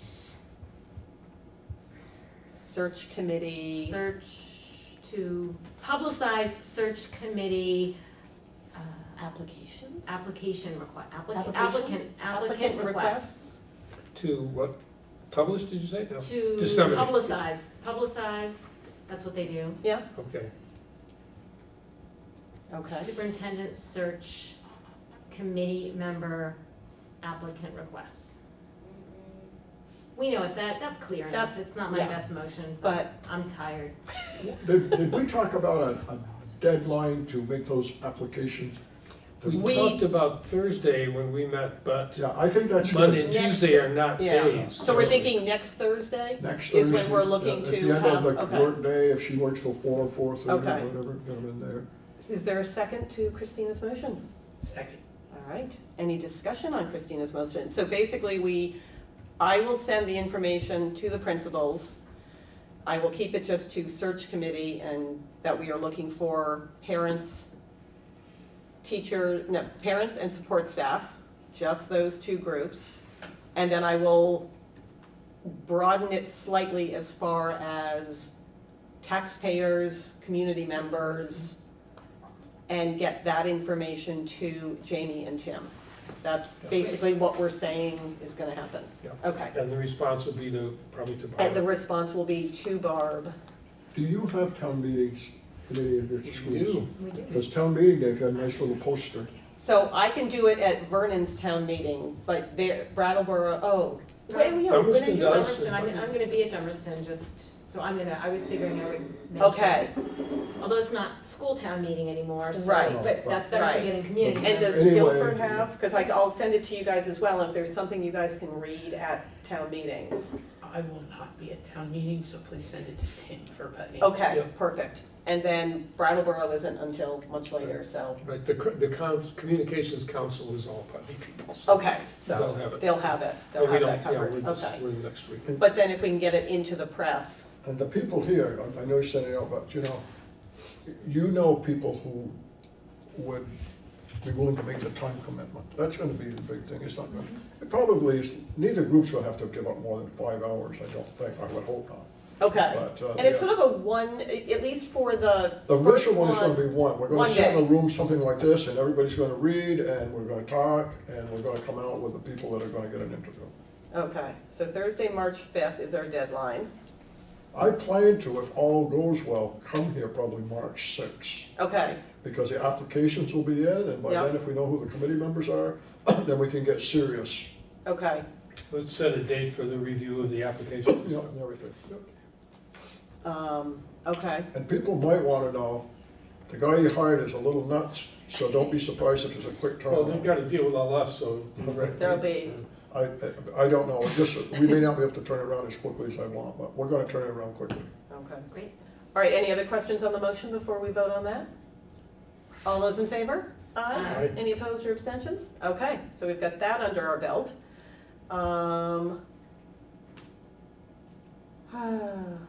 What else do we have? That'll get us up to, We should probably include the time commitment in the press release so people know. I was that gonna it's say, like, covered you with- know, What else yeah. needs to go in there? That doesn't need to be in the motion, but I think that would be just thoughtful and a time frame of when it's happening, because if you know you're gonna be away on vacation, and it'll just save some calls perhaps for And Barb. yeah, so I would be thinking that we're talking about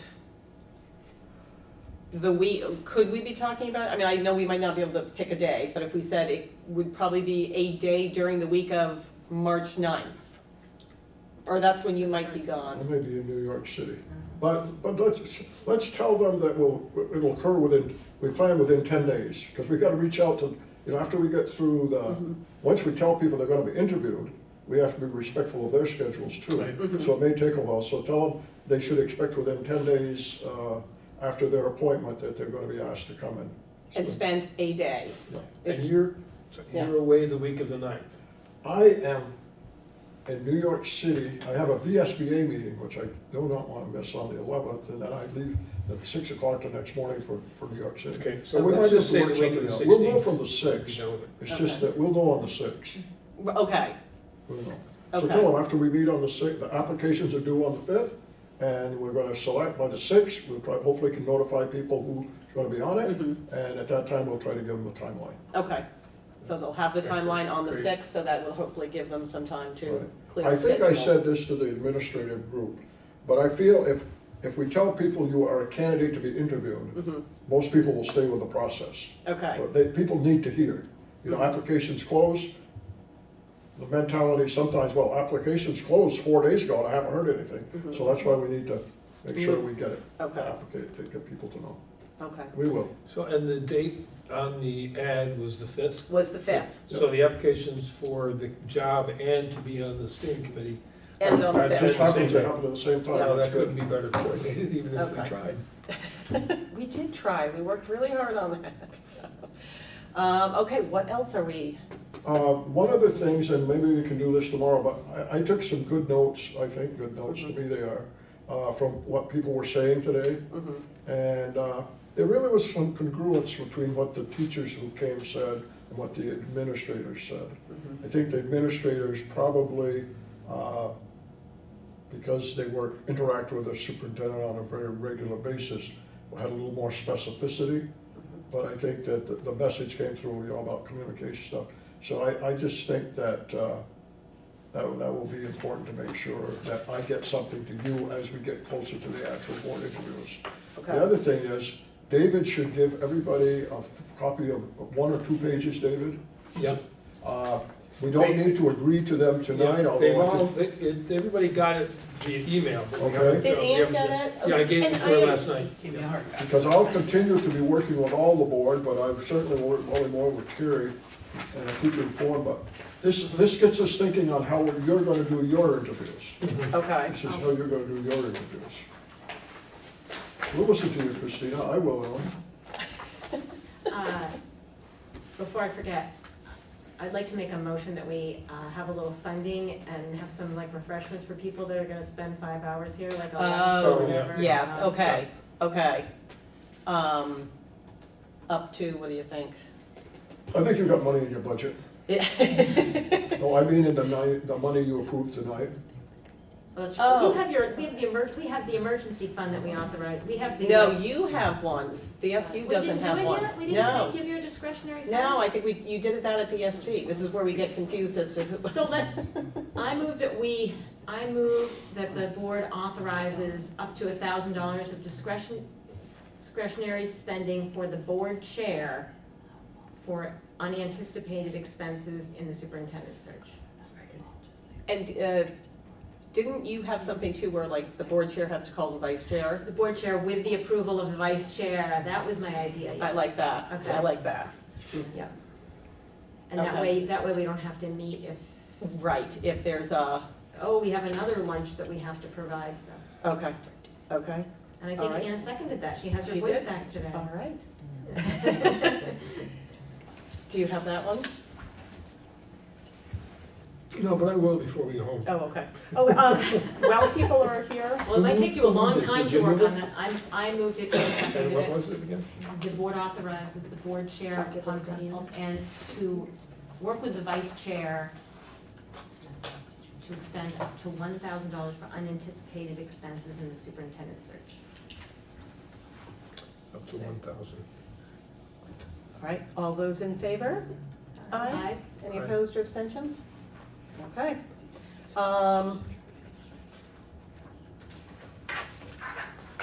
Do we want to go over these questions you're thinking, or? I don't think there's a Okay. need tonight, I just wanted to make sure all the board saw them and was on board at some point. Okay, because we will be discussing these at some, No. okay. And I looked at them and I think they're good. I had one little suggestion and I know that, but I think all the boards, so that when we get there, somebody doesn't say, where did this come from? Okay, And people may want to add something, I mean, it's fine with me. okay, Yeah, and just for background, the questions are pretty much based on the questions and the responses that were identified as important issues by the survey, which is why we did the survey. And there's a rubric for reviewing the applications that is just edited to reflect the supervisory union rather than the town of Brattleboro, and it was used for hiring a human resources person. It's just basically about What my plan would be when that experience and first committee skills. meets and we have those applications, everybody has a copy of that. Yeah. And before we look at any applications, we're going to go through there. And if somebody says, gee, Talk about, yeah. nobody thought of this, what do you think? I'll say, yeah, it looks good, or no, we're not going to do that. But I think that, but I just, you know, we can talk about being transparent and inclusive, but actions mean more than words. all right, so we should all be reviewing this, so we're ready. Give your feedback actually to Carrie and David. Okay, And that sounds good. When did you send that, David? I get a lot of emails from you, ones that you're referred to on. I don't recall. I feel like it had draft in the. It was on the 18th. 18th, thank you. Okay, well, yeah, there's about 40 emails between now and then, so. I appreciated that everything said draft, because, you know, draft eventually becomes a document, but along the way it gives people input. And the intention is that it's for input, and it's for development, not this is. It's good, what's gonna it's happen. good, but, What else do we need to, so our next step is we'll see you again next Friday, or we'll probably see you tomorrow. But you'll see me next Friday. We'll see you next Friday. Is that a meeting we should warn? Is that just you coming to Let town? me Is see that- what kind of progress we make and what my schedule is. Okay, Yeah. okay. And, because if you need us all, or if it's just Yeah. you and No, me hanging out in central I would office? say that probably I'll let you know, and then we can decide who wants to come. Okay. You know, many times on this level, I make it optional. Mhm. You've hired me and you've said, get to work, but it doesn't mean I want to lock anybody out. or Okay. anything. But I would say that, and, you know, once I know who the committee members are, I mean, if on Wednesday we know who the committee members are, then I may shoot them an email or a call. I may not either with my schedule, but, you know, again, I want to make sure people understand that we really want them involved. Okay. But, and I'm thinking next Friday, possibly, we'll know the candidates, we'll know the committee. I may try to see how soon after that we can have our first meeting. Okay, If it worked out that we could do it on the 9th, I mean, that would, but we'll see. okay. But, all right, I think I we'll have be a in board touch. meeting in there somewhere myself, too. Other questions? I'm just gonna suggest that you just warn that meeting on the 4th in the event that a quorum shows up. Okay, And then that way it's, okay. Yeah, That way there's no yeah, question, yeah. and- We're available. for Okay. that way we Okay. don't have to figure out who leaves. We all take turns leaving. Okay. Okay, no, not a problem. I'll get with Barb. Anything else we need to do? No, I think that we're ready to go. If you have good feedback, I'm not nervous about it, but I am concerned that we do a thorough job of getting the word out to the support staff. Okay. I think we're gonna do the community, I think we've talked, and I think we know that we need to get out to people that have children here and who have, maybe feel that they haven't always been heard. But, you know, I've seen in schools where the custodial and maintenance staff and the paraeducators and the others feel that they're left out. They're gonna have as many seats at the table in ratios as some of the others. I mean, Okay. it's not just gonna be a token for those people. I think, say, there probably be at least probably two on each committee. Okay. And I like two because sometimes it's hard if you're the only one from your domain. But I want to make certain they know that sincerely, we want their input. The other thing is I'll make sure to include, and maybe this is, I don't want to exclude elementary school kids, but I feel like the students should probably be high school. Yeah. So I feel like maybe that's where I can get with Steve and say, can you start thinking about which kids? And you've got some great student council reps who Oh show up at my your gosh. meetings. I think that's where So we should that- go. I- I think so that's where maybe we we- should go then. Yeah. They are so Yeah. impressive. You will take the job here when you sit on student council. Yeah. We You will talked be about that- going to the community for them to choose, you know, their people and the administrators and the teachers, and go to the students. And Yeah. have And them- that'd be One the thing step. that Carrie, we need to be careful about, as much as I want the support staff to know, is that they're going to get maybe four people Okay. in the whole district. I mean, if all of a sudden, Yeah. everybody gives me a call with 2 or 3 people, there are gonna be some hard feelings, so. Okay. Anybody that's interested, put their name in and 4 people will. And 4 people will be chosen. Yeah. Okay. and Can I the children- make another suggestion also that we're careful that different communities are like, it becomes an interesting paradigm that if all the teachers are from, I'll just, if all the teachers are from Dummerston and all the support staff are from Dummerston, all the parents are from Dummerston, that's gonna be not so good, and we have very distinct communities, so, you know, especially for community members, that there's not 2 from one community probably, so that we get representation from the different communities and their perspectives, as well as. Is support that staff. something you keep an eye on? Yeah, we'll as- keep an eye on that. You know, the Okay. thing is, first thing I'm gonna look at, to be honest with you, who are the administrators? I think the administrators are gonna choose their people. I don't think they're gonna let me do a lottery, which is good. Once we know the administrators, then if we get more people, I don't know, I have a feeling the association's just gonna pick people. Mhm. I don't know how those are gonna meld, but we'll make all that work. Mhm. But then we need to start looking to other people. I mean, let's take the Dummerston School, if they already have 4 people on a committee, or 3 or 4 people, Mhm. their maintenance person or their custodian is probably not It's gonna not gonna come, yeah. Okay. Okay, so Yeah, that so we're you'll be looking for keeping an eye all out kinds of for, balance. okay, balance, I like that. The middle school might be able to pack it, but nobody else. Deb? Just a question for clarity. One, how are the teachers being? I met today with the teachers and 5 people showed up. And I got a sense that they represent the association. So I handed it back to them and said, you people need to talk with the teachers in the district, and anybody who wants to apply can apply, and if there's more people apply than there are slots, then we'll do a lottery. But I think I told them they had like 5 or 6 slots. But if they have more and take it, because if they give it to me, they take it out of their own hands. If they send the name of 8 people, then they can't pick slots. I did tell them that, you know, if they wanted to have an alternate, but I also told them that, you know, the people that are coming shouldn't all be from, say, the high school, or all from the elementary school, but they look at it. I don't know. I believe people have been thinking about it. So, no. One thing I did tell them, and I think I told you people too, I reserve the right to add a person. I reserve the right as the coordinator. If somebody looks marginal and there's some people like it, but no, it's always better to include them than to exclude them. It gets interesting. It gets interesting. The thing about it I have to be concerned about, I heard that there are 3 schools that are less than 200 students, right? Or about 200 or less, okay. They need to have a voice. Well, probably every school won't have a big voice, but every school has to have a voice. And then you have the high school and the middle school. We'll make it work. We'll make it work. Also, yeah, 1 second, just to make sure you guys are aware that the 6th is the leadership monthly team meeting. So if just so that's on that day, and if you're What time of day is it? all day, Where do you meet? right here. So there's no school on Thursday either? Oh, No, it's just leadership the, team. just the Yeah. leadership team.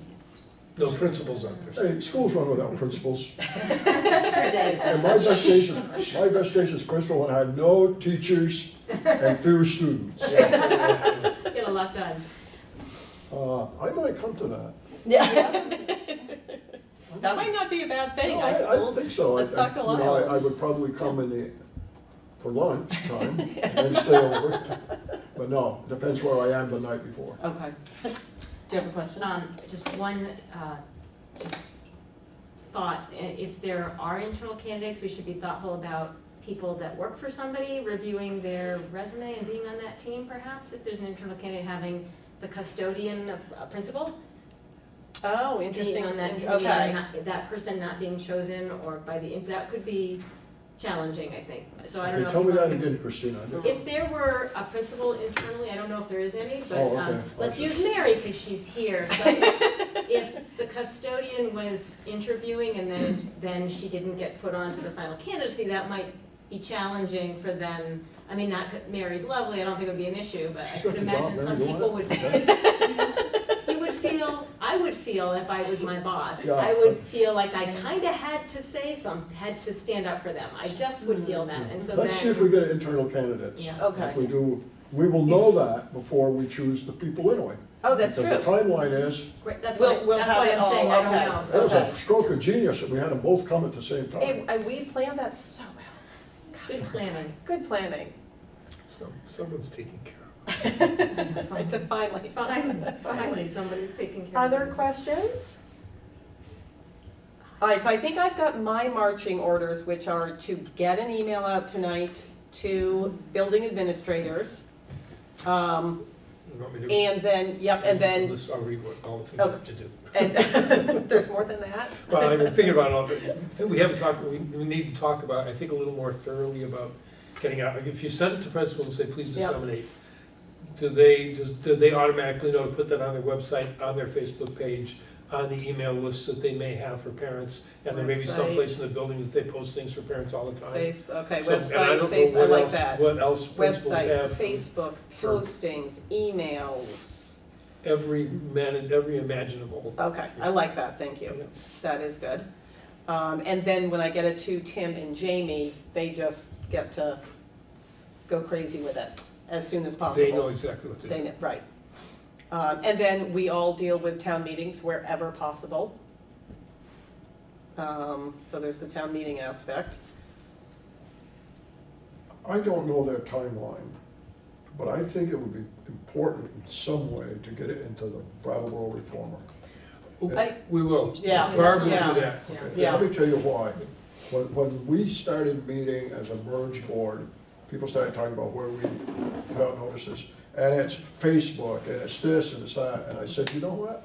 People my age group, they don't ever look at Facebook. They still buy the old daily paper, even there's not much in it, but they've been reading it for 50, 60 years, so they got it. So we always throw something in there that's important, whether we have to pay or not, because we know in our communities, there are many people 65 to 90 years old, and they don't care what you put on TV, they don't care what you put on Facebook, and they don't tweet or any of that stuff. They pick up the daily paper, and if it's there. And the paper is published on town meeting day as well. That's good. Yeah. So, Excellent. okay. Do you want to send it to them too? Yeah, Okay. I think if you send it to the communications Communications council. Oh, yeah, they'll get it, they'll send it there, yeah, they'll send it to comments, TSA, Yeah. right. We have done some things this year, and that's one of them. Yeah. Thank Which God is- for Tim and Can we get Jamie. immune Yeah. to the kids bringing diseases? Okay. Is there anything else for business tonight? I don't remember what it is, so. It's gone. It's gone. Apparently I'm in that demographic of 65 and up because that's how I get my news. So I guess I can forget something in a senior moment since I'm 65 now. Well, the only other thing I forgot is to welcome our newest SU member, Ann Beekman. Yeah. So thank you for joining us. Is there anything we can do to help you? I know you've had a whole 24 hours in which To be a member of this. to be a member, to catch up, so. I would like to request that we request an update on the special education director situation because it hasn't been talked about in quite some time. Yeah, and I had a couple emails today about that. Okay, so let me find out about that and get back to you all. That would be a good thing on our next agenda. See where we are with that. I feel like we're past the closing date. Yeah, it was about a 6-week.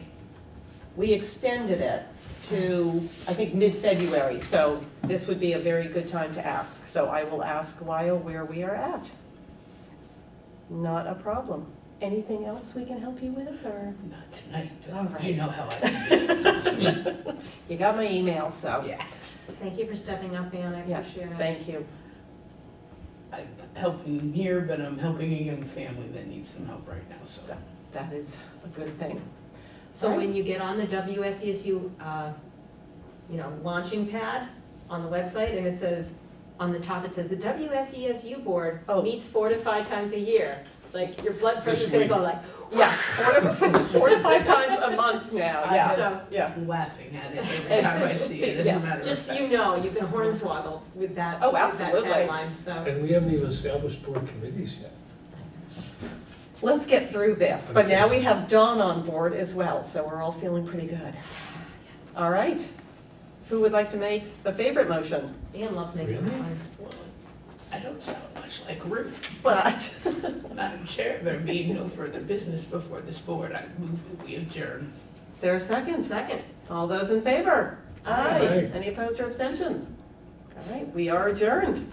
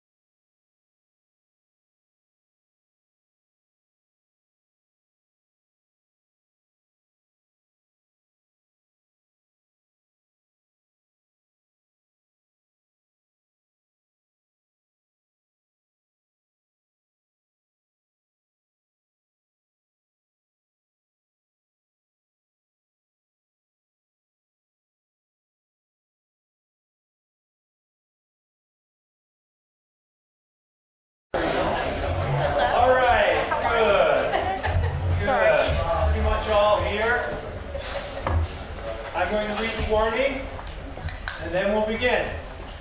Welcome all. So the warning is, the legal voters of the town of Jamaica and the county of Windham and the state of Vermont are hereby notified and warned to meet at 10 a.m. at the town hall in said town of Jamaica on the first Tuesday of March, March 3rd, 2020, to transact the following business and act upon the following articles. The first article is to elect a moderator for the term of 1 year. Do I have nominations? Yes, Dana? I nominate Greg Jolly. Are there? Second. Very good. Any other nominations? Don't make it easy on me. Come on. You like it, Greg? When we close. All right. Yes. Nominations have been closed. All in favor of Greg Jolly being your moderator, please say aye. Aye. Those opposed? Any abstentions? I thank you for another year. Thank you for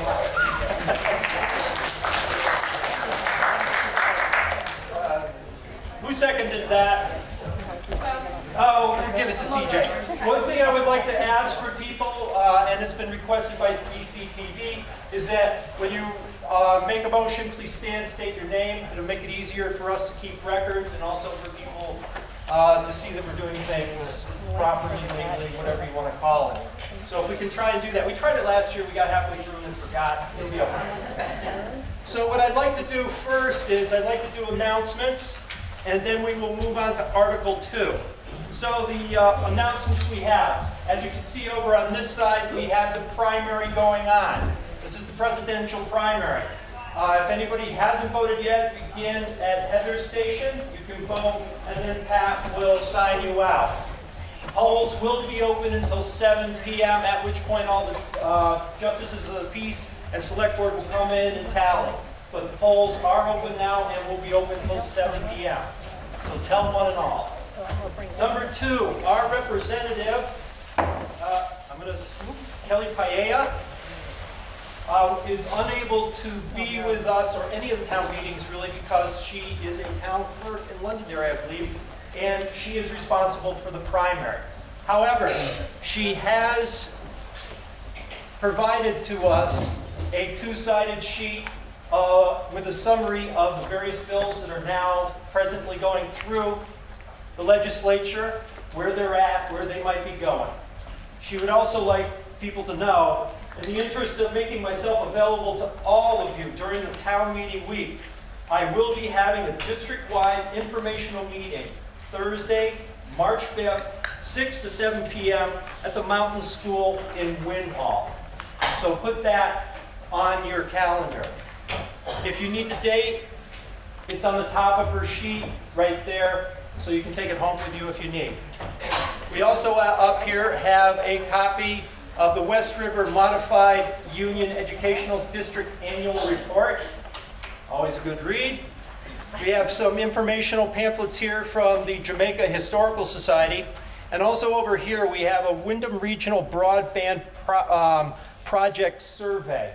If you come up here, you get a little slip like this.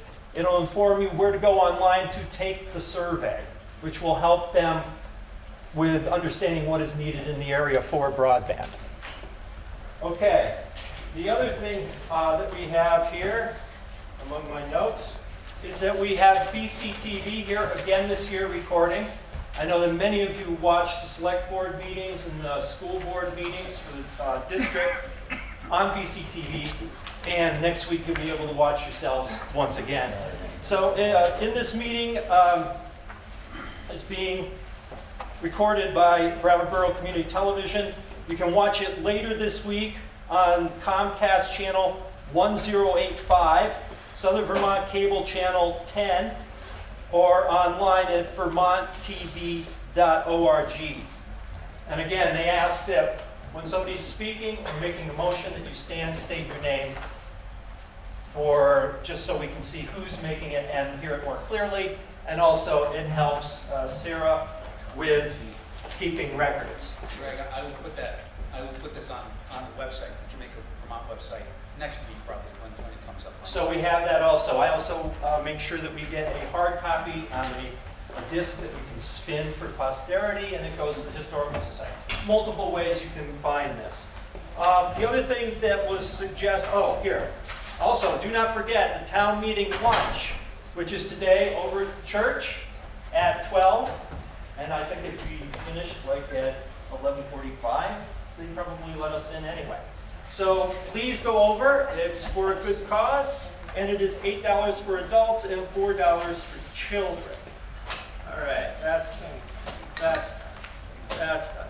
Now, there was a suggestion, because we're not always certain if everybody in the town knows who your select board and justices of the peace are. So it's been suggested that they introduce themselves. So shall we begin over there?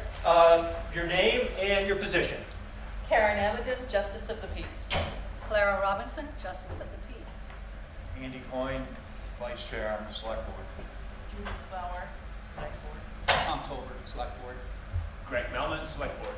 Paul Fraser, Chair of the Select Board. Sarah Wiswell, Town Clerk. Terry Garland, Treasurer. Rob Willis, Justice of the Peace. And I'm Greg Jolly. I'm your moderator, but I'm also the Justice of the Peace also. So with that done, with the announcements done, if I've missed one, remember at the end we have a section article called Other Business. That'll be a great time to bring it up at that point to the body. Now, one thing I'd like for people to remember is that this is a deliberative legislative body. Today, you are a mini Montpelier for the town of Jamaica.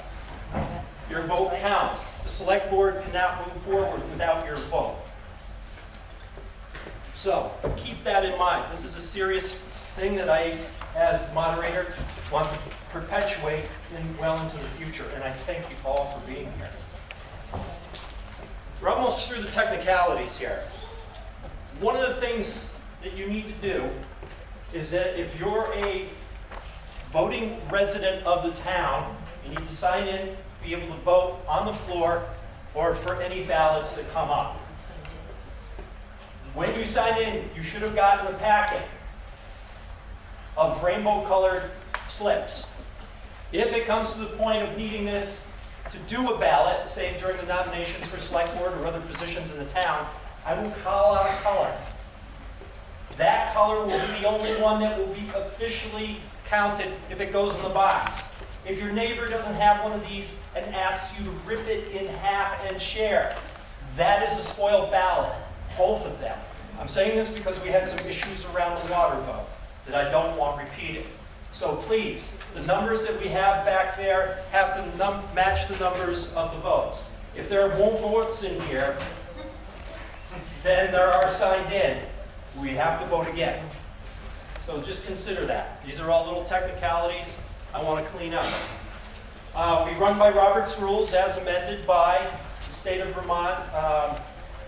What is that place? Supreme Court. That's it. And there are some interesting legal points that they've decided, which we won't go into unless we stumble into them, and then I can give you chapter and verse if necessary.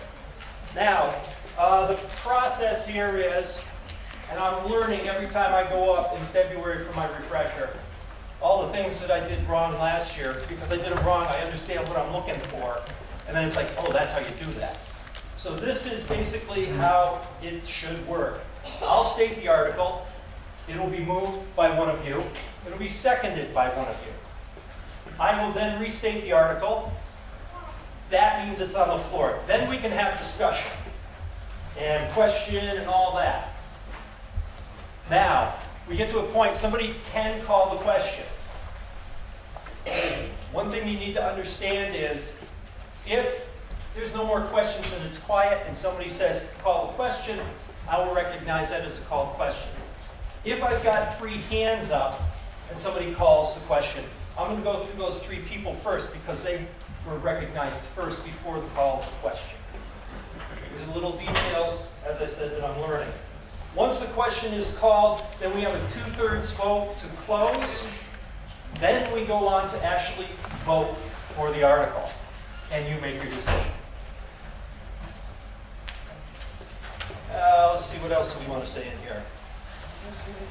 Also remember, in some ways this is a holdover from British parliamentary procedure. believe it or not, when you watch the fiasco that is Parliament in Britain, they are addressing the Speaker. They are not addressing each other directly. Of course they are, they're facing each other. But technically they're talking to the Speaker. And in this body, when you ask a question, you're asking it, you're speaking it to me. There shouldn't be any discussion. I'll direct. A lot of the times I can just step out of the way and you guys self-regulate wonderfully. But I want you to know if stuff starts spiraling out, I will step in.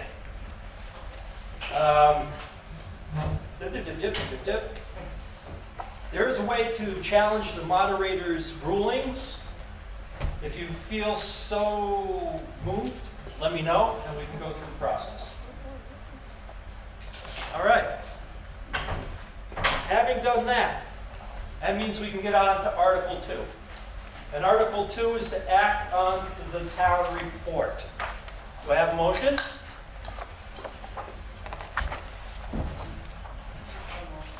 Patty? And do I have a second? I'll second. Okay, Micah or Dana, there we go. Now, I restated Article 2 is to act on the town report. Discussion. Is there any presentation from the select board to speak? Patty, as the person who made the first motion, you have the right to speak first if you wish. Oh. Hey, you don't have to. Is there any discussion? Yes, Bonnie? Bonnie, yes. I just wanted to know, I'm the treasurer of the fire department, and there was a typo in the fire department's report on page 56. For the gas and diesel, it says $11,825.02, and it should only be $1,185. We did not spend $11,000 in gas.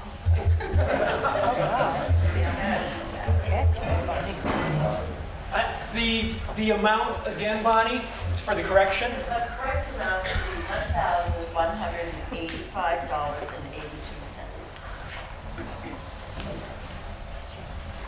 Any other discussion? You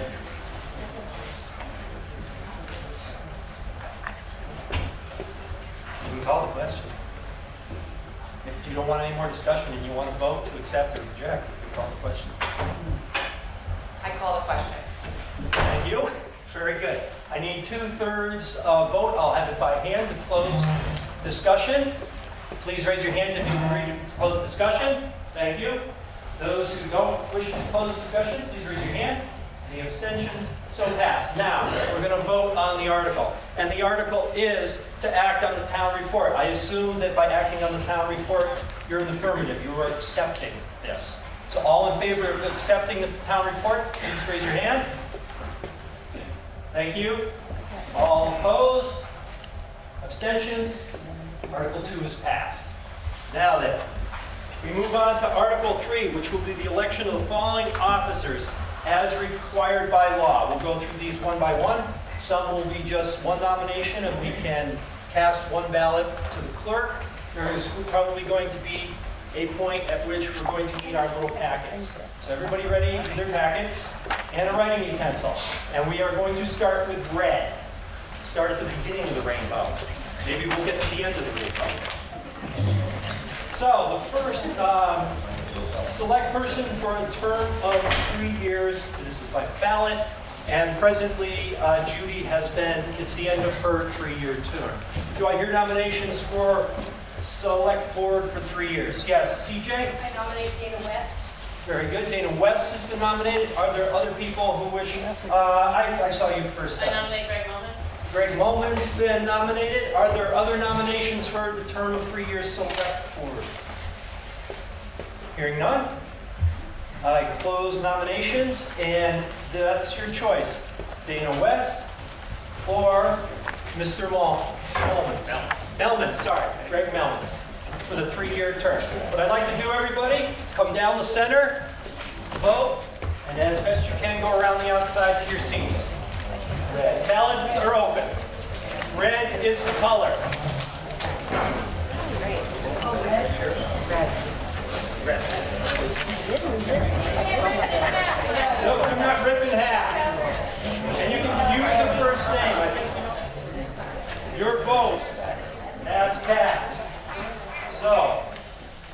90 people can vote. 88 were cast. Dana West received 25 votes. Greg Melmans received 62, and Tom Tolbert received 1. So, a crushing victory right there for Tom. So, Greg Melmans has your select board person for the year.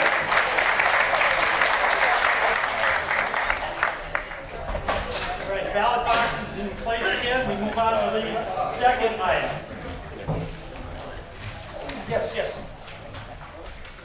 So Judy Flowers is now officially retired from the board, and she would like just to speak momentarily to the body.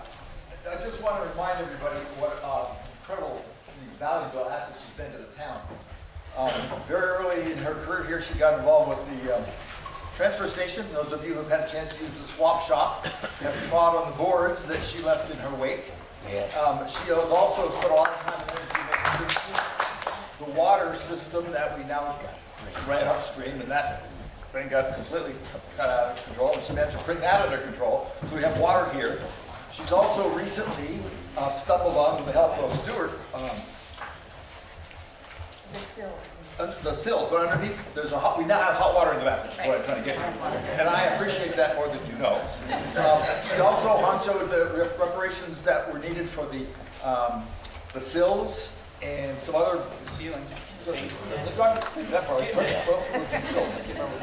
Anyhow, so what I want everybody to do is I want you all to kind of look up high into and thank, not that high, don't go too high, just up to the ceiling, because she's also responsible for getting the ceiling painted.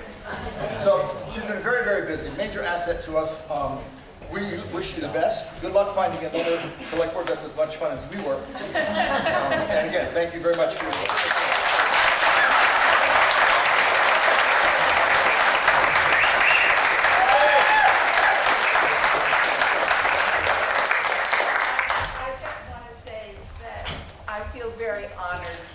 That you had me as your select person for almost 7 years. I can't get over that. That's been that long.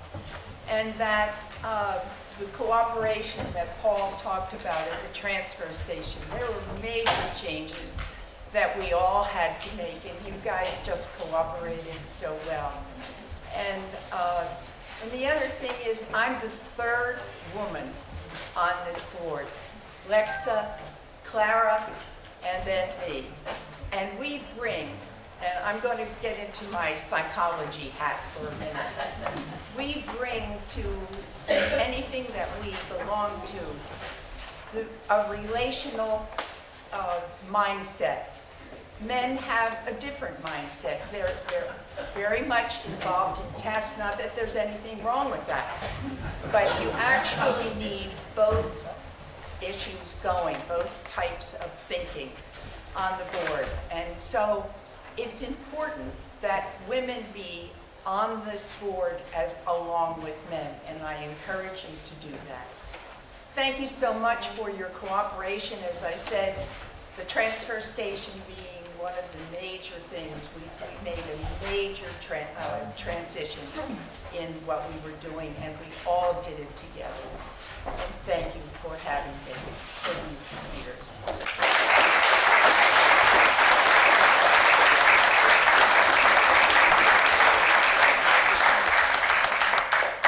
Very good. Now we'll move on to the second position, which is for a select person for a term of 1 year. This is Greg's 1-year term, which he is now traded in for a 3-year term. So do I hear nominations for select person for 1 year?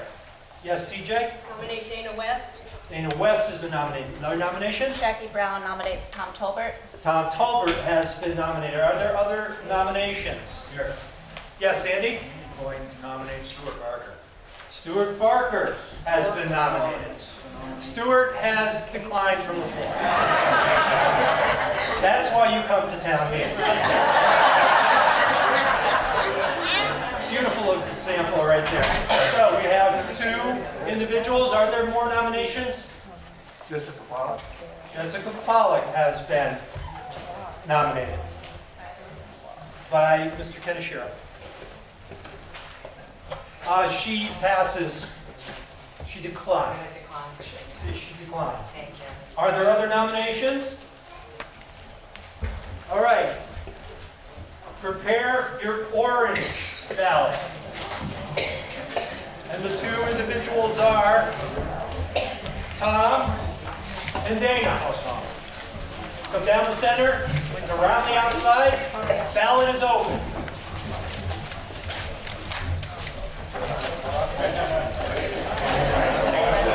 The results from your ballot. 92 voters are now checked in. 91 voted. That's pretty good. Dana West received 30 votes.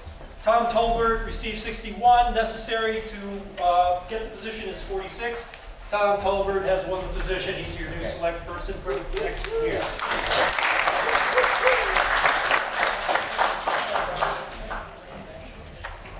Roaring on to number 3. This is another select person for the term of 1 year. And that was Tom's position, but now he's been voted on. He can't do twice, so he's good. So I'm opening it up for nominations for 1 year. Yes, sir? Dr. McClellan, I nominate Jessica Pollock. Jessica Pollock has been nominated. Are there other nominations? CJ? Dana West. Dana West has been nominated. Are there other nominations from the floor? Hearing none, I would ask you all to use your yellow for this vote. And you're casting your votes for Jessica Pollock or Dana West. Poll is open.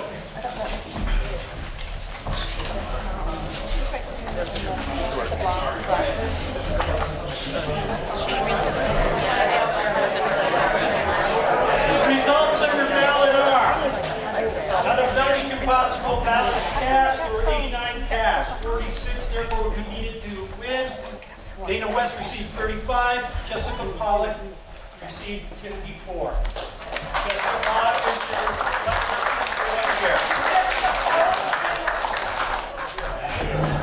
okay.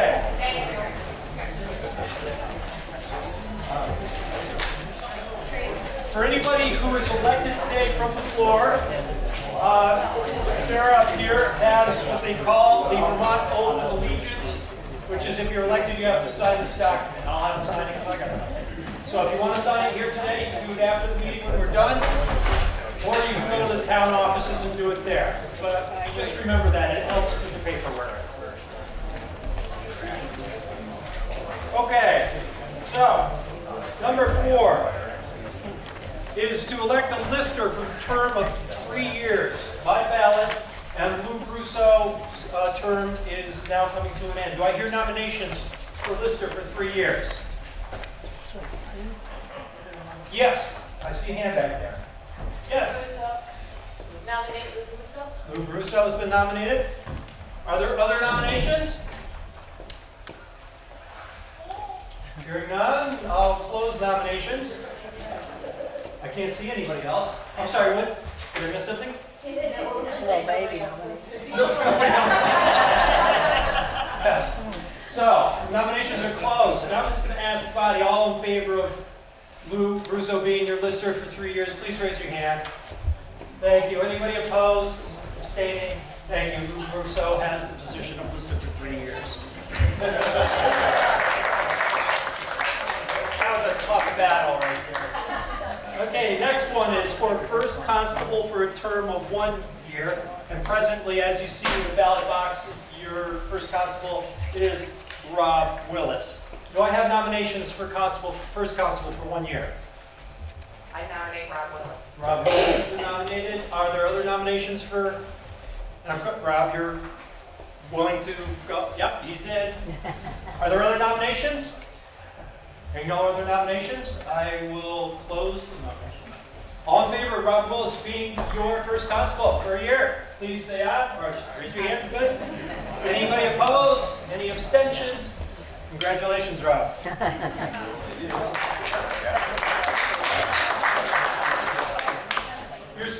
The next one is for second constable for a term of 1 year. The present term is being coming to an end here has been held by Ben Williams.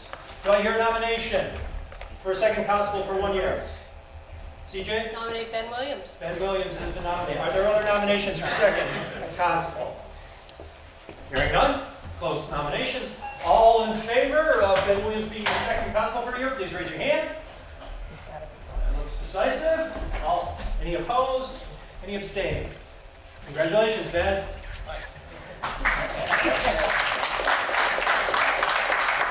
Now, the next one is for town grand juror for the term of 1 year. Presently, that is held by Steve Clark. As far as I remember, it's always been held by Steve Clark. So, are there nominations for the town grand juror for 1 year? Anybody? Yes. Nominate Steve Clark. Steve Clark keeps the streak up. Are there other nominations? Hearing none, close nominations. And all in favor of Steve Clark being your town grand juror for 1 year, please raise your hand. Another decisive victory. Anybody opposed? Abstaining. Very good. Excellent. We move along. Town agent for the term of 1 year. And this is Peter Andrews presently holds that position. Do I hear nominations for the position of town agent for 1 year? I nominate Peter Andrews. Peter Andrews has been nominated. And as you can see, Peter's not here, so he can't decline. Peter. Are there other nominations for this position of town agent? Hearing none, I close nominations. All in favor of Peter Andrews being your town agent for 1 year, please raise your hand. Another decisive victory. Those opposed? Abstaining? Thank you. We move on to the trustee of public funds for the term of 1 year. This is another position held by Stephen Clark in perpetuity. Nominations for the position of trustee of public funds. Nominate Steve Clark. Steve Clark has been nominated. Yes. Are there other nominations? Hearing none. Close nominations. All in favor of Steve Clark being your trustee of public funds for 1 year, please raise your hand. Opposed? Abstaining? Thank you. Steve Clark is the man. Speaking of which, agent of deed plan for the term of 1 year. Guess who? Stephen Clark. End of the hour. I'll open up nominations for the position of agent of deed of lands for 1 year. Nominations, please. Yes, sir. Steve Clark. Steve Clark. Very good. Any other nominations? Hearing none, I close nominations. All in favor of Steve Clark being your agent of deed of lands, please say yes. Thank you. Any opposed? No abstentions. It's a nice clean victory. Okay. Next one up is library trustee for the term of 5 years. Sounds like a sentence more than a term.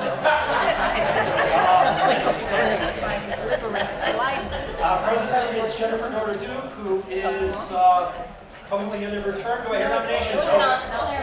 It's Clara. I'm sorry, Clara. I had that wrong. See, that's why you all are here. So, I hear nominations for the term of library trustee for 5 years. I saw Janet's hand up. Nominate Clara Robbins has been nominated. Could I say? I will take the nomination unless there's someone else here that would like to be on a board and serve in the town. I mean, I've been doing it, 5 years is right. I mean, it's 5, 10, 15, 20, it depends on what the sentence is, right? But that being said, if there's anybody here that would like to be on this board, I would step away. So, that opens it up. Are there any nominations for this position other than Clara? Hearing none. And despite that stirring speech, I close nominations. All in favor of Clara Robinson being your library trustee for 5 years, please raise your hand. Yes, another decisive victory. Any opposed? Maybe Clara. Abstaining? Very good. Clara, congratulations. All right, now we're moving on to the school director for the West River Modified Union Education District for 1 year of a 3-year term. And who presently holds that position? Or who's going out of this position?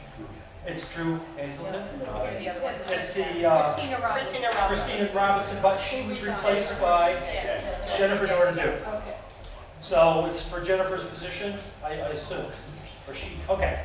So nominations for school director of the West River Modified Union Education District for 1 year. Any nominations? Nominate Jen.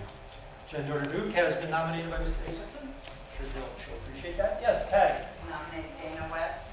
Dana West has been nominated. Very good. You have 2 nominated people. Any other nominations for this position?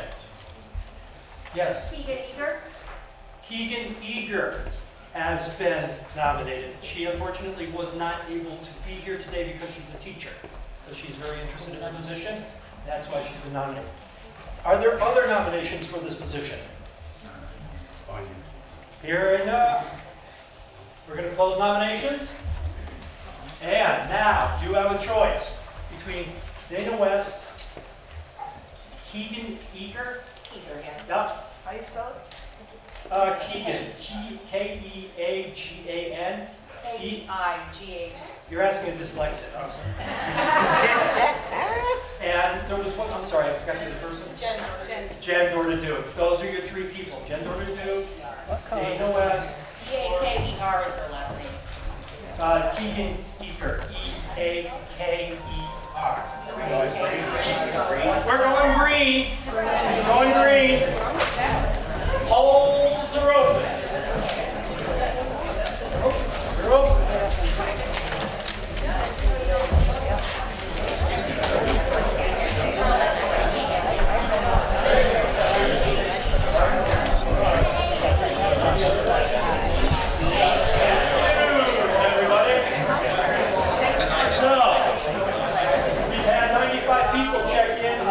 Only 77 voted, which means the individual to get the position would need 38 votes. Keegan Eager received 30, Dana West received 27, Jen Dorder-Duke received 20, which means nobody achieved the majority, which means you need to vote again. Did anybody get taken off? 2 ways one of these people can come off. One, they request it, and they'll be taken off. Or we have to go through 2 more ballots, and then I can officially take them off. Okay. According to Robert's rules. We only have 1 more ballot. We've got more pink. There's still pink and white to go. We're saving the best for last. We got purple. Next is going to be purple. So we still have the same 3 individuals. Unless somebody removes themselves. Hearing that not, prepare your purple ballots for either Keegan Eager, Dana West, or Jennifer Dorder-Duke. The ballot box is coming down. Voting is open. No kids, no kids. This is always so. Actually,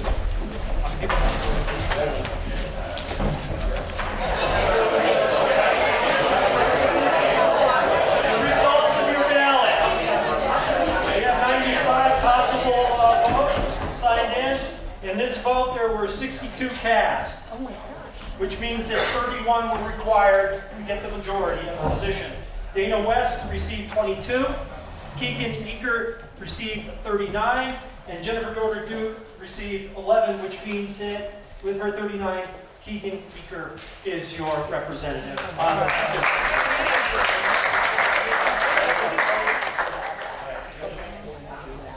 Okay, here we go. This is also a school director for the West River Modified Union Education District for a 3-year term. We just voted for the 1-year term. This is the 3-year term. Do I have nominations? This position was held by, was it you, Drew? Did you have? Yeah, okay. Yes. So Drew Hazelton, his term is ending now, so this is the vote for the 3-year position for school director. Nominations, Patty? I nominate Dana West. Dana West has been nominated. Are there other nominations? Drew Hazelton. Drew Hazelton has been nominated. I decline. Drew has declined. Are there other nominations? Oh, sorry. Jen Dorder-Duque has been nominated. other nominations for the position of school director for 3 years? Hearing none, I close nominations. So your choice is between Dana West and Jennifer Dordedu. Remember, if you can, come up to the outside, stop at Lexa, pick up your pink slip, and then go through and vote.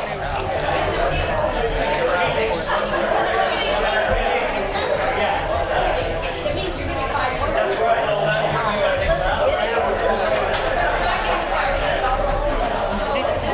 The results of your pink slip voting. 69 votes were cast, which means 35 are needed to achieve the position. Dana West received 36. Jennifer Duque received 33. Dana West, congratulations, sir.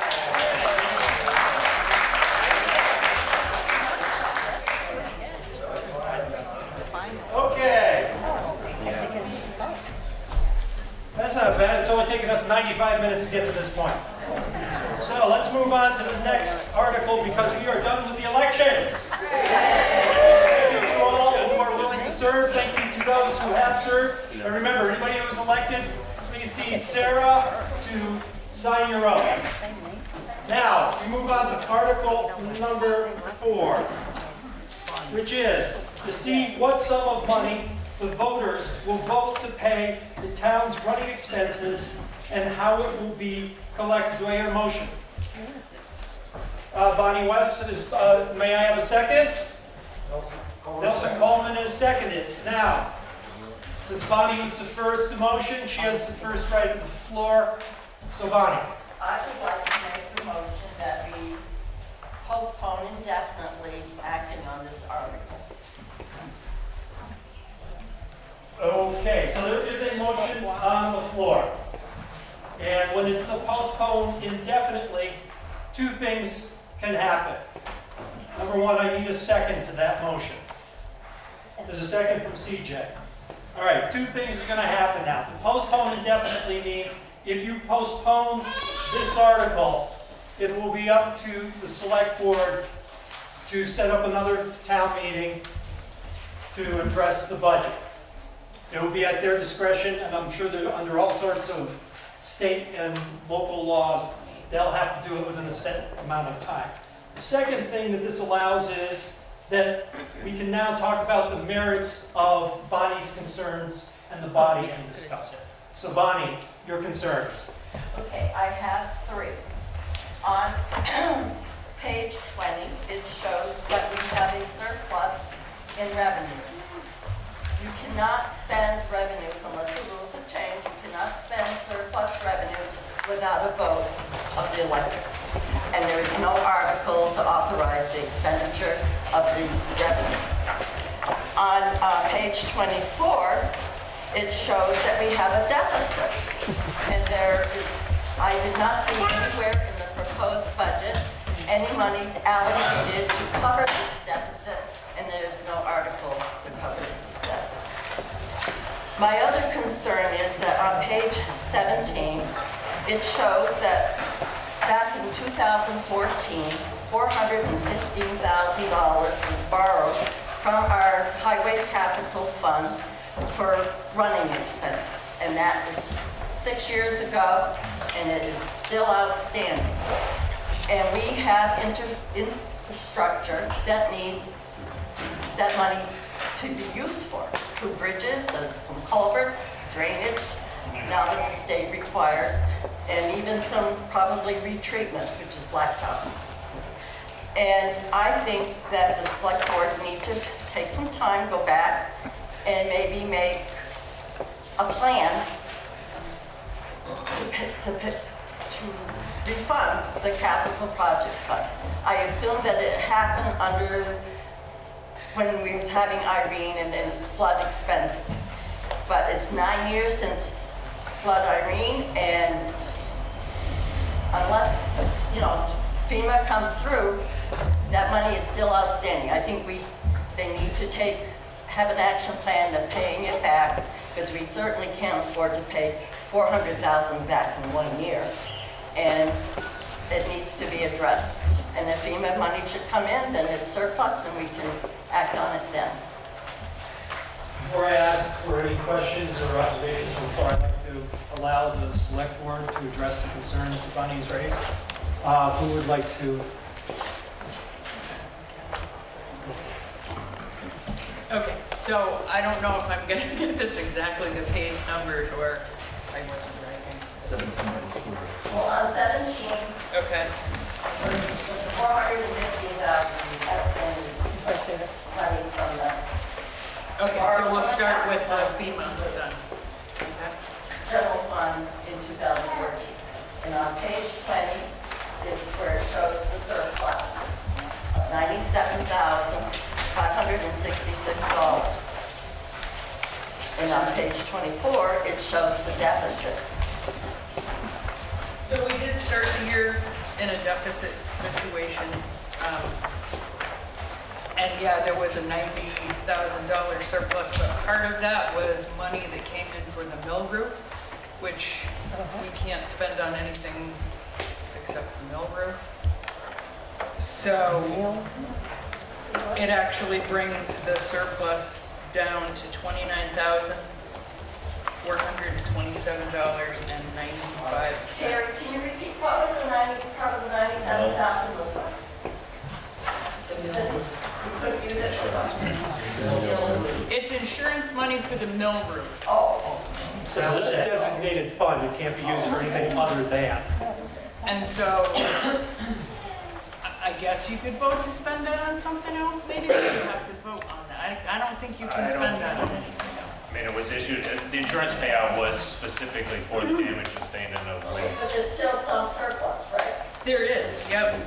There's still $29,427. And the other part of that surplus is used to fund the HRAs that aren't funded by the budget, and those, there are 4 of those. They are the health reimbursement accounts for the employees that have health insurance, because the town pays 80% of their out-of-pocket expenses. And that could potentially cost the town $24,000 a year. It hasn't yet, but that doesn't mean somebody doesn't get sick, and you know, you would have to put that money out. So there's usually a cushion for that, and that actually shows on page 24 at the bottom.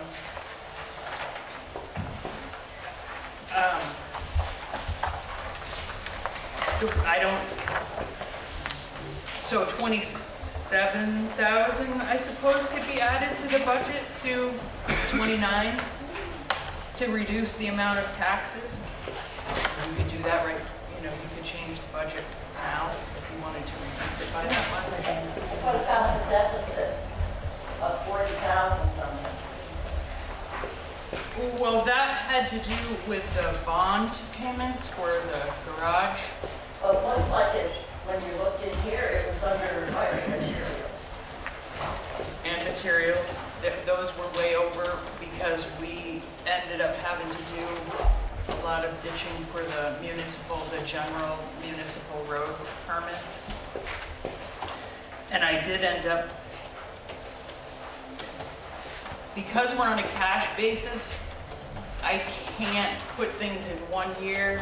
The auditors will always make me move it where it needs to go, even though I want to put it in a certain place or a certain time frame. And they will always say, no, you can't do that.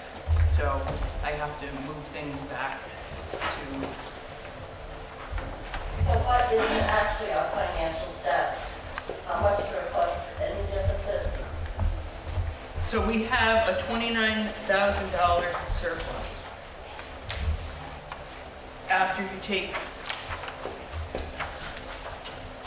the insurance money out for the mill.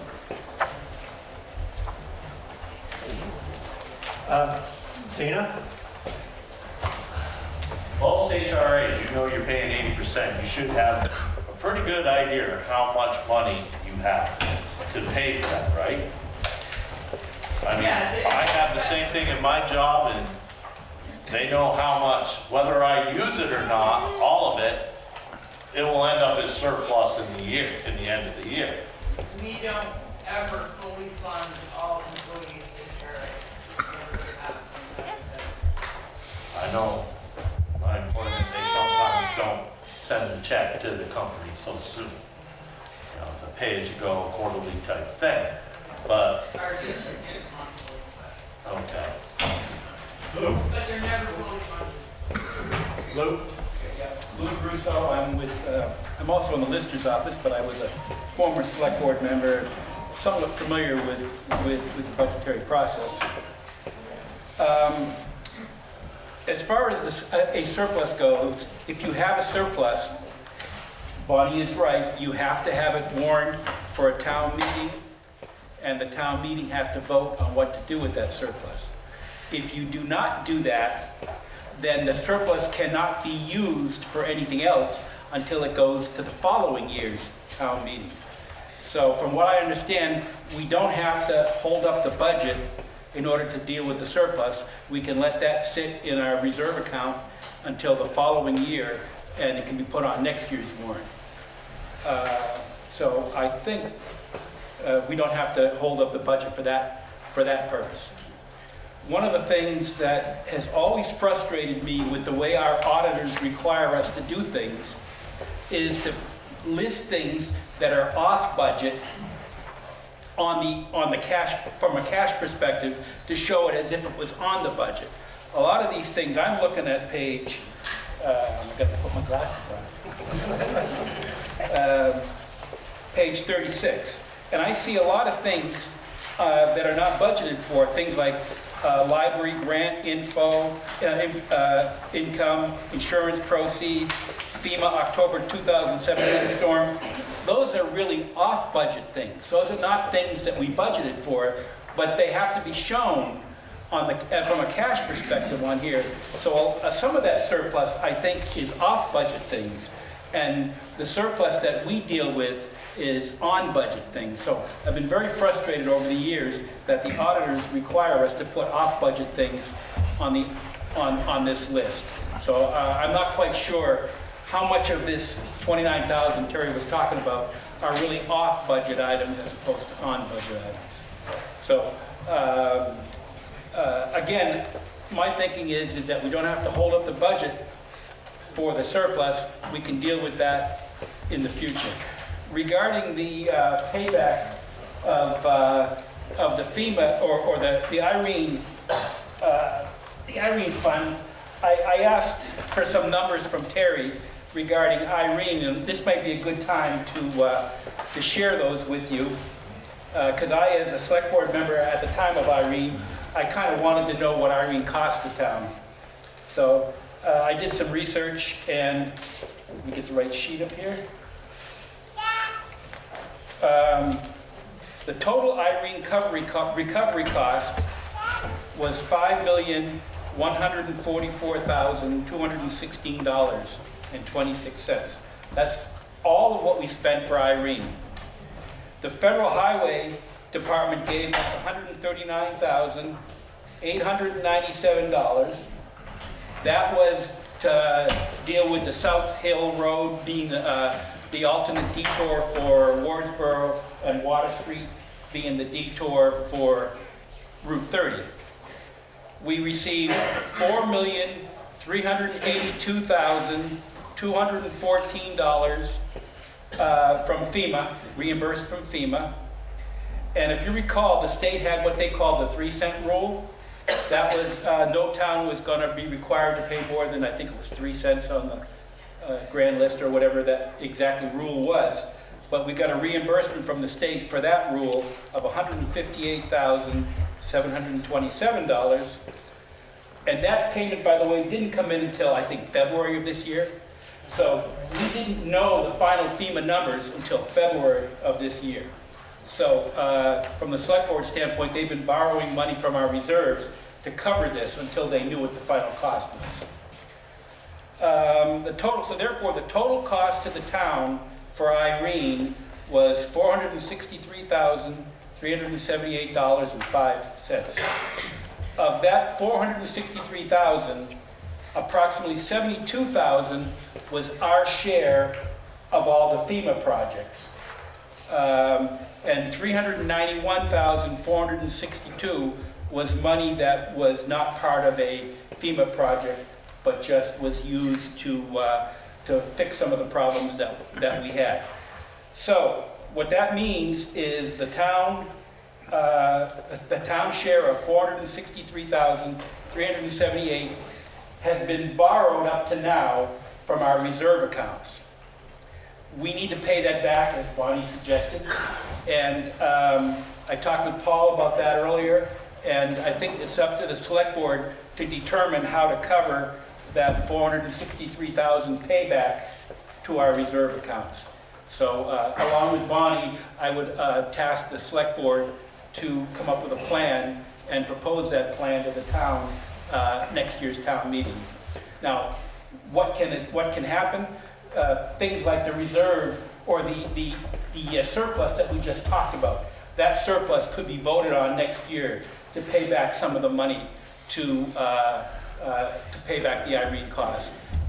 We could be budgeting other funds to pay back some of that Irene cost. So I would suggest to the select board that they come up with a plan to deal with that surplus.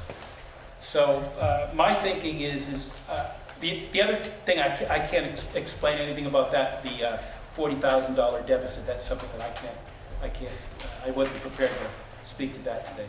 But regarding the first two, I would suggest that we don't hold up the budget until, for those two reasons anyways. Good. Yes, CJ. Just a quick question. Lou, were you talking about February 2020 or February 2019? 2020. Okay. That just came in a couple of months ago. Good. Other questions? Observations? Yes. So the money that came in February 2020, will that money automatically go back to the 400,000? No, that actually was prior to the 400,000. That money was one of the numbers that I used to come up with the 463,000. But it will go back towards the 415,000 that's actually due to the highway. Right. Reserve account. Correct. Yeah. So how much do we still owe to that account once we put the money that just came in?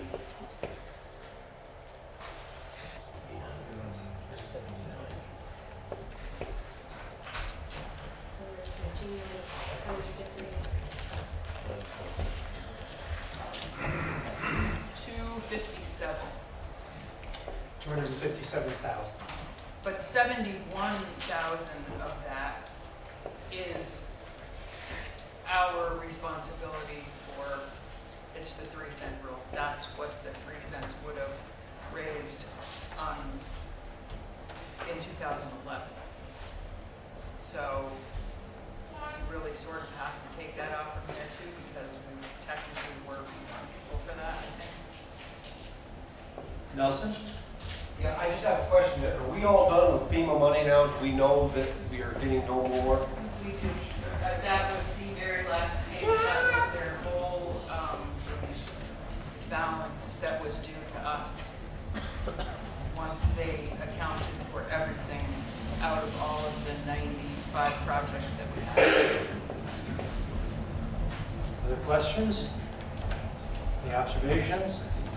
What I'd like to remind people is, because we're in a little different space according to Robert's rules, we're not considering the article at this point. We're considering postponement to an indefinite. So in order for, if there's no more discussion, in order for this to pass, it's 50% plus one to pass postponing indefinitely. If it fails that vote, then we go back to the original article and we open it up again, and numbers will be provided again. So, yes, Jeff? Yes, I'd just like to ask the select board if there's a reason why they haven't addressed this debt until now. Yes. One of the difficulties we have in the select board is trying to work with concrete numbers and not guesses. And so until we get everything we're getting back from FEMA and know exactly where all these things lie, there's not a lot we can do about it except make stuff up.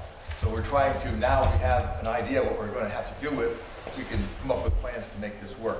This has been a long, arduous process. Terry has worked herself to the bone in making these things work.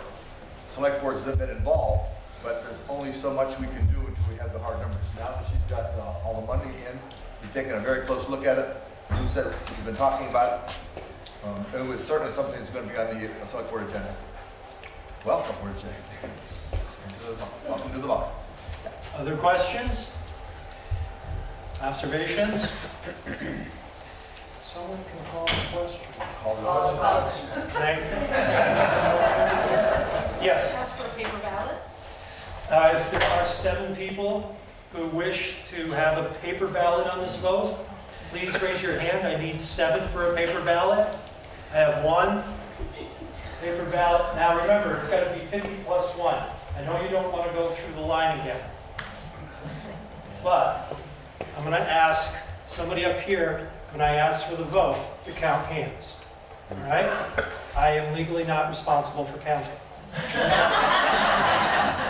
Just wanted to make that clear. Okay, so what you have right now is a motion to postpone Article 4 indefinitely.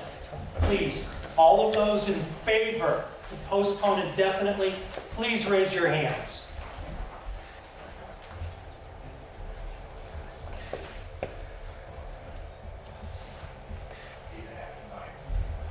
Very good. Hands down. All those who are opposed to this motion, please raise your hand.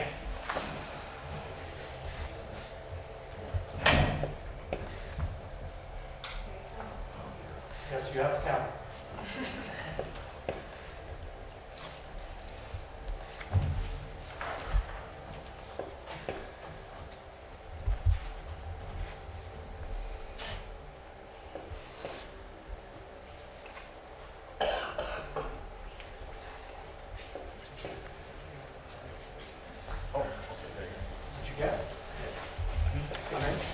I got 51. All right.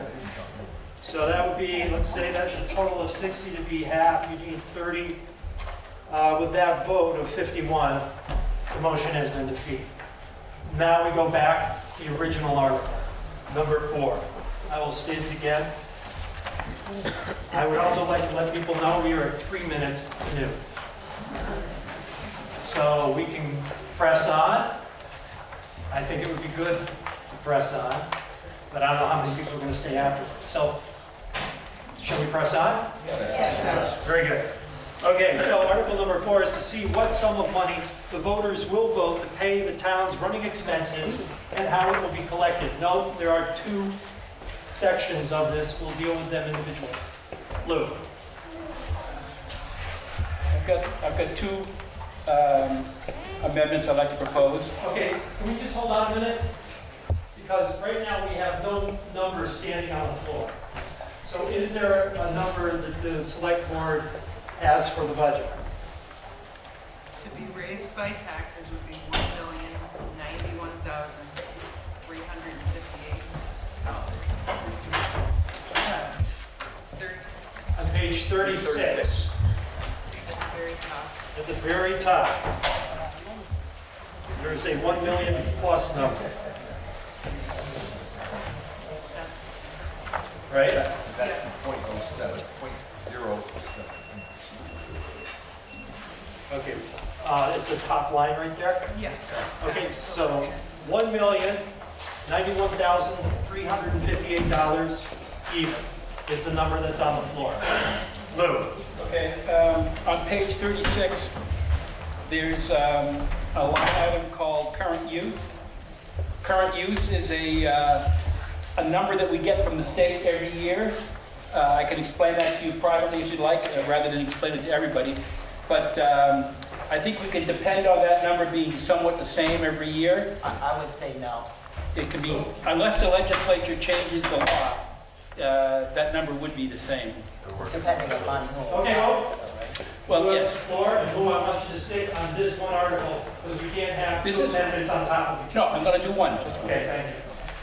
My amendment would be that we take the $19,178, or approximately $20,000, and I would say let's put $19,000 on the proposed budget.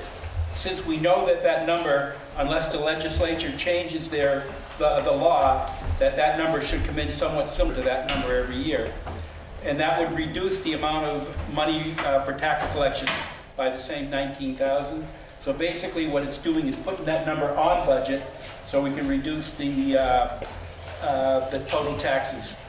Okay, that is the amendment to the article. Is there a second to that amendment? CJ seconds it. Is there discussion on the amendment to the article? All right.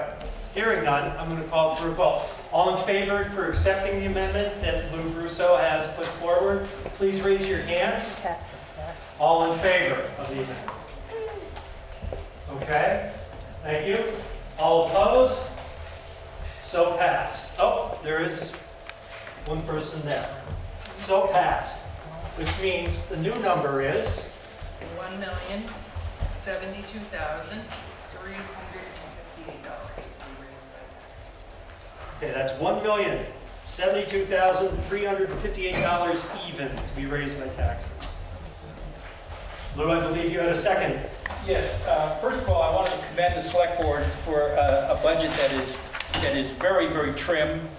I did notice one item, though, I wanted to propose to you. I'm not necessarily, I think it's the, let me see what page it's on. It's on page 38. It's called the Wyndham County Sheriff. About 4 years ago, we voted as a select board to increase the number of hours from a 40-hour per month contract to an 80-hour per month contract. We were thinking at the time that our revenue would go up as well. Our revenues were approximately $12,000, an average of about $12,000 in fines. That $12,000 has gone up to an average of about $17,000. So we did not double. We doubled the hours. We doubled the budget on the expense side, but we did not see a corresponding increase on the revenue side. So my thinking is that we ought to go back from an 80-hour contract per month to a 40-hour contract per month. That would reduce the expense of the sheriff's department from $50,000 to $25,000, and it would require a corresponding change on the income side. You can see that on the income side, it's a $20,000 budget for fines, but if you look at the actuals, you'll see the actuals were much less. So I would suggest that we would reduce a corresponding $5,000 from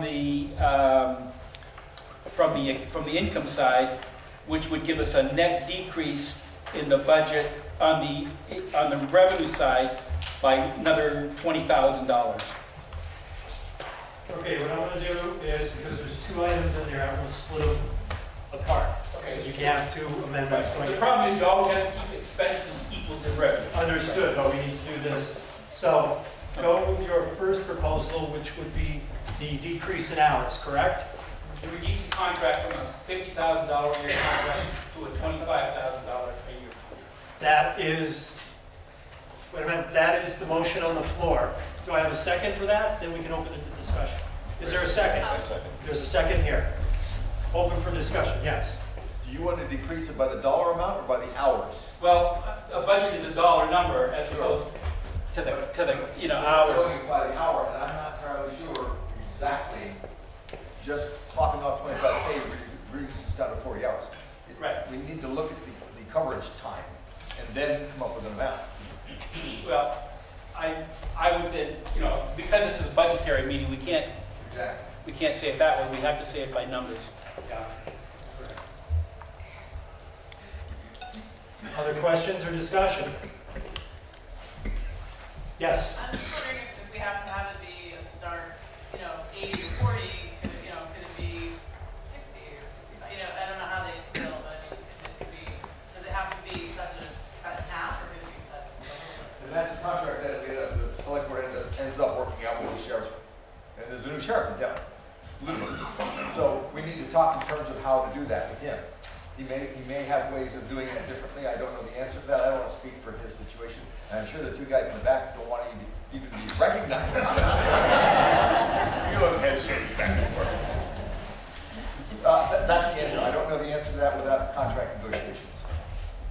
Yes. Sue Stomsky, my only concern is it's been very nice to see a presence down on Depot Street with the police sitting there with our summer traffic that we get for the campground, and some of the parents and whoever go down towards the school and the state park. It's been nice. I just don't want to see any of those hours cut from there, because their presence has definitely been a change in our traffic going by the house.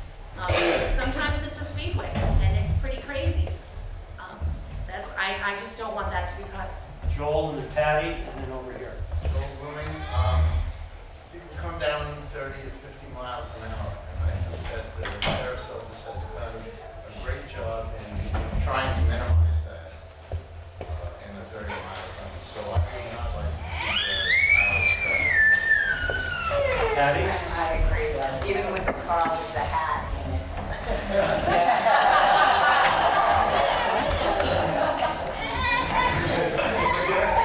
I would just like to say the same. I really feel like having the police presence has been exceptionally good to have on Old Route 8. I very much liked having a sheriff's car drive past there.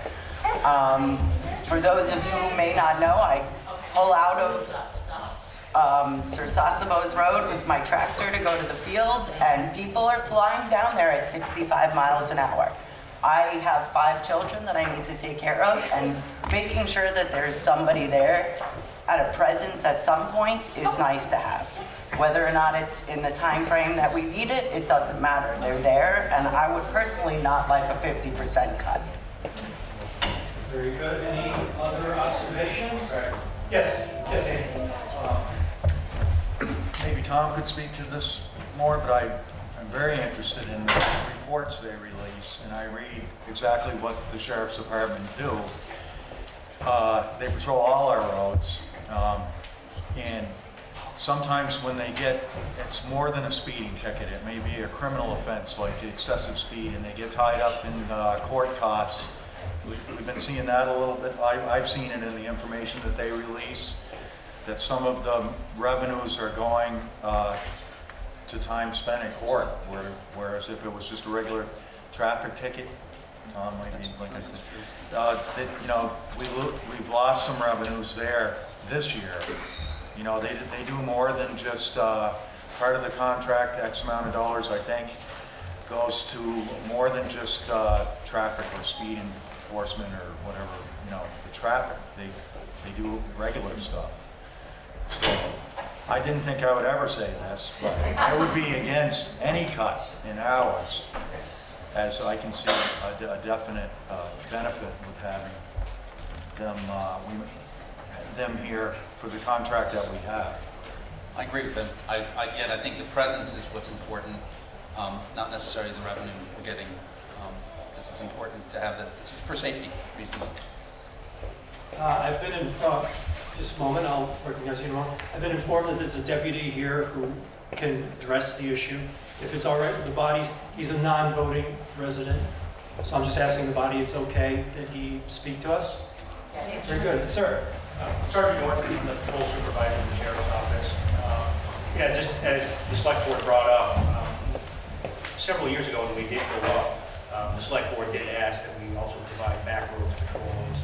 We respond to alarms when we're in town, sometimes even when we're not in town, doing the directed patrols for the school. Also, we've had several complaints out here on Pikes Falls Road. So it's, are there still speeders? Yes, but I would hope that the lessening in tickets is because we're actually able to be here more I can't say that for sure, but, that's the hope that we would have. But I would hope everybody sees us out there, and that's kind of what we're wanting to do, be here, be seen, and, help out whenever we can. Thank you. I would just like to say that I also am opposed to cutting the budget for safety reasons. I think that there has been a difference, and it is important to see them around. It does, add to our safety. Other questions or observations? Yeah. Almost had a bid in the back there. Oh, sorry. Yes. Hi, I'm Linda Sheehan, and I live up on Jamaica Mountain. And cars go 75 to 80 miles an hour. And when I go out of my driveway, people fly by. I have to make sure both sides are clear for me to go. And with the cops across the street, they slow down. So I do not want any cuts. Good. That happened to me yesterday. Yes, sir. Has there ever been any kind of study for where like a stop sign or traffic lights or speed bumps or anything like that to have an effect of slowing down the traffic through that? We had a conversation earlier in the year about putting speed bumps. We had a radar assessor, I don't know what the official name is, set up on Depot Street. The tricky part comes in balancing out the costs and the annoyance factor for the residents with slowing people down. For the non-residents and that kind of thing. It's a conversation the select board's had over time. So we are discussing it. The tricky thing about speed bumps is they have to come up in the winter because the plows can't get through. So there's other kinds of things. We looked into what is the official word for that radar thing you guys had? Oh, radar car. High tech. All those years of education. But that's an expensive proposition, and these guys have a few that they move around for free. But for us to put one up, we can discuss on the board putting up, like if you go through Weston, a number of cities, they've got the standing little radar dummies that say thank you when you're doing 25. Those are very expensive, and they require, as it turns out, a subscription to keep them going. So there's a lot of money involved. We're not exactly sure how best to manage that. We are certainly always open to you guys dropping in on a select board meeting and offer your suggestions. But it is a discussion we've been having. I'm just wondering whether we look at other options or not. So yeah, As far as those signs go, it's about $10,000 per sign. So we talked about putting one on Depot Street. We talked about putting one up on Pikes Falls. But again, it's $20,000. It's a fairly large expenditure for us to do. Yeah. Select board. What was the question? Actually, what we're yeah, right. Okay, to remind people where we are. We're not on the article, we're on the amendment. And the amendment is Lou's amendment to cut, I believe, the budget for the line item of the Wyndham County Sheriff by $25,000, correct, Lou? So that is the amendment you're voting on. All those in favor of that amendment, please raise your hand if you support cutting the Sheriff's Department budget by $25,000. All in favor, please raise your hand. Okay, very good. All those opposed to the amendment, please raise your hand. I think the amendment has gone down. Now, Lou, you have a second part to that amendment. The second part has no merit based on the first part. Very good. So we move back now to the actual article. And so the number we have now established is $1,072,358, correct? Okay. Now, I am going to ask Bonnie to help us because I made a mistake last year. And so what we need to do next on this is after the comma, you will notice and how it will be collected. So Bonnie, do you have a motion? Okay, I move that we expend a total budget of, if I got this right, $1,335,260 with. Okay, go, okay, yes, please keep going. With $1,700,000 $2,358 of it to be raised by taxes, and the rest would be anticipated revenues, and I'm not sure what exactly that total is. And it would be due and payable on the 1st of October, going delinquent on the 2nd of October, with an 8% penalty added, and as of December 1st, interest at the rate of 1% would be added until paid in full. Thank you. That helps a lot. So, what we have now is the article as amended to amount, and also as to how to collect. Is there any discussion? Further discussion? Thank you. Very good. I think this will be fine. All those in favor of passing this article, number 4, which is a budget for $1,072,358 and collected as Bonnie described, inscribed by our town officials into the record, because I can't remember it all. All those in favor of this budget, please say aye. Aye. Opposed? Abstaining? So passed. Article 4 has been passed. Thank you. Now, we are at 12:15. What would the body like to do? You want to plow on? Okay, here we go. Article number 5 is to see if the voters will authorize the select board to borrow money in anticipation of taxes. Is there a motion on the floor? Patty Dixon is moved. Is there a second? Yes. Nelson, thank you. Is there any discussion? Hearing none, I'd like all in favor of... I'm going to move the call. Move the call. Thank you. Okay. Those in discussion? All those in favor of Article 5, please raise your hand. Thank you. Those opposed? Any abstentions? Notice I changed that up between a voice vote. It's the power of the moderator. Number 5. Shall the voters authorize the select board to spend, quote, unanticipated funds such as grants, gifts, and/or interest, end quote. Article 6. Sorry, that was Article 6. Thank you. That's my trifocals. So Article 6, shall the voters authorize the select board to spend unanticipated funds such as grants, gifts, and/or interest? Patty, so moved. Mr. Flowers, second. Very good. Any discussion? Call the question. Thank you. Thank you. All those in favor of passing Article 6, shall the voters authorize the select board to spend unanticipated funds such as grants, gifts, and/or interest? Please raise your hand if you support it. Thank you. Those who oppose? Abstaining? Thank you. So passed. Number 7, to set a time for the opening of the next annual town meeting to be held the first Tuesday of March 2021. Patty? I make a motion to set the time at 10 o'clock in the morning. Motion has been made. It'll be 10 o'clock. And what is the date of the first Tuesday of that next year? Does anybody have a date for that? Anybody have a pocket calendar? March 2nd. So it would be 10 a.m. on March 2nd, the first Tuesday in 2021. Second.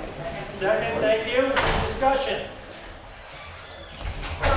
Thank you. Question call. All in favor of Article 7 to have the open meeting on the 2nd of March, 2021 at 10. All in favor? Yes, thank you. All opposed? No, abstaining. Excellent. On we go. Uh-oh. All right. Here we go. Article 8 is to transact, quote, other business that may legally come before the meeting. For people to understand other business, this is where people can speak to what's going on, what they might like to see the select board do, or we're going to possibly talk about school issues, but these are all non-binding because they are not warned, therefore there'll be no vote. This is just an informational section. So, who would like to begin? Yes, sir. Chris Robbins. I'd like to put a plug in for the broadband survey.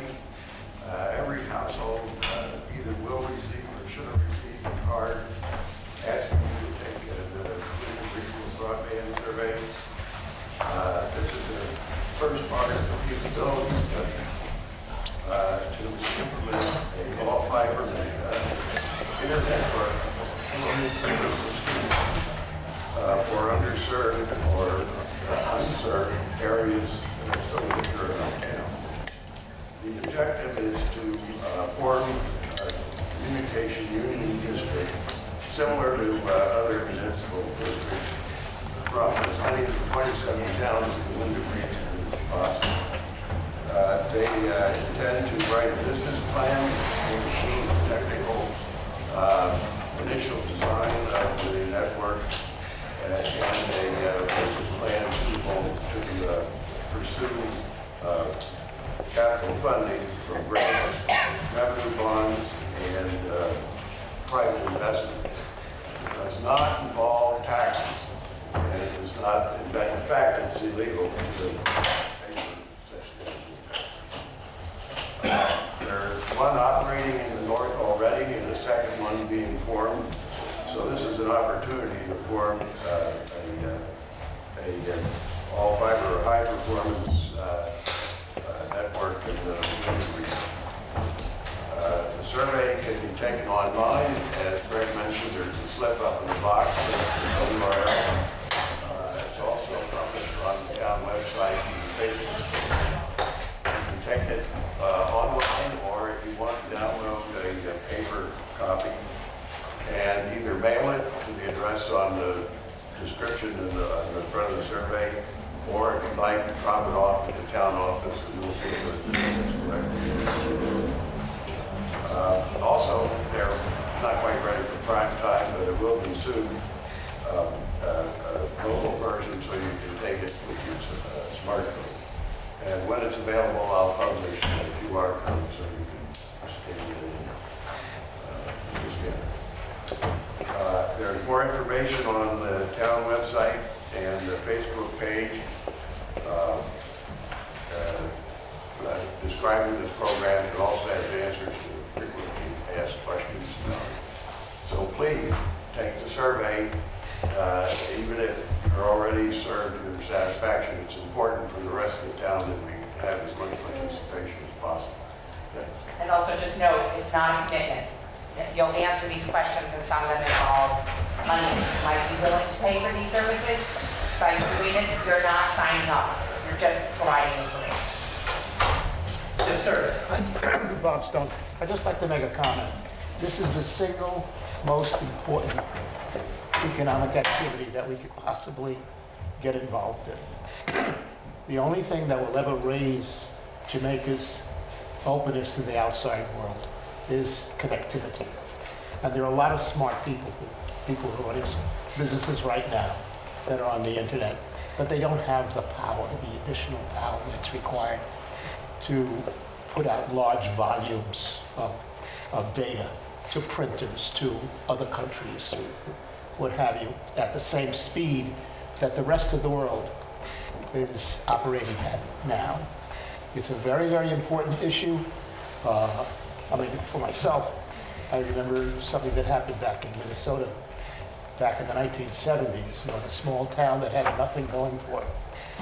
They lost all their rural economy, and they had some smart people there that put in high-speed internet into the public library. And they invited all the small businesses to come and use that library for free.